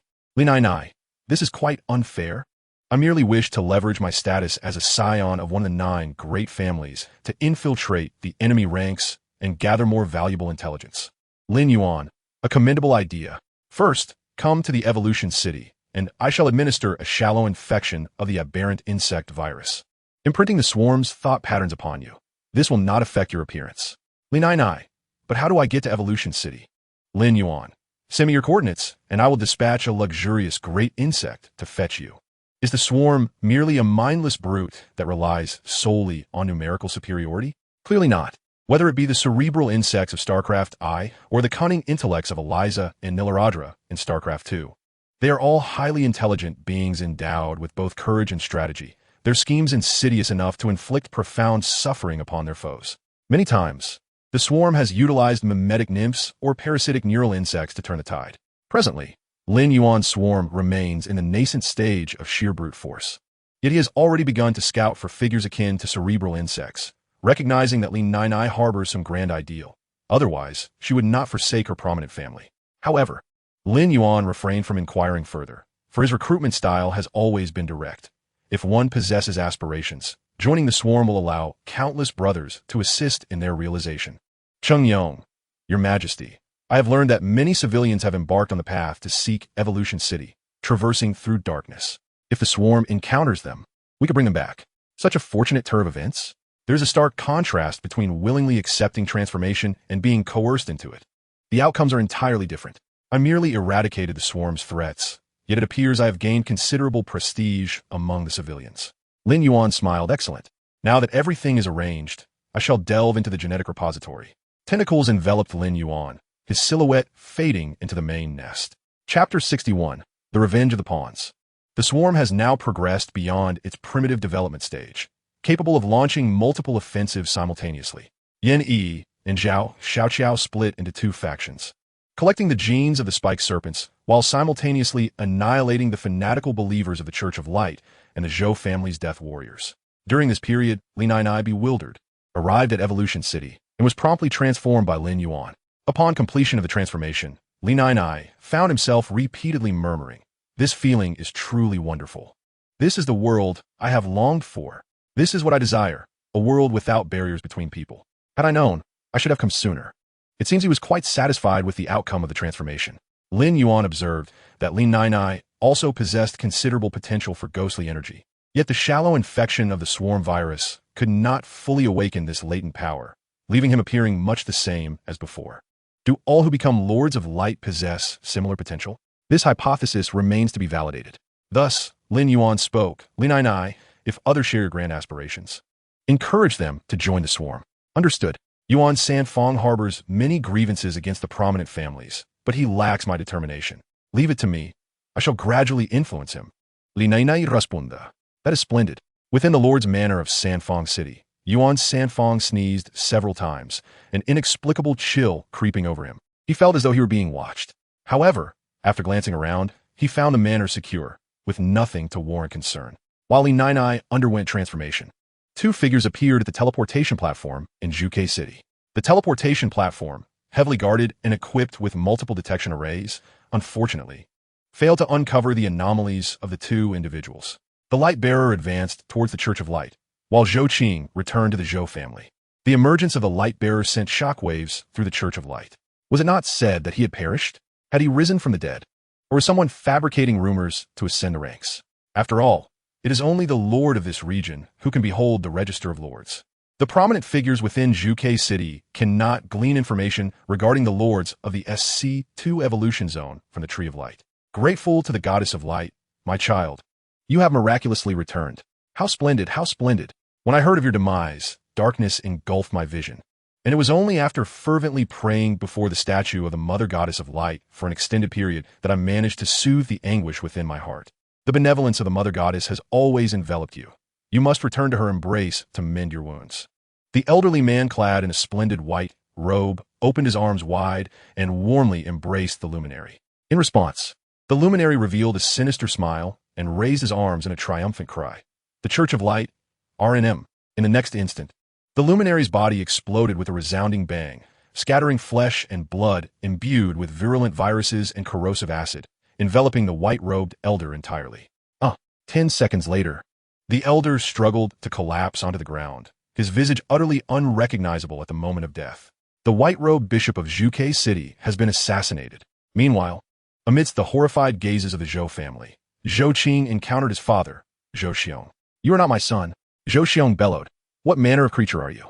Someone, seize him. A peculiar intuition regarding his own flesh and blood triggered a sense of abnormality within Zhou Xiong. Tear off his shirt. Zhou Xiong recalled that during his childhood, Zhou Qing had been stabbed by a poisoned dagger, leaving an incurable scar upon his chest. With a swift motion, the clothing was ripped open, revealing Zhou Qing's chest, smooth and unblemished. "You are indeed not my son. Who are you?" Zhou Xiong roared furiously, his eyes seeming to emit flames. Hee. Zhou Qing chuckled ominously, shouting, "Old dog, behold your fate shall mirror mine." Then, with a thunderous boom, Zhou Qing exploded, instantly claiming the lives of several elite guards, their intestines and internal organs scattering about, drenching Zhou Xiong in gore. Zhou Xiong's eyes widened in rage. Do not let me discover who you are." Despite the realization that the figure before him was not his son, witnessing someone who bore an uncanny resemblance to his son explode before him tore open the scab of his grief anew. Zhou Xiong's heart ached unbearably, plunging him into a brief bout of madness. "Lin Yuan, it must be that wretch Lin Yuan. My son, rest assured in the netherworld, I shall avenge you." Zhou Xiong growled like a beast. He had many sons, but Zhou Qing was the offspring of his deceased first wife, whom he cherished most dearly. Zhou Xiong had invested immense effort into Zhou Qing, nurturing him with great expectations. Zhou Qing had lived up to those hopes, achieving an A-level territory. A-level territory. Qing Tong City, which should have been a springboard for his son's ascent, yet was unexpectedly destroyed by Lin Yuan. Zhou Xiong was consumed by an insatiable hatred. In the southern mountain range, at the front line of the swarm's position, Cheng Yong was enduring immense pressure. Dark flying creatures, akin to locusts, blotted out the sky as they emerged from the shadows. They attempted to breach the spore crawlers' defenses. Though they failed, the spore crawlers suffered heavy losses. It was not due to the spore crawlers' weakness, but rather the limitations of the narrow pass. Even if every inch were filled with spore crawlers, their aerial firepower still had its limits. In the sky, the dark flying creatures obscured the light, like low-hanging storm clouds pressing down on the swarm's position. The number of concealed, flying creatures hidden in the darkness was incalculable. They seemed intent on mounting an assault atop the swarm. Why are these dark flying creatures so fixated on our base? They appeared to be deliberately gathering, seeking to engage the swarm in a decisive battle. Was it indeed due to the presence of the 100,000 aberrations? The shallow dark regions could not harbor a substantial number of 6th tier or higher units, lest they provoke an attack from the dark beast tide. The ruler must be aware of this. It is likely that the ruler seeks to eradicate the dark creatures of the SC2 evolution zone entirely, aiming to achieve absolute unity before expanding into other regions. Indeed, the ambition and vision of the ruler are beyond our comprehension. Cheng Yong's face reflected admiration. All of this was within the ruler's calculations. The stinger. It must be on the verge of manifesting. Come forth, for you shall all be devoured by the swarm. Cheng Yong, with his tower-like physique, crackled with ethereal energy like dim lightning, combined with the pulsating organic body of the aberrant creature, appeared almost demonic. The progress of gene collection for the swarm would not halt due to the Church of Light's targeting or Zhou Xiong's animosity. Various forms of lethargic herbivorous caterpillars were continuously being collected by the two queens. Stinger gene progress, 336. Stinger gene progress, 535. Stinger gene progress, 792. Until Yin Yi discovered a special lethargic herbivorous caterpillar covered in bristles. The progress of the stinger's gene skyrocketed to 100. The original gene collection for the stinger was complete. The swarm's formidable units, the kings of aerial and terrestrial combat, were finally about to emerge. From this moment forth, the swarm would begin its grand expansion, instilling fear even in the hearts of darkness. Lin Yuan, too, emerged from a laboratory, awaiting this historic moment. Chapter 62. The Emergence of the Stinger. The worker bees, mutated into stinger nests. The fortunate worker bees, experiencing the joy of mining, were on the cusp of discovering the delight of becoming living structures. It was truly double the pleasure. The crystal, or within the pincers, fell freely. The skeletal and fleshy forms of the worker bees expanded. 1 million units of biomass, 100 units of crystal ore, and 100 units of high-energy gas were continuously fed into the formless living structure. Before long, a stinger nest appeared upon the mycelium blanket. In comparison to other aberrant structures, the stinger nest was more savage and exuded a more perilous aura. Its overall form resembled a colossal hand, with 4 sharply pointed bone spines curving as if reaching out from a dark ocean, a hand of sea demons. At this moment, the genes of the stinger synchronized with the larvae, endowing both newly hatched and writhing larvae with the capacity to mutate into stingers at any time. The stinger nest, a mid-tier structure of a swarm, was already imposing in appearance. Lin Yuan nodded in satisfaction. The mycelium blanket pulsated like never before, channeling energy into the stinger nest. The genes of the lethargic herbivorous caterpillar were enveloped by the overloaded evolution matrix within the stinger nest, undergoing a grotesque transformation. These genes would serve as the raw material for the fiercest and most brutal life forms within the swarm. Larvae mutated into stingers. The cacophony of chirps erupted as 1 million cocoons formed instantaneously, appearing as a magnificent spectacle blanketing the earth. Each stinger required 30,000 units of biomass, 100 units of crystal ore, and 50 units of high-energy gas. 1 million stingers would thus necessitate 30 billion units of biomass, 10 million units of crystal ore, and 5 million units of high-energy gas. Thanks to the dark creature's spirit of sacrifice, the reserves of biomass had reached a staggering level, alleviating any concerns. Crystal ore was also not scarce, as the two queens had discovered 7 medium-sized crystal ore veins, with worker bees diligently toiling away. However, the high-energy gas reserves had dwindled to less than 300 million units, nearing a critical threshold, it might not even support a large-scale production of troops.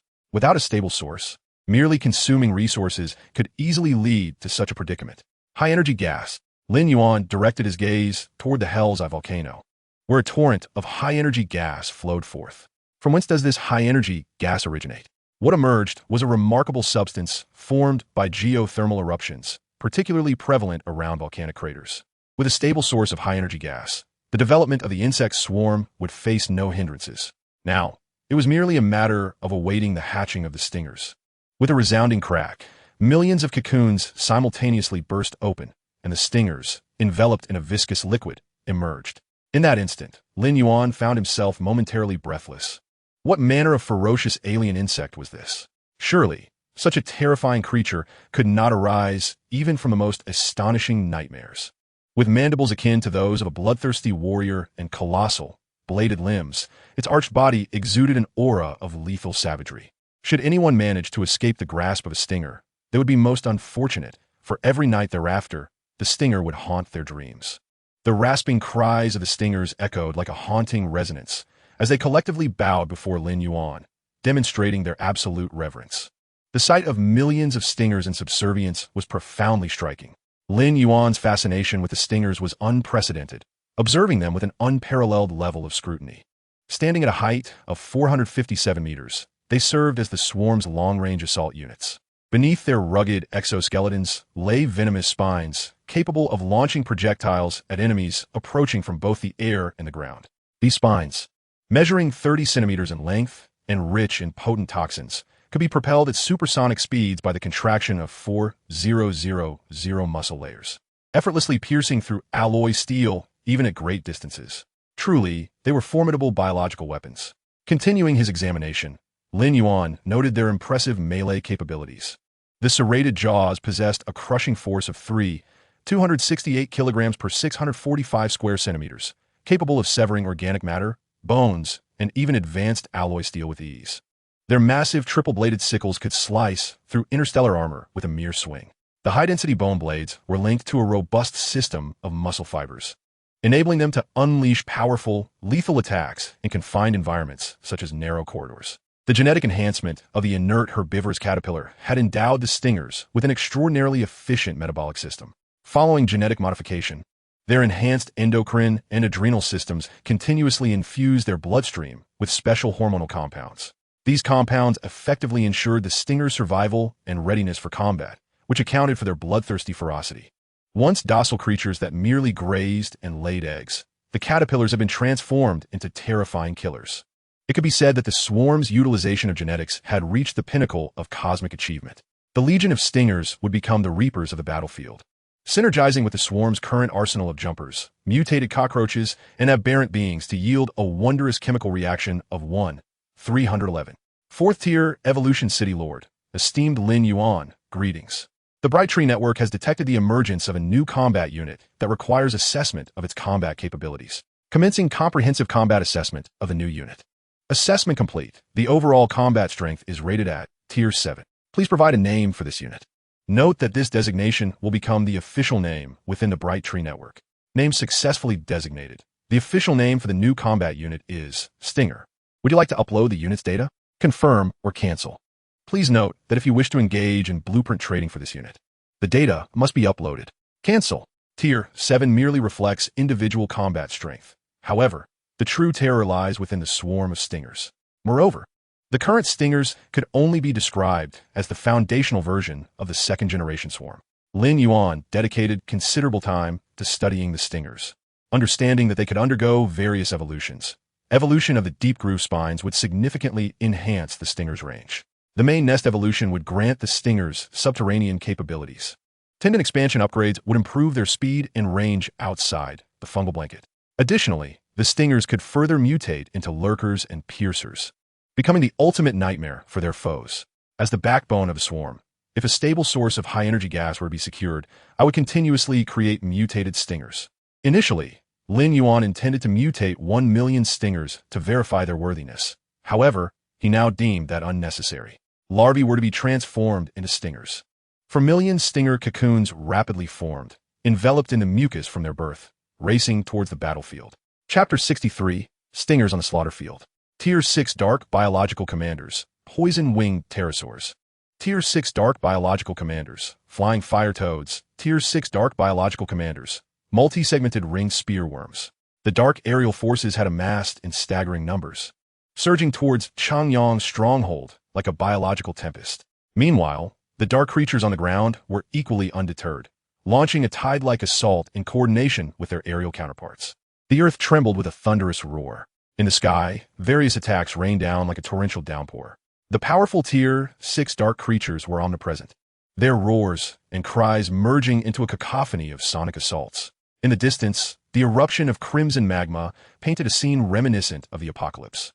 The number of dark creatures had become incalculable. With a surge of spectral energy, Changyang incinerated hundreds of dark creatures. However, it felt as if he had merely erased a pixel from a 5M JPG image. In the shallow, dark regions, where Super Tier 6 units could not amass in large numbers, no one could withstand such a despairing dark onslaught. So why could Lin Yuan withstand it? The answer was simple. He was an alien insect, not a mere human. The stingers had already arrived on the battlefield. 2 million stingers initiated the assault.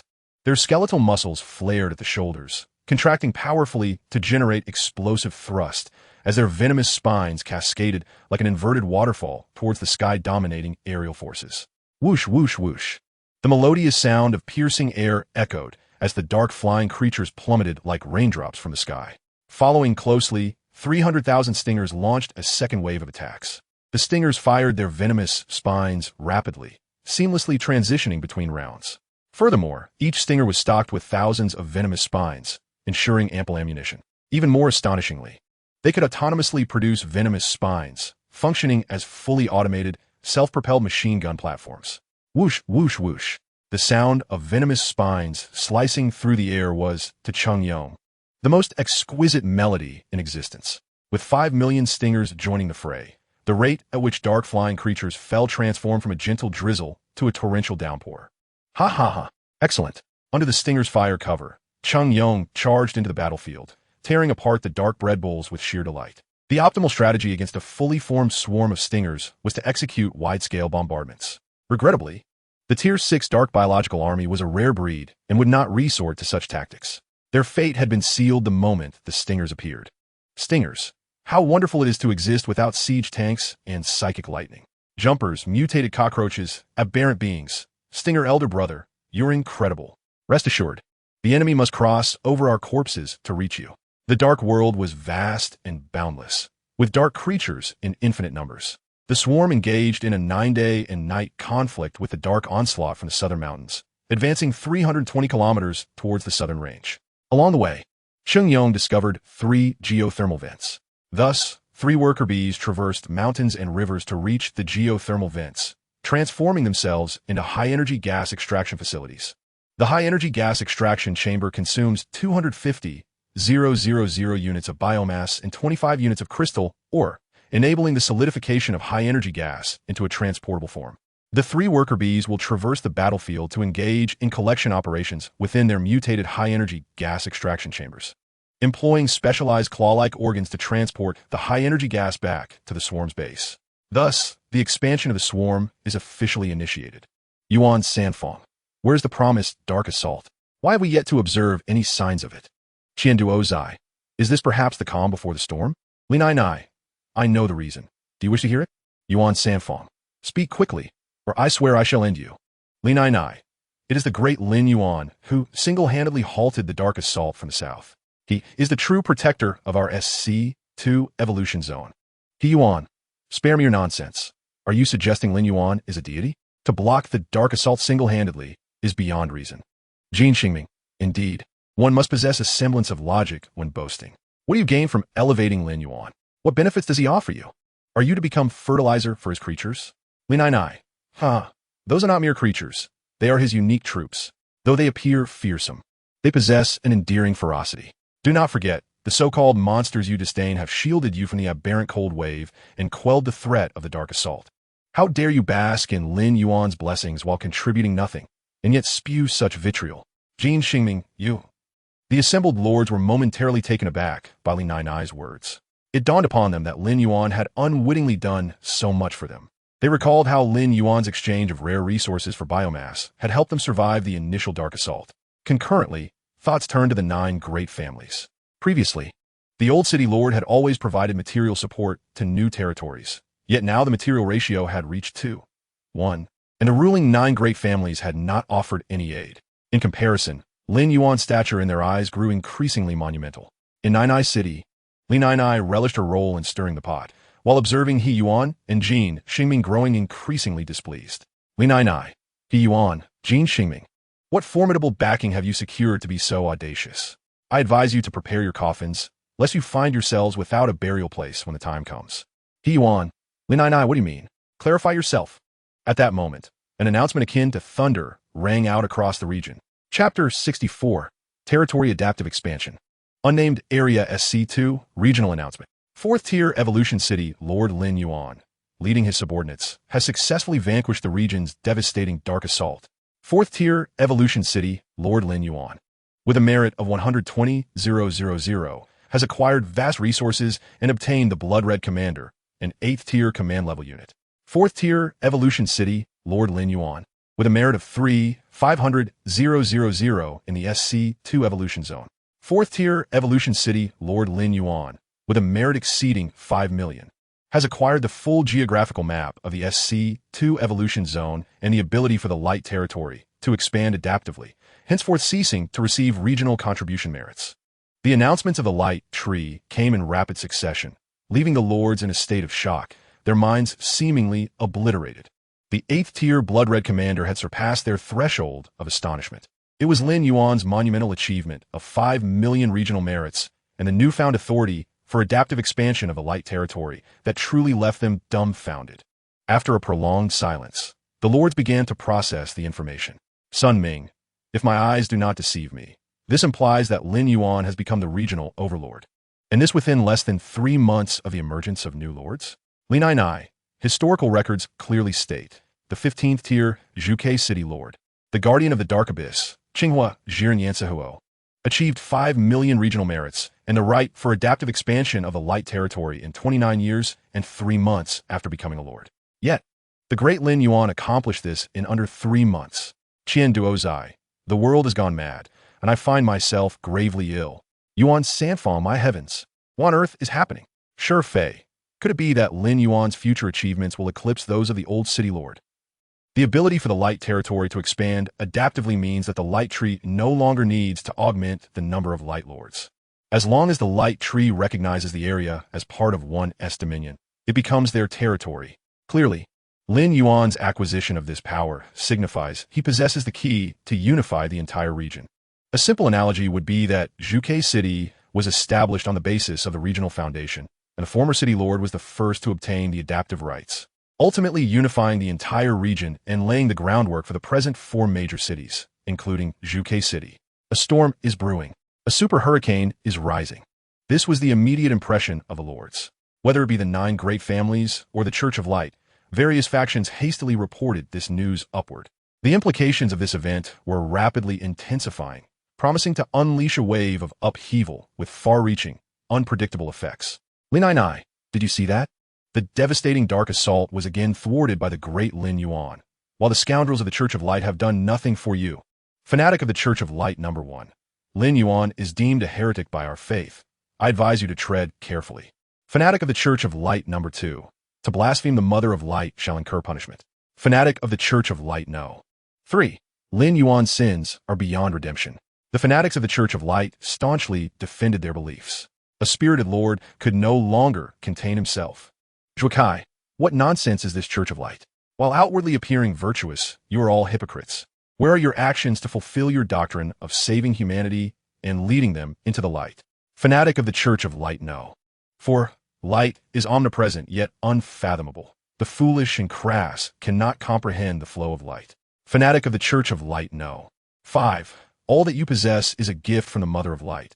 Your insolence towards her shall be met with severe retribution. Sure Fei, enough. You fools. Lin Yuan has shielded us from the dark assault, while you merely wield your power for your own gain and stab us in the back. You repugnant creatures are nothing but maggots. Fanatic of the Church of Light number 6. The Mother of Light is magnanimous and merciful.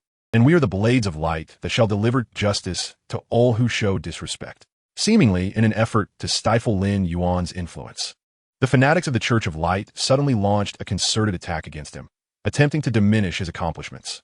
Yet none were blind. Lin Yuan had already won the hearts of the people. The lords began to align themselves, with many boldly voicing their support for Lin Yuan in the communication channels. Meanwhile, Yuan Samfang contacta Linainai. Yuan Sanfang. Old Li, you seem off. Have you been bought by Lin Yuan? Linainai. What do you mean by bought? This is entirely voluntary. Yuan Sanfang. Hard to believe that someone could persuade you to willingly align with them. Have you truly visited the Evolution City? What did you witness? Linainai. I have witnessed boundless strength. They shall undoubtedly reshape this world, bringing hope to this despairing realm. Yuan Sanfang. So, those fearsome and savage creatures, are they truly real? Are they all Lin Yuan's troops? Linainai. Please be mindful of your terminology. What do you mean by creatures? A frog captures pests in a rice field, which we deem beneficial, while those that consume rice leaves are considered harmful. But what if the frog were to eat the rice leaves? Would it then be regarded as a pest in our eyes? Lin Yuan's troops, despite their formidable appearance, risk their lives battling dark entities to protect us. How can you dare to label them as monsters? Yuan Sanfang. You make a compelling argument. I apologize. They are indeed noble troops, albeit with somewhat peculiar appearances. However, Lin Yuan's consecutive actions have thoroughly provoked the Church of Light. Can he withstand this onslaught? Even though he is an extraordinary anomaly, we are still merely in the shallow depths of darkness. Linainai. The Church of Light? Utterly pathetic. Yuan Sanfang. Is this truly the rational Linainai I once knew? Linainai. I have allied with Lin Yuan. Would you care to join me? I assure you, the experience is simply exhilarating. Joining sooner means enjoying sooner. I have always held great faith in your leadership abilities. Yuan Sanfang. I shall contemplate it further. Linainai. I hope your deliberation does not linger too long, for a storm is imminent. Various signs indicate that either events have already transpired or are currently unfolding. The unease among the lords of the SC2 evolution zone intensifies. Although the dark incursion has been quelled by Lin Yuan, a formidable invasion by the volcanic demons looms ahead, and Lin Yuan has evidently angered both the Church of Light and the Zhou family of the Council. This myriad of complexities leaves everyone at a loss, compelling them to focus on the development of their own domains. After the preceding events, a considerable number of common lords have begun to entertain thoughts of aligning with Lin Yuan. The Church of Light is indeed raucous. In Yen Yi's eyes, a glimmer of murderous intent contrasts sharply with her gentle countenance. Beside her, the creature known as Broken Fong suddenly rose, awaiting the Queen's command. During this time, its body has expanded significantly, now comparable in size to two mutated cockroaches. Broken Fong's gaze exudes cunning and savagery. If it were to roam the cities, it would undoubtedly be the star of a monster film. Obediently, Yen Yi caressed Broken Fong's head, which emitted a hissing sound. The gene collection from the Thorn Serpent is complete. Let us eradicate them all, Zhao Xiaoqiao stated casually, as if recounting a trivial matter. In truth, it was indeed so. The swarm of jumping insects, mutated cockroaches, thorn serpents, and aberrations could sweep through these territories as easily as wiping away dust with a damp cloth. Now, with a stable source of high-energy gas and crystal, unleashing the swarm is merely a matter of moments. Chapter 65, Auction of High-Grade Rubbish. By the way, now that we have achieved adaptive expansion in the territory of light, can we not establish a large-scale insect incubation facility? Zhao Xiaoqiao exclaimed with excitement. Yen Yi shook her head in response, saying, not yet. Firstly, the cost-effectiveness of the insect incubation facility is too low. It would rapidly elevate the level of the evolution city, thereby attracting the attention of mid-level dark regions. Moreover, our resource production aligns perfectly with the current number of larvae, rendering the insect incubation facility meaningless. Very well, what a pity, Zhao Xiaoqiao shrugged. The two queens once again led the swarm, targeting the remnants of the Church of Light and the Zhou family's assassins. The fanatical devotees of the church, labeled as Fanatic 1, Fanatic 2, and Fanatic 3, have had their death knell sounded. Their names shall fade into obscurity as the insects surge into the territory of the fanatics. One can only wonder if they will regret opposing Lin Yuan. The swarm, South Front, commence emergency dispersal training. With the frontline skirmishes temporarily paused, Cheng Yong began training the mutated cockroaches and thorn serpents. The natural tendency of the mutated cockroaches and thorn serpents to cluster together caused this former vice-captain of the Undying Bird Warriors to feel an innate discomfort. If the incineration cannon from Zhuke City were to strike the swarm, the losses would be unimaginable. Cheng Yong could hardly fathom such a scenario. His exceptional tactical acumen allowed him to keenly identify the swarm's habitual F2 weaknesses. Without Lin Yuan's prompting, he took the initiative to train the thorn serpents. Through the influence of gene synchronization, combat techniques will be passed down through generations. Should this batch of thorn serpents perish, future generations would inherit these combat skills. If Lin Yuan were present, he would surely marvel at the fortunate existence of laborers, particularly those who are exceptionally talented and require no wages. Meanwhile, Lin Yuan was immersed in fervent research within the main Hive's experimental chamber. He had succumbed to a zealous state of inquiry. His body adorned with various flesh tubes and an array of tendrils swirling in the air. The ethereal energy had, unbeknownst to him, begun to transform Lin Yuan's body. This transformation was more thorough than any infection by insect viruses, subtly and adeptly altering him into a being akin to the insects. Although his exterior remained indistinguishable from that of a human, his genes had diverged entirely from the human concept.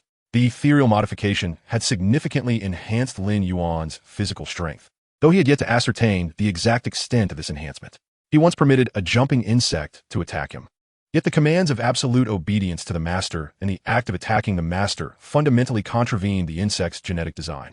Consequently, that jumping insect disintegrated in confusion, reducing to a puddle of muck, returning to the mycelial mat. The crude genes were utterly useless. How could such coarse genes exist in this world? Comparable to the fanatical followers of a fleeting celebrity, deemed unworthy even by the mycelial mat beneath them? This particular segment of genes appears promising. After modification, it could serve as genetic material for a queen. As the swarm collects genes from dark entities, the main hive automatically compares them against the gene library's templates. Those with high compatibility illuminate and transmit to the will of the master. However, do those with low compatibility become entirely worthless? Evidently not. The main hive's comparison is mechanical and devoid of intelligence. Some genes with lower compatibility can indeed be enhanced through genetic programming. This is precisely the purpose of Lin Yuan's research. He needs to meticulously examine each gene he acquires to identify gaps and deficiencies. By studying the genetic programming operations of the distorted thorn serpent genes, Lin Yuan opened the door to a new world, significantly improving the gene completion rate for the queen to 85. He has effectively pieced together the puzzle of the swarm's expansion, leaving only the final 15 of the queen's genes. With the research reaching a temporary conclusion, it was time to address the miscellaneous affairs. An 8th-tier commander-level unit. The blood-colored commander? It could likely withstand 3 hits from an aberration, indeed qualifying as an exceptionally powerful unit. Lin Yuan casually operated the virtual screen of the Tree of Light. SC2 Evolution Zone Trading Channel.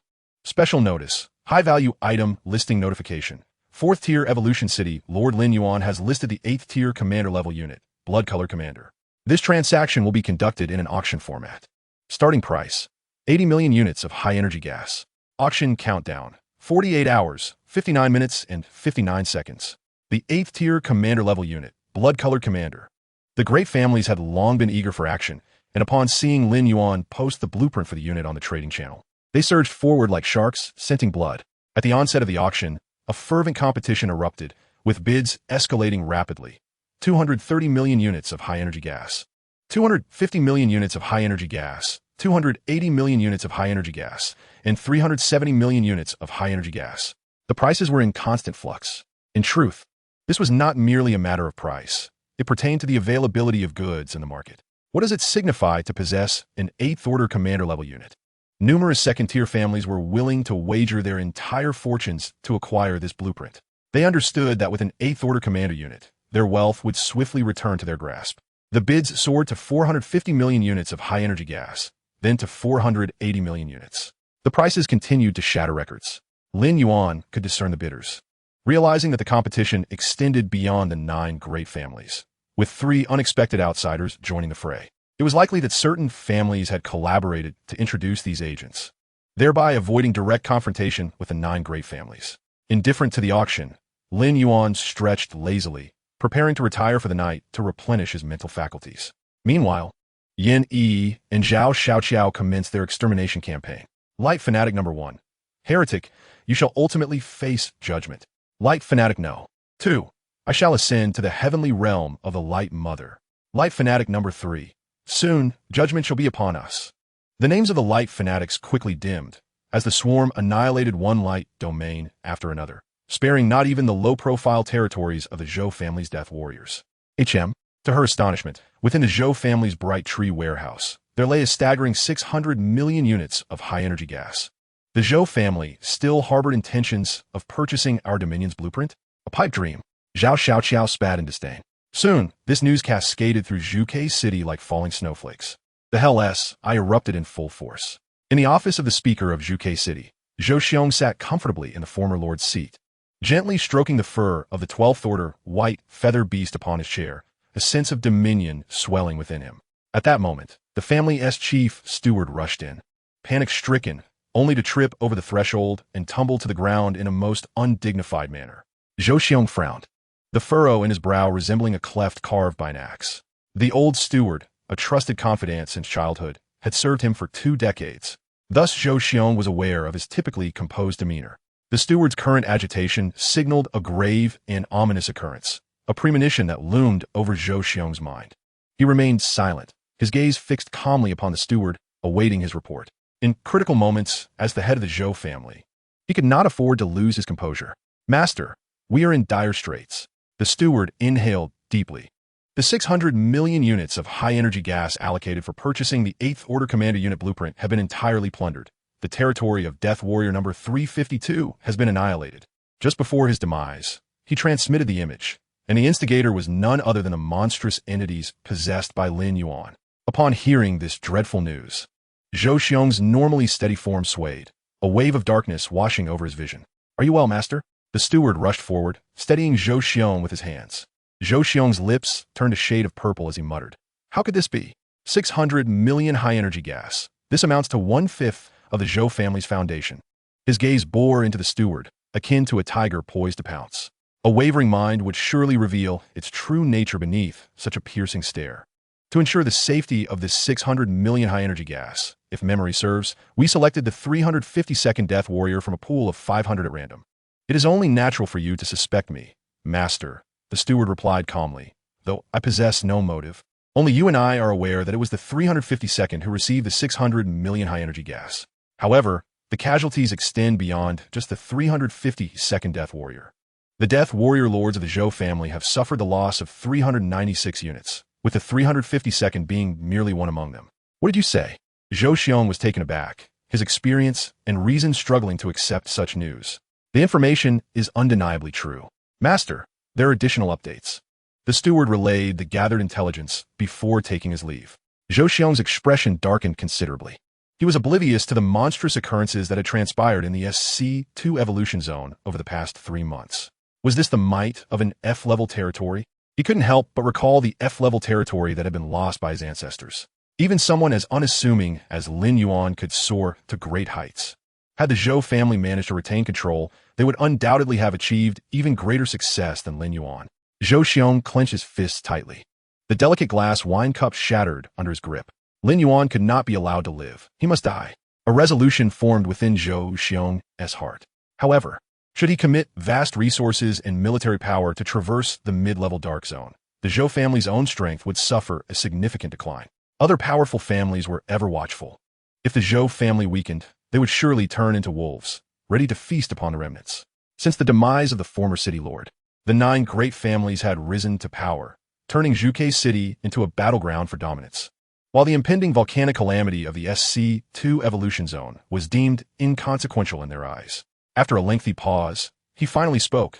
Contact Archbishop Mu Mingbai. The Zhuge City Church has been derelict in its duties, willfully concealing the death of Mu Guangzhe and allowing heresy to run rampant. Yes, in the shadows, a figure shifted and then vanished from sight. It must be said, the dark world is indeed vast, with humanity never having explored its limits. The boundaries of the SC2 evolution zone alone surpass those of the Eurasian continent of the former age. The swarm's expedition over 10 days had only obliterated 1/3 of the Light Fanatics' territory. The remaining distances were too great, prompting the 2 queens to decide to address matters at a later time. The 4-legged spider, I feel, might very well possess material for the insect queen. Zhao Xiaoqiao exclaimed dramatically. Genetic identification is a task best left to Lin Yuan. We merely need to collect all the insect and plant corpses we encounter along the way. Yin Yi sighed, exasperated by her quirky companion. The two queens split their paths, now converging to return to the evolution city. At that moment, a resounding rumble reverberated through the earth. However, this tremor was particularly potent, causing stones from the nearby hill to cascade down. The shaking persisted for a full 10 minutes before subsiding. Then, a thunderous roar echoed. The magnitude of this sound was unfathomable, as the two queens felt as though they were enveloped in the low growl of thunder. Meanwhile, in the distant darkness, a torrential river of fire surged forth. The Hell-S volcano had erupted in its entirety. Yin Yi and Zhao Xiaoqiao exchanged a glance, hastening their return to the evolution city.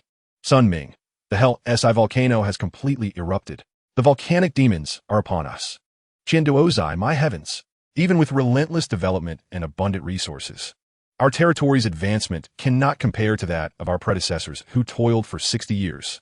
Yuan Sanfeng, everyone, brace for the worst.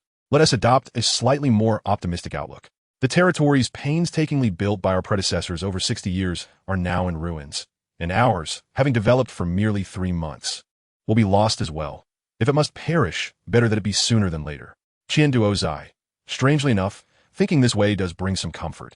Perhaps the misfortune of others truly is the source of our happiness. Zhuo Kai, haha, for you signs of the great families, it matters little. Should your territories be destroyed, there are always alternatives. But what of us commoners? We can only be buried alongside our lands. Li Nai, do not panic. Lord Lin Yuan has revealed to me that he will single-handedly assist everyone in fending off the volcanic demon. Sure Fei, really? Did Lord Lin Yuan truly say that? Sun Ming, Sure Fei, are you out of your mind? How can you not question the possibility and instead concern yourself with whether Lin Yuan actually uttered those words? Qian Duozai, indeed, Lord Lin Yuan is extraordinarily formidable. He withstood the dark onslaught of an F-grade territory and vanquished over 100 million mutated frozen corpses. Not to mention his resistance against the chaotic surge of southern dark creatures. Qian Duozai, however, the volcanic demon is a terrifying creature that has annihilated entire regions. It is rumored to be ferociously brutal with an inexhaustible number. Do you truly believe that a single lord can guard against the volcanic demon? Surely, you cannot genuinely think there is even a minuscule 0.001 chance of that happening. Sure Fei, no, Lin Yuan is a man of his word. I believe he can accomplish this. Private chat channel between Li Nai and Yuan Sanfeng. Yuan Sanfeng. You once told me that Lin Yuan possesses an endless and powerful army, but I cannot fathom how he could suppress the volcanic demon. Such a notion shatters my worldview. Li Nai, how about we make a wager? Yuan Sanfeng. I know what you intend to bet on. Your unwavering trust in Lin Yuan, which may be somewhat blind. You are my dearest brother, Yuan Sanfeng. I still recall that night beneath the starry sky when you shared your dreams with me. I was greatly moved. So, if you lose, I shall ask for nothing. But if you win, I will join your alliance with Lin Yuan. Li Nai, it is not merely an alliance. If you lose, you shall join us. Yuan Sanfeng, is there truly a difference? Very well, if I lose, I shall join you. In the city of Nai, a smile graced the corners of Li Nai's lips. A madcap infection plan gradually took shape in his mind. Chapter 67, The Assault of the Volcanic Demon. At the southern outpost, Cheng Yong felt tremors far more intense than those experienced by the two queens. Were it not for his firm stance and unity of body and mind, he would have surely been knocked to the ground. The thick magma in the distance resembled an upstream waterfall, imbued with nature's destructive qualities. Waga. The demon's roar reverberated with chaos and malevolence, akin to a steel ball scraping against a chalkboard. Had humans heard it, they would undoubtedly tremble in fear, overwhelmed by discomfort. Alas, the swarm felt nothing. The flame demon, though I have never tasted the flesh of volcanic demon, I wonder what it would be like. Cheng Yong licked his lips, his eyes gleaming with brutality. The bug virus was awakening his potential, simultaneously igniting the fury within him. His thirst for vengeance burned fiercely. The destroyer Cheng Yong would tear apart any creature that obstructed the swarm's advance. The magma erupted, soaring into the sky, as if a crimson spear aimed to pierce the heavens. In Cheng Yong's eyes, that crimson magma resembled the blood that would soon flow from the enemies of the swarm. Let us commence with the volcanic demon, Cheng Yong mused. Excellent. Maintain this fighting spirit. Lin Yuan's voice resonated beside Cheng Yong. Master, what brings you here? Cheng Yong was startled. Remembering his earlier words, he felt a flush of embarrassment. I cannot remain confined to the laboratory every day, and I have a keen interest in the volcanic demon. Lin Yuan gazed into the distance. The Eye of Hell volcano had erupted completely, and the manner in which the volcanic demon would manifest was a source of anticipation. In truth, coming to observe the volcanic demon was but one reason. Another was his desire to gauge the current extent of his ghostly energy. Meanwhile, Cheng Yong stood lost in contemplation. The sudden arrival of the master must signify more than merely the volcanic demon. There must be a deeper meaning. I understand. It must be to assess my combat prowess and my capability to command the swarm. This time, Cheng, must perform splendidly. I cannot diminish the title of destroyer bestowed by the master. Cheng Yong silently resolved. Rumbling, the searing magma erupted, the temperature soaring to nearly 45 degrees Celsius, warping the air and obscuring Lin Yuan's vision amidst the steam. Just then, a series of rapid, rhythmic tapping sounds echoed. Countless red-black eggs suddenly launched from the spewing magma. As these eggs fell to the ground and cracked open, grotesque creatures with disheveled fur emerged. They sported dual horns on their heads, resembling the legendary demons. With their heads akin to desiccated old cattle, almost indistinguishable, yet why did they crawl on all fours and lack hooves? Lin Yuan muttered to himself. The volcanic demon appeared as a beast with a cow's head and lion's body, entirely unlike the legendary demon aside from the horns atop its head. Ha ha ha, master. You jest again. The volcanic demon inherently looks like this. Cheng Yong laughed heartily, reveling in the discovery of the master as humor. Very well, Lin Yuan replied silently. This demon is not the same as that demon. He has fallen into the trap of stereotypes. Even if true demons existed in this world, they were unlikely to manifest in shallow dark regions. Top, top, top, top, top, top, top. The volcanic demon eggs spewed forth as if they were free, piling up in layers upon the ground, a sight sufficient to induce instant demise for those afflicted with trypophobia. Wagga wagga wagga. The cries of the volcanic demon were excruciatingly unpleasant, seemingly still adjusting to their mode of movement, as they awkwardly crawled toward the swarm. By the looks of it, these volcanic demons were newborns, hatched from the heat of the magma and transmitted through the Earth's veins to the SC2 evolution zone. Do they intend to prey on humans to grow? Lin Yuan speculated on the habits of the volcanic demon.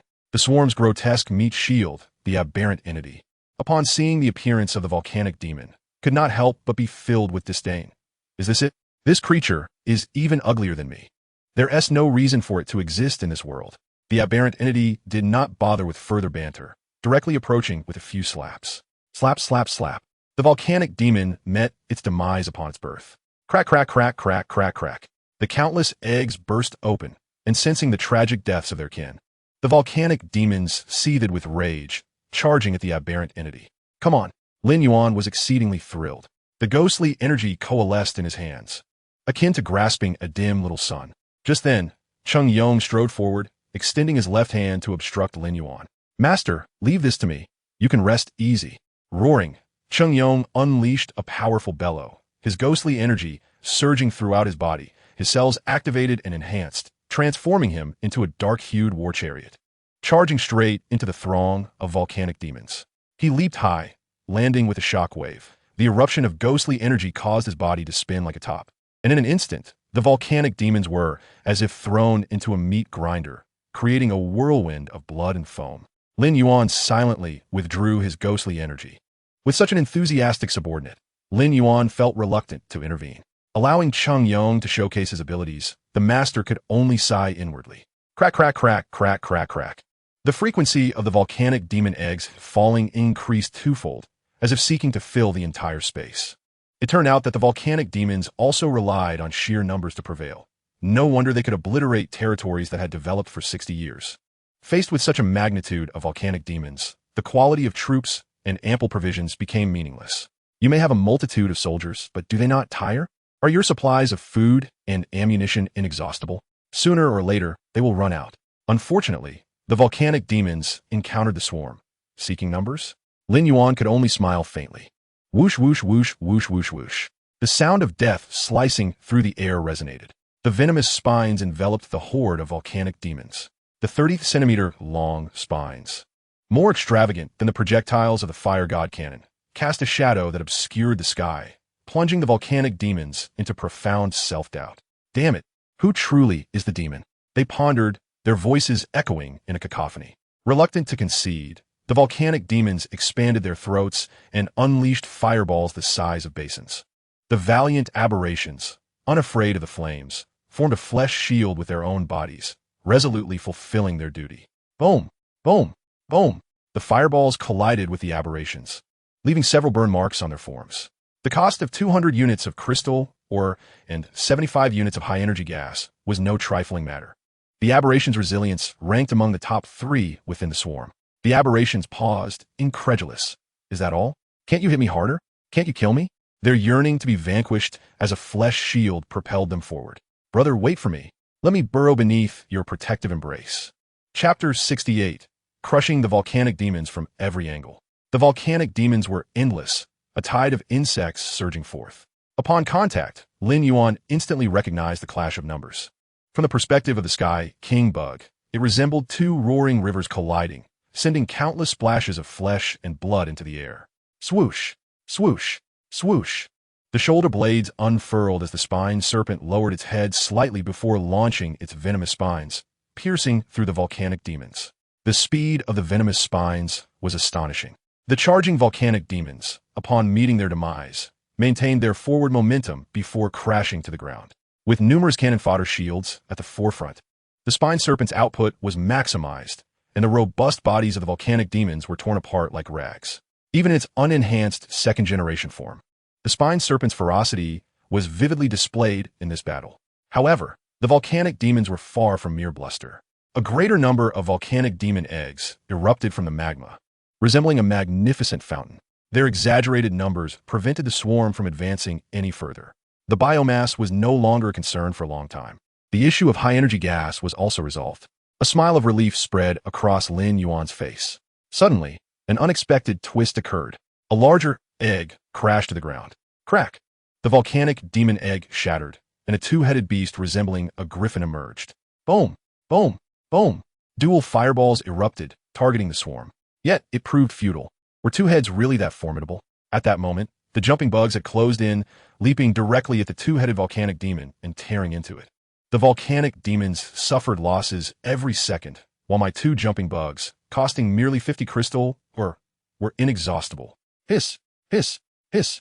The resonant sounds of the swarm intertwined as the mutated cockroaches surged forth. How to deploy the mutated cockroaches. One word encapsulates their strategic essence. Burrow. It matters not if it's a siege tank, I will burrow. It matters not if it's a Protoss Colossus, I will still burrow. Self-destructing balls may be formidable. No matter, I will burrow forward, channeling my momentum, and dare you to fear. The volcanic demons were instantly bewildered by the onslaught of this terrifying creature. They dubbed it the fierce bug. From the moment the volcanic demons appeared, they found themselves ensnared in a brutal slaughter. How could these primitive beings, with their singular attributes and combat styles, possibly contend with the highly organized and efficient swarm? Now, Lin Yuan was eager to ascertain just how numerous these volcanic demons truly were. Even if they were akin to the cockroaches of the dark world, laying millions of eggs, the swarm would consume them all. Mutated cockroach. Thank you, we were not offended. We are mutated cockroaches, not mere cockroaches. The 2 words signify entirely different species. Our predecessors were slugs, those adorable, soft, and slimy creatures that appear on rainy days. Understand? Caw! Another particularly demonic cry echoed. An exceptionally large volcanic demon egg crashed before the swarm. In the next instant, a towering giant volcanic demon, at least 20 meters high, broke free from the egg. This volcanic demon was undoubtedly extraordinary. Perhaps within the ranks of volcanic demons, it held a remarkable status, possibly bearing a title like Firehorn Demon. However, Lin Yuan scarcely caught a glimpse of its appearance. 5 aberrations rushed forward, obstructing Lin Yuan's line of sight. What followed was an exhilarating wrestling display. The sound of slaps rang out, crack, crack, crack. The aberrations reveled in their assault. 20 seconds later, this massive volcanic demon was reduced to scattered chunks of flesh, ending its brief and fervent existence. The volcanic demons surged forth, roaring like primal beasts, lacking any semblance of strategy. In stark contrast, the swarm advanced with cold, ruthless efficiency, akin to a torrent of black steel, overwhelming the volcanic demons. Within the vast volcanic region, just how many beings known as volcanic demons remained? Lin Yuan deemed this a worthy inquiry for practical exploration. The Eye of Hell volcano does not refer to a singular volcano, but rather signifies a vast cluster of interconnected volcanic formations. The central volcano towers over 30,000 meters, with a diameter reaching 8,000 meters. The entire Eye of Hell volcanic cluster spans over 780 square kilometers, straddling both the SC2 evolution zone and the SC1 rebirth zone. At this moment, the SC1 rebirth zone was in a state of bewilderment, all eyes wide in confusion. What had transpired? They were perplexed, lost in thought. Why did the volcanic demons, despite hatching, disregard their territory and flee in the opposite direction? Could it be that their own attractiveness deterred the volcanic demons from attacking? Some lords could not help but indulge in fanciful musings. Apart from such implausible reasoning, what other explanation could account for this bizarre situation? It was utterly incomprehensible. No matter how much they pondered, they could not unearth a reasonable explanation. The scene descended into an eerie silence. For reasons unknown, the fire demons had all fled to the SC2 evolution zone. Alas, we have only been developing our territory for 20 years, and now we cannot shoulder the pressure for them. In this light, it seemed that the colleagues in the SC2 evolution zone were destined for doom. Be confident. They are doomed. Let's pray together and wish them luck. Thank the heavens. May the volcanic demons never take notice of our presence. Alas, a newborn territory had thus been obliterated. The lords of the SC1 rebirth zone were divided in their reactions. Some were ecstatic, others silently praying, and some relishing in schadenfreude.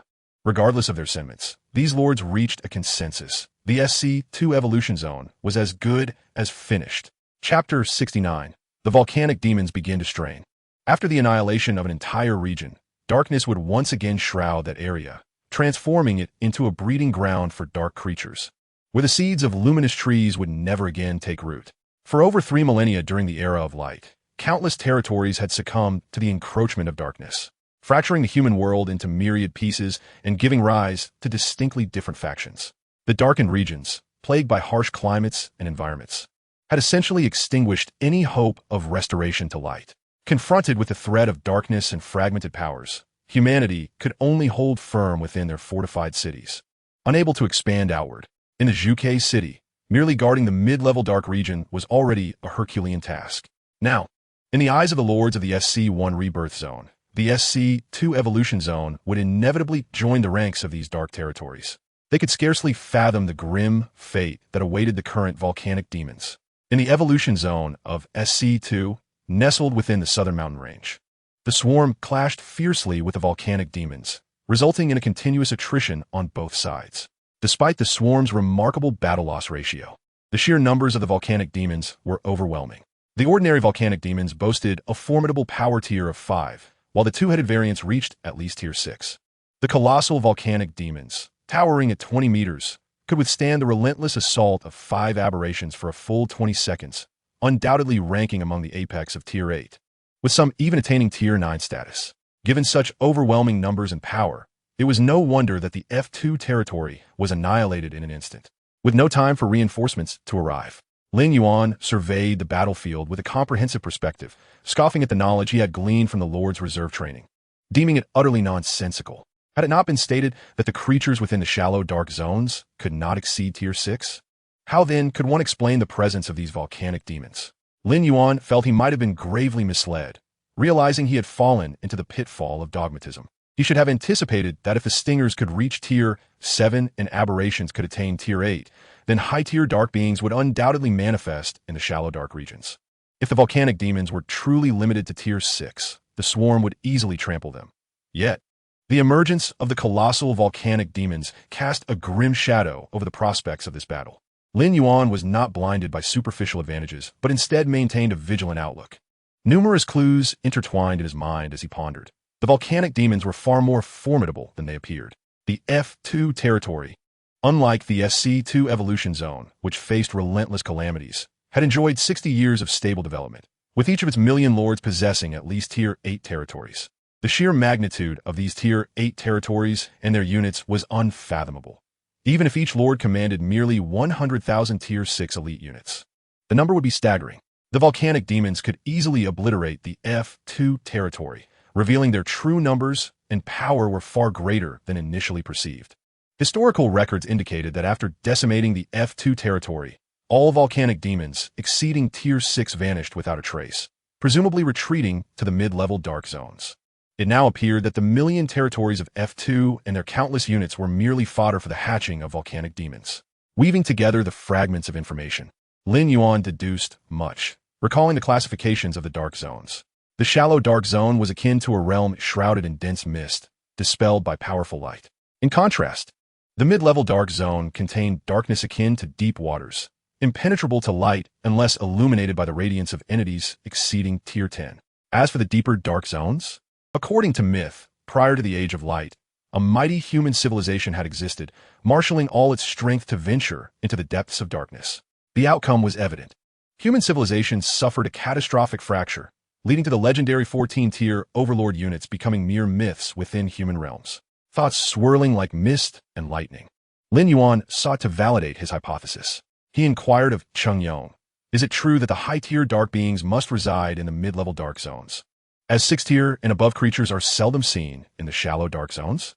Cheng Yong replied affirmatively, yet with a hint of confusion. Indeed, and the appearance of life forms exceeding Tier 6 in the shallow dark zones would incite a regional upheaval, prompting all dark creatures to attack it.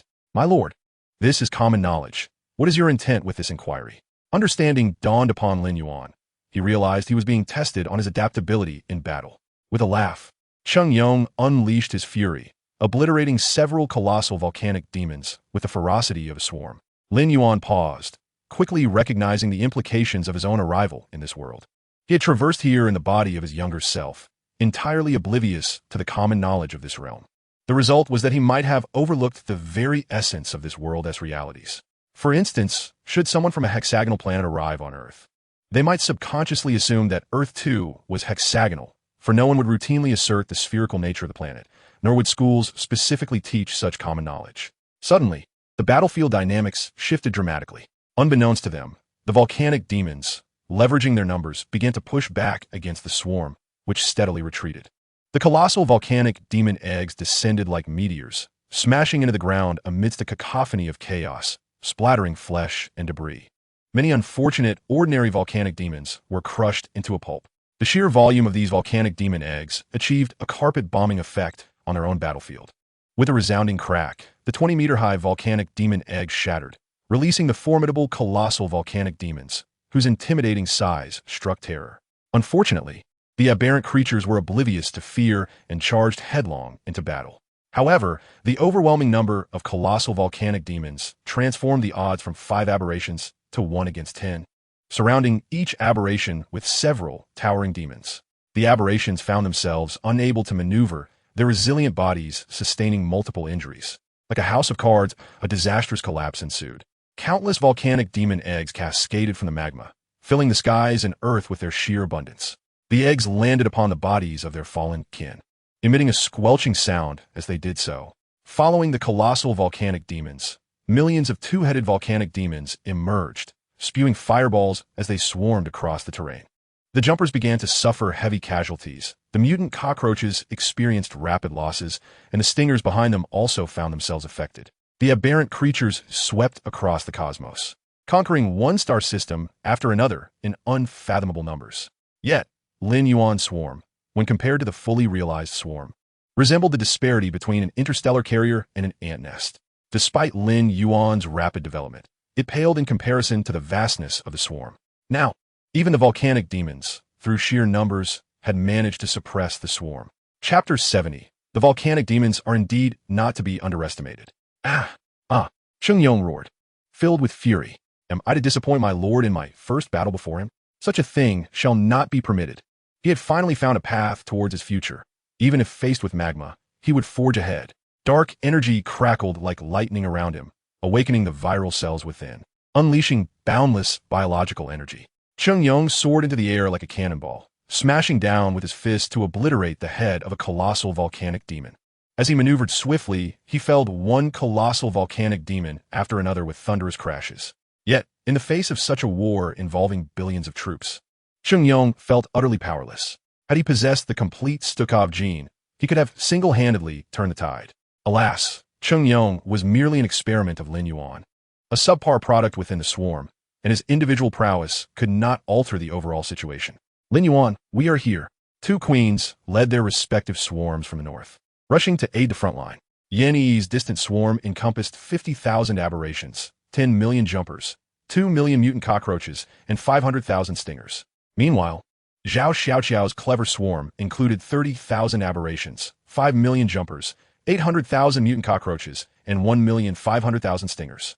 Their arrival as reinforcements instantaneously tripled the swarm's combat strength, enabling a counteroffensive against the temporarily suppressed volcanic demons. The situation is dire. It is akin to drinking poison to quench one's thirst. As the sovereign, Lin Yuan possesses the legendary foresight required to comprehend the grand scheme. Presently, the volcanic demons have engaged in a war of attrition against the swarm. Constrained by resource limitations, Lin Yuan recognizes the swarm's military capacity is nearing its threshold. While the volcanic demons, capable of obliterating regions with millions of lords, likely outnumber the swarm's current limits. Should all larvae and resources be converted into military strength, it would equate to blind gambling, fraught with peril. The most prudent course of action now is to fortify defensive positions, minimize casualties, and engage the volcanic demons in a protracted war of attrition. Lin Yuan resolved to take action. Ding! A message arrived. Lin, Master Lin Yuan, I sense the plight of the swarm. This is 300 million units of crystal and 100 million units of high-energy gas that I cunningly acquired from my father. Please allow me to contribute this modest assistance to the swarm. Truly, a thoughtful insect who prioritizes the greater good. Lin Yuan smiled with appreciation. Ding! Another message from Lin followed. Lin, I have just received critical intelligence. The father of the light bearer, the Archbishop Mu Mingbai from the central holy city, has dispatched his envoy to Zhuke City. This envoy is a light arbiter, tasked with judging heretics. He first met with the patriarchs of the 9 great families before proceeding to the Light Cathedral. 3 hours later, the cross at the entrance of the Light Cathedral was piled high with the ashes of light adherents. The Light Arbiter has taken control of the Light Cathedral in Zhuke City, and I am certain he has come for us. The Light God sect is meddling while I contend with the volcanic demons. Such obstinate and unreasonable fanatics are indeed vexatious. With the volcanic demons in front, the Light God sect behind, and the impending threat of the Zhou family, Lin Yuan finds himself in a precarious situation. However, he currently lacks the luxury of addressing these matters. Overcoming the immediate crisis takes precedence. Worker bees mutated into aberrant insect hatcheries. Hundreds of aberrant insect hatcheries sprang forth, and a mycelial blanket spread. Automatic assessment of the light tree's tier is in progress.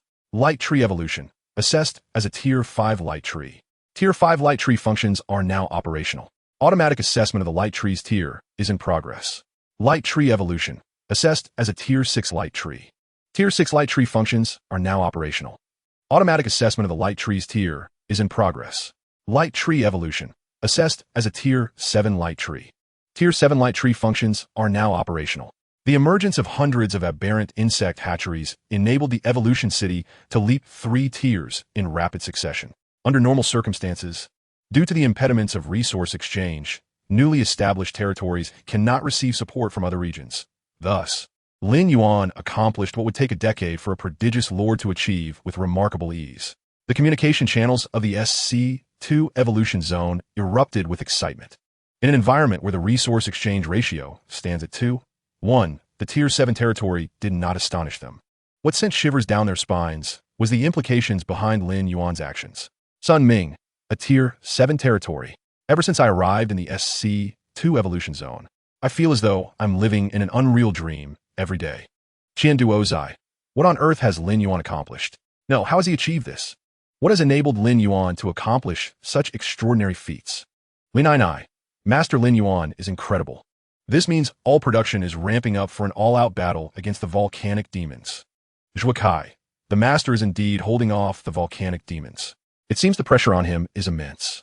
Shi Fei, in one fell swoop, he casts aside the mundane, illuminating the world.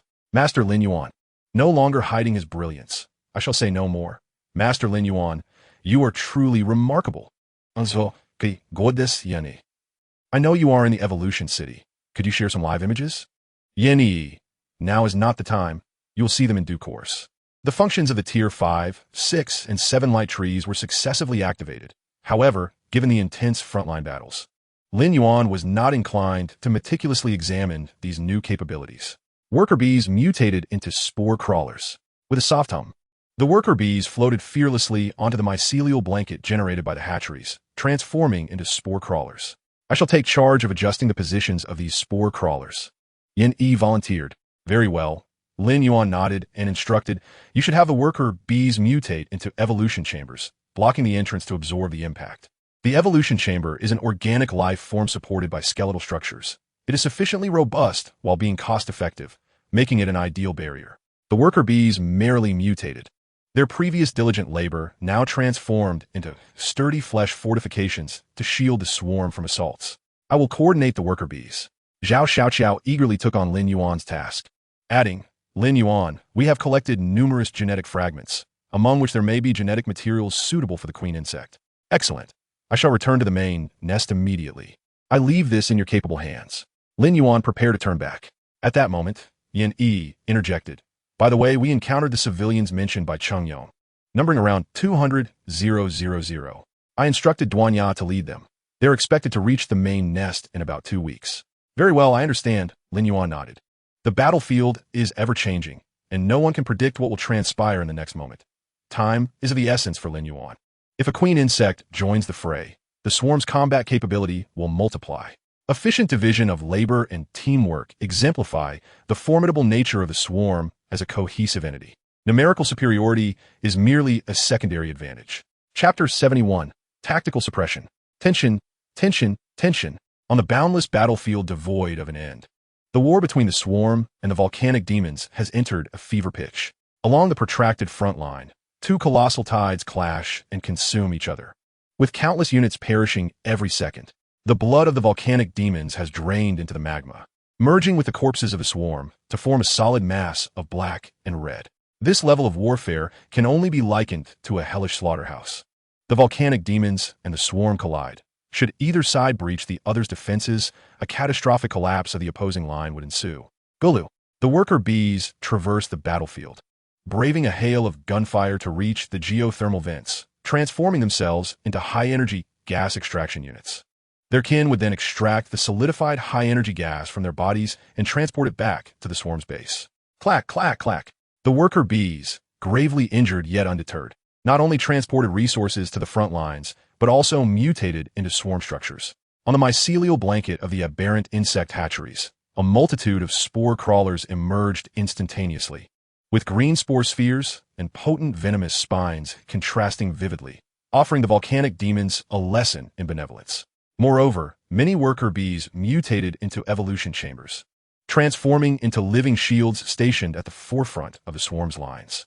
With a series of explosive sounds echoing across the battlefield, the bones of the evolution chambers shattered and scattered. Through the selfless and unwavering dedication of the worker bees, the advance of the volcanic demons has been successfully delayed. Among these bull-headed, lion-bodied monsters, no aerial units have yet appeared, and under the combined assault of the swarm's architectural prowess and positional warfare, the casualty ratio has drastically improved. However, the outlook remains grim. The volcanic demon eggs spewing from the lava seem limitless. Who is the progenitor of these volcanic demons, possessing a reproductive capacity akin to that of rodents? This may forever remain a mystery. At the current rate of attrition, within 3 days, the larvae will be insufficient. Yin Yi stood atop the king insect, the neural nodes behind her stirring autonomously without a breeze. 100 insect incubation facilities have just undergone mutations, and the hatching of larvae requires time. Now, all that remains is for Lin Yuan to purify the genes after extracting them from the insects. One can only hope that no unforeseen events arise on the battlefield during this period. Zhao Xiaoqiao's expression is grave. Kill, kill, kill. Cheng Yong, truly a peerless insect commander, wields the organic beings of the mutated insects as if they were extensions of his own limbs, cleaving left and right with exhilarating ease. Alas, if only the destroyer could be mass-produced. Otherwise, with 100,000 Cheng Yongs, we could scatter the ashes of the volcanic demons. Zhao Xiaoqiao's imagination runs wild. Yin Yi shakes her head, stating that Cheng Yong's potential and willpower are unparalleled among millions. It would be best not to entertain such thoughts. The two queens command the swarm, struggling to withstand the onslaught of the volcanic demons. The daily consumption of larvae, worker bees, crystal ore, and high-energy gas amounts to astronomical figures. During this time, Yin Yi executed Lin Yuan's orders before his departure, allowing worker bees to mutate and create a continuous network of insect incubation facilities between the main nest and the battlefield, thereby connecting the mycelial blankets. Perhaps due to the limitations of singular structures in enhancing the light trees tier, even after the addition of 1,000 incubation facilities, the evolution cities tier remains stagnant at 7. Nearby the insect incubation facilities, where the mycelial blankets spread, golden sunlight cascades from the horizon, dispelling the darkness. This exemplifies the adaptive expansion capability of the bright territory. The areas where the mycelial blankets extend signify Lin Yuan's dominion. However, the thoughts of the crowd are not currently focused on territorial expansion. The two queens, along with the destroyer Changyong, lead the swarm in a valiant struggle against the volcanic demons. 2 days have passed, and new issues have come to the forefront. The insect incubation facilities can hatch between 150,000 to 250,000 larvae each day, with 1,000 facilities that amounts to 150 million to 250 million larvae daily. While the output of larvae is sufficient, the production capacity cannot keep pace. At this moment, the SC2 evolution area begins discussing a certain topic. Lin Yuan, everyone, listen to me. Lin Yuan the Great is defending against the volcanic demon's assault. He is safeguarding our entire region. I propose we donate some supplies to the great Lin Yuan. Yuan Sanfong, I second that. Qianduo Zai, I also agree. Sure Fei, support the great Lin Yuan. I received a message from civilians via the owl, stating that the great Lin Yuan has accepted them, and they are very grateful. Zhuo Kai, the great Lin Yuan truly is a responsible lord. Go, great Lin Yuan. Though my contribution is small, it is a token of my respect. He Yuan, those volcanic demons just happen to appear near his territory. Why should I donate supplies while he defends his domain? Jin Xingming, exactly. Your moral coercion is truly nauseating. Whether I donate or not is none of your business. Can you not manage your own affairs first? Lin Yuan, you two are still alive? Truly lucky. The position of the bright territory is advantageous, allowing you to live a few more days. He Yuan, what do you mean, Lin Yuan? Jin Xingming, are you threatening us? Let me tell you, Jin Xingming, never bow to threats. In Ainai City, please tell me the names of the donors, and I will remember them all. According to my sources, the Bright Arbiter is about to make significant moves, and at that time, I will offer them another opportunity. Joining the swarm is an unparalleled honor. Not something just anyone can attain. There must be a threshold. After communicating with the two queens, Lin Yuan closed the exchange interface of the bright tree. A smile spread across her face as two black tendrils suddenly emerged from her nostrils, stretching to 18 centimeters, quivering with excitement. Soon, the ideal world she envisioned would truly come to fruition in this realm. Unbeknownst to her, a multitude of talents has already gathered around Lin Yuan. The insect beings, fearsome and terrifying, are creatures that could make even adults weep in terror.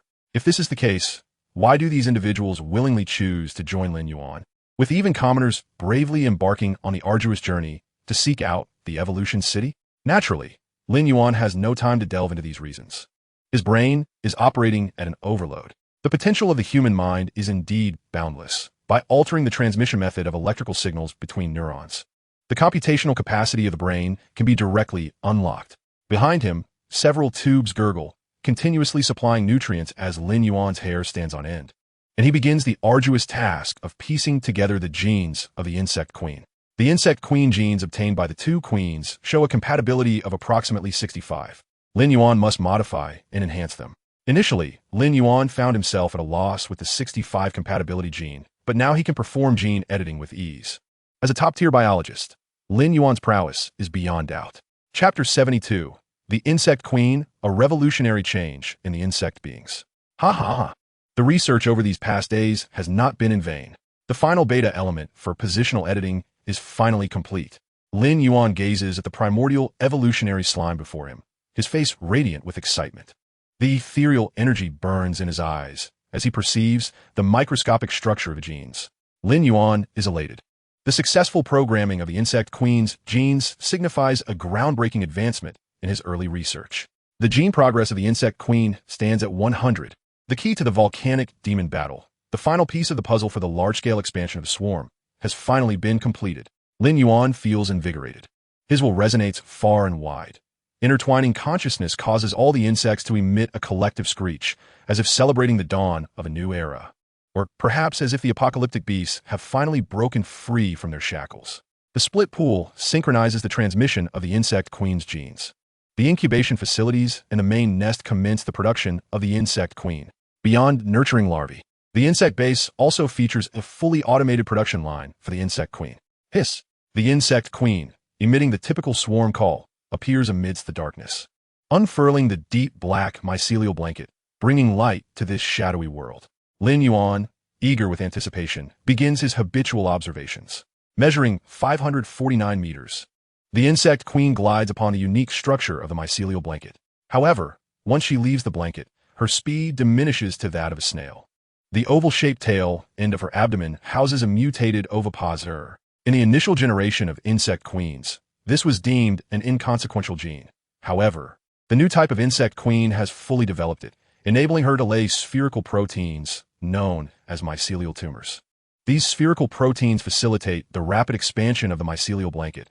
As long as the latest homologous mycelial tumor remains unharmed, these spherical proteins can undergo infinite division.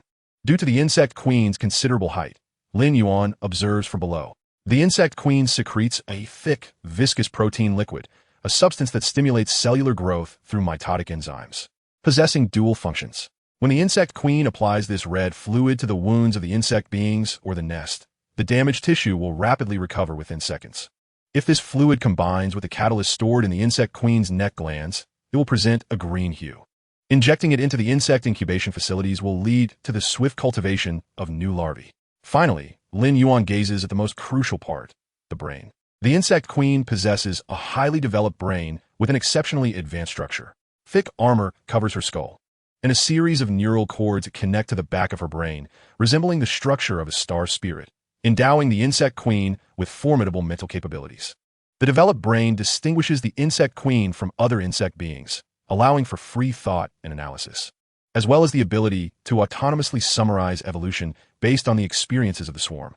Her powerful mental prowess enables the insect queen to effortlessly collaborate with lower-tier insect beings while analyzing tactical data transmitted by the king insect and executing strategies through the will of the swarm. Scientific research undoubtedly hinges on comparison. Lin Yuan meticulously extracted the genetic template of the original queen bug and conducted a comprehensive comparison with the current iteration of the queen. The initial queen bug was capable of hatching various parasitic pathogens that could directly infect structures, and it could also generate diverse self-destructive aberrant units. In contrast, the new queen bug has exhibited formidable enhancements. As an auxiliary, it sustains the vitality of the swarm's nest. Not only can it produce tumor-like fungal blankets, accelerating their spread, but it can also increase the number of larvae in the hatchery. The catalytic fluid produced by the queen can be injected directly into the aberrant insect base, effectively doubling the production of larvae. This singular function is tantamount to establishing a new aberrant incubation facility. The cost of incubating aberrants stands at 15 million units of biomass and 300 units of crystalline ore, whereas the queen's cost is merely 30,000 units of biomass and 150 units of crystalline ore. As a defensive commander, its capabilities are extensive. It can launch juvenile spines and is versatile in both aerial and ground assaults. Additionally, it secretes protein saliva that heals swarm units, serving as a highly cost-effective asset for base defense.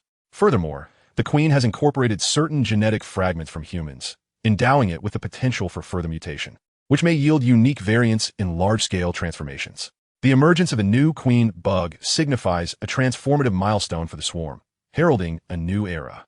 In conclusion, Lin Yuan summarized, overall, the functionalities of the new queen bug surpass those of its predecessor significantly. Lin Yuan, I can sense the joy. Has the queen been born?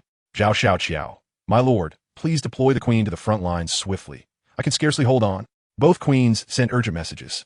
Their psychic energy was limited, preventing them from commanding the swarm over long distances. Meanwhile, the hatchery on the front lines was operating at full capacity, with no surplus production available. Very well, all queens, join the fray. 2 million queens, their elongated support appendages moving gracefully, glided effortlessly over the smooth, fungal blanket without friction. As anticipated by Lin Yuan, the main nest had already laid a fungal carpet leading to the front lines, allowing the queens to move without hindrance. Swiftly arriving at the battlefield, without much ado, the queens unleashed a torrent of viscous saliva upon their aberrant kin. As 2 million queens sprayed simultaneously, it was as if red rain descended from the heavens. One aberrant, besieged by colossal volcanic demons, bore a body riddled with wounds. However, the moment the red saliva made contact, it rejuvenated like a withered tree in spring, with countless flesh buds sprouting, its injuries healing in the blink of an eye. At that moment, it yearned to roar, "Come on, spray me more. Drench me in your saliva." The aberrant charged towards the giant volcanic demons, emboldened by the queen's saliva, ready to accomplish the feat of defeating 10 foes alone. "Ha ha ha ha, I am invincible." Sheng Yong reveled in the saliva, darting in and out among the volcanic demons with exhilarating ease.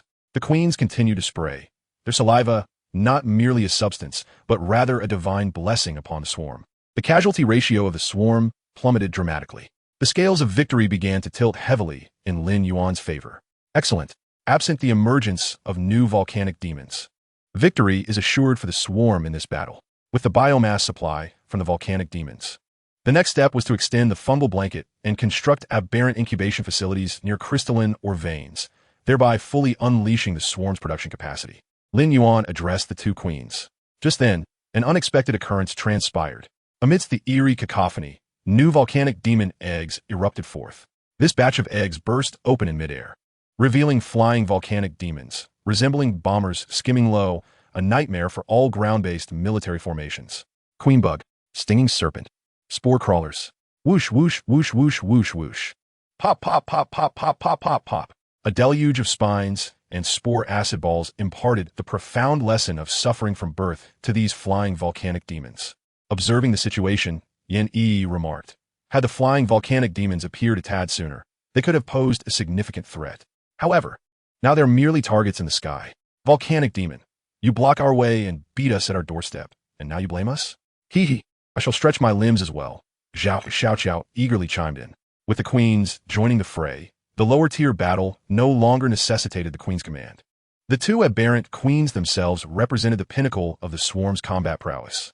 They were a remarkable fusion of psychic potential and the Blade Queen's genetic template, capable of continuous growth and enhancement. Two bolts of psychic energy coalesced in the hands of Yen Yi and Zhao Xiaoqiao. Whoosh, whoosh, whoosh. The spheres of psychic energy traced beautiful arcs, reducing the flying volcanic demons to ashes. The war continued unabated. The volcanic demon eggs continued to erupt. 15 days later, the volcanic demons engaged in a relentless tug-of-war with the swarm. Then, at a sudden juncture, a segment of the volcanic demon front collapsed. Like a dam bursting, the breach widened and the swarm surged through. The volcanic demon eggs continued to spew forth, yet they no longer posed a threat. Subsequently, the queens birthed fungal blanket tumors, and the spore crawlers re-established their foothold, encircling the core volcanic formations of Hell's Eye. It was time to harvest biomass. The more volcanic demons that came, the more would perish, Yen Yi declared. Lin Yuan, it is time to showcase the greatness of the swarm to the world, to announce our arrival to this realm. Indeed, Lin Yuan nodded in agreement. The existence of the swarm was no longer a secret, whether it be the followers of the Azure Green or the Light Zealots. They would upload images of the aberrants before their demise. Anyone with even a modicum of information understood the true nature of Lin Yuan's forces. However, the various lords would only perceive the aberrants as a unique unit of Lin Yuan's.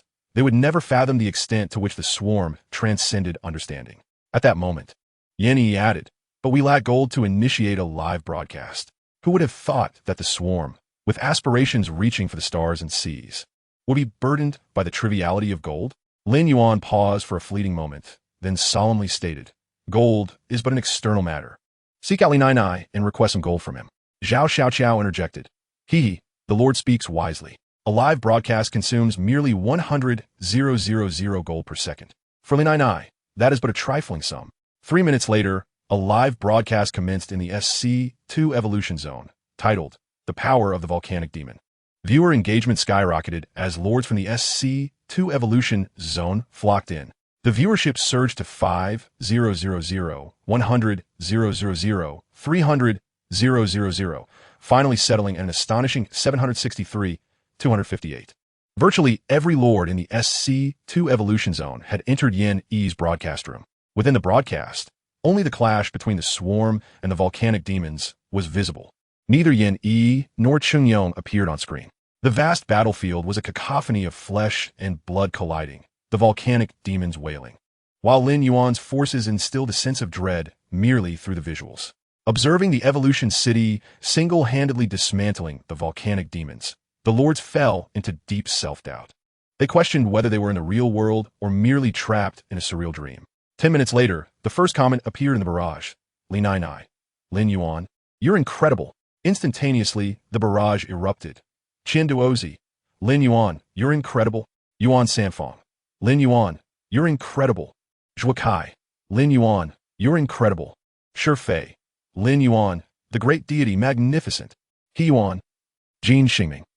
Hundreds of thousands of lords simultaneously inundated the screen with comments, obscuring the live broadcast. During this moment, no one dared to question the grotesque appearance of the alien insects.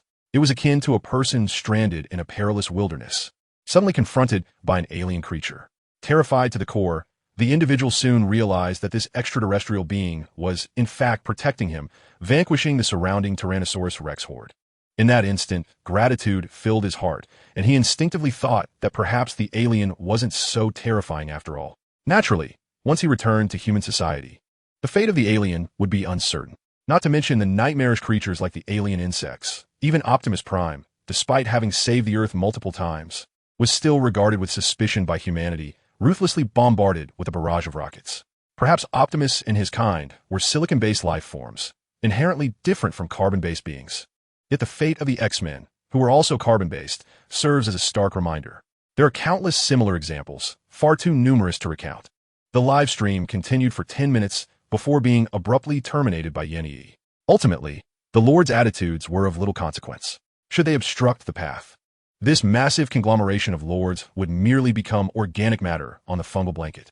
So why did Lin Yuan feel compelled to showcase his strength? This was intricately linked to the forthcoming developments. Based on the performance of 3 samples, Lin Yuan hypothesized that the bright lords possessed considerable potential for spectral energy.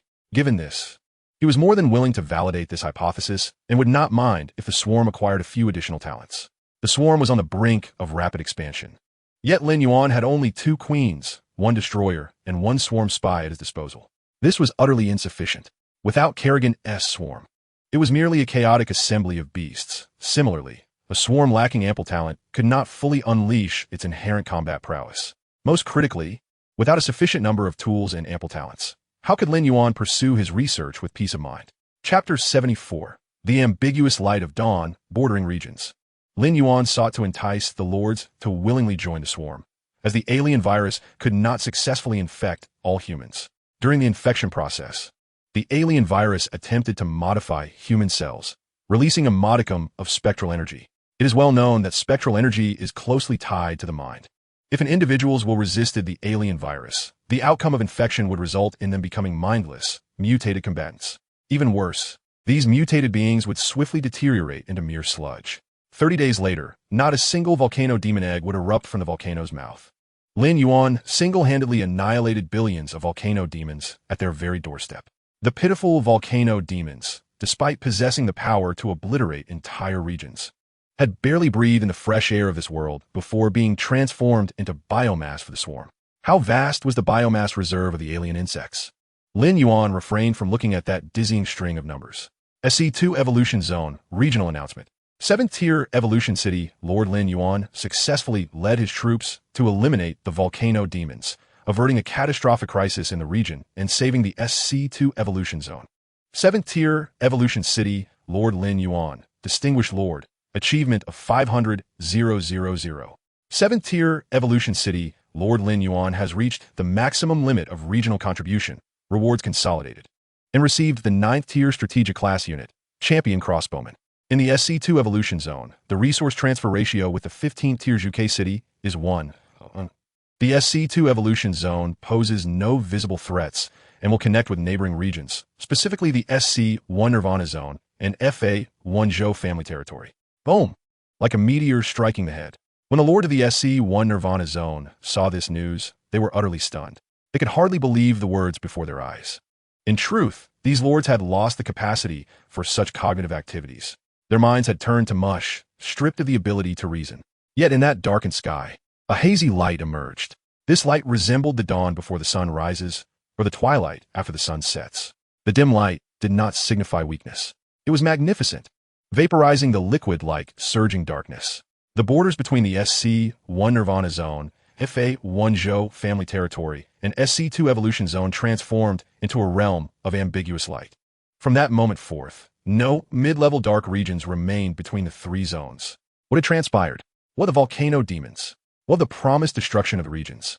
The lords of the SC1 Nirvana zone surged into the SC2 evolution zone channel. Wait, comping. Colleagues, is this merely an ordinary volcanic eruption? There were no volcano demons at all? Lin Yuan, image JPG. Lin Yuan, unwilling to speak, simply captured a screenshot of the announcement stating that 7th-tier Evolution City Lord Lin Yuan had successfully led his troops to eliminate the volcano demons, averting the catastrophic crisis in the region and saving the SC2 Evolution Zone, and posted it in the cross-regional communication channel. Xinghetai, this can't be possible. Is this truly feasible? It's unbelievable.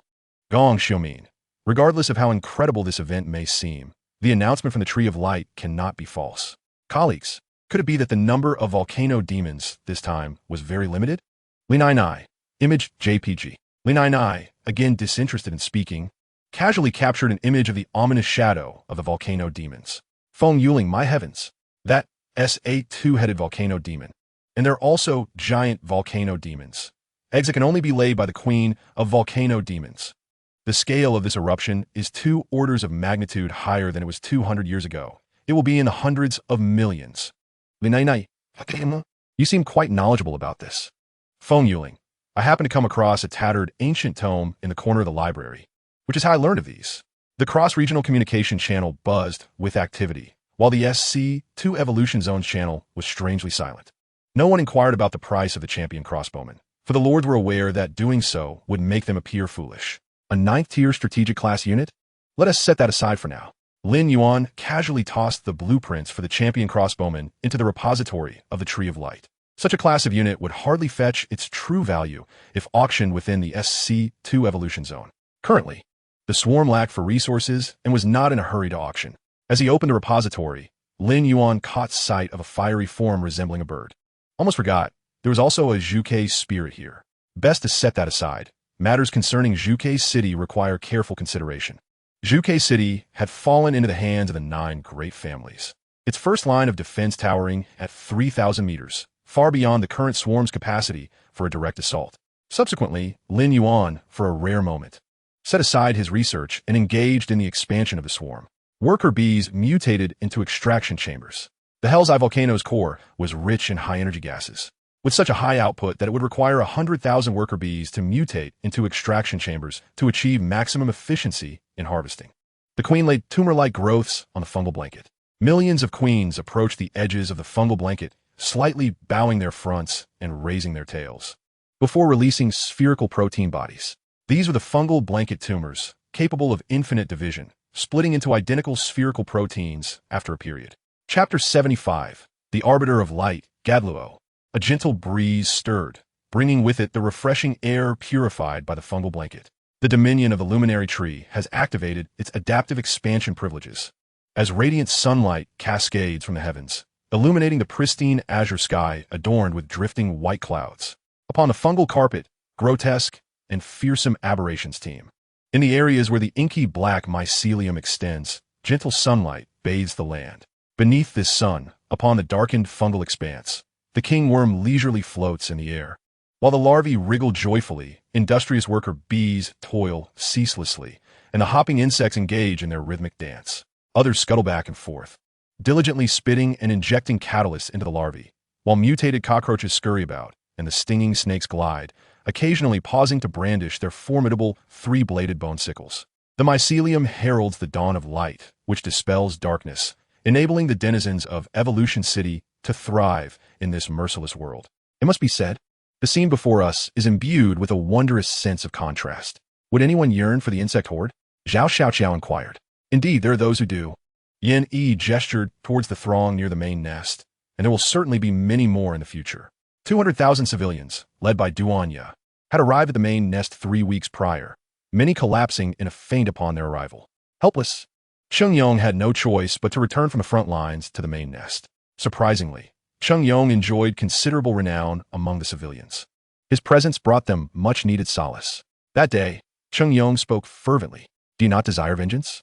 Will you continue to endure lives of exploitation by the 9 great families? To you, These beings appear monstrous, merely due to their fearsome appearance. But have you ever contemplated that when the tide of alienation surged and the volcanic demons attacked, it was these so-called monsters who shielded and saved you? Do you comprehend the sacrifices made by these gentle souls? And what the dignitaries in UK City? They merely were the guise of humanity. Do they seem more benevolent to you than these guardians? Reflect carefully on their deeds. Now, a broad avenue lies before you. Traverse it, and you shall acquire the power of retribution. I hold each of you in high regard. Deliberate thoughtfully and make your choice.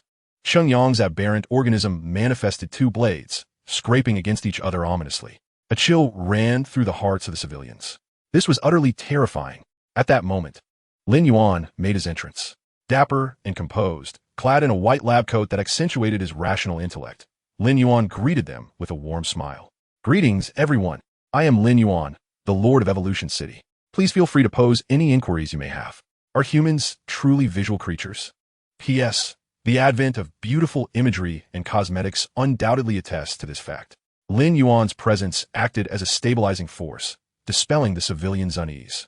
Following this, his amiable interactions with the aberrant creatures further reassured the civilians. Beside him, Cheng Yong felt numb. He had grown despondent about this superficial world. It was not in vain that I took the time to prepare. Next, I shall validate my experimental hypothesis. Lin Yuan's smile grew even warmer. Shortly thereafter, Li Nai arrived at the main nest with Yuan Sanfang. Yuan Sanfang's legs weakened, trembling in fright. The disparity between what he had seen in the videos and the reality before him was staggering. Despite being mentally prepared, he could not help but feel a profound sense of dread. Yuan Sanfang asked, Li Nai, have you sided with the darkness? Not at all. I'm striving for my ideals. On this path, I have glimpsed a beautiful conclusion, Li Nai replied with steadfast seriousness. Soon, you'll understand. Let us become one. She chuckled mischievously. Become one? I regarded you as a good brother, yet you wish to pursue such a path. Yuan Sanfang lamented, tears welling in his eyes. He realized he had stepped onto a treacherous ship, one without an anchor. With a cacophony of splitting and dividing, the fungal carpet continued to proliferate, and the territory of the aberrant creatures expanded rapidly. The geographical map of the SC2 evolution zone, previously acquired by Lin Yuan, proved invaluable, allowing the swarm to easily locate abundant crystal veins. The figures for high-energy gas and crystal reserves soared continuously. The swarm entered a tranquil phase of rapid growth. However, this state of affairs did not persist for long. The Luminary Arbiter had already arrived in UK City, and the existence of the Luminary Church had long been a threat to the swarm. One day, an announcement sent shockwaves throughout the SC2 evolution zone. 15 tiers UK City Luminary Church Arbiter Gaidlow. I am Arbiter Gaidlow of the Luminary, condemning the heretic Lin Yuan for his reckless actions, nurturing dark creatures and desecrating the Luminary Church, a crime unforgivable. To all Luminary Lords in the SC2 evolution zone, your complicity in evil will not be overlooked. Henceforth, the Luminary Executors shall seize your territories. Should you refuse to relinquish all authority, you shall be deemed Lin Yuan's accomplices and classified as heretics. Chapter 76, Spectators 1. Arbiter Gaidlow's harsh pronouncements instantly ignited vehement discontent among the lords. Sun Ming, is this an unconditional conscription of our Luminary territories? I must ask on what grounds? Merely because the Luminary Church holds sway? Qian Duozai, this is the UK City jurisdiction under the influence of the Jojo Alliance. What authority does the Luminary Church possess to unilaterally commandeer our lands? Zhuakai, where was this so-called Luminary Arbiter when the great volcanic demons assailed Lin Yuan? Now, they emerged to bark orders? I refuse to believe the Luminary Church can exert control here. Shifei, we underwent rigorous selection and faced countless trials to become reserve lords. After a decade of arduous study and passing stringent assessments, we attained the status of Luminary Lords. We bear the glorious mission of expanding our territories and battling darkness, paving the way for future generations. Does the Arbiter think he can strip us of our hard-earned accomplishments with a single utterance? If this makes me a heretic, then I would rather embrace heresy. Zhuakai, Lin Yuan possesses unique capabilities. How much have we benefited from him? How can such a person be labeled a heretic? The lords were incensed, particularly the civilian lords who expressed their outrage against the Luminary Church, rallying in support of Lin Yuan. Jin Xingming, Lin Yuan is a heretic. Do you wish to become heretics as well? This is treachery against humanity. He Yuan, You ungrateful ingrates! Were it not for the luminary church spreading enlightenment and the teachings of the luminary mother, you would have long since become prey. Yet here you are, acting as keyboard warriors. Yuan Sanfeng. Indeed, one must know gratitude. You lords have a narrow view. Do you not realize that the luminary church stands firm in the depths of the dark regions, shielding us from calamities of dark monstrosities? Lin Yuan, I wholeheartedly support Arbiter Gadlo. I shall unconditionally offer my Nine city. I welcome the luminary executors to take charge of my luminary territory with open arms. Zhuakai, Yuan Sanfeng, you cur. Sure Fei. Lin Yuan, you are no longer human. I have truly misjudged you. In an instant, the two factions of lords engaged in a heated exchange. The situation was clear. The 9 great families and various second and third-tier families expressed their support for the luminary church, while the civilian lords voiced their fervent dissent. Near the aberrant creature's main nest. Lin Yuan, I never expected you, with your bushy brows and large eyes, to betray the swarm. Zhao Xiaoqiao inquired loudly, her face radiating a divine glow. Yan Yi covered her forehead and exclaimed, could you refrain from immersing yourself so deeply in the role? There are no golden statuettes awaiting you here. Within the narrative of the interstellar saga, dissenting voices emerged from Kerrigan's swarm, with some brood mothers even seeking independence. However, Lin Yuan possessed the supreme will of dominion. Once transformed into a Yicheng, the notion of betrayal was utterly foreign to him. Li Nainai Shukulat. I have been pondering what excuse to concoct for returning to Zhuke City. The arrival of the bright arbiter, Gadlu, has indeed been a timely blessing. Now we can return to our family with our heads held high. Yuan Sanfeng expressed his excitement. Nai, your plan can finally be realized. I have long regretted my inability to assist you, but now, I too am capable. Together, we shall strive for that beautiful world, which is indeed the ultimate mission of the swarm. Haha, Lin Yuan couldn't help but laugh heartily. Sanfeng, it seems you are adapting quite swiftly. How does it feel now? Yuan Sanfeng's expression was filled with enchantment. The previous confines of humanity were far too constricted. Each person was an isolated island, and no one could truly comprehend the entirety of your thoughts. Here, however, the expanse is vast, monumental, and boundless. We are part of a greater whole. Yan Yi and Zhao Xiaoqiao exchanged glances and smiled. We are delighted to have you join us. By the way, Gadlu's forceful annexation of territories has already incited fierce resistance from numerous commoner lords. If these lords refuse entry to the Bright Executors, even the Bright Church cannot forcibly compel them to relinquish their lordly rights. Zhao Xiaoqiao wondered as the Bright Arbiter. Gadlu cannot be foolish enough to act in such a manner. Can he? Certainly not.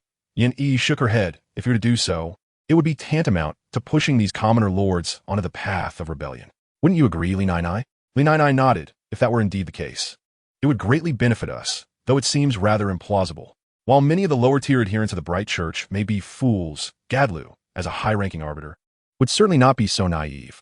After taking a bite of a fungal blanket, Li Nainai continued, his actions must have garnered the consent of the 9 noble families.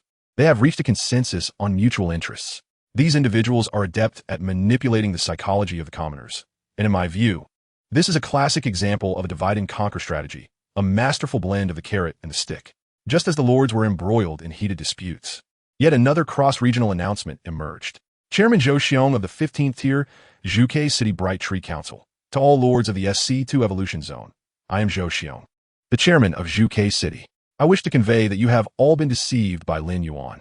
Not only is Lin Yuan a heretic, but he is also the source of chaos within the SC2 Evolution Zone. Do you think he seeks to assist you, to save you? You are gravely mistaken. His true aim is to annihilate the entire SC2 Evolution Zone, transforming it into a hell for his minions. Mere words are insufficient. I urge all new lords to carefully examine this footage. The former city lord, who had once live-streamed the battle against the deathly ice prison of Anya, ignited the fervor and resolve of the lords. Now, however, Zhou Xiong utilized a live broadcast to showcase the swarm's expansion. The ground was blanketed in a deep, black substance, spreading like a virus, consuming all flora and fauna in its path, transforming everything into a desolate, pitch-black wasteland. To the lords, this was far more terrifying than the dark creatures themselves, evoking a complex array of emotions: dread, eeriness, and fear. Lin Yuan's gaze sharpened. Here it comes. A complete denial of Lin Yuan's achievements, undermining the foundation of his reputation. But will anyone believe it? Lin Yuan's contributions are tangible and well documented within the Bright Tree. Zhao Xiaoqiao inquired, what are the 3 reasons? Lin Yuan's demeanor remained calm. Firstly, those not of our kin harbored different intentions. You all were once human. Consider what the initial reaction is upon encountering each one. It is first and foremost an overwhelming fear, followed by an instinctive desire to exterminate it with a slipper. Secondly, many individuals possess an innate inclination to witness heroes fall from grace, relishing the downfall of those who once stood atop the pedestal. Lin Yuan's achievements are unparalleled.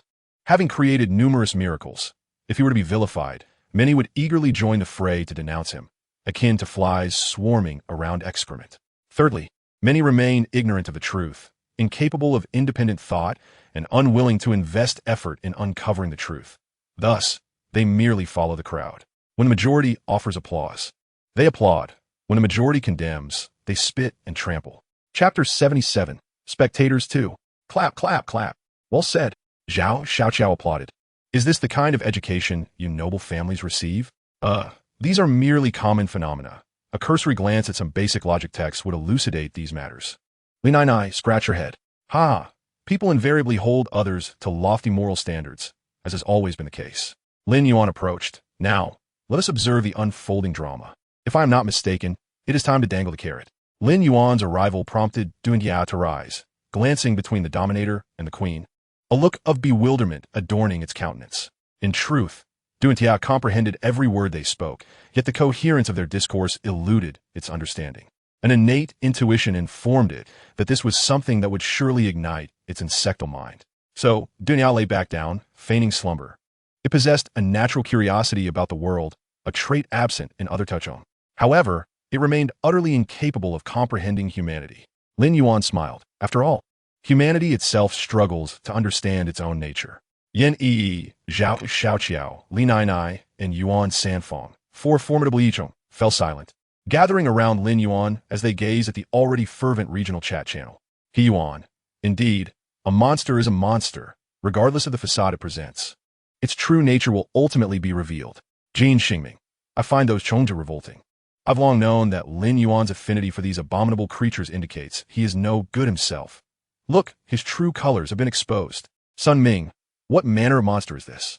Wherever it passes, not a blade of grass survives. Will it one day transform our human territories into such a state?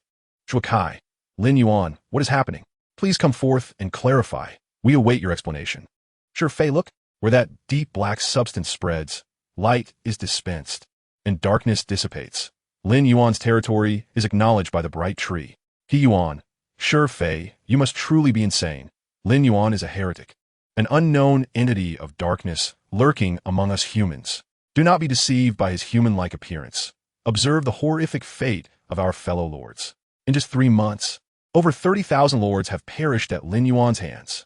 A full 30,000 lords, all of whom were your comrades, bearing the mission of illuminating the darkness. Yet they were slaughtered by Lin Yuan. Sure, Fei, how can you speak in defense of Lin Yuan with such a heavy heart? Look, open your eyes and behold. These are the irrefutable evidences of the dark invasion. Image JPG, image JPG, image JPG, image JPG, image JPG. Sure, Fei, I still vividly remember the 9 noble families sacrificing 300 million lives. As the 300 million compatriots were abandoned, were the Church of Light and the 9 great families. Jin Xingming exclaimed, Sure, Fei, you are mistaken. Your sources of information are utterly unreliable. The 9 great families have never issued such orders. The situation at that time was indeed dire. The frigid abyss of Enya was upon us, and the former city lord was powerless to resist, with the mutated frozen corpses surging like a tsunami. Hence, Beimai issued the order to retreat. The 9 families had no choice but to fall back. The second line of defense was relinquished by Beimai. It was the 9 families that turned the tide, ultimately safeguarding Zhuke City and saving us. Shifei could only respond with silence. Sun Ming added, As for me, I can only say that the creatures raised by Lin Yuan are terrifying.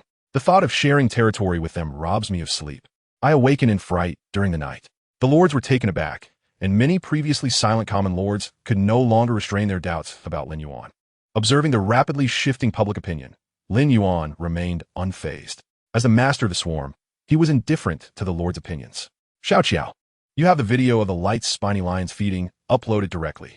Previously, Lin Yuan had infected the civilians seeking refuge with the aberrant insect virus.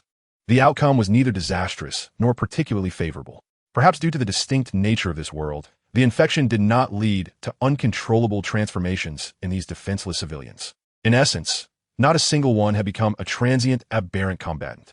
These civilians retained their original memories, combat skills, and life experiences, their physical prowess significantly enhanced.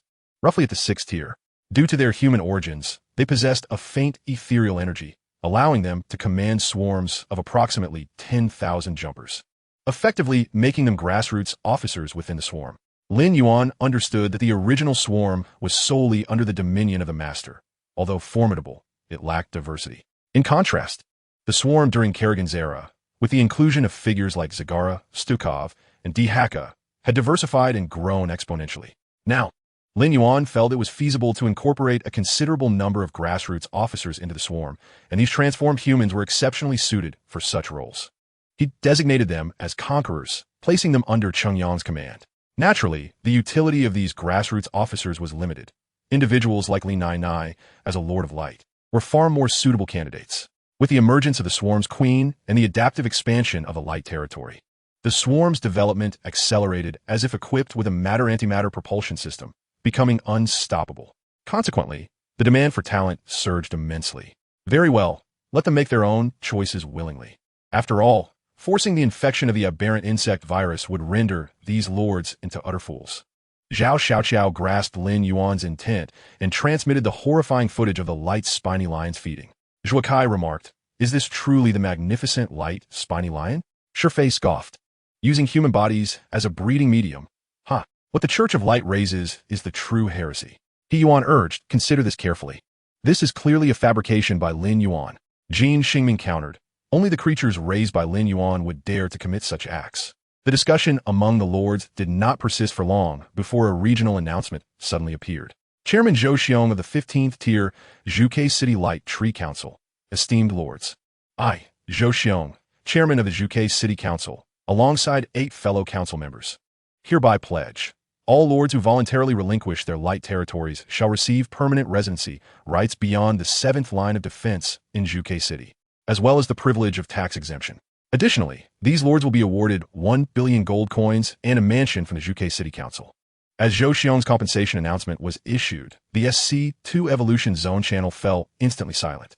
The once righteous and vociferous common lords ceased their protests, leaving a stark contrast that would lead one to believe the light tree network had stalled. He Yuan observed, "See, if the 9 great families disregarded you, would they offer such generous compensation?" Jin Xingming declared, "Lin Yuan is a heretic and a malignant tumor in Zhuke City. The 9 great families have invested heavily this time to ally with the Church of Light to heal the SC2 Evolution Zone. Fellow compatriots, we are the true humanity, united as one front. Ponder this well, for it is a rare opportunity." Yan Yi coldly assessed the unfolding situation, stating, "Indeed, the handling of this matter by the Church of Light and the 9 great families is indeed the most prudent approach. The Church of Light, in an effort to demonstrate its lack of arrogance, will not lower itself to negotiate with these lords, thus requiring a display of strength. The 9 great families, by doing so, not only appease the Church of Light, but also begin to court these common lords, mitigating the negative impacts of their previous harsh measures. Truly a multifaceted strategy." Lin Yuan applauded. "Indeed, the elder sister's insight is unparalleled. I am thoroughly impressed. Ha! The most intriguing part of this grand performance is about to commence." Lin Yuan, with keen interest, mused that if he were in their position, he would escalate the stakes further to dismantle the Lord's psychological defenses. Chairman Zhou Xiong of the 15th tier Zhuke City Light Tree Council. "Esteemed lords, I understand that your light territories are hard-won, and making a decision is exceedingly challenging. Thus, I promise, the first light lord to transfer their rights will receive an additional reward of 500 million gold coins. The second lord to transfer their rights. Chairman Zhou Xiong of the 15th tier Zhuke City Light Tree Council. Excellent. A light lord has made their decision. It is the lord of Kaikai City, Zhuo Kai. Oh, the first 10 lords have already transferred their rights. Congratulations to them, for they shall receive extra gold coin rewards. They have sacrificed their light territories for the sake of justice and honor, a feat that shall be remembered." Zhuo Kai declared, "I willingly relinquish all rights to the light tree. Light executors, come forth to receive." Shifei stammered, "Zhuo Kai, you." Shifei had 1,000 words to express. Yet at this critical moment, all his thoughts, choked in his throat. Zhuo Kai continued, with the permanent residency rights beyond the 7th line of defense, tax exemption privileges, and the reward of 1 billion gold coins along with a mansion, I can live a life of wealth and happiness for 2 generations.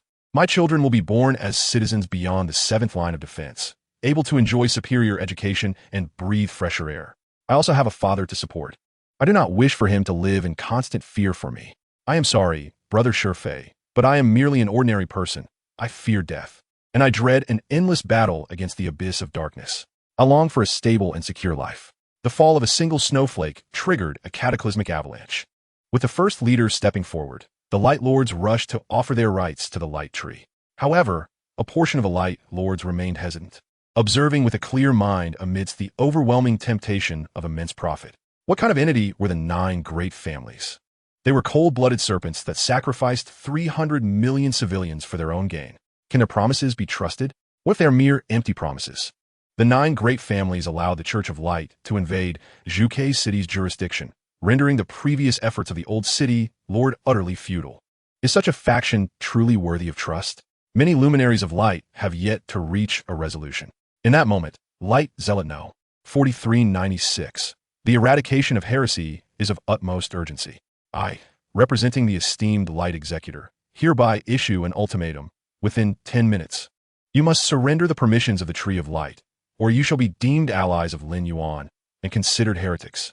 The esteemed Light Arbiter shall undoubtedly purge you heretics. The words of Light Zealot number 4396 served as a catalyst, a death knell. On one side loomed immense benefits. On the other, the threat to life. The SC2 evolution zone appeared to offer choices, yet, in reality, there were none. As other lords set an example by surrendering their territories, it seemed only natural for him to follow suit. After all, he had committed no heinous act. He was merely being annexed by others, while reaping substantial rewards. Why not partake in such a deal? Everyone else was doing it. How could he not? Within a mere 3 minutes, 90% of the luminaries of light had relinquished their permissions. Shifei, how can you act thus? This is ingratitude. This is aiding the wicked. Yet, no one paid heed to Shifei's words. In Rock City, Shifei clenched his teeth, his expression taut. He had resolved that, even at the cost of his own destruction, he would not become a base ingrate. A true man knows what to embrace and what to forsake. At that moment, Shifei's elderly parents entered.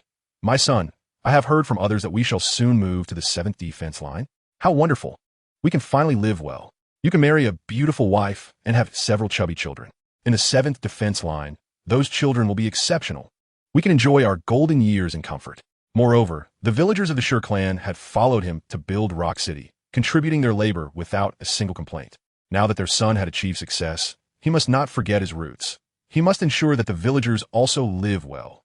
Watching his spirited father enthusiastically discussing life after the 7th defense line, Shifei retreated a few steps and dejectedly collapsed into a chair. It should not be this way. It must not be this way. Closing his eyes, Shifei murmured to himself. He felt distinctly that heavy shackles were binding him tighter and tighter. He yearned to scream, to break free. However, could he truly disregard his parents? It became clear that being a person of distinction merely meant adhering to one's principles. And such a path was fraught with difficulty. Near the Tree of Light in Rock City, a brilliant radiance erupted. Thousands of light executors appeared before the gathered crowd, their armor gleaming. During the nascent phase of the territory, only commoners of 2nd tier or lower could utilize the teleportation array in Zhuke City to access corresponding light territories for permissions. However, Lin Yuan had significantly accelerated the developmental progress of the SC2 evolution zone. When the resource exchange ratio reached 1:1, Zhuke City could indefinitely teleport humans or troops of 6th tier and below. Yet, only with the rare reverse teleportation talisman could one transport humans from the nascent territory to Zhuke City. Chapter 79. The Great War Approaches. Excellent. You have embraced the light. After Shifei transferred his permissions of light, the Light Executor praised him. He produced 3 directional teleportation talismans and said, "We are quite generous towards a devout believer. Take these." The precious reverse teleportation talismans were produced in 3s by the Light Executor, as their production was solely under the control of the Light Church. For others wishing to purchase them, the price was exorbitant. Previously, Zhou had not possessed even a single reverse teleportation talisman for self-preservation. The Light Church held numerous similar technologies, troop types, and architectural blueprints. These were their instruments for world domination, indicative of the unfathomable magnitude of the Light Church. Shi Fei was taken aback. What are the citizens of my territory? They also worshipped the Light Church. The Light Executor looked at Shi Fei with a peculiar expression and replied, "Please be mindful of your words, young Light Lord. Those who have never contributed to the Light Church are unworthy of the Mother Goddess's blessings. I shall expel all these false believers from the realm of the Mother Goddess's grace. Expel them all from the territories of light." This proclamation echoed in Shi Fei's mind like a bombshell. Shi Fei was utterly stunned. If he abandoned his negligible authority, how was he any different from the 9 great families that sacrificed 300 million commoners? Wasn't he a Light Lord meant to possess a noble mission? We are Light Lords. We are beacons in the darkness, dispelling shadows, igniting the flames of safety and sustenance for humanity. Shi Fei recalled the oath sworn by the new generation of Light Lords beneath the Tree of Light in Juke City. That day, he had discovered the meaning of his life. And now, was he to betray that initial vow? Had the other lords accepted subjugation, indicating that they had all abandoned their citizens? Slap. Shi Fei felt something within him snap. "Son, let's leave quickly." Shi Fei's parents urged. "You go ahead. I have matters to attend to and will follow shortly." Shi Fei smiled. Watching his parents' figures fade, he lifted his head. What a splendid day it was. The weather in Rock City was delightful. Shi Fei donned his favorite coat and stepped out of the light territory, merging into the shadows. At least, he still had a path to tread. As the grand performance reached its conclusion, Zhao Xiaoqiao, still brimming with excitement, exclaimed, "Does this mean that from now on, we shall be adversaries of the Light Church, which possesses 800,000 territories?" How thrilling it sounds. Lin Yuan shook her head and said, "Not merely 800,000. The SC-1 Nirvana Zone has also been summoned, and the FA-1 Zhou Family-S territory is amassing troops on a grand scale." At that moment, Lin Yuan interjected, "I am curious. If they cannot muster armies of 6th tier or above, how do they intend to wage war against the swarm? Surely, someone in the upper echelons is aware of the strength of the volcanic demons. If we can vanquish the volcanic demons, we certainly need not fear those troops capped at 6th tier." Lin Ai, Yin Yi, Yuan Sanfeng, and Zhao Xiaoqiao exchanged glances, their faces filled with confusion. Could it be that my question was too challenging, leaving them perplexed? Alas, questions that transcend time are always so astonishing. Sensing their astonishment through their thoughts, Lin Yuan couldn't help but let his imagination wander. "Master, you must be testing our vision." At that moment, Cheng Yong stepped forward. "In that case, allow me to share my insights. The Light Church will undoubtedly strive to recruit forces surpassing 6th tier, inciting dark disturbances, which in turn will attract the dark tide. At that point, the mid-level dark regions will invade the SC-2 evolution zone." "Excellent, you have passed my test." Lin Yuan nodded. "When will the dark tide return?" "It may take as little as a year or as long as several decades. The timing is uncertain," Cheng Yong replied. "The Light Church is making such grandiose efforts, not merely because a son of the white-robed archbishop has perished. Is it?" Lin Yuan inquired. Immediately, a sense of inexplicable disinterest welled up within him. What are the true intentions of the Light Church, and what schemes do the 9 great families harbor? Why do they seek to provoke the dark tide in the SC-2 evolution zone? Perhaps it is layered like a millefeuille, each layer concealing further plots. Yet, Lin Yuan's subconscious resisted pondering these questions. It is as if humanity would rarely ponder the movements of an ant. Lin Yuan instinctively wished to disregard such trivial matters. Let it be. Let it be. I am weary. Let it all be annihilated. Whether it be the Church of Light or the grotesque denizens of the mid-tier dark zones. All could be devoured without a second thought. Possessing the ultimate sovereign will, Lin Yuan himself was the master of the swarm. If ideology represents the essence, then he embodies the purest of aberrant entities. To consume all, to evolve incessantly, to transform continuously, is Lin Yuan's intrinsic nature, and the swarm is merely the organic extension of his will. Anything beyond that is of no consequence. He had even ceased to care about the number of jumpers or stingers within the swarm. For the master, the swarm's ceaseless existence rendered quantity a mere meaningless figure. With a casual wave of his hand, he stepped into the main hive. "We have been too sluggish. We must have disappointed Lin Yuan," Yin Yi remarked with a hint of guilt. Zhao Xiaoqiao raised her fist. "Then let us commence the consumption."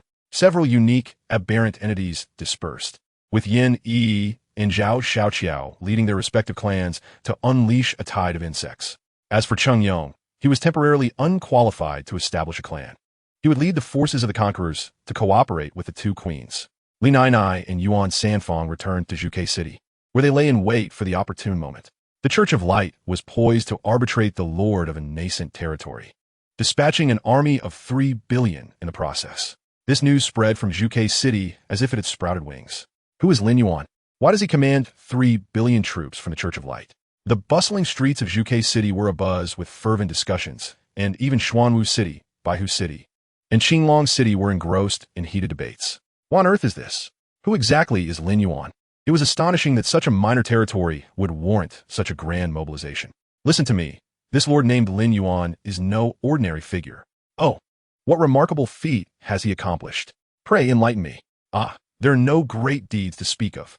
I have heard that this Lin Yuan is a humanoid entity born from a millennium of darkness.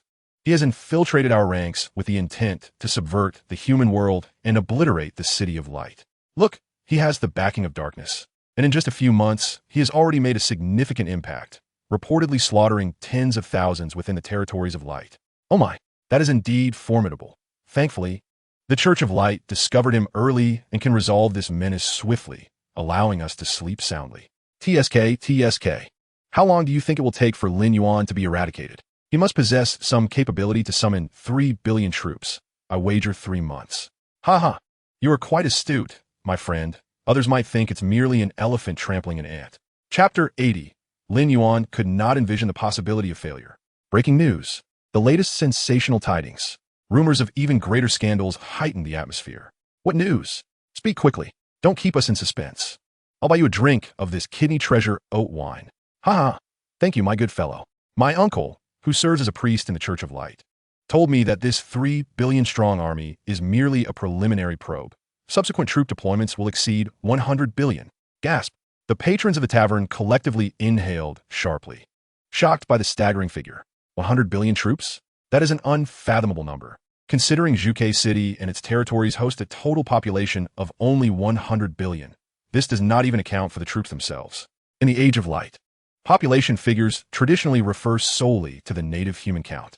After catching their breath, the tavern erupted into a frenzy, its clamor akin to 10 mothers discussing their daily lives. My heavens, this is a military scale exceeding 100 billion. Is a regional war about to commence? The Church of Light's significant investment indicates that Lin Yuan is indeed a formidable adversary. My interest in this matter is piqued. As far as I know, Lin Yuan is merely a nascent lord. How could he possibly command such attention from the Church of Light? What is his true power? How does a fledgling lord dare to provoke the Church of Light? Is there a major figure backing him? Gasp! The moment those words escaped, the tavern's chill vanished, replaced by a wave of heat that flushed the faces of the patrons with excitement. If Lin Yuan is merely a pawn, then this is indeed a grand spectacle. Which great figure dares to challenge the Church of Light? Could it be an imperial family from the central holy city? Further investigation is warranted. This situation is steeped in an inexplicable strangeness, embodying an unreal quality. Much like the absurdity of suggesting one would use nuclear weapons to annihilate a litter of newborn piglets. Zhuge City was already in an uproar, while Xuanwu City, Baihu City, and Qinglong City were also keenly observing the developments. Even the prominent figures in the central imperial city turned their gazes towards the SC2 evolution zone. Rumors circulated that Lin Yuan was supported by an imperial family. It is both amusing and frustrating. It is only natural to the insignificant. The elephant and the blue whale are incomprehensibly vast entities. Alas, we lack the strength to contest the Church of Light. Otherwise, we would have long since expelled this foreign church from the Jojo Alliance, where they roam with impunity. This nascent lord named Lin Yuan exhibits commendable courage. Yet we have endured for years, only to lose the audacity to challenge. With internal strife and external threats, where does the path ahead lead? Lin Yuan, remarkably, had not immersed himself in research. His corporeal form stood at the VIP vantage point of the aberrant hive, while his will surveyed the swarm. As its master, he had transcended the mere human vessel. As long as the swarm endures, Lin Yuan will never experience true death, even if but a solitary larva remains. Lin Yuan can reconstruct his physical form. This is one of the most terrifying traits of the swarm. As long as a larva survives, given time, it will inevitably spawn a tide of insects that sweeps across the stars. The two queens had limited psychic energy, and some matters could only be attended to by Lin Yuan himself. Worker bees transformed into aberrant hatcheries. Worker bees transformed into aberrant hatcheries. worker bees, transformed into aberrant hatcheries. Lin Yuan's will touched each aberrant entity. Under the protection of the combat aberrants, the worker bees unhesitatingly transformed themselves into colossal living cocoons. Thanks to the panoramic geographical map of the SC2 evolution zone obtained previously, the locations of these aberrant hatcheries were nestled in remote corners, within deep caves, and in labyrinthine jungles. At every crucial and secretive position within the SC2 evolution zone, an aberrant hatchery thrived. Hiss! The queen was birthed within these hatcheries. Puffed. The protein liquid catalyzing the larvae was injected into the aberrant hatchery. Slap! The industrious queen, ceaselessly laboring, immediately produced a tumor of mycelium. Subsequently, the sounds of cocoons bursting echoed one after another. Jumpers, stingers, aberrant forms, and mutated cockroaches emerged abruptly upon the mycelial mat. Wherever there exists an aberrant hatchery, more than 150,000 aberrant troops can be birthed within a single day. The swarm's capacity for rapid deployment is beyond the imagination of lords accustomed to conventional recruitment systems. Meanwhile, the Church of Light, following the annexation of territories, was frantically constructing recruitment buildings. Even with resources poured in without regard for cost, these advanced recruitment structures would require at least 3 months to complete. Moreover, the higher the tier of the troops, the longer the recruitment time, with the 8th tier troops requiring weeks to recruit. The swarm's rapid deployment starkly contrasts the recruitment system, akin to using a planet-destroying cannon against primitive humans. What can the Church of Light possibly employ to thwart my tide of insects? Lin Yuan found himself engulfed in profound doubt. Despite formulating hundreds of hypotheses, he could not unveil a singular correct path for the Church of Light. A decapitation strategy? Lin Yuan glanced at the sprawling spore crawlers, accompanied by swarming insects on a 24-hour alert. Engaging in a brute force competition? Hektarov, what ist? Attempting to overwhelm the insect horde with resources? That would be a ludicrous folly. Was I perhaps biased in my initial assumptions? Lin Yuan recognized the flaws in his reasoning. He was acutely aware of the myriad characteristics of the insect swarm, yet the Church of Light remained oblivious. The data currently circulating merely illustrated the grotesque appearance of the swarm and hinted at its vast numbers. Thus, the Church of Light deemed it imperative to allocate 3 billion for the Vanguard Legion. However, this was merely a glimpse of the swarm. In reality, the Church remained utterly ignorant of its terror. Unbeknownst to the Church, within the depths of darkness, 5 million insect hatcheries stood ominously erect. Thanks to the benevolent volcanic demon, the swarm was bestowed with an abundance of biomass at an astronomical scale. The consumption of 15 million biomass per hatchery was no longer a concern. With 5 million hatcheries, Lin Yuan could unleash at least 500 billion insect troops daily. Yet, this was clearly unrealistic. The limitation lay in the insufficient quantity of crystal mines to support such an overwhelming production. The crystal mines in the SC2 evolution zone had yet to be fully exploited. It was time to hasten the pace. However, according to the geographical map, even if the crystal mines in the SC2 evolution zone were mined at maximum efficiency, they could not sustain such a level of true production. Just then, a message arrived. Chapter 81, The Swarm Surge. Ding. Lin Great Lin Yuan. I sense you seem troubled over the crystal mines. I bring good news.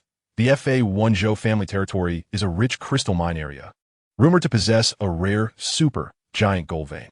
Lin truly a remarkable talent. Lin Yuan smiled. Lin Yuan, henceforth, the task of gathering intelligence on the swarm will be entrusted to you. Lin Yuan, once the gene collection of neuroparasitic worms and mimic larvae spies is completed, I believe you will fully utilize your strengths. Her exemplary performances had led Lin Yuan to bestow significant responsibilities upon Lin Great Lin Yuan is indeed formidable, appointing the worthy and governing effortlessly. From the moment the aberrant insects were birthed, devouring and plundering became their instinctual nature.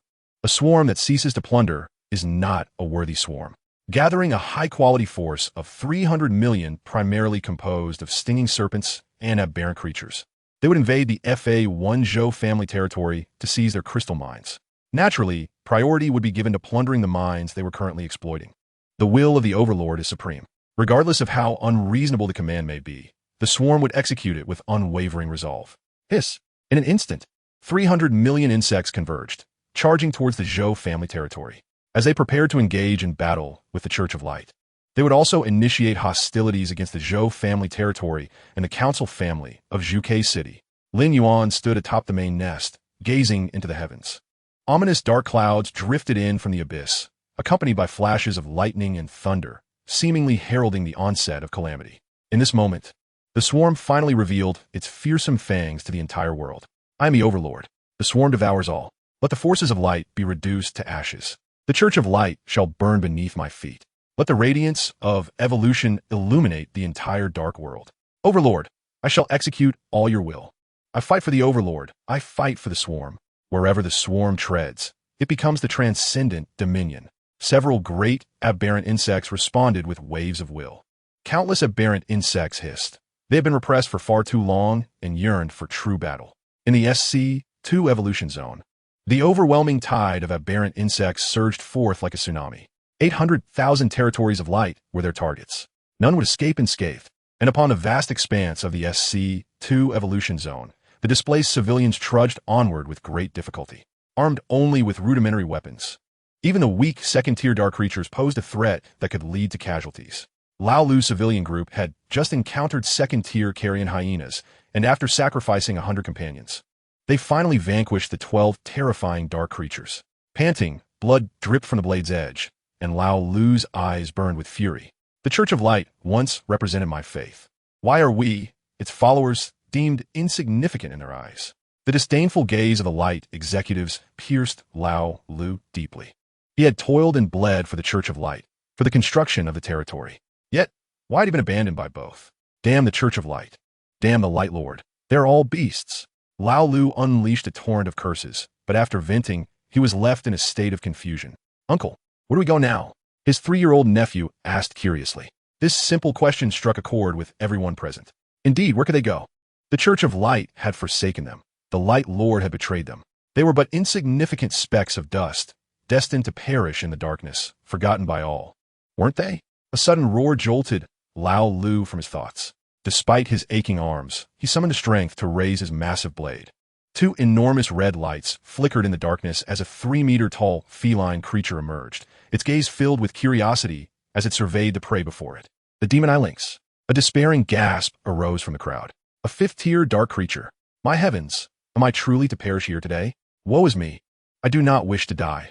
I have yet to experience the joy of liberation. Cursed be the Church of Light. Cursed be the Light Lord. Some cursed, others wept, while some collapsed onto the ground. Lao Lu's hands trembled uncontrollably. He struggled to grip the massive blade. The demon eye lynx. In Lao Lu's eyes, it was a being akin to a monster, utterly unassailable. When the former city lord was alive, I resided in Zhuke City with peace of mind, even managing to save a bit each year. After the 9 great families ascended, taxes surged threefold, and I was compelled to flee to the nascent territory of light. The hatred within me erupted like a volcano, and Lao Lu shot forth a gaze that could kill.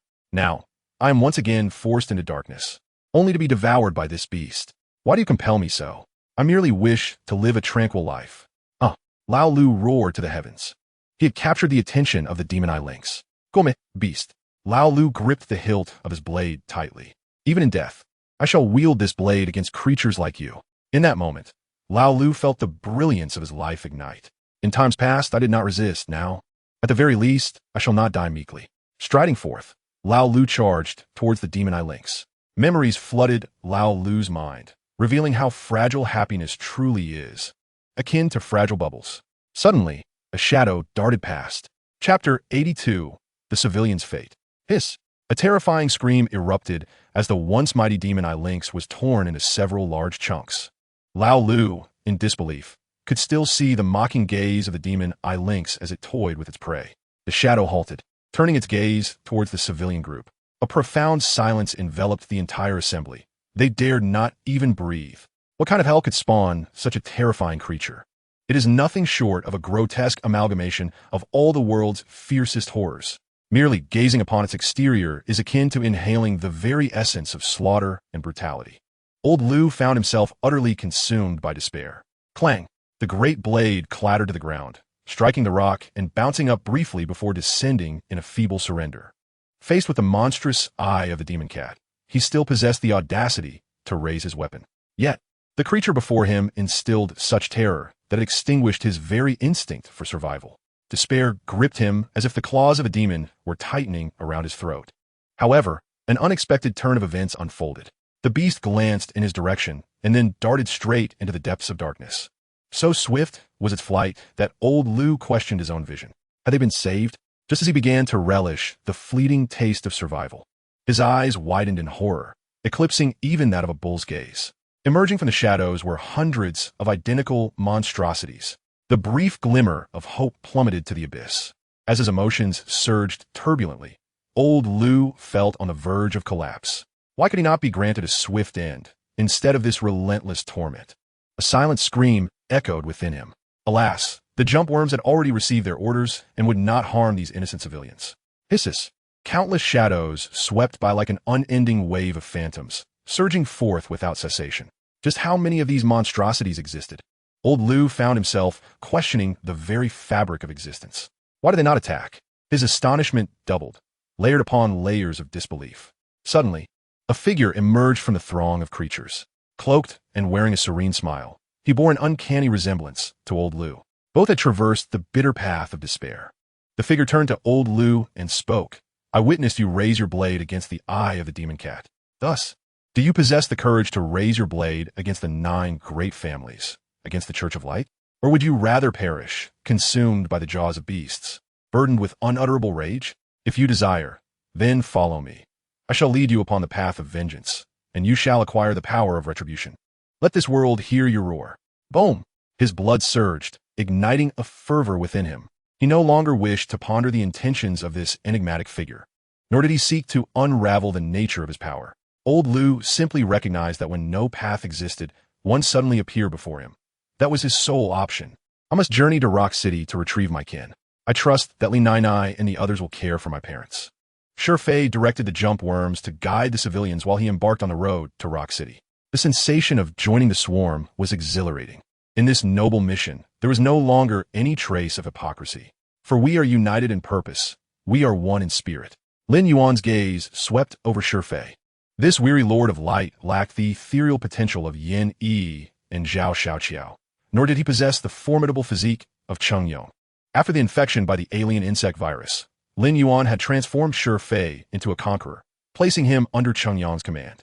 It appeared that previous assumptions had been disproven. The hypotheses proposed by scientific inquiry must possess falsifiability.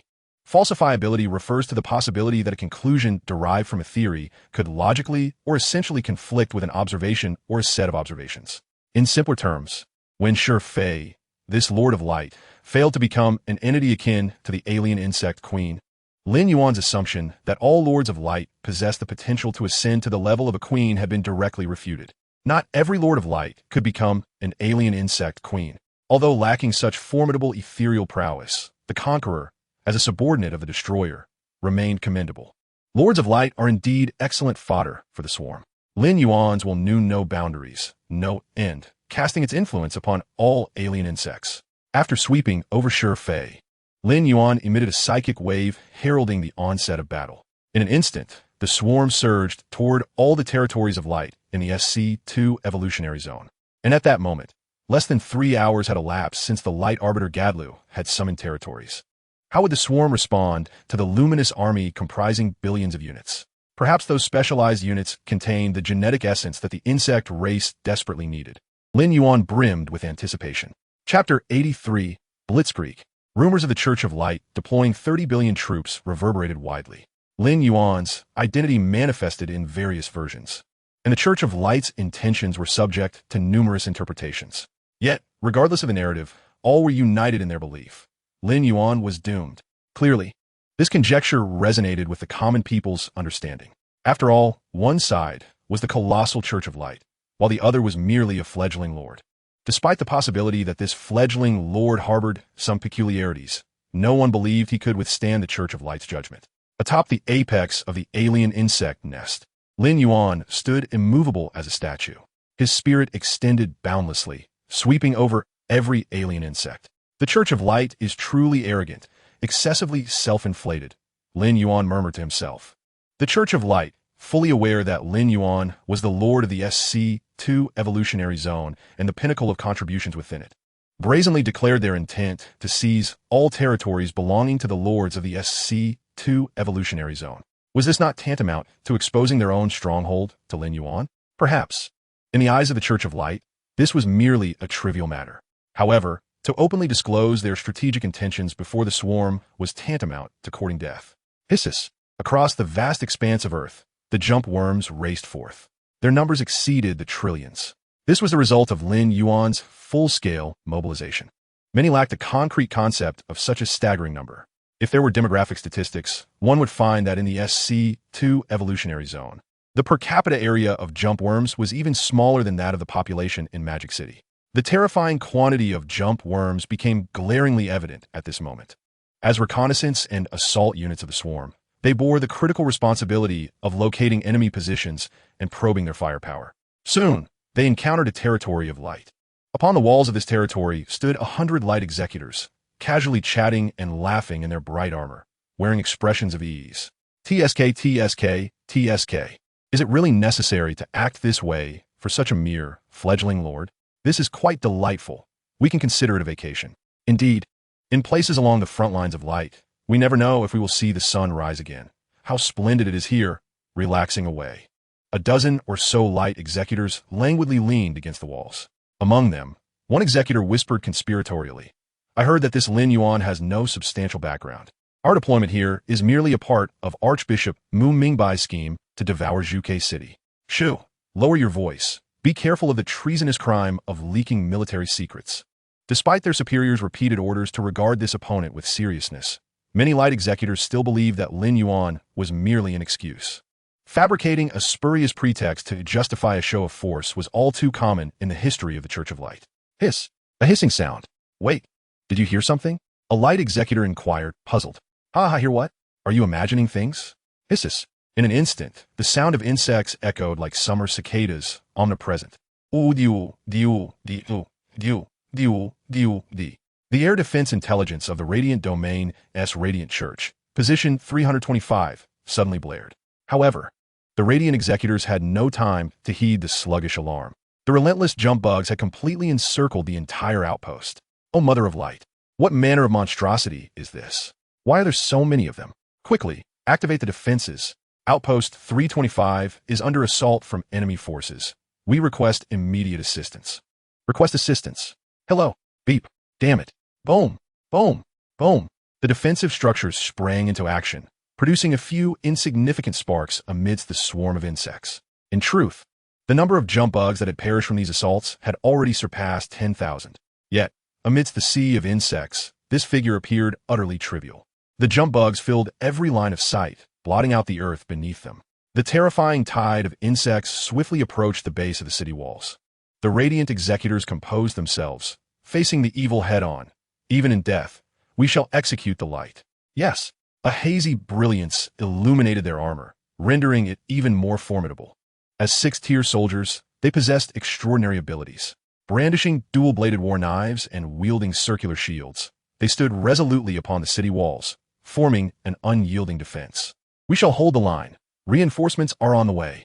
The Radiant executors exuded an indomitable spirit. Grr, accompanied by a deep, rumbling growl. A deformed behemoth emerged from the shadows. Oh, Mother of Light, what wicked creature is this? The Radiant executors raised their heads, their eyes widening in astonishment.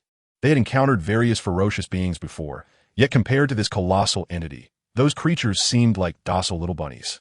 The newly claimed Radiant Domain had walls only 10 meters high, yet the behemoth's upper body towered above them. Grr! A heavy sound filled the air. The behemoth took massive strides, its hands the size of large fans, descending upon the Radiant executors with crushing force. Smack! The Radiant executors were reduced to mere paste. The force of the behemoth's strike was so tremendous that it left a trailing effect as it withdrew its hand. The Radiant executors' eyes bulged with rage and despair. Brothers, this monster possesses at least 8th tier strength. We must unite and give our all to vanquish it. Otherwise, we shall all perish. The Radiant executors raised their dual blades, the radiant glow shimmering along the edges of their weapons. They possessed resilient wills and refused to yield, even in the face of overwhelming adversities. We are the executors of light. This shall be a glorious battle. Remember, even in death, we contribute to the final judgment of light. The Radiant executors shouted in unison, born warriors who would never surrender until the last moment. Just then, more deformed behemoths swaggered forth from the darkness, indifferent to all. Count them, 1, 2, 3, 4, 5, 6, 7, 8. The radiant executors fell silent. Clang. Their luminous blades clattered to the ground. Squish, squish, squish. Dust to dust, earth to earth, flesh to paste. The surging jump bugs poured into the city. The diehard followers of the Radiant Church were quickly transformed into mere biomatter. Crack, crack, crack. A worker bee drifted near the radiant tree and then mutated directly into a hive for the aberrant insects. A fungal carpet spread rapidly, soon enveloping the radiant tree. Similar scenes unfolded across various locations in the SC2 evolution zone. The swarm blossomed in multiple areas, infiltrating the still-constructing radiant frontlines, sending the astonished radiant executors into the digestive maw of the aberrant insects. Chapter 84. The Purpose of the Radiant Church. Ding, ding, ding. Esteemed Lord Lin Yuan, greetings. Your territory is expanding, and you possess the authority for adaptive expansion of the radiant domain. You have assimilated the radiant tree at radiant frontline 325, and your radiant tree's evolution will consume it. Consuming more radiant trees can rapidly elevate the rank of your radiant tree and unlock additional permissions. Esteemed Lord Lin Yuan, greetings. Your territory is expanding, and you possess the authority for adaptive expansion of the radiant domain. You have assimilated the radiant tree at radiant frontline 4396, and your radiant tree's evolution will consume it. Consuming more radiant trees can rapidly elevate the rank of your radiant tree and unlock additional permissions. Esteemed Lord Lin Yuan, greetings. The same message echoed continuously. The only difference lay in the names of the radiant trees. The rank of the radiant tree is currently under automatic assessment. Radiant tree evolution has been appraised as an 8th tier radiant tree. 8th tier radiant tree functionalities are being activated. After devouring numerous radiant trees, the evolving radiant tree was also elevated to 8th tier. The swarm initiated a blitzkrieg, obliterating the radiant outposts while they were still in the process of establishing defenses. At present, the swarm's offensive tactics were relatively straightforward. The forces comprised of jump bugs, mutated cockroaches, deformed behemoths, and stinging serpents showcased the swarm's raw characteristic of directly smashing through the Radiant Church's defenses. Should infiltrators or infected insects be introduced, the Radiant Church would truly experience what it meant to suffer intolerably. The fungal carpet spread, continually expanding the territory of the evolving city. The swarm emerged from all directions. Omnipresent. In an instant, the once 800,000-strong radiant lines dwindled to a mere 350,000. The only reason they had not been obliterated was due to their remote locations, which the swarm had yet to reach. They encountered no hindrances whatsoever. The swarm conveyed an insatiable mentality. Lin Yuan smiled, his resolve unwavering. The Radiant Church should not be underestimated. This is merely an appetizer, and they shall not be disappointed in the future. The ominous clouds in the sky not only lingered but hung lower, as if one could reach out and touch them.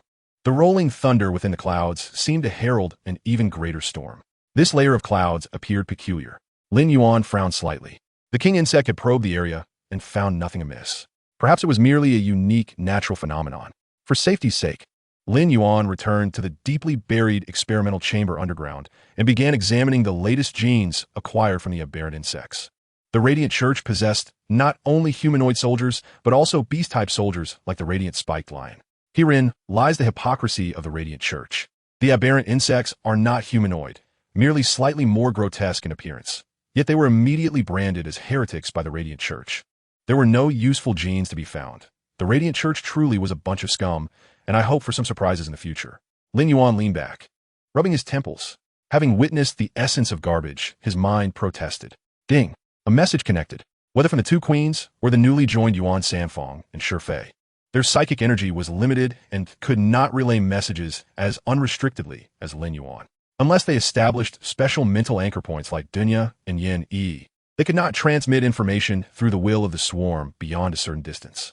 Fortunately, the existence of the Radiant Tree compensated for this drawback. Lin Lord Lin Yuan, I have returned to my family. I have gathered information from various sources and reached a conclusion. After the death of the former city lord, no one in Zhuke City can maintain order anymore. The Radiant Church is truly using us as an excuse to devour the territory of Zhuke City. The 9 great families are entirely incapable of resistance. Lin Yuan understood. The Radiant Church, using us as an excuse truly is your misfortune. The psychic energy flowed through Lin Yuan's pupils. He sensed a surge of anger, the anger of the aberrant insects being underestimated. The aberrant insects all adhere to his will. In this realm, There exists neither oppression nor exploitation, nor any semblance of hypocrisy. What remains is purity, pure mutation, pure evolution, and pure death. Each individual aberrant insect is a mundane entity, yet their contributions to the swarm are all equal. The actions of the Radiant Church provoke an instinctive aversion within Lin Yuan. To seize the territory of Zhuke City, they fabricate a convenient pretext. The Radiant Church has chosen Lin Yuan. Previously, Lin Yuan had resisted the aberrant frost wave, vanquished the volcanic demon, and salvaged the SC2 evolution zone. To the Radiant Church, these achievements are utterly insignificant, easily erased at their whim. In truth, Lin Yuan is indifferent to the so-called accolades. What truly ignites his fury is the arrogant and haughty disposition of the Radiant Church. What if today, the pretext chosen by the Radiant Church were not Lin Yuan, but an ordinary person? These ordinary individuals toil quietly, contributing diligently. Yet the Radiant Church can arbitrarily select one of them to negate their sacrifices and ensnare them in heresy. A few great aberrant insects sense the thoughts of their sovereign. Chengyong, I empathize. It is merely because I am the vice president of the Phoenix Warriors that I managed to cling to life. Yin Yi, for ordinary people, this is akin to a mountain descending from the heavens, utterly unresistible. Lin Nai, indeed, I have witnessed such occurrences far too many times throughout my life. Yuan Sanfeng, thus you hold such ideals. Any person with a modicum of conscience cannot remain oblivious to this. Sure Fei, in the not-so-distant future, those whom they have betrayed will exact their revenge, and these lofty lords will surely regret their choices today. Chengyong, they will only lament the loss of their power, not repent for their actions. Zhao Xiaoqiao, whether they regret or not matters not to us. Did you not see the fury of our sovereign? We must swiftly launch an attack. Chapter 85, The Eye of the Maelstrom. In the profound, mid-level dark region, Jiuzhou Alliance. Central Holy City, Radiant Cathedral. The illuminated Mother Goddess of Radiance opens the dome of wisdom, suffused with legendary allure, as sunlight filters through stained glass windows, enhancing its solemn sanctity. How many Radiant executors have perished? 15 billion. Excellent. Such six-tier troops can be sacrificed without hesitation.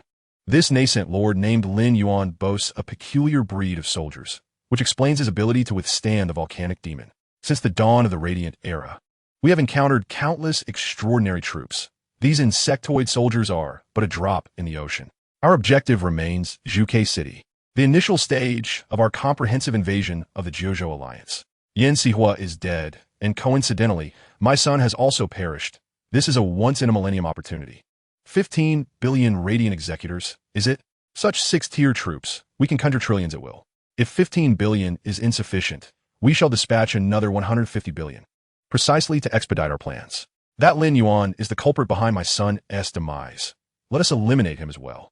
High Priest, I have opened the entrance above Lin Yuan's territory. Excellent. Furthermore, we shall deploy other troops. Although 15 billion Radiant executors are as insubstantial as dust, the dignity of our Radiant Church cannot afford to falter. Understood. Zhuke City, the Zhou family. What? You say Lin Yuan's forces have destroyed our crystal mining site? Zhou Xiong scoffs, utterly unaware of his impending doom.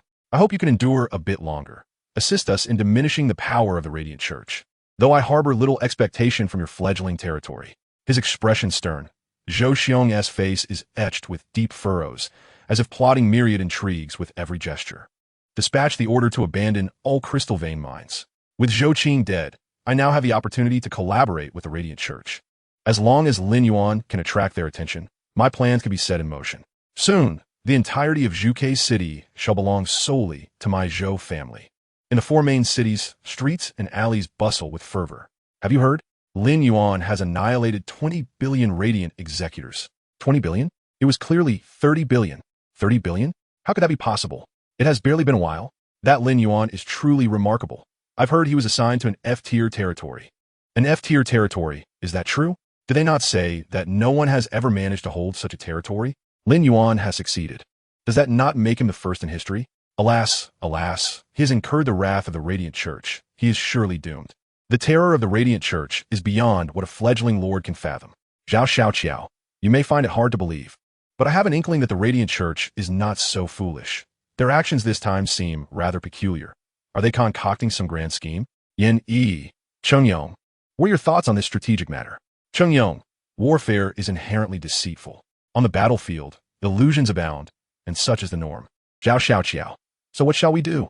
Not knowing their plans leaves me feeling quite anxious. Cheng Yong.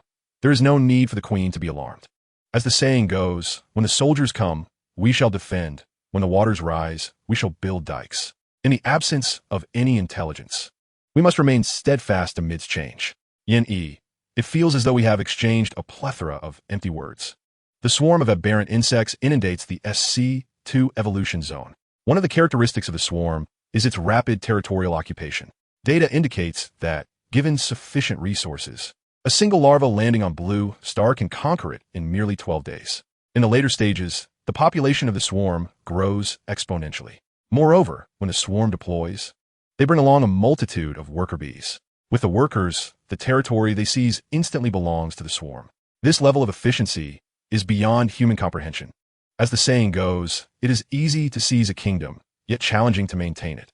Numerous examples attest to this. In ancient times, there was the Mongol Empire, which conquered Asia and lashed out at Europe, boasting a territory of 34 million square kilometers. 34 million square kilometers. What a vast expanse.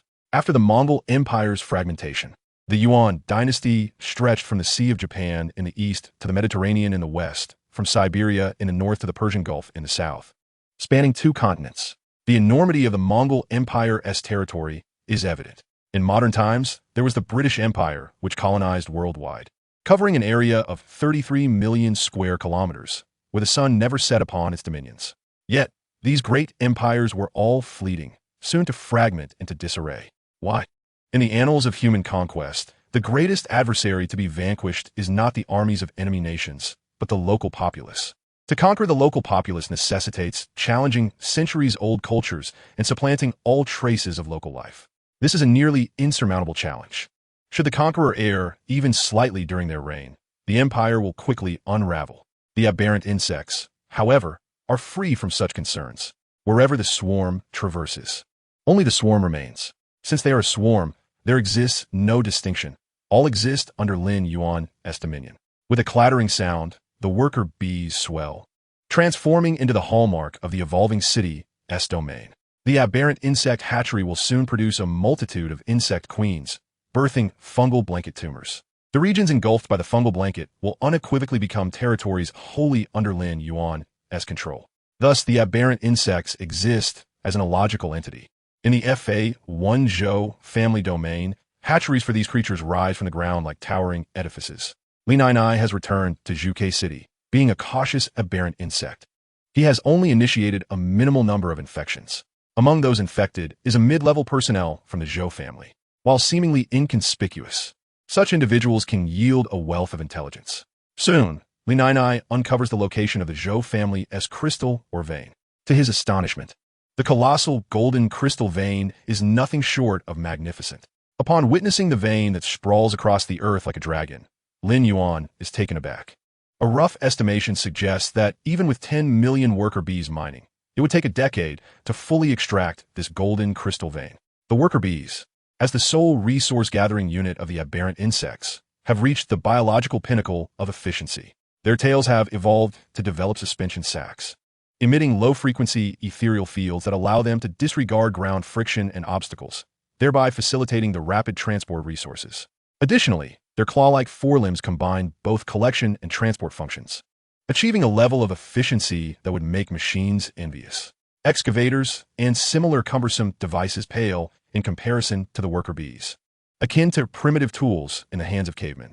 With a snap, the golden crystal ore is severed by the worker bees and subsequently transported to the nearest hatchery. Due to the existence of the luminary tree system, all resources of the aberrant insects are shared, meaning that resources stored in any hatchery can be utilized by the swarm as a whole. This is akin to adding wings to a tiger, elevating the terrifying potential of the aberrant insects by another 2 tiers. Chapter 86. The Eye of the Vortex, the golden crystal ore, rich in crystalline elements, allows each collection by the worker bees to yield 8 units of crystal ore. With 10 million worker bees, each collection results in an astounding 80 million units of crystal ore. It is evident that the swarm's demand for crystal ore has been temporarily alleviated.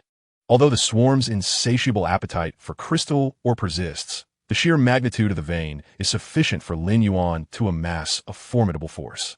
Within the SC2 evolution zone, The sea of insects surges with renewed vigor. Thousands of luminary lines are swiftly overrun. Esteemed Lord Lin Yuan, greetings. Your territory is expanding. You possess the authority for adaptive expansion within the luminary domain. You have annexed luminary tree line 2357, which your luminary tree evolution will consume. Consuming more luminary trees can rapidly elevate the luminary trees tier and unlock further privileges. Assessment of the luminary trees tier is currently underway. Luminary tree evolution evaluated as a 9th tier luminary tree. 9th tier luminary tree functions are now activated. The tier of the evolution city has risen once more. The speed of territorial advancement has surpassed historical records. Should the luminary tree evolve to the 10th tier, the radiance of the evolution city would be sufficient to withstand incursions from the mid-level dark zones. The blood of the luminary executors soaked the earth, forming rivulets. The lethargic herbivorous caterpillars revived from the soil, voraciously consuming the nutrient-rich feast. A deep black fungal blanket spread, swiftly converting these sluggish caterpillars into biomass. In the main nest of the aberrant insects, a sudden thunderclap resounded. The ominous clouds above underwent a bizarre transformation. The clouds churned in reverse, their hue gradually lightening from black to milky white. A terrifying energy coalesced in the sky, forming a rapidly rotating vortex. With a rumble, the center of the vortex crackled with lightning, as if leading to an unknown realm. Gradually, the vortex opened. Within the swirling halo of thunder, a hollow circular portal emerged. Lin Yuan found himself in a familiar position. This cloud is indeed peculiar. Could it be some form of transportation? Noticing the vortex straining, Lin Yuan resolved to lend it a hand. Ethereal energy coalesced as if stirred by an 18-level tempest. He raised both hands slowly, as if lifting 2 dark stars. Air particles silently disintegrated, rendering the sounds of the ethereal energies surge inaudible. The feedback from the ethereal energy had reached such a level, Lin Yuan was greatly astonished. Though unexpected, the sovereign of the swarm, endowed with boundless ethereal capacity, is inherently capable of wielding an immense volume of ethereal energy. In a moment of brilliance, destruction became eternal. The release of shadowy ethereal energy dimmed the surroundings, as though leaving indelible scars upon the light. Lin Yuan struck true at the eye of the vortex. The collision of energies ignited a maelstrom, distorting the vortex in the sky to the point of rupture, akin to a balloon bursting into fragments. Lin Yuan dusted off his white coat. What a pity. I was rather curious about what might emerge from this vortex. The Luminary Church seems to possess considerable means. It is time to relocate the base. The immovable main nest of the aberrant insects harbors a critical flaw. The adage holds true. While bright arrows are easy to evade, hidden daggers are hard to defend against. The main nest stands as a living target, even with formidable defenses in place. The skies swarmed with king insects and the ground teemed with spore crawlers. There remains the possibility of oversight, providing the Luminary Church an opportunity for a decapitation strike. This embodies the principle of not being able to guard against thieves for 1,000 days. Though theoretically Lin Yuan could reshape, no one relishes failure. The act of relocating a base is exceedingly simple for Lin Yuan. He resolved to transform this place into sumptuous bait, certain that it would eventually reel in a great catch. With a flick of his sleeve, he departed without taking a single larva. Lin Yuan vacated the territory, heading to a new experimental site nestled among the mountains. In a dark world devoid of radar, it would be nearly impossible to locate his hiding place again. A certain clandestine hatchery for aberrant insects was about to witness its most resplendent moment as an organism of the swarm. The hatchery evolved into a nest for the aberrant insects. However, for the nest to evolve into a main nest, it required the infection of the abyss, a structure of the swarm. According to Lin Yuan's estimations, only within the mid-level dark zones could one find the relevant genetic fragments of the infected. The main nest of the aberrant insects is merely an organic entity within the swarm. The true nucleus of the swarm resides within Lin Yuan himself. Having fulfilled its initial mission, the main nest now stands as a shell base, awaiting the arrival of the great catch. Unbeknownst to Lin Yuan, his seemingly casual obliteration of the enigmatic vortex triggered a tremendous upheaval, creating significant ripples within the Luminary Church. In the profound mid-level dark zone, within the central holy city of the 9 Provinces Alliance, beneath the resplendent, stained glass windows, a distinct sense of sanctity permeated the air. 3 individuals clad in opulent robes sat beneath the statue of the Luminary Mother. Their broad hoods concealed their faces within deep shadows. The Judgment Gate has failed? A gathering of 30 billion life energies from the luminary executors, only to achieve naught. How could a nascent lord possess the capacity to shatter the Judgment Gate? This was indeed unfathomable. This Lin Yuan is exceedingly peculiar. Initially, the plan to open the Judgment Gate above Lin Yuan's territory was merely to eliminate him alongside it.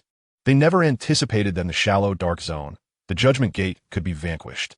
Reliable intelligence confirmed that his initial territory was rated F. An F-rated initial territory suggests that, indeed, his luminary tree seed is extraordinary, possessing remarkable potential. This plan has grown intriguing. Perhaps we should direct our attention to this nascent territory. If so, let us deploy our true elite forces to the SC2 evolution zone.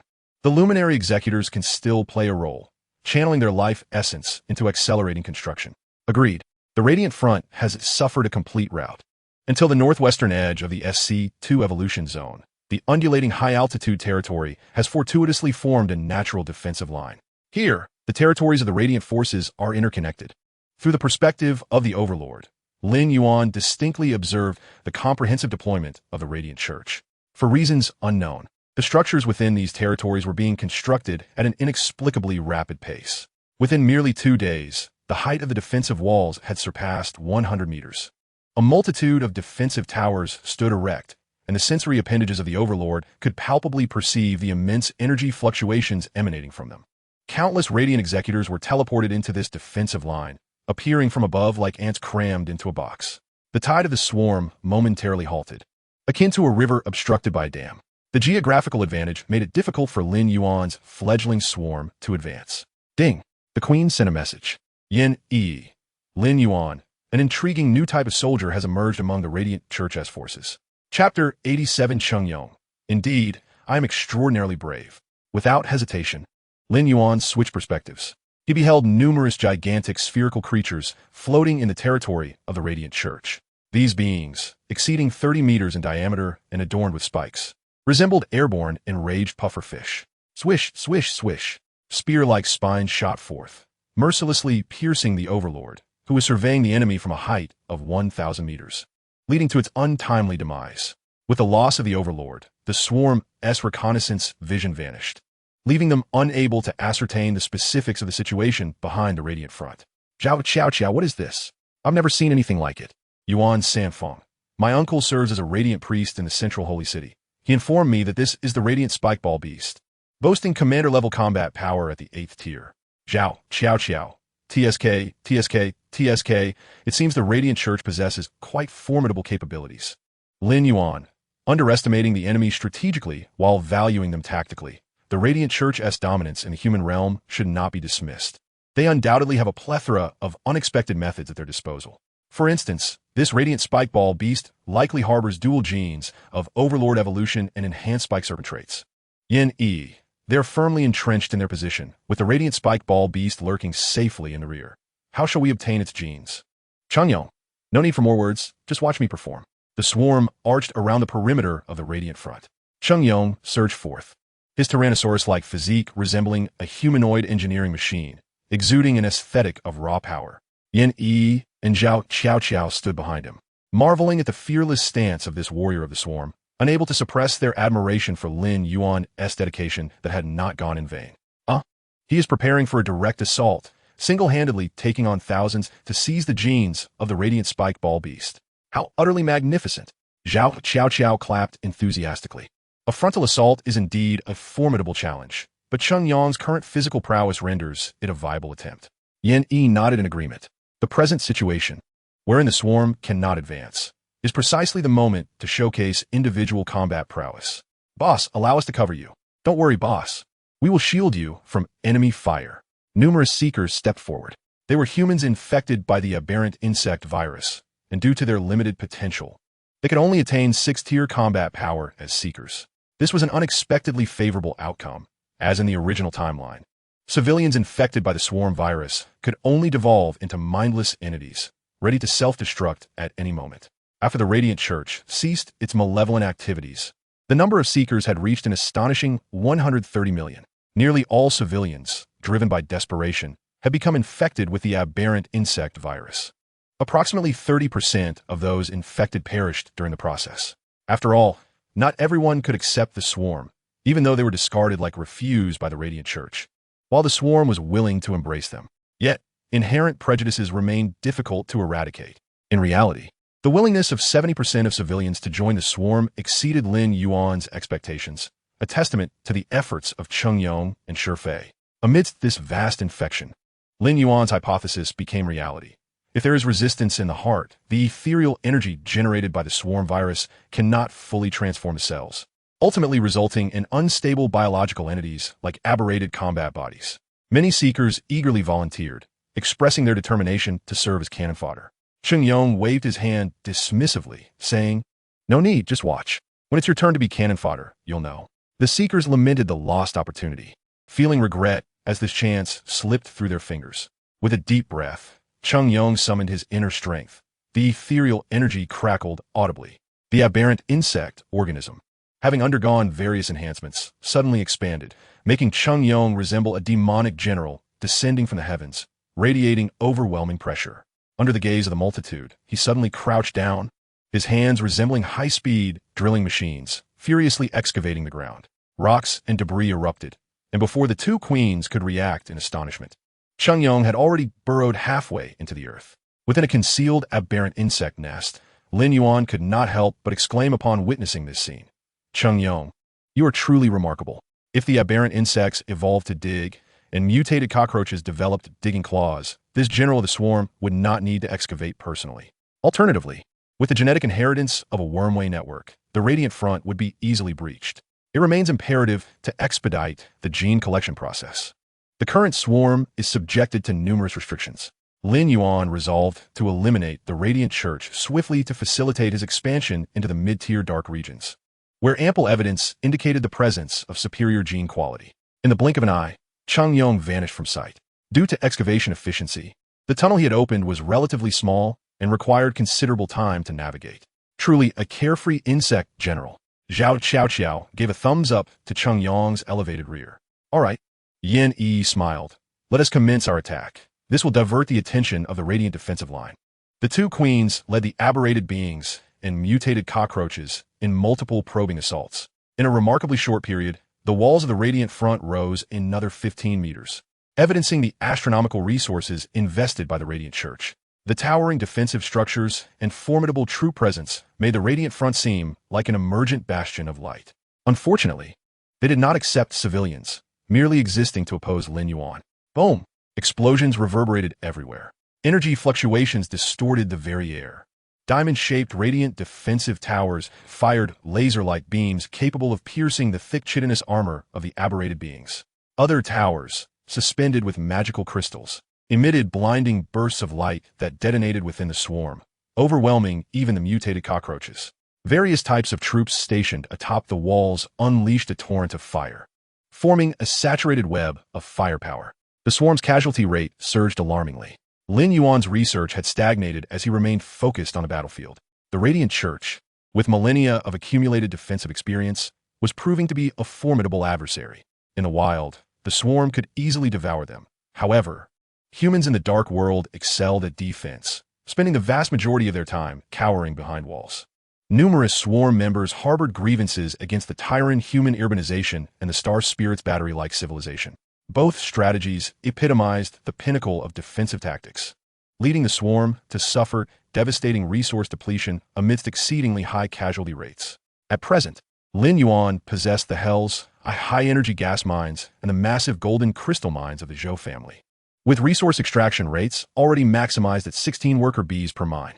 Every moment, vast quantities of crystal, ore, and high-energy gas flowed into the resource repository of the Radiant Tree. Even so, could the resources of merely two major regions rival the deeply entrenched and formidable Light Divine Church? Lin Yuan naturally harbored doubts. In an instant, a fierce battleground emerged outside the Light Front. Until the city walls were breached, the casualties were solely among the swarm, their remnants accumulating on the battlefield, creating a dismal sight that was both shocking and oppressive. Ha ha! Let's exterminate these pests. It's exhilarating. These vile creatures deserve annihilation. Come on, breach the defenses. Just watch as I incinerate every last one of you. The Light Executors were brimming with excitement. Chapter 88, Double Mutation, The King Worm Rises. The newly joined troops of a light divine church boasted ranks even higher than the light executors, with self-satisfied smiles gracing their faces. They looked down upon the swarm with the perspective of seasoned veterans commenting on the fledgling leader's achievements, which could indeed be considered legendary. Regrettably, he had made the grave error of employing insects as his troops, positioning himself inherently against us. Furthermore, these monsters seemed devoid of intelligence, continually marching to their demise. I had anticipated this mission would present some challenge. Light Arbiter Gatalos was observing a live broadcast from the Light Church in Zhuke City, thoroughly satisfied with the unfolding battle. Excellent, hold this line, then dispatch forces to eradicate these insects, and we can commence the comprehensive implementation of the Archbishop's grand design. He gently swirled the exquisite white jade cup, savoring its contents, his face radiating delight. In his eyes, the countless sacrifices of troops appeared to be nothing more than a grand spectacle. Meanwhile, rumors of Lin Yuan's inability to withstand the pressure began to circulate through the streets and alleys of the main city.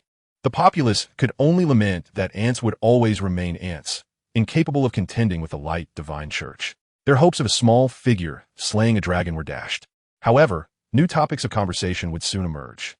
To them, Lin Yuan was merely a source of entertainment during their leisure hours. The prominent figures in the central holy city sighed silently, having hoped Lin Yuan would stir the waters. They never anticipated he would falter in such a short span of time. We truly are aging, timid and hesitant to rely on a fledgling leader. Alas, hope has dissipated, leaving only the prospect of miracles. Miracles, after all, seldom occur.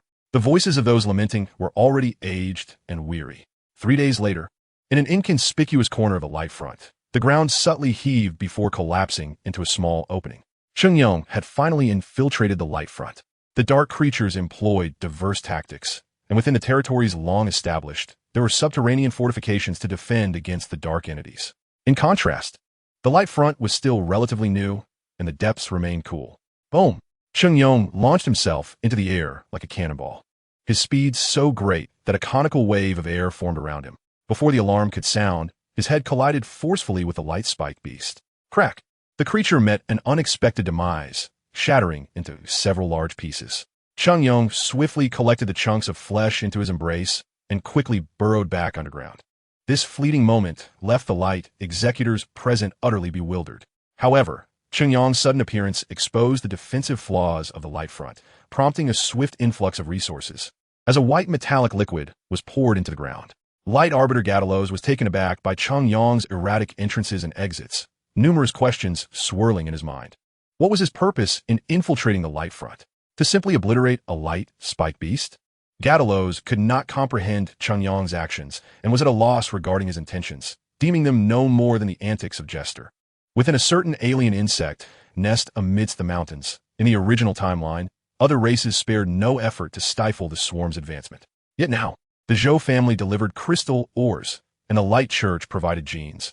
What a peculiar spirit this was. After comparing the genetic sequences, Lin Yuan was deeply moved. He understood that the indigenous people of the Dark World simply did not grasp the terror of the swarm. The swarm's unimpeded development was indeed a boon of information disparity. Lin Yuan redirected his attention to the genes. The genetic sequence of a light-spiked beast was excellent, capable of enhancing the swarm's adaptability. Not only did it contain the genes for the king worm's inflatable shell, but also harbored a remarkably compatible abdominal sac gene. What an extraordinary boon this was. Lin Yuan felt a surge of astonishment. The alien insect main nest began to transmit the king worm's inflatable shell gene in sync. 100 units of crystal ore and 100 units of high-energy gas were consumed by the main nest, transformed into energy for disassembly, absorption, and genetic synchronization. The king worm's roar resonated, deep and resonant like that of an old bull, with the new genes assimilated into its body within the sealed shell. Miraculous colonies of parasitic bacteria that produced nitrogen compounds flourished. Henceforth, the king worm could sustain aerial acceleration with nitrogen compounds. It was no longer the sluggish elder.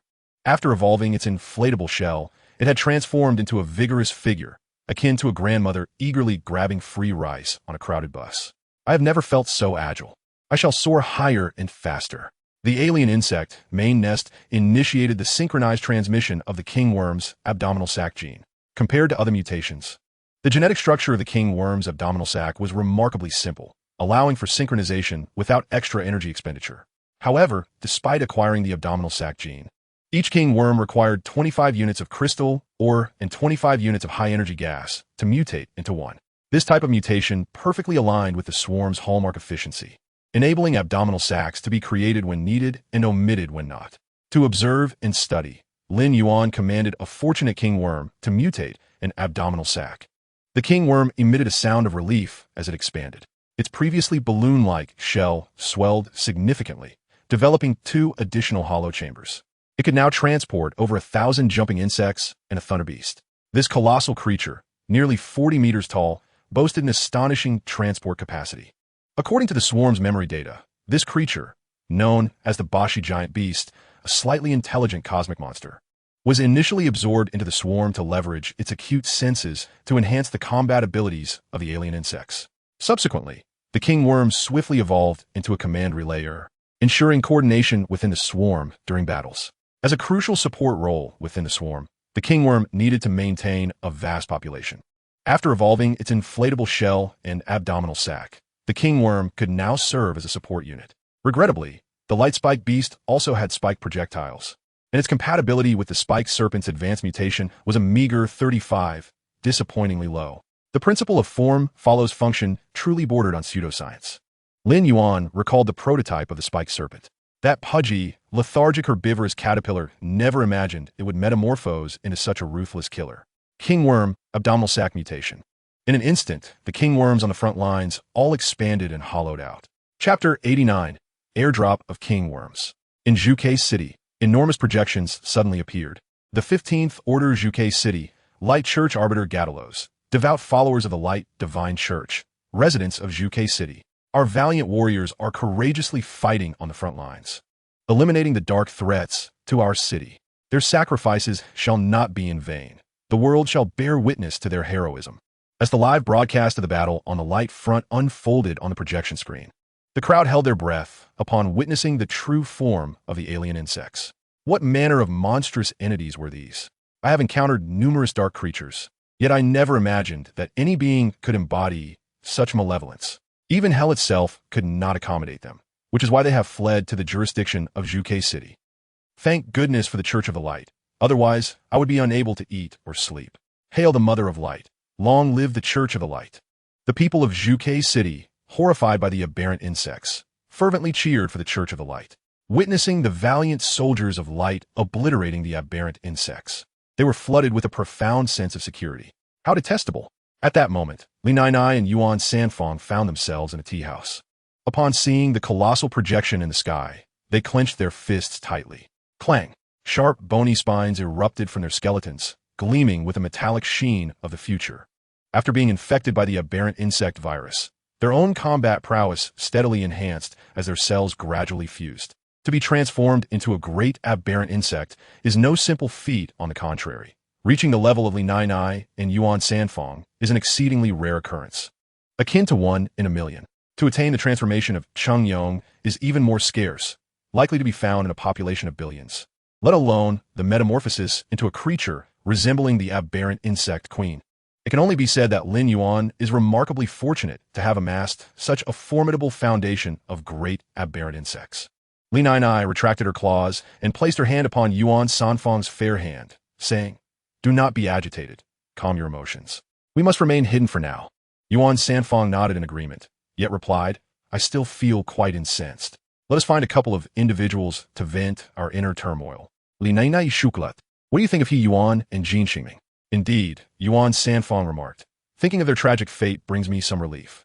A smile graced Yuan Sanfang's face as well.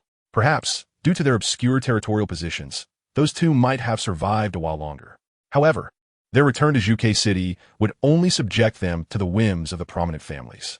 Coincidentally, the Li and Yuan families are 2 of the 9 prominent council families. The Church of the Light, as a colossal entity in the human realm, possesses an exceptionally formidable defensive power. The defensive line of the Light in the SC2 evolution zone was hastily erected within a matter of days. Yet its walls have already surpassed a height of 100 meters. The second layer of the wall is nearing completion. Between the walls stand various defensive towers and robust bunkers, showcasing the advanced defensive architecture of the Church of the Light. The range of the defensive towers exceeds 10,000 meters. Zhao Xiaoqiao. known as the Queen of Swarm Tactics, brightened and exclaimed, "Can we not employ spore crawlers to breach this defensive line? You should familiarize yourself with the various statistics of swarm units instead of claiming to be inspired." Yin Yi replied, shaking her head in exasperation. Question: if the wall height is 110 meters, the defensive tower height is 15 meters. The range is 10,000 meters. And the height of the spore crawler is 10 meters. What angle must the spore crawler bend to strike the wall and the defensive tower? Zhao Xiaoqiao widened her eyes. Are you trying to stump me? Ladies, let us not quarrel. Allow me, old Cheng, to elucidate. Cheng Yong bravely stepped forward and stated, "A notable characteristic of the swarm is the division of roles, an inevitable result of evolution aimed at achieving utmost efficiency. The spore crawler, designed specifically for aerial defense, possesses vertically rigid muscle fibers, capable of providing propulsion akin to a liquid nitrogen launcher for the acidic spore ball. This evolutionary trait allows the spore crawler's aerial range to exceed 50,000 meters. Furthermore, the specialization of muscle fibers means that only the nozzle portion can bend, and the angle will not exceed 85 degrees. Hence, at a distance of 10,000 meters, it cannot reach the light's defensive line." The spore crawler quipped, "I'm not a silicone product. I was born rigid and I apologize." Huh? Upon completing his explanation, Cheng Yong cleared his throat with a scoop of mushroom jelly, only to find the two queens gazing at him with peculiar expressions. What is the matter? As a man who had spent half his life without female companionship, Cheng Yong was utterly bewildered. "Nothing," Yin Yi and Zhao Xiaoqiao replied in unison, shaking their heads. Zhao Xiaoqiao, adept in calculations and skilled at employing optimal mathematical modeling to allocate military unit spatial positions, surely understood the answer to Yin Yi's question. Their earlier exchange was merely a playful banter between friends. Cheng Yong was taken aback. "You are deceiving me. Your emotional fluctuations clearly indicate you are mocking me." Heartbroken, old Cheng could only retreat to a corner to draw parallelograms. "Bing, I have a new idea." Zhao Xiaoqiao chuckled. With the immense strength of the aberrant entity, launching mutated cockroaches into the light's defensive line would indeed be like a divine intervention. The aberrant entity glanced at its oddly shaped hands and could not hold back, joining Cheng Yong in the corner. Yin Yi, uninterested in her errant friend, began to strategize. The king insect completed its mutation, in addition to developing a cavernous body. New air sacs sprouted along its sides. Cheng Yong and Zhao Xiaoqiao resumed their serious expressions. The will of the sovereign had not waned. This battle must conclude perfectly. The swarm initiated a feigned assault. The aberrant entity and mutated cockroaches, tough-skinned and resilient, drew fire to create space for the king insect's aerial drop. The first wave of airdrops released jumping insects to sow chaos, followed by the deployment of conquerors to dismantle the defensive structure's internal configurations. Finally, mutated cockroaches and stinging snakes were sent to eliminate their forces. "Let us proceed." Agreed. Let Lin Yuan mutate more airborne king insects. Maintaining the projection of his will, Lin Yuan swiftly mutated more king insects arriving at the battlefield into abdominal sac king insects. As their sovereign, he seemed to lack presence. Yet in truth, every aberrant insect on the battlefield was merely an extension of his will. I think, therefore I am. According to this fundamental philosophical perspective, Lin Yuan truly existed within each aberrant insect. This war could also be perceived as Lin Yuan facing the entirety of the Church of Light alone. Chapter 90, Airdrop King Insects 2. Moo. Like the heavens crashing down, the king insects descended from the sky, alighting behind the swarm and lowering their appendages like elevators. In the darkness, beyond the sight of the Church of Light, the aberrant insects swarmed up the appendages and entered the bodies of the king insects. With the nitrogen-accelerated inflatable shells, the overall mass of the king insects increased without compromising their speed, remaining agile in the skies. The abdominal sac king insects, laden with aberrant insects, soared to an altitude of 10,000 meters. This was their maximum flight height. In that moment, Lin Yuan's will permeated the swarm. Swarm. Devour the enemy before you. Hiss. The charge of the aberrant entity sounded the horn for a full-scale assault of the swarm. Haha. These insects have come to their doom again. Truly, they are beasts devoid of intellect. Allow me to demonstrate a skewer of insects. Boom. How exhilarating. This is truly a splendid way to relieve stress. Energy surged, and the explosive flames seemed to ignite the darkness. Lin Yuan focused on the battlefield. The Light's defensive line stretched nearly 1,000 kilometers, a testament to the Church of Light's profound foundation, having established such a formidable defense in a short span. If it were merely a war of attrition, The outcome remained uncertain. However, the inhabitants of this world possessed scant knowledge of the swarm. The conclusion of this battle was already predetermined. The unceasing instinct to plunder and consume was not only the essence of the swarm, but also embodied the yearning within Lin Yuan's heart. At this moment, the war of the swarm remarkably satiated Lin Yuan's primal desires, leaving him invigorated and brimming with inspiration. As the king worms soared towards the light front like locusts drawn to the illumination, Lin Yuan could not suppress a smile of relief. Damn, what are those creatures? So many of them. Upon witnessing the sudden descent of these colossal beings, the warriors of light trembled thrice, their panic palpable. Yet, as they discerned the nature of these insects, relaxed smiles unfolded upon their faces. Were these not the non-aggressive giant brainworms? What could they possibly intend? The Church of Light, with its myriad reconnaissance methods, had certainly acquired intelligence on the king worms. Haha, I relish the sound of their explosion, akin to that of bursting hot air balloons. Damn it, do not disperse our limited firepower. There are far too many of those insects on the ground. Wait, I have a foreboding feeling. However, the appearance of the king worms heralded the imminent cessation of their futile cognitive endeavors. From the heavens descended an uncountable swarm of jumping insects, raining down upon the light front like grains of rice cascading from above. O great mother of light! These giant brainworms serve as transport vessels for the insects. How could such beasts possess tactics? Instantly, chaos ensued within the light front. Stay calm. A towering warrior clad in chainmail brandished a broadsword and charged forward. A dazzling arc of white light illuminated the sky as hundreds of jumping insects were reduced to ashes. Do not panic. Form battle formations and initiate urban combat. Those at the pinnacle of the world are well acquainted with the straightforward truth of martial supremacy. The warriors of the Church of Light were evidently well trained. In no time, squads were formed, utilizing the cover of fortifications to annihilate countless jumping insects with minimal casualties. The insects assaulting the defenses had no means to breach the walls. Concentrate fire in the sky and bring those gigantic balloons down. The commander of the light front remained unflustered, orchestrating the defense with methodical precision. In the dark world, creatures are endless, and he possessed ample experience in commanding large-scale engagements. Indeed, this is intriguing. Lin Yuan, situated in a distant corner, found satisfaction in the performance of the Church of Light. Only a sufficiently formidable adversary could deepen his understanding of the insect race. Despite wielding an exalted will of dominion, Lin Yuan, having lived as a human for many years, required continuous practice to enhance his comprehension of the essence of the swarm. Only through a thorough understanding of the insect towards nature and mastery over their hearts could he become the consummate sovereign. For this purpose, the swarm must endure warfare and face sufficiently powerful opponents. The cacophony of the king worms exploding resonated like a symphony. Yet, their contribution was far from over. Shielded by their resilient exoskeletons, the internal insects remained largely unharmed. Even from a height of 10,000 meters, they could crush several warriors of light upon impact. When the king worms burst, their insides would spontaneously dissolve, forming a biomass carpet that provided meager sustenance for the swarm. The king worms, indeed, transformed into nurturing spring mud for blossoms. A deluge of jumping insects descended into the defensive line. According to the combat rating of the light tree, the combat power of the speed-enhanced jumping insects was classified as Tier 4. With 0 offense and 0 defense, they struggled immensely against the fully armed executors of light. A single squad of executors could effortlessly slay 100 of the diminutive creatures. The sounds of jumping insects meeting their demise echoed incessantly. Hold on, brothers. We are coming. The invaders spread their arms wide, gliding down from the sky to join the fray. With their relatively agile forms, they could dart into the narrow alleyways and engage in close-quarters combat with the warriors of light. The invaders had a clear objective: to disrupt the energy lines and incapacitate the defensive structures of the light front.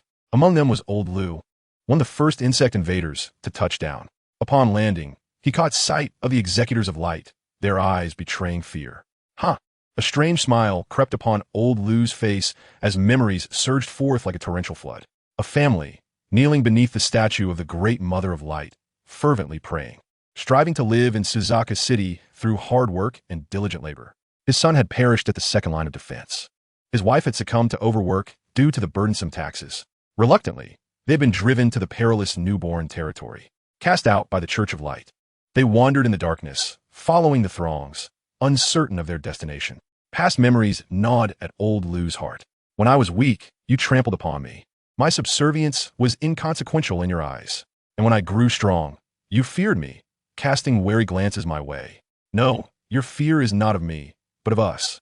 The chitinous armor enveloping him unfurled as old Lu charged towards the executors of light. How exhilarating it felt to wield a weapon and rush towards the executors. In this collective, all he needed to do was execute orders. He was no longer bound by memories or responsible for his actions, for he was no longer an individual. For the swarm, we fight. Boom, boom, boom. The sky erupted with energy, and the ground was splattered with flesh and blood. Severed limbs and remains were strewn about as the conflict escalated into a fever pitch. Chapter 91, Submergence 1. This is untenable. There are far too many of them. Concentrate all firepower on the sky. Our walls, forged from the unique light stones, cannot be breached by these insects. Release the light wild howlers and the light flame birds. New units enter the battlefield. The earth trembled as 100,000 colossal beasts advanced towards the swarm. These beasts, resembling neither bull nor tiger, bore robust limbs and were clad in layers of white bone armor from head to back. This heavy armor, intricately structured, appeared capable of withstanding tremendous impact. Suddenly, the sky brightened significantly, and a scorching wave descended from above. Massive two-headed birds, wingspan exceeding 15 meters, soared, their feathers ablaze, dropping fiery plumes like cascading embers. Although the flames lacked lethal potency, insufficient to incinerate even mutated cockroaches, they could autonomously track foes, excelling in dense and rapid attacks. Ding! The message from the insect spy chief, Lin Yuan, arrived punctually. Lin Yuan, light wild howlers and light flamebirds, both are Tier 8 commander-level units. These two are the signature combat pets of the Church of Light, extensively deployed, and represent the pinnacle of their selection process. Lin Yuan, Tier 8 commander-level units of top-tier selection? Indeed impressive. I hope their genes are particularly remarkable. Previously, Lin Yuan had sold Yuan Sanfeng a Tier 7 commander-level unit, the Barbarian Eagle Knights. The humanoid riders were inconsequential. Yet the genetic quality of the Barbarian Eagles was appallingly subpar in Lin Yuan's eyes. Roar, roar. The light wild howlers, immense and tempestuous, charged forward like 8-wheeled armored chariots, seemingly intent on obliterating everything in their path. Caw, caw. Flames danced through the air as the light flame birds flapped their wings, showering the battlefield with swirling white flames like falling snowflakes. Ha ha ha, you insects are doomed. No Tier 8 unit could rival the combined might of the light wild howlers and light flame birds. Crush these insects and turn them to ash. Just as the valor of battlefield generals invigorates morale, the soldiers of the Church of Light were ignited with fervent zeal. The Church of Light evidently adheres to stringent criteria in choosing their units, demanding not only supreme strength but also aesthetic appeal. Across the streets and alleys of Suzaka City, cheers erupted. The previously anxious onlookers, witnessing the swarm invading the light front, found their tension alleviated. Do you see? This is the might of the Church of Light. What a formidable beast! What an elegant bird! The Church of the Radiant God must surely be the divine spokesperson in this world. Yet, cast your gaze upon those repugnant insects. I could almost regurgitate last night's meal. How revolting! Only a force as powerful as the Church of the Radiant God can rescue the suffering masses from their plight. Quickly, eradicate those insects. In Suzaka City, amidst the grand projection screen, the radiant roaring beast and the radiant flame bird, both striking creatures, stand in stark contrast to the vile insects. Do not lament the ignorance of the masses. First, ask yourself, do you, the Abyssinian on the cover, truly find favor in this? Suddenly, a gasp erupts from the crowd. Is it not my old neighbor, Old Lu? He moved away not long ago, and now he appears in this dreadful state. Could it be that these insects can assimilate humans? He is a devout follower of the Radiant Mother, yet he has turned against the Radiant Warriors. This is too terrifying, my heart trembles. Omnipotent Radiant Mother, unleash your divine retribution and cleanse this world of its evil. Grant Old Lu peace, and allow him to enter your realm. Father, is this truly what you are fighting to protect? In a modest room, a girl with crimson eyes gazes intently at the close-up projection in the sky. It is no wonder they remain oblivious to the truth. Their ignorance is a form of happiness, and that humble pain will soon be washed away by time. However, Father, you are correct. Suzaka City, or rather, all of humanity, is in dire need of transformation. Observing Old Lu's fearless and valiant figure, the girl with crimson eyes falls into deep contemplation. Through her expression, she perceives that Old Lu possesses a clear consciousness, radiating the light of sacrifice for his beliefs. This brilliance is so dazzling that anyone who understands the essence of dedication would be profoundly moved. You have hidden me away, awaiting such an opportunity. I too am waiting for him to prove himself. Father, I shall fulfill your wishes, regardless of the cost. The girl murmurs to herself. Li nai nai, aha. We were once a wondrous species adept at uncovering truths with our eyes. Yuan Sanfong. The path has narrowed. The human exterior is merely an inefficient shell. Li nai nai. As long as the great Lin Yuan is willing, he can create fluffy creatures with large eyes at any time, and customize various bodies to satisfy every fantasy and desire. Yuan Sanfang, what? Do you wish to ask the great Lin Yuan for a body that fulfills all fantasies and desires? Lin Nai, certainly not. I was merely pondering whether this could accelerate our infection progress, as everyone must willingly transform into insects. Yuan Sanfang. That idea does have merit. Lin Yuan. I refuse. Noble insects do not require such base methods. Lin Nai, Yuan Sanfang. Very well, we shall heed your counsel. However, to the swarm, whether beast or bird, it is all the same. The emergence of the radiant roaring beast and the radiant flame bird poses no threat to the swarm. It is well known that to eradicate a tide of insects, one must employ large-scale destructive weaponry. This limited individual combat power is insufficient unless backed by a force like the Silent Ice Prison Anya, which possesses an expansive area of effect. Even if you could slay 1,000,000 insects in a second, what of it? Lin Yuan's heart remains unmoved. The mutated cockroach, with its 6 short legs, boldly charges toward the radiant roaring beast. Upon contact, the mutated cockroach suffers tremendous casualties, crushed into pieces, its remaining legs twitching on the ground. The mutated cockroach declares, "In this world, there are many who sacrifice themselves for a cause. Even in death, I shall spray corrosive acid into the enemy's face. If there are no pawns in this world, then let me be the pawn. May all insects rise from the cold depths." The jumping insect, tears welling in its eyes, proclaims, "Brother Cockroach, on the road to the underworld, there will be both you and me, like ants climbing a tree." The agile jumping insect ascends the back of the radiant roaring beast, its side-like limbs striking against the skeletal frame with a resounding clang. The defense on the back of the radiant roaring beast is indeed formidable, but is its abdominal defense equally robust? The jumping insect's query is soon put to the test. Under the assault of the mutated cockroach, the radiant roaring beast succumbs, collapsing to the ground. All the swarm desires is to tear apart the meat upon the chopping block. Chapter 92. Submersion 2. Lin Yuan's understanding of the swarm. The resources of the swarm are being consumed at an astonishing rate, as if layered clouds were cascading down. Billions of king insects descend from the heights. A low, resonant sound heralds the arrival of the insect tide. The mutated cockroach and the stinger snake, 2 of the swarm's mainstay forces, emerge, drastically altering the dynamics of the battlefield. The mutated cockroach pushes forward, protected by its heavy shell, spewing corrosive acid upon the radiant warriors. The cries of agony reverberate through the air. The highly corrosive acid, upon contact with the radiant warriors, produces an effect akin to fiery burns. Skin and bone dissolve rapidly, transforming into black ash amidst the burning green. The sharp spines of the stinger snake rain down like arrows, once again showcasing their terror. Neither the radiant shield guard nearby, nor the radiant artillerymen stationed atop the city walls can escape the fate of being pierced.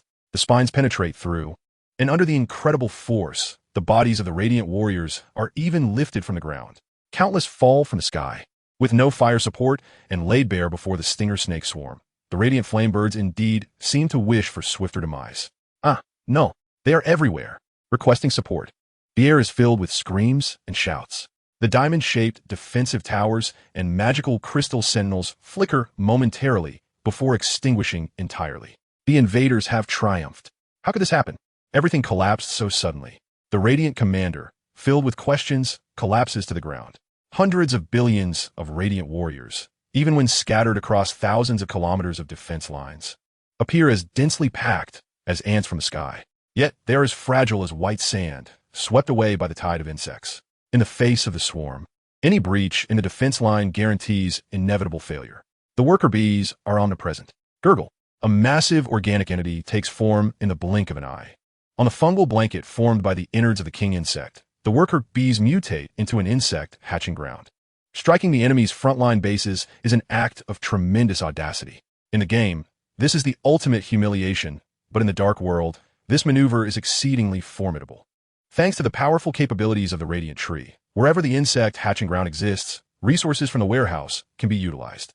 The once solid ground of the radiant line is now covered in a hard white substance, and the fungal blanket, devoid of organic nourishment, will soon perish. Yet in reality, the fungal blanket receives a constant supply of biological matter, allowing it to endure indefinitely. Alas, nothing in this world is perfectly absolute. The pursuit of extreme efficiency inevitably leads to heightened differentiation. Lin Yuan's will spread alongside the fungal blanket. All organic bodies of the insects are extensions of his will. Through this, he continues to observe the swarm blending into it. The nature of the fungal blanket resembles a special fluid, interconnected by microfilaments, resulting in its existence being confined to the insect base or near fungal tumors. Moreover, the mycelial mat must take root upon a robust foundation and can only extend across a gentle plane. Such characteristics are frequently observed within swarms. A prime example is the spore crawler, which, despite its formidable aerial capabilities, is inherently constrained by its biological traits. First and foremost, the spore crawler must anchor itself to the mycelial mat, relying on it to synthesize spore acid spheres, necessitating a continuous supply of raw materials. Most critically, the muscle tissue of the spore crawler must perpetually extract nutrients from the mycelial mat. Should it venture too far from its anchor, it would rapidly erupt with black muscle dissolution, ultimately leading to its demise. Furthermore, its muscular structure utterly precludes any distortion. Any alteration in its muscle configuration would render its spore acid spheres significantly less potent, depriving them of their impressive range of 50,000 meters. This argument is quite straightforward. No object can simultaneously be black and white, nor can it be both hard and soft. The swarm does not aspire to perfect evolution, but rather to continual adaptation in response to an ever-changing environment. In less than a minute, 150,000 alien insect hatcheries stood prominently along the bright front. The moment they took shape, the hatcheries commenced their duties, producing insects while simultaneously spreading the mycelial mat and beginning the incubation of larvae. Much like the spore crawler, the larvae can only briefly leave the mat. Otherwise, these larvae, possessing might surpassing that of the thunder beasts, would become truly invincible. In the era of the 8 armors, the thunder beast was dubbed the divine ox, having caused countless Dark Tyrant participants to suffer grievous injuries. If the larvae of the 10 armors could detach from the mycelial mat, would they not be invincible? At that moment, a terrifying vision from a past life flashed through Lin Yuan's mind. The horrific scene of Tyrant landmines obliterating larvae. Thankfully, in this realm, there were no buried, invisible widow mines. Lin Yuan could not help but wipe away the non-existent cold sweat from his brow. Once the divine ox had severed the hands of tyrant humans, now, the buried widow mines rendered the Zerg insect consciousness muddled and disheveled. Truly, this is the cycle of karma, unerring in its retribution.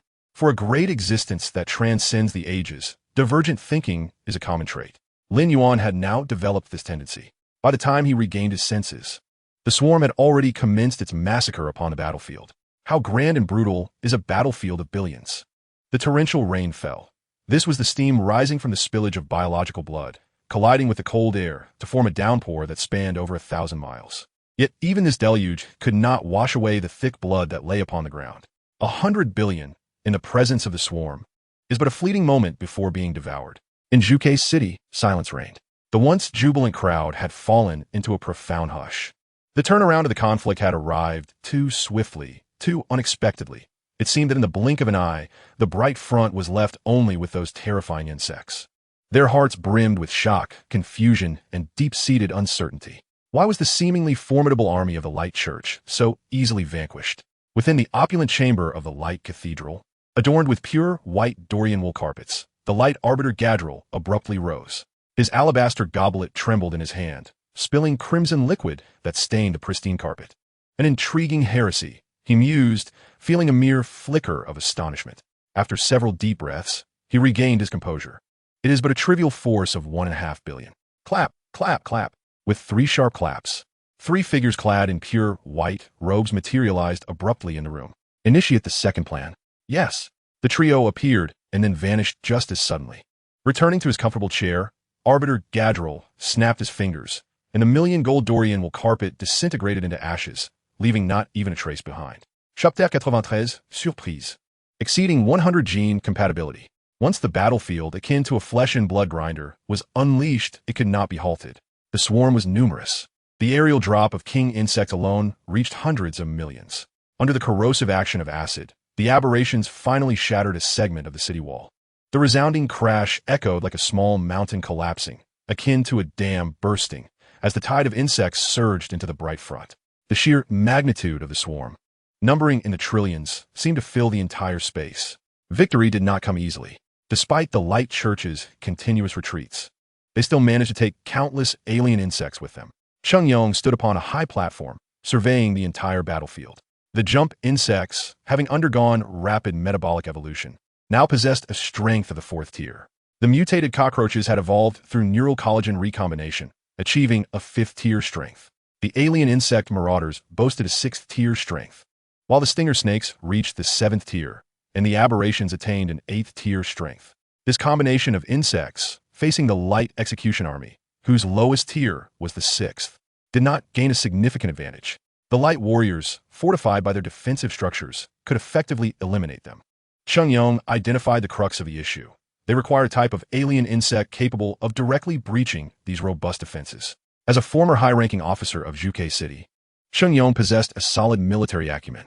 Yin Yi stood atop the light defense tower and remarked, "Indeed, we are expanding. I believe we will soon discover suitable genes." Just then, she suddenly furrowed her brow. "What's wrong?" Zhao Qiao inquired, noticing the chaotic fluctuations of ethereal energy. Yin Yi seemed oblivious to her friend's concern. Her gaze had turned vacant, and the ethereal patterns on her cheeks began to flicker with increased frequency. In a daze, her perspective shifted, and she witnessed the light executors, only to see them torn into fragments moments later. "Broken Fong, is that you?" "Hiss." Broken Fong responded. Subsequently, Yin Yi felt her consciousness elevate, and she sensed the resonance of all jump insects within the Yuan clan. In that instant, she felt an even closer connection to the clan. Yin Yi's ethereal energy stabilized, forming a unique frequency of fluctuations that could only be perceived by the alien insects of the Yuan clan. Hiss. The jump insects of the Yuan clan shivered, and the back of their scythe-like blades sprouted fine, backward-facing serrated teeth. Lin Yuan. Excellent. The overall attack intensity has increased by 15. Yin Yi. Lin Yuan. Do you know the reason? Lin Yuan. The former alien insects were singular in nature, while the current ones possess multiple divergent paths. The key lies in the birth of the clan. Lin Yuan. As long as you lead the clan to continue battling, the resonance of ethereal energy will induce various beneficial changes in your clan's insects. Lin Yuan. A singular and unchanging form is prone to defects. The swarm requires diversification, and the significance of the clan lies therein. Yin Yi. Understood. Ah, damn it. Why don't I have Broken Fong? My clan remains unchanged. You. Make yourself smarter. Transform into a stinger snake, clever enough to pull up radishes by itself. Zhao Qiao pointed accusingly at a stinger snake. The stinger snake blinked its bewildered eyes, its three-bladed bone scythe feeling misplaced. Ding. Lin. Everyone, the light church has suffered a thorough beating. Yet the projection of Zhuke City has not been retracted. I sense something is amiss. You must be cautious and avoid standing together to prevent sudden annihilation. Zhao Qiao. Thank you for the warning. If only my stinger snake were as clever as you. Lin. A frigid deluge descended from the heavens, intertwining with the rising warmth of spilled blood, enveloping the entire battlefield in a dense, white mist. Lin Yuan had temporarily withdrawn his primary consciousness from the fray. The dissection of new genes resembled indulging in chocolate. One could never predict the structure of the next gene. Indeed, harboring hope for this so-called bright bird beast was futile. This wretched genetic material was hardly worthy of inclusion in the gene pool of the swarm. Upon analyzing the genes of the bright flame bird, Lin Yuan dismissed them as trash. However, the genes of the bright wild boar appeared to possess some redeeming qualities. Tentacles unfurled into countless nanofibers, resembling a blooming sea anemone. As the ethereal energy intensified, Lin Yuan's speed in gene editing had evolved to the level of a balding programmer. The compatibility of the bone armor gene with that of the mutated cockroach exceeded 100. Lin Yuan was momentarily taken aback. It felt akin to discovering gold amidst refuse, or unearthing a non-discriminatory individual in the land of the free. What sheer wonder! This was his first time identifying a gene that surpassed the completion level of the alien swarm gene pool among primal dark creatures. A gene with compatibility exceeding 100. Once reverse-engineered for triple stability, could seamlessly integrate with the stress bone gene of the mutated cockroach. The discovery of such an exquisite gene was a double delight for Lin Yuan, who held both the title of a top-tier biologist and a ruler. Overwhelmed with excitement, Lin Yuan plunged wholeheartedly into his experiments. The ethereal energy stimulated his cerebral cortex, assisting his calculations as countless informational particles leaped through his mind in a quantum transmission. A powerful field of ethereal energy erupted, creating a liquid-like spatial zone around him. Yet, he had no time to heed these external transformations. Immersed in a state of euphoria, the fundamental quality of a gifted scientist took hold. In this trance, time lost its significance, and both body and soul were wholly absorbed in a transcendent joy. It was accomplished. Ha ha ha! I shall name it the super stress bone. Lin Yuan laughed heartily. This marked his first enhancement of the swarm. One could say he had taken a profoundly significant first step. Yin Yi, congratulations, ruler. The swarm shall never cease. Zhao Xiao Qiao, Lin Yuan is incredible. Cheng Yong, the ruler is immortal. The swarm consumes all. Lin Ai, Master Lin Yuan, your brilliance is as overwhelming as a relentless swarm of insects. Yuan Sanfeng, likewise. Shifei, well said, esteemed ones. The notable figures among the alien insects sent forth their congratulatory messages. Lin Yuan, I am quite disappointed that these human shortcomings have not been entirely eradicated. Do remember to maintain your efforts next time. The nest of mutated cockroaches, resembling an oversized variant, began to pulse slowly. With 100 units of crystalline minerals and 150 units of high-energy gas, the gene synchronization was instantaneously completed. The advantages of mutated cockroaches were numerous, but their most outstanding feature was undoubtedly their exceptionally efficient and dense exoskeleton. It was not that their exoskeleton surpassed that of the thunder beast in hardness. Rather, under equivalent resource expenditure, their exoskeleton design had approached perfection. Consequently, further reinforcement of the mutated cockroach's exoskeleton became exceedingly challenging. Having obtained the genes of the bright wild roar beast, Lin Yuan combined his original superior design to construct an entirely new exoskeleton structure. The stress bone employed a composite bone plate to protect the cockroaches, providing equivalent defense. When a cockroach was injured, the adaptive bone plates would respond to blood flow, thickening to ensure the individual's survival. However, the super stress bone eliminated the prerequisite of injury. It directly modified the external exoskeleton without altering the overall weight of the cockroach. Chapter 94, Bright Arbiter Scorpion Guard. Stingers. The mutated cockroaches emitted a high-pitched and piercing cry in unison. Their dense and robust exoskeletons produced a series of crackling sounds. The mutated cockroaches, exhilarated, continuously extruded their disproportionately long tongues from their broad mandibles. Before long, the mutated cockroaches were revitalized. Mutated cockroach, where is the thunder beast? Call me forth. I shall challenge it to a duel and show it who truly reigns as the melee champion of the swarm. Stinger, cockroach, you've had too much to drink. Charge into the enemy ranks to cool off. Mutated cockroach, brothers, unite. We are invincible now. Squeak. Respected Lord Lin Yuan, esteemed mayor of the 9th Evolution City, greetings. The Bright Tree Network has detected the emergence of a new combat type unit. A combat capacity assessment must be conducted, assessing the overall combat power of the new unit. The comprehensive combat power assessment of a new unit is complete. The overall combat power is 6th tier. Please provide a name for this unit. Note that this naming will become the official designation within the Bright Tree Network. Naming successful. The official name of the new combat unit is Mutated Cockroach. Would you like to upload the data for this unit? Confirm, cancel. Please note that in order to engage in unit blueprint trading, the unit data must be uploaded. Cancel. After evolving the super stress bone, the mutated cockroaches underwent a transformation, directly becoming a 6th tier unit. Although Lin Yuan regarded the Bright Tree's unit assessment system as somewhat trivial, after all, the swarm operated as a collective. This nonetheless indicated that the mutated cockroaches had become significantly stronger. His relentless research during this period had finally borne fruit.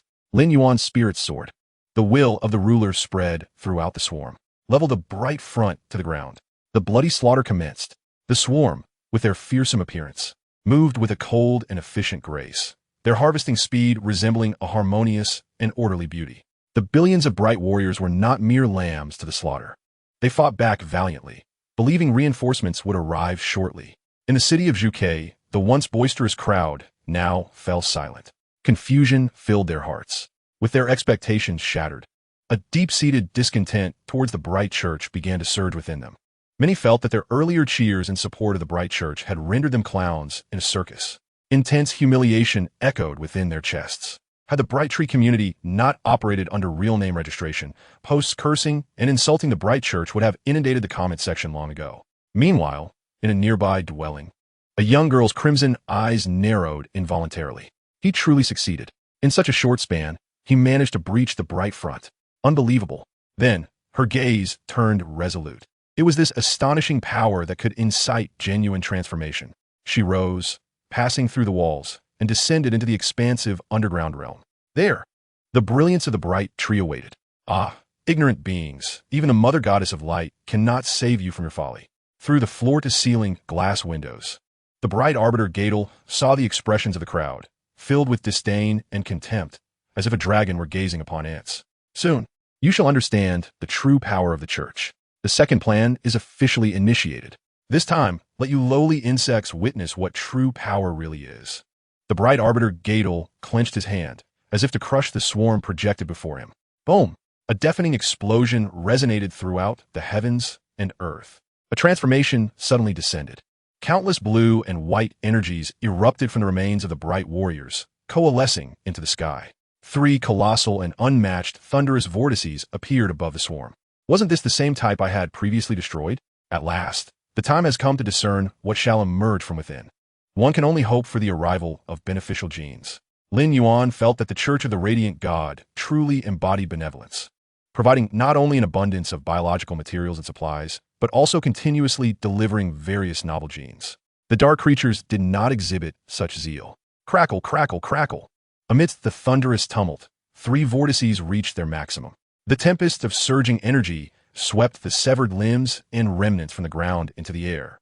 The formation of these vortices was evidently much swifter than that of the aberrant insect hive. In the blink of an eye, 3 colossal beings tumbled forth from the vortices. Boom! The defensive tower, shattered like clay, splintered into countless fragments. The forceful collision even led the large aberrant insects to perceive the very ground trembling beneath them. The aberrant insects showed no regard for the nature of their opponents and swiftly encircled them. The jumping insects took the lead. ZZZZ. Hundreds of laser beams, akin to towering pillars, swept across the battlefield, instantly reducing over 100,000 jumping insects to ashes. Their towering forms, standing at a staggering 50 meters, resembled small hills, while the defensive towers of the Radiant Front appeared as mere toys beside them. Yet, despite such towering heights, the newly arrived beings exhibited a distinctly flattened appearance. This showcased just how immense these 3 descended monsters truly were. Clad in gleaming, block-like exoskeletons, their tails swayed with countless barbed spines, resembling a frenzy of aquatic vegetation. The lasers that vanquished the jumping insects emanated from these very spines. ZZZZ. As energy dispersed and lasers sliced through the air, it seemed as though even the atmosphere ignited, releasing tendrils of smoke. The massive aberration was the primary target of the Radiant Arbiter Scorpions, yet they could withstand no more than 3 laser strikes. Thunderous rumbles echoed as the Radiant Arbiter Scorpions barreled through, obliterating the aberrant insects in their wake. Whoosh, whoosh, whoosh, whoosh. The sounds of the venomous spines being launched resonated. Ding, ding, ding, ding, ding. The impact of the venomous spines against the block-like crystalline armor of the Radiant Arbiter Scorpions rang out. Spines capable of piercing alloy plates found no purchase against the defenses of the Radiant Arbiter Scorpions. The unenhanced stingers appeared utterly feeble in the face of such a mobile fortress. Ding! Lin. This is a unique unit of the Radiant Arbiter. A Tier 11 Monarch-level species, the Radiant Arbiter Scorpion. Is Gadril mad? His actions might provoke a dark disturbance. Perhaps provoking a dark disturbance is precisely his intent. Only through such chaos can he cleanse the original factions of Zhuke City. Chengyong. Gadril truly is a loyal dog of the Church of the Radiant God. Zhao Xiaoqiao are the people of Zhuke City. Are they truly indifferent to this? Chengyong. I suspect the 9 great families must be utterly stunned by this turn of events. Enough chatter. I shall take action.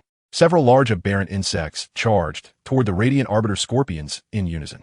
They were not seeking a noble battle with the Radiant Arbiter Scorpions, but were instead tasked with creating a slight breach. Chapter 95 concluded swiftly. The appearance of the Radiant Arbiter Scorpions in a shallow dark region would undoubtedly have repercussions far beyond the mere emergence of Tier 11 beings. Recently, Lin Yuan had diligently studied relevant knowledge and understood that the Radiant Arbiter Scorpions would soon trigger a dark disturbance. The shallow dark region could seldom harbor Tier 6 or higher beings for 2 reasons. Firstly, the native species and organisms of the dark world could not endure prolonged existence in the shallow dark region. Secondly, when a number of native life forms exceeding Tier 6 reached a certain threshold, it would cause the mid-level dark realm to flow toward the shallow dark. Based on Lin Yuan's observations, the insect swarm species seemed unbound by the rules of the dark world, thus allowing for an abundance of Tier 6 and above beings to surface in the shallow dark region. Was this due to the presence of foreign species? Or did the swarm itself represent a higher order of existence? Many possibilities flitted through Lin Yuan's mind, yet he chose to focus on the front lines.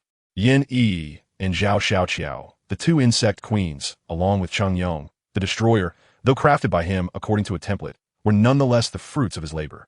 He had invested considerable effort in their creation.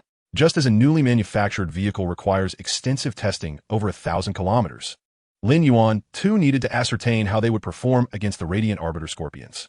ZZZZ. The three Radiant Arbiter Scorpions rampaged through the swarm, with the over 15-meter aberrations appearing as feeble infants before them. Beams of laser light, akin to high-pressure water jets, carved charred gashes into the ground. Structures within the radiant front crumbled like tofu, sliced in half by the relentless barrage of lasers, instantly collapsing into irregular heaps of rubble. The existence of such colossal beasts served as a stark testament to the terrors of the dark world. The casualties among the swarm escalated rapidly, every passing moment. Ding! Lin Yuan suddenly received a cross-regional email. SC1 Nirvana Region, Tier 9 Phoenix City Lord, Gong Xiumin. Esteemed Lord of Evolution City, I sincerely apologize for the intrusion. Not long ago, your annihilation of the volcanic demons was akin to divine craftsmanship, leaving us astounded, marveling at the arrival of an extraordinary savior. All lords of the SC1 Nirvana region are deeply grateful and wish to repay your kindness. We have learned of your engagement in battle against the Church of the Radiant God, and we hold you in the highest esteem. Throughout the SC1 Nirvana region, every lord offers their cheers and support, taken aback by your audacity to raise the blade against the Church of the Radiant God. It has come to my attention that you require vast quantities of crystal, ore, and high-energy gas. On behalf of the lords of the SC1 Nirvana region, I hereby extend the following promise. We are willing to exchange your resources for crystal, ore, and high-energy gas at the highest prices, or even at a premium. We hope to form a bond of alliance with you. Knowing full well that I am in a relentless struggle with the Church of the Radiant God, they suddenly extend an olive branch. Lin Yuan stroked his chin, pondering the matter. In his mind, he inquired, Lin Nai, what do you think? Lin Nai, in response to the infinitely wise sovereign, I believe there is something amiss here. The notion that all lords of the region would support us out of gratitude and admiration is something even a jumping insect would not believe. Lin Yuan, perhaps she is deliberately saying this, using a clumsy excuse to approach us, which may be preferable to a more calculated approach. Lin Nai, I have 6 perspectives on this matter. Allow me to elaborate slowly. The first, Lin Yuan, enough, no need to elaborate.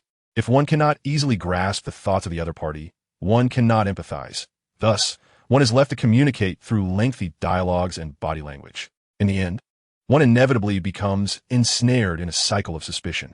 This is the eternal shackle of human development, as well as humanity's greatest internal conflict.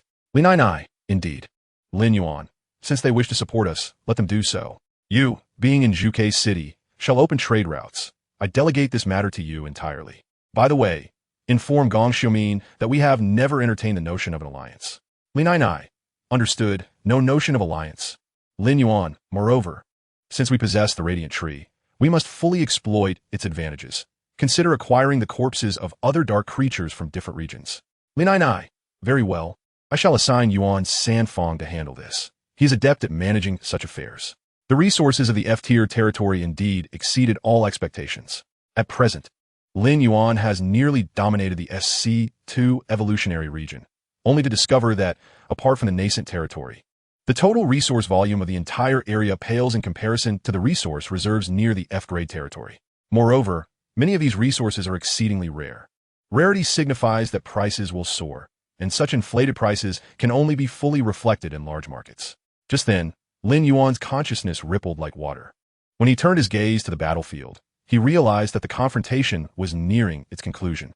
Wonderful! The city of Zhuke erupted in a frenzy, the cheers deafening. This tumultuous drama left the onlookers exhilarated. The malevolent creatures may have secured a fleeting victory, yet justice shall ultimately prevail. The Church of Light has once again safeguarded us. This time, I shall generously donate gold coins to express my devotion to the Church of Light. What? We need not support the Church of Light with real gold and silver? How can you still have the audacity to remain here, in this city they protect? Within Zhuke City, those who had long conspired began to take action. In the throes of such overwhelming emotion, individuals within a crowd are inevitably swept along, making decisions without contemplation. Despite the fact that the Church of Light had provided little to no benefit, even previously ignoring the threat of the Silentized prison. Many began to believe in the Church's might, seeing it as a guardian of sorts. In a moment of wavering conviction, they inexplicably joined the Church of Light. Suddenly, this clamor-filled world seemed to be frozen in time. All expressions became rigid, as if a mute button had been pressed. The crowd fell silent. Someone opened their mouth, only to find themselves utterly incapable of producing sound. The colossal projection screen transformed into a thunderous revelation, casting them beyond dimensions. The previously jubilant crowd instantly became statues of blankness, a scene imbued with an inexplicable absurdity. How could this be? The Light Arbiter, Gidello, suddenly spewed a mouthful of blood. The Light Arbiter scorpions, unique to the Arbiter, were deeply intertwined with the essence of life. When the scorpions perished, the Arbiter would be grievously wounded. The investment of billions worth of resources into troops, only to expend them for the activation of the Swift Judgment Gate, was sufficient to construct 3 prosperous regions. And now, all of it had vanished. What manner of creature could be so boundless, so indifferent to life, and instill such terror within me? My Light Arbiter scorpions, my children, unable to comprehend, unable to accept. The Light Arbiter Gidello, both body and spirit, suffered devastating damage. Chapter 96. Gratitude to the Light Arbiter, Old Iron. Ugh, ugh, ugh. Like a malfunctioning faucet, Gidello violently vomited blood. He trembled as he rose, staggering a few steps before crashing heavily onto the ground. With the wool carpet burned away beneath him, he fell onto the marble floor with a dull thud. The once astute Light Arbiter now appeared as ragged as a mangy old dog. A figure in a white robe silently glided in. "Help me up," Gidello weakly implored. "Lord Arbiter, I'm here to assist you." The white-robed figure hastily approached, offering support to Gidello. "Wait, who are you?" Gidello's eyes widened in alarm. "Me? I am, of course, an exceedingly devoted follower of the light." The figure in white grinned, an eerily unsettling smile. Soon after, the entirety of their visage melted away like mud. Gidello's eyes bulged to their limits as he realized that the black sludge was composed of countless minuscule insects. Creeping. The sinister black bugs crawled up Gidello's aged face, burrowing into his eyes. No, the Light Arbiter Gidello, who had descended upon Zhuke City with great pomp, expected to be welcomed by the 9 noble families, never anticipated such a swift and complete downfall. In the end, all his lofty ambitions were reduced to mere nourishment for the insects, subsequently excreted by their digestive systems. In the SC2 evolutionary region, among the Light faction, if this were Gidello's head, it would surely feel more gratifying to stomp on. Chung Yong laughed heartily while standing atop the transformed head of a Light Arbiter scorpion. In truth, as the former vice-captain of the 12th rank Phoenix Warriors, Chung Yong's strength had gradually restored alongside the evolution of the aberrant insect virus. As a champion of the swarm, he now possessed the capability to confront the Light Arbiter scorpions head-on. However, in this battle, Chung Yong chose not to do so. Yen Yi smiled.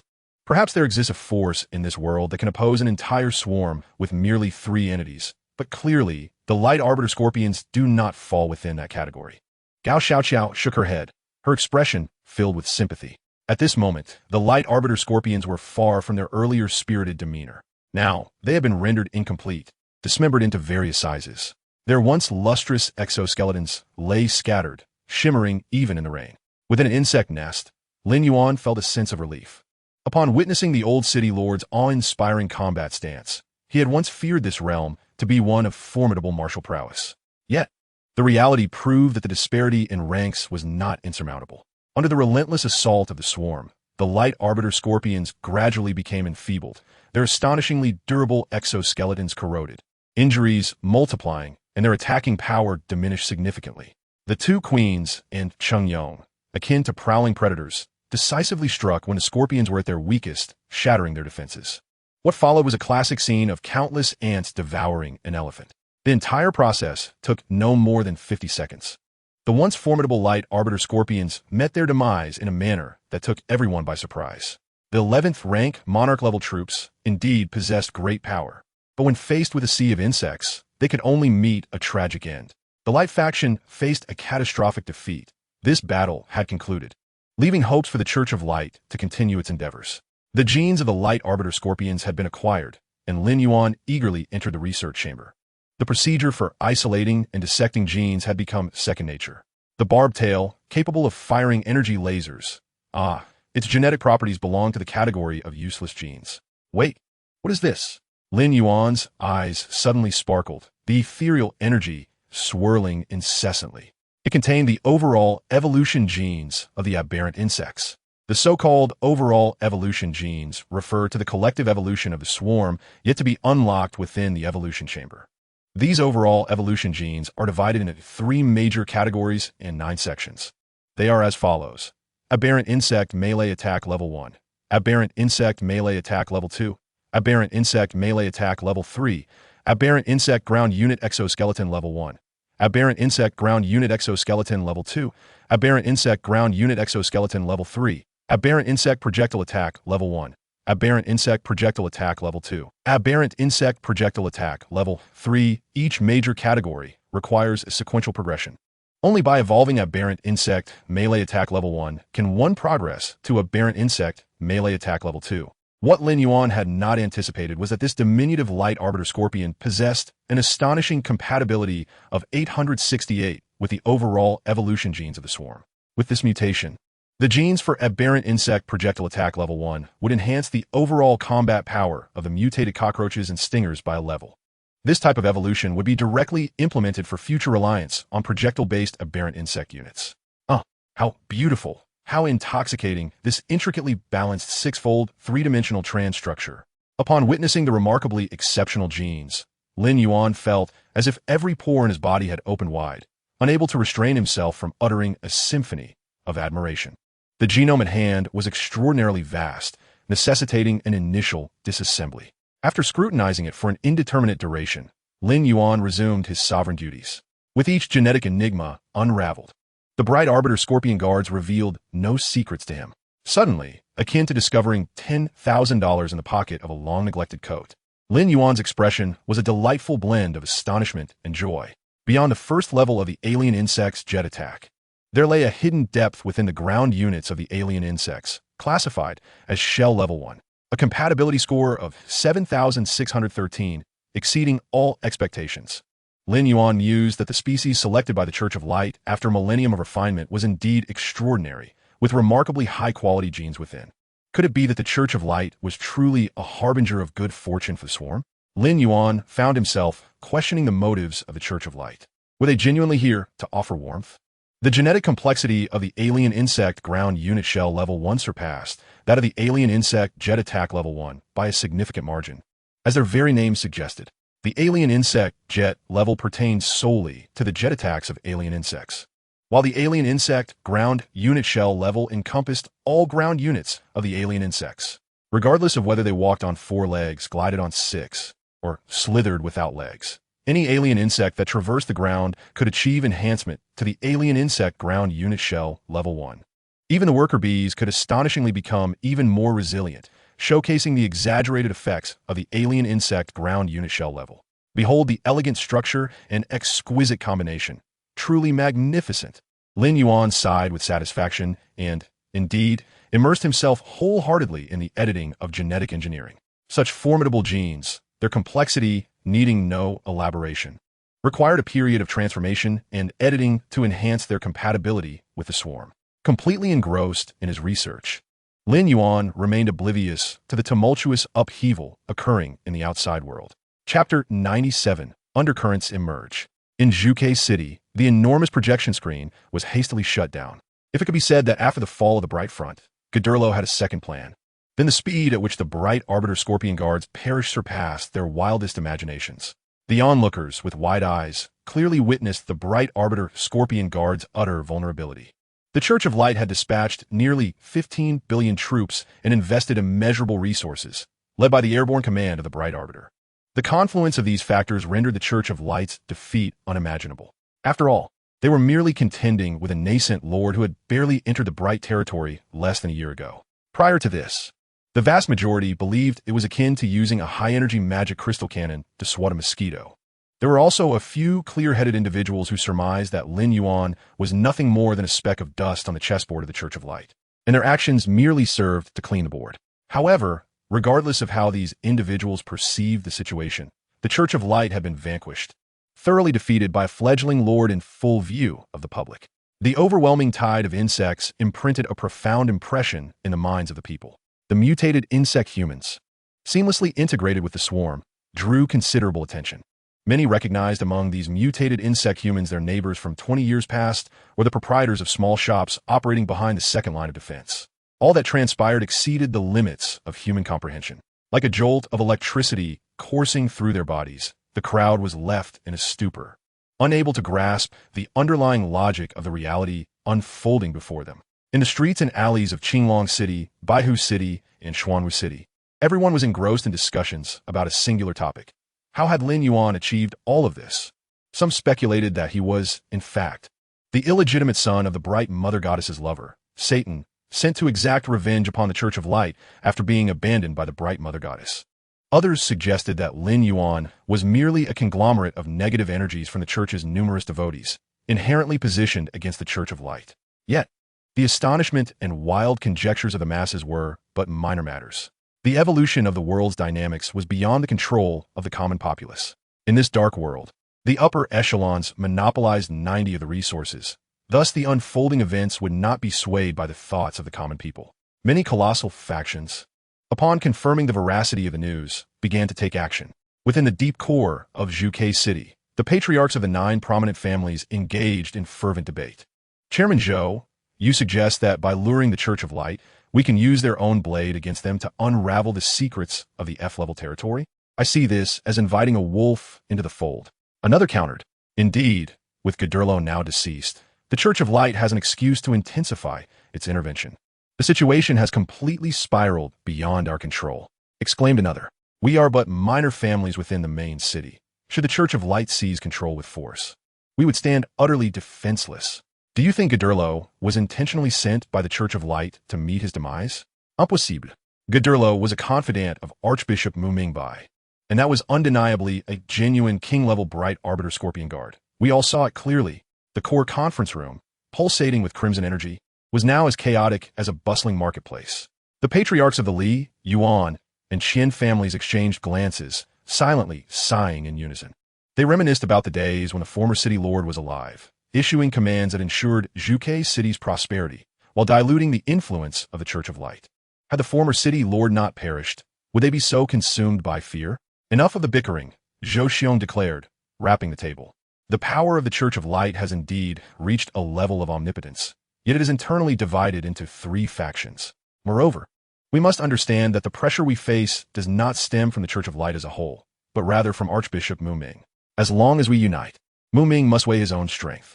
A representative from the Sun family inquired. Then, Chairman Zhou, what are your insights on how we should unite? Zhou Xiong diverted the topic, saying, aren't you curious about Lin Yuan? A fledgling lord, opposing a low-tier army of 15 billion from the Church of Light, effortlessly annihilating 3 king-level units. Do you not find this exceedingly abnormal? What kind of units are those insects that can attain such formidable strength? Do you not wish to know? The patriarchs of the prominent families exchanged glances, recognizing a shared glimmer of understanding in each other's eyes. Those fearsome insects were so powerful that they had enabled Lin Yuan to acquire such terrifying prowess in a remarkably short time. Should those units fall into the hands of their families, would it not mean an immediate ascent to the heavens? What if their menacing appearance was inconsequential? With the 9 prominent families controlling the media, they could easily spin it into a trend of fashionable punk aesthetics. What constitutes fashionable punk aesthetics? If one fails to comprehend that, then they are right. What the 9 families desired was precisely that sense of elevated sophistication that appeared formidable. As visions of a bright and glorious future danced in their minds, greed surged forth. Despite their best efforts to conceal it, all present were of the same caliber and could not help but perceive the underlying intentions of one another. The representative from the Sun family pressed. Then, according to Chairman Zhou's perspective, what should we do?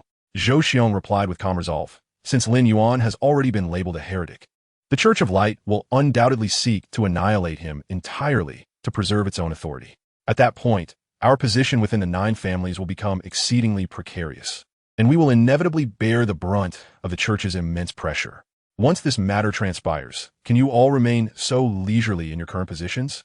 Casting a glance over the assembly, Zhou Xiong continued, however, due to the oppression of the former city lord, the Church of the Light has not established its own jurisdiction within Zhuge City. Given this circumstance, let us offer a portion of our controlled territory to incite a conflict between the Church of the Light and Lin Yuan, akin to dogs fighting amongst themselves. Simultaneously, we may endear ourselves to the Church of the Light, thus avoiding a passive predicament in the future. In this way, we need not deploy our own forces. Should the Church emerge victorious, we shall reap the benefits, and if they falter, our losses will remain within manageable bounds. Thus, we shall inherently stand invincible. This is the most efficacious strategy. The 9 prominent families shall merely need to allocate the benefits proportionate to the area of their territories, thereby preventing any entanglement in disputes later on. Observing the assembly lost in contemplation, Zhou Xiong rose, exuding an extraordinary aura that commanded attention. As a paragon, my Zhou family is willing to offer the entirety of the FA1 Zhou family territory. Boom! Zhou Xiong's resounding declaration, akin to a bolt of lightning, left the remaining 8 council members in a daze. To relinquish an entire FA1 Zhou family territory is an audacious gesture. That is a significant region. To govern such a vast area and transform it into a stronghold requires the dedication of countless generations. It is the very foundation of their esteemed families. Yet, Zhou Xiong has chosen to relinquish it so readily. All present are aware that Zhou Xiong is a master strategist, not a reckless individual. His actions undoubtedly stem from a meticulously devised plan.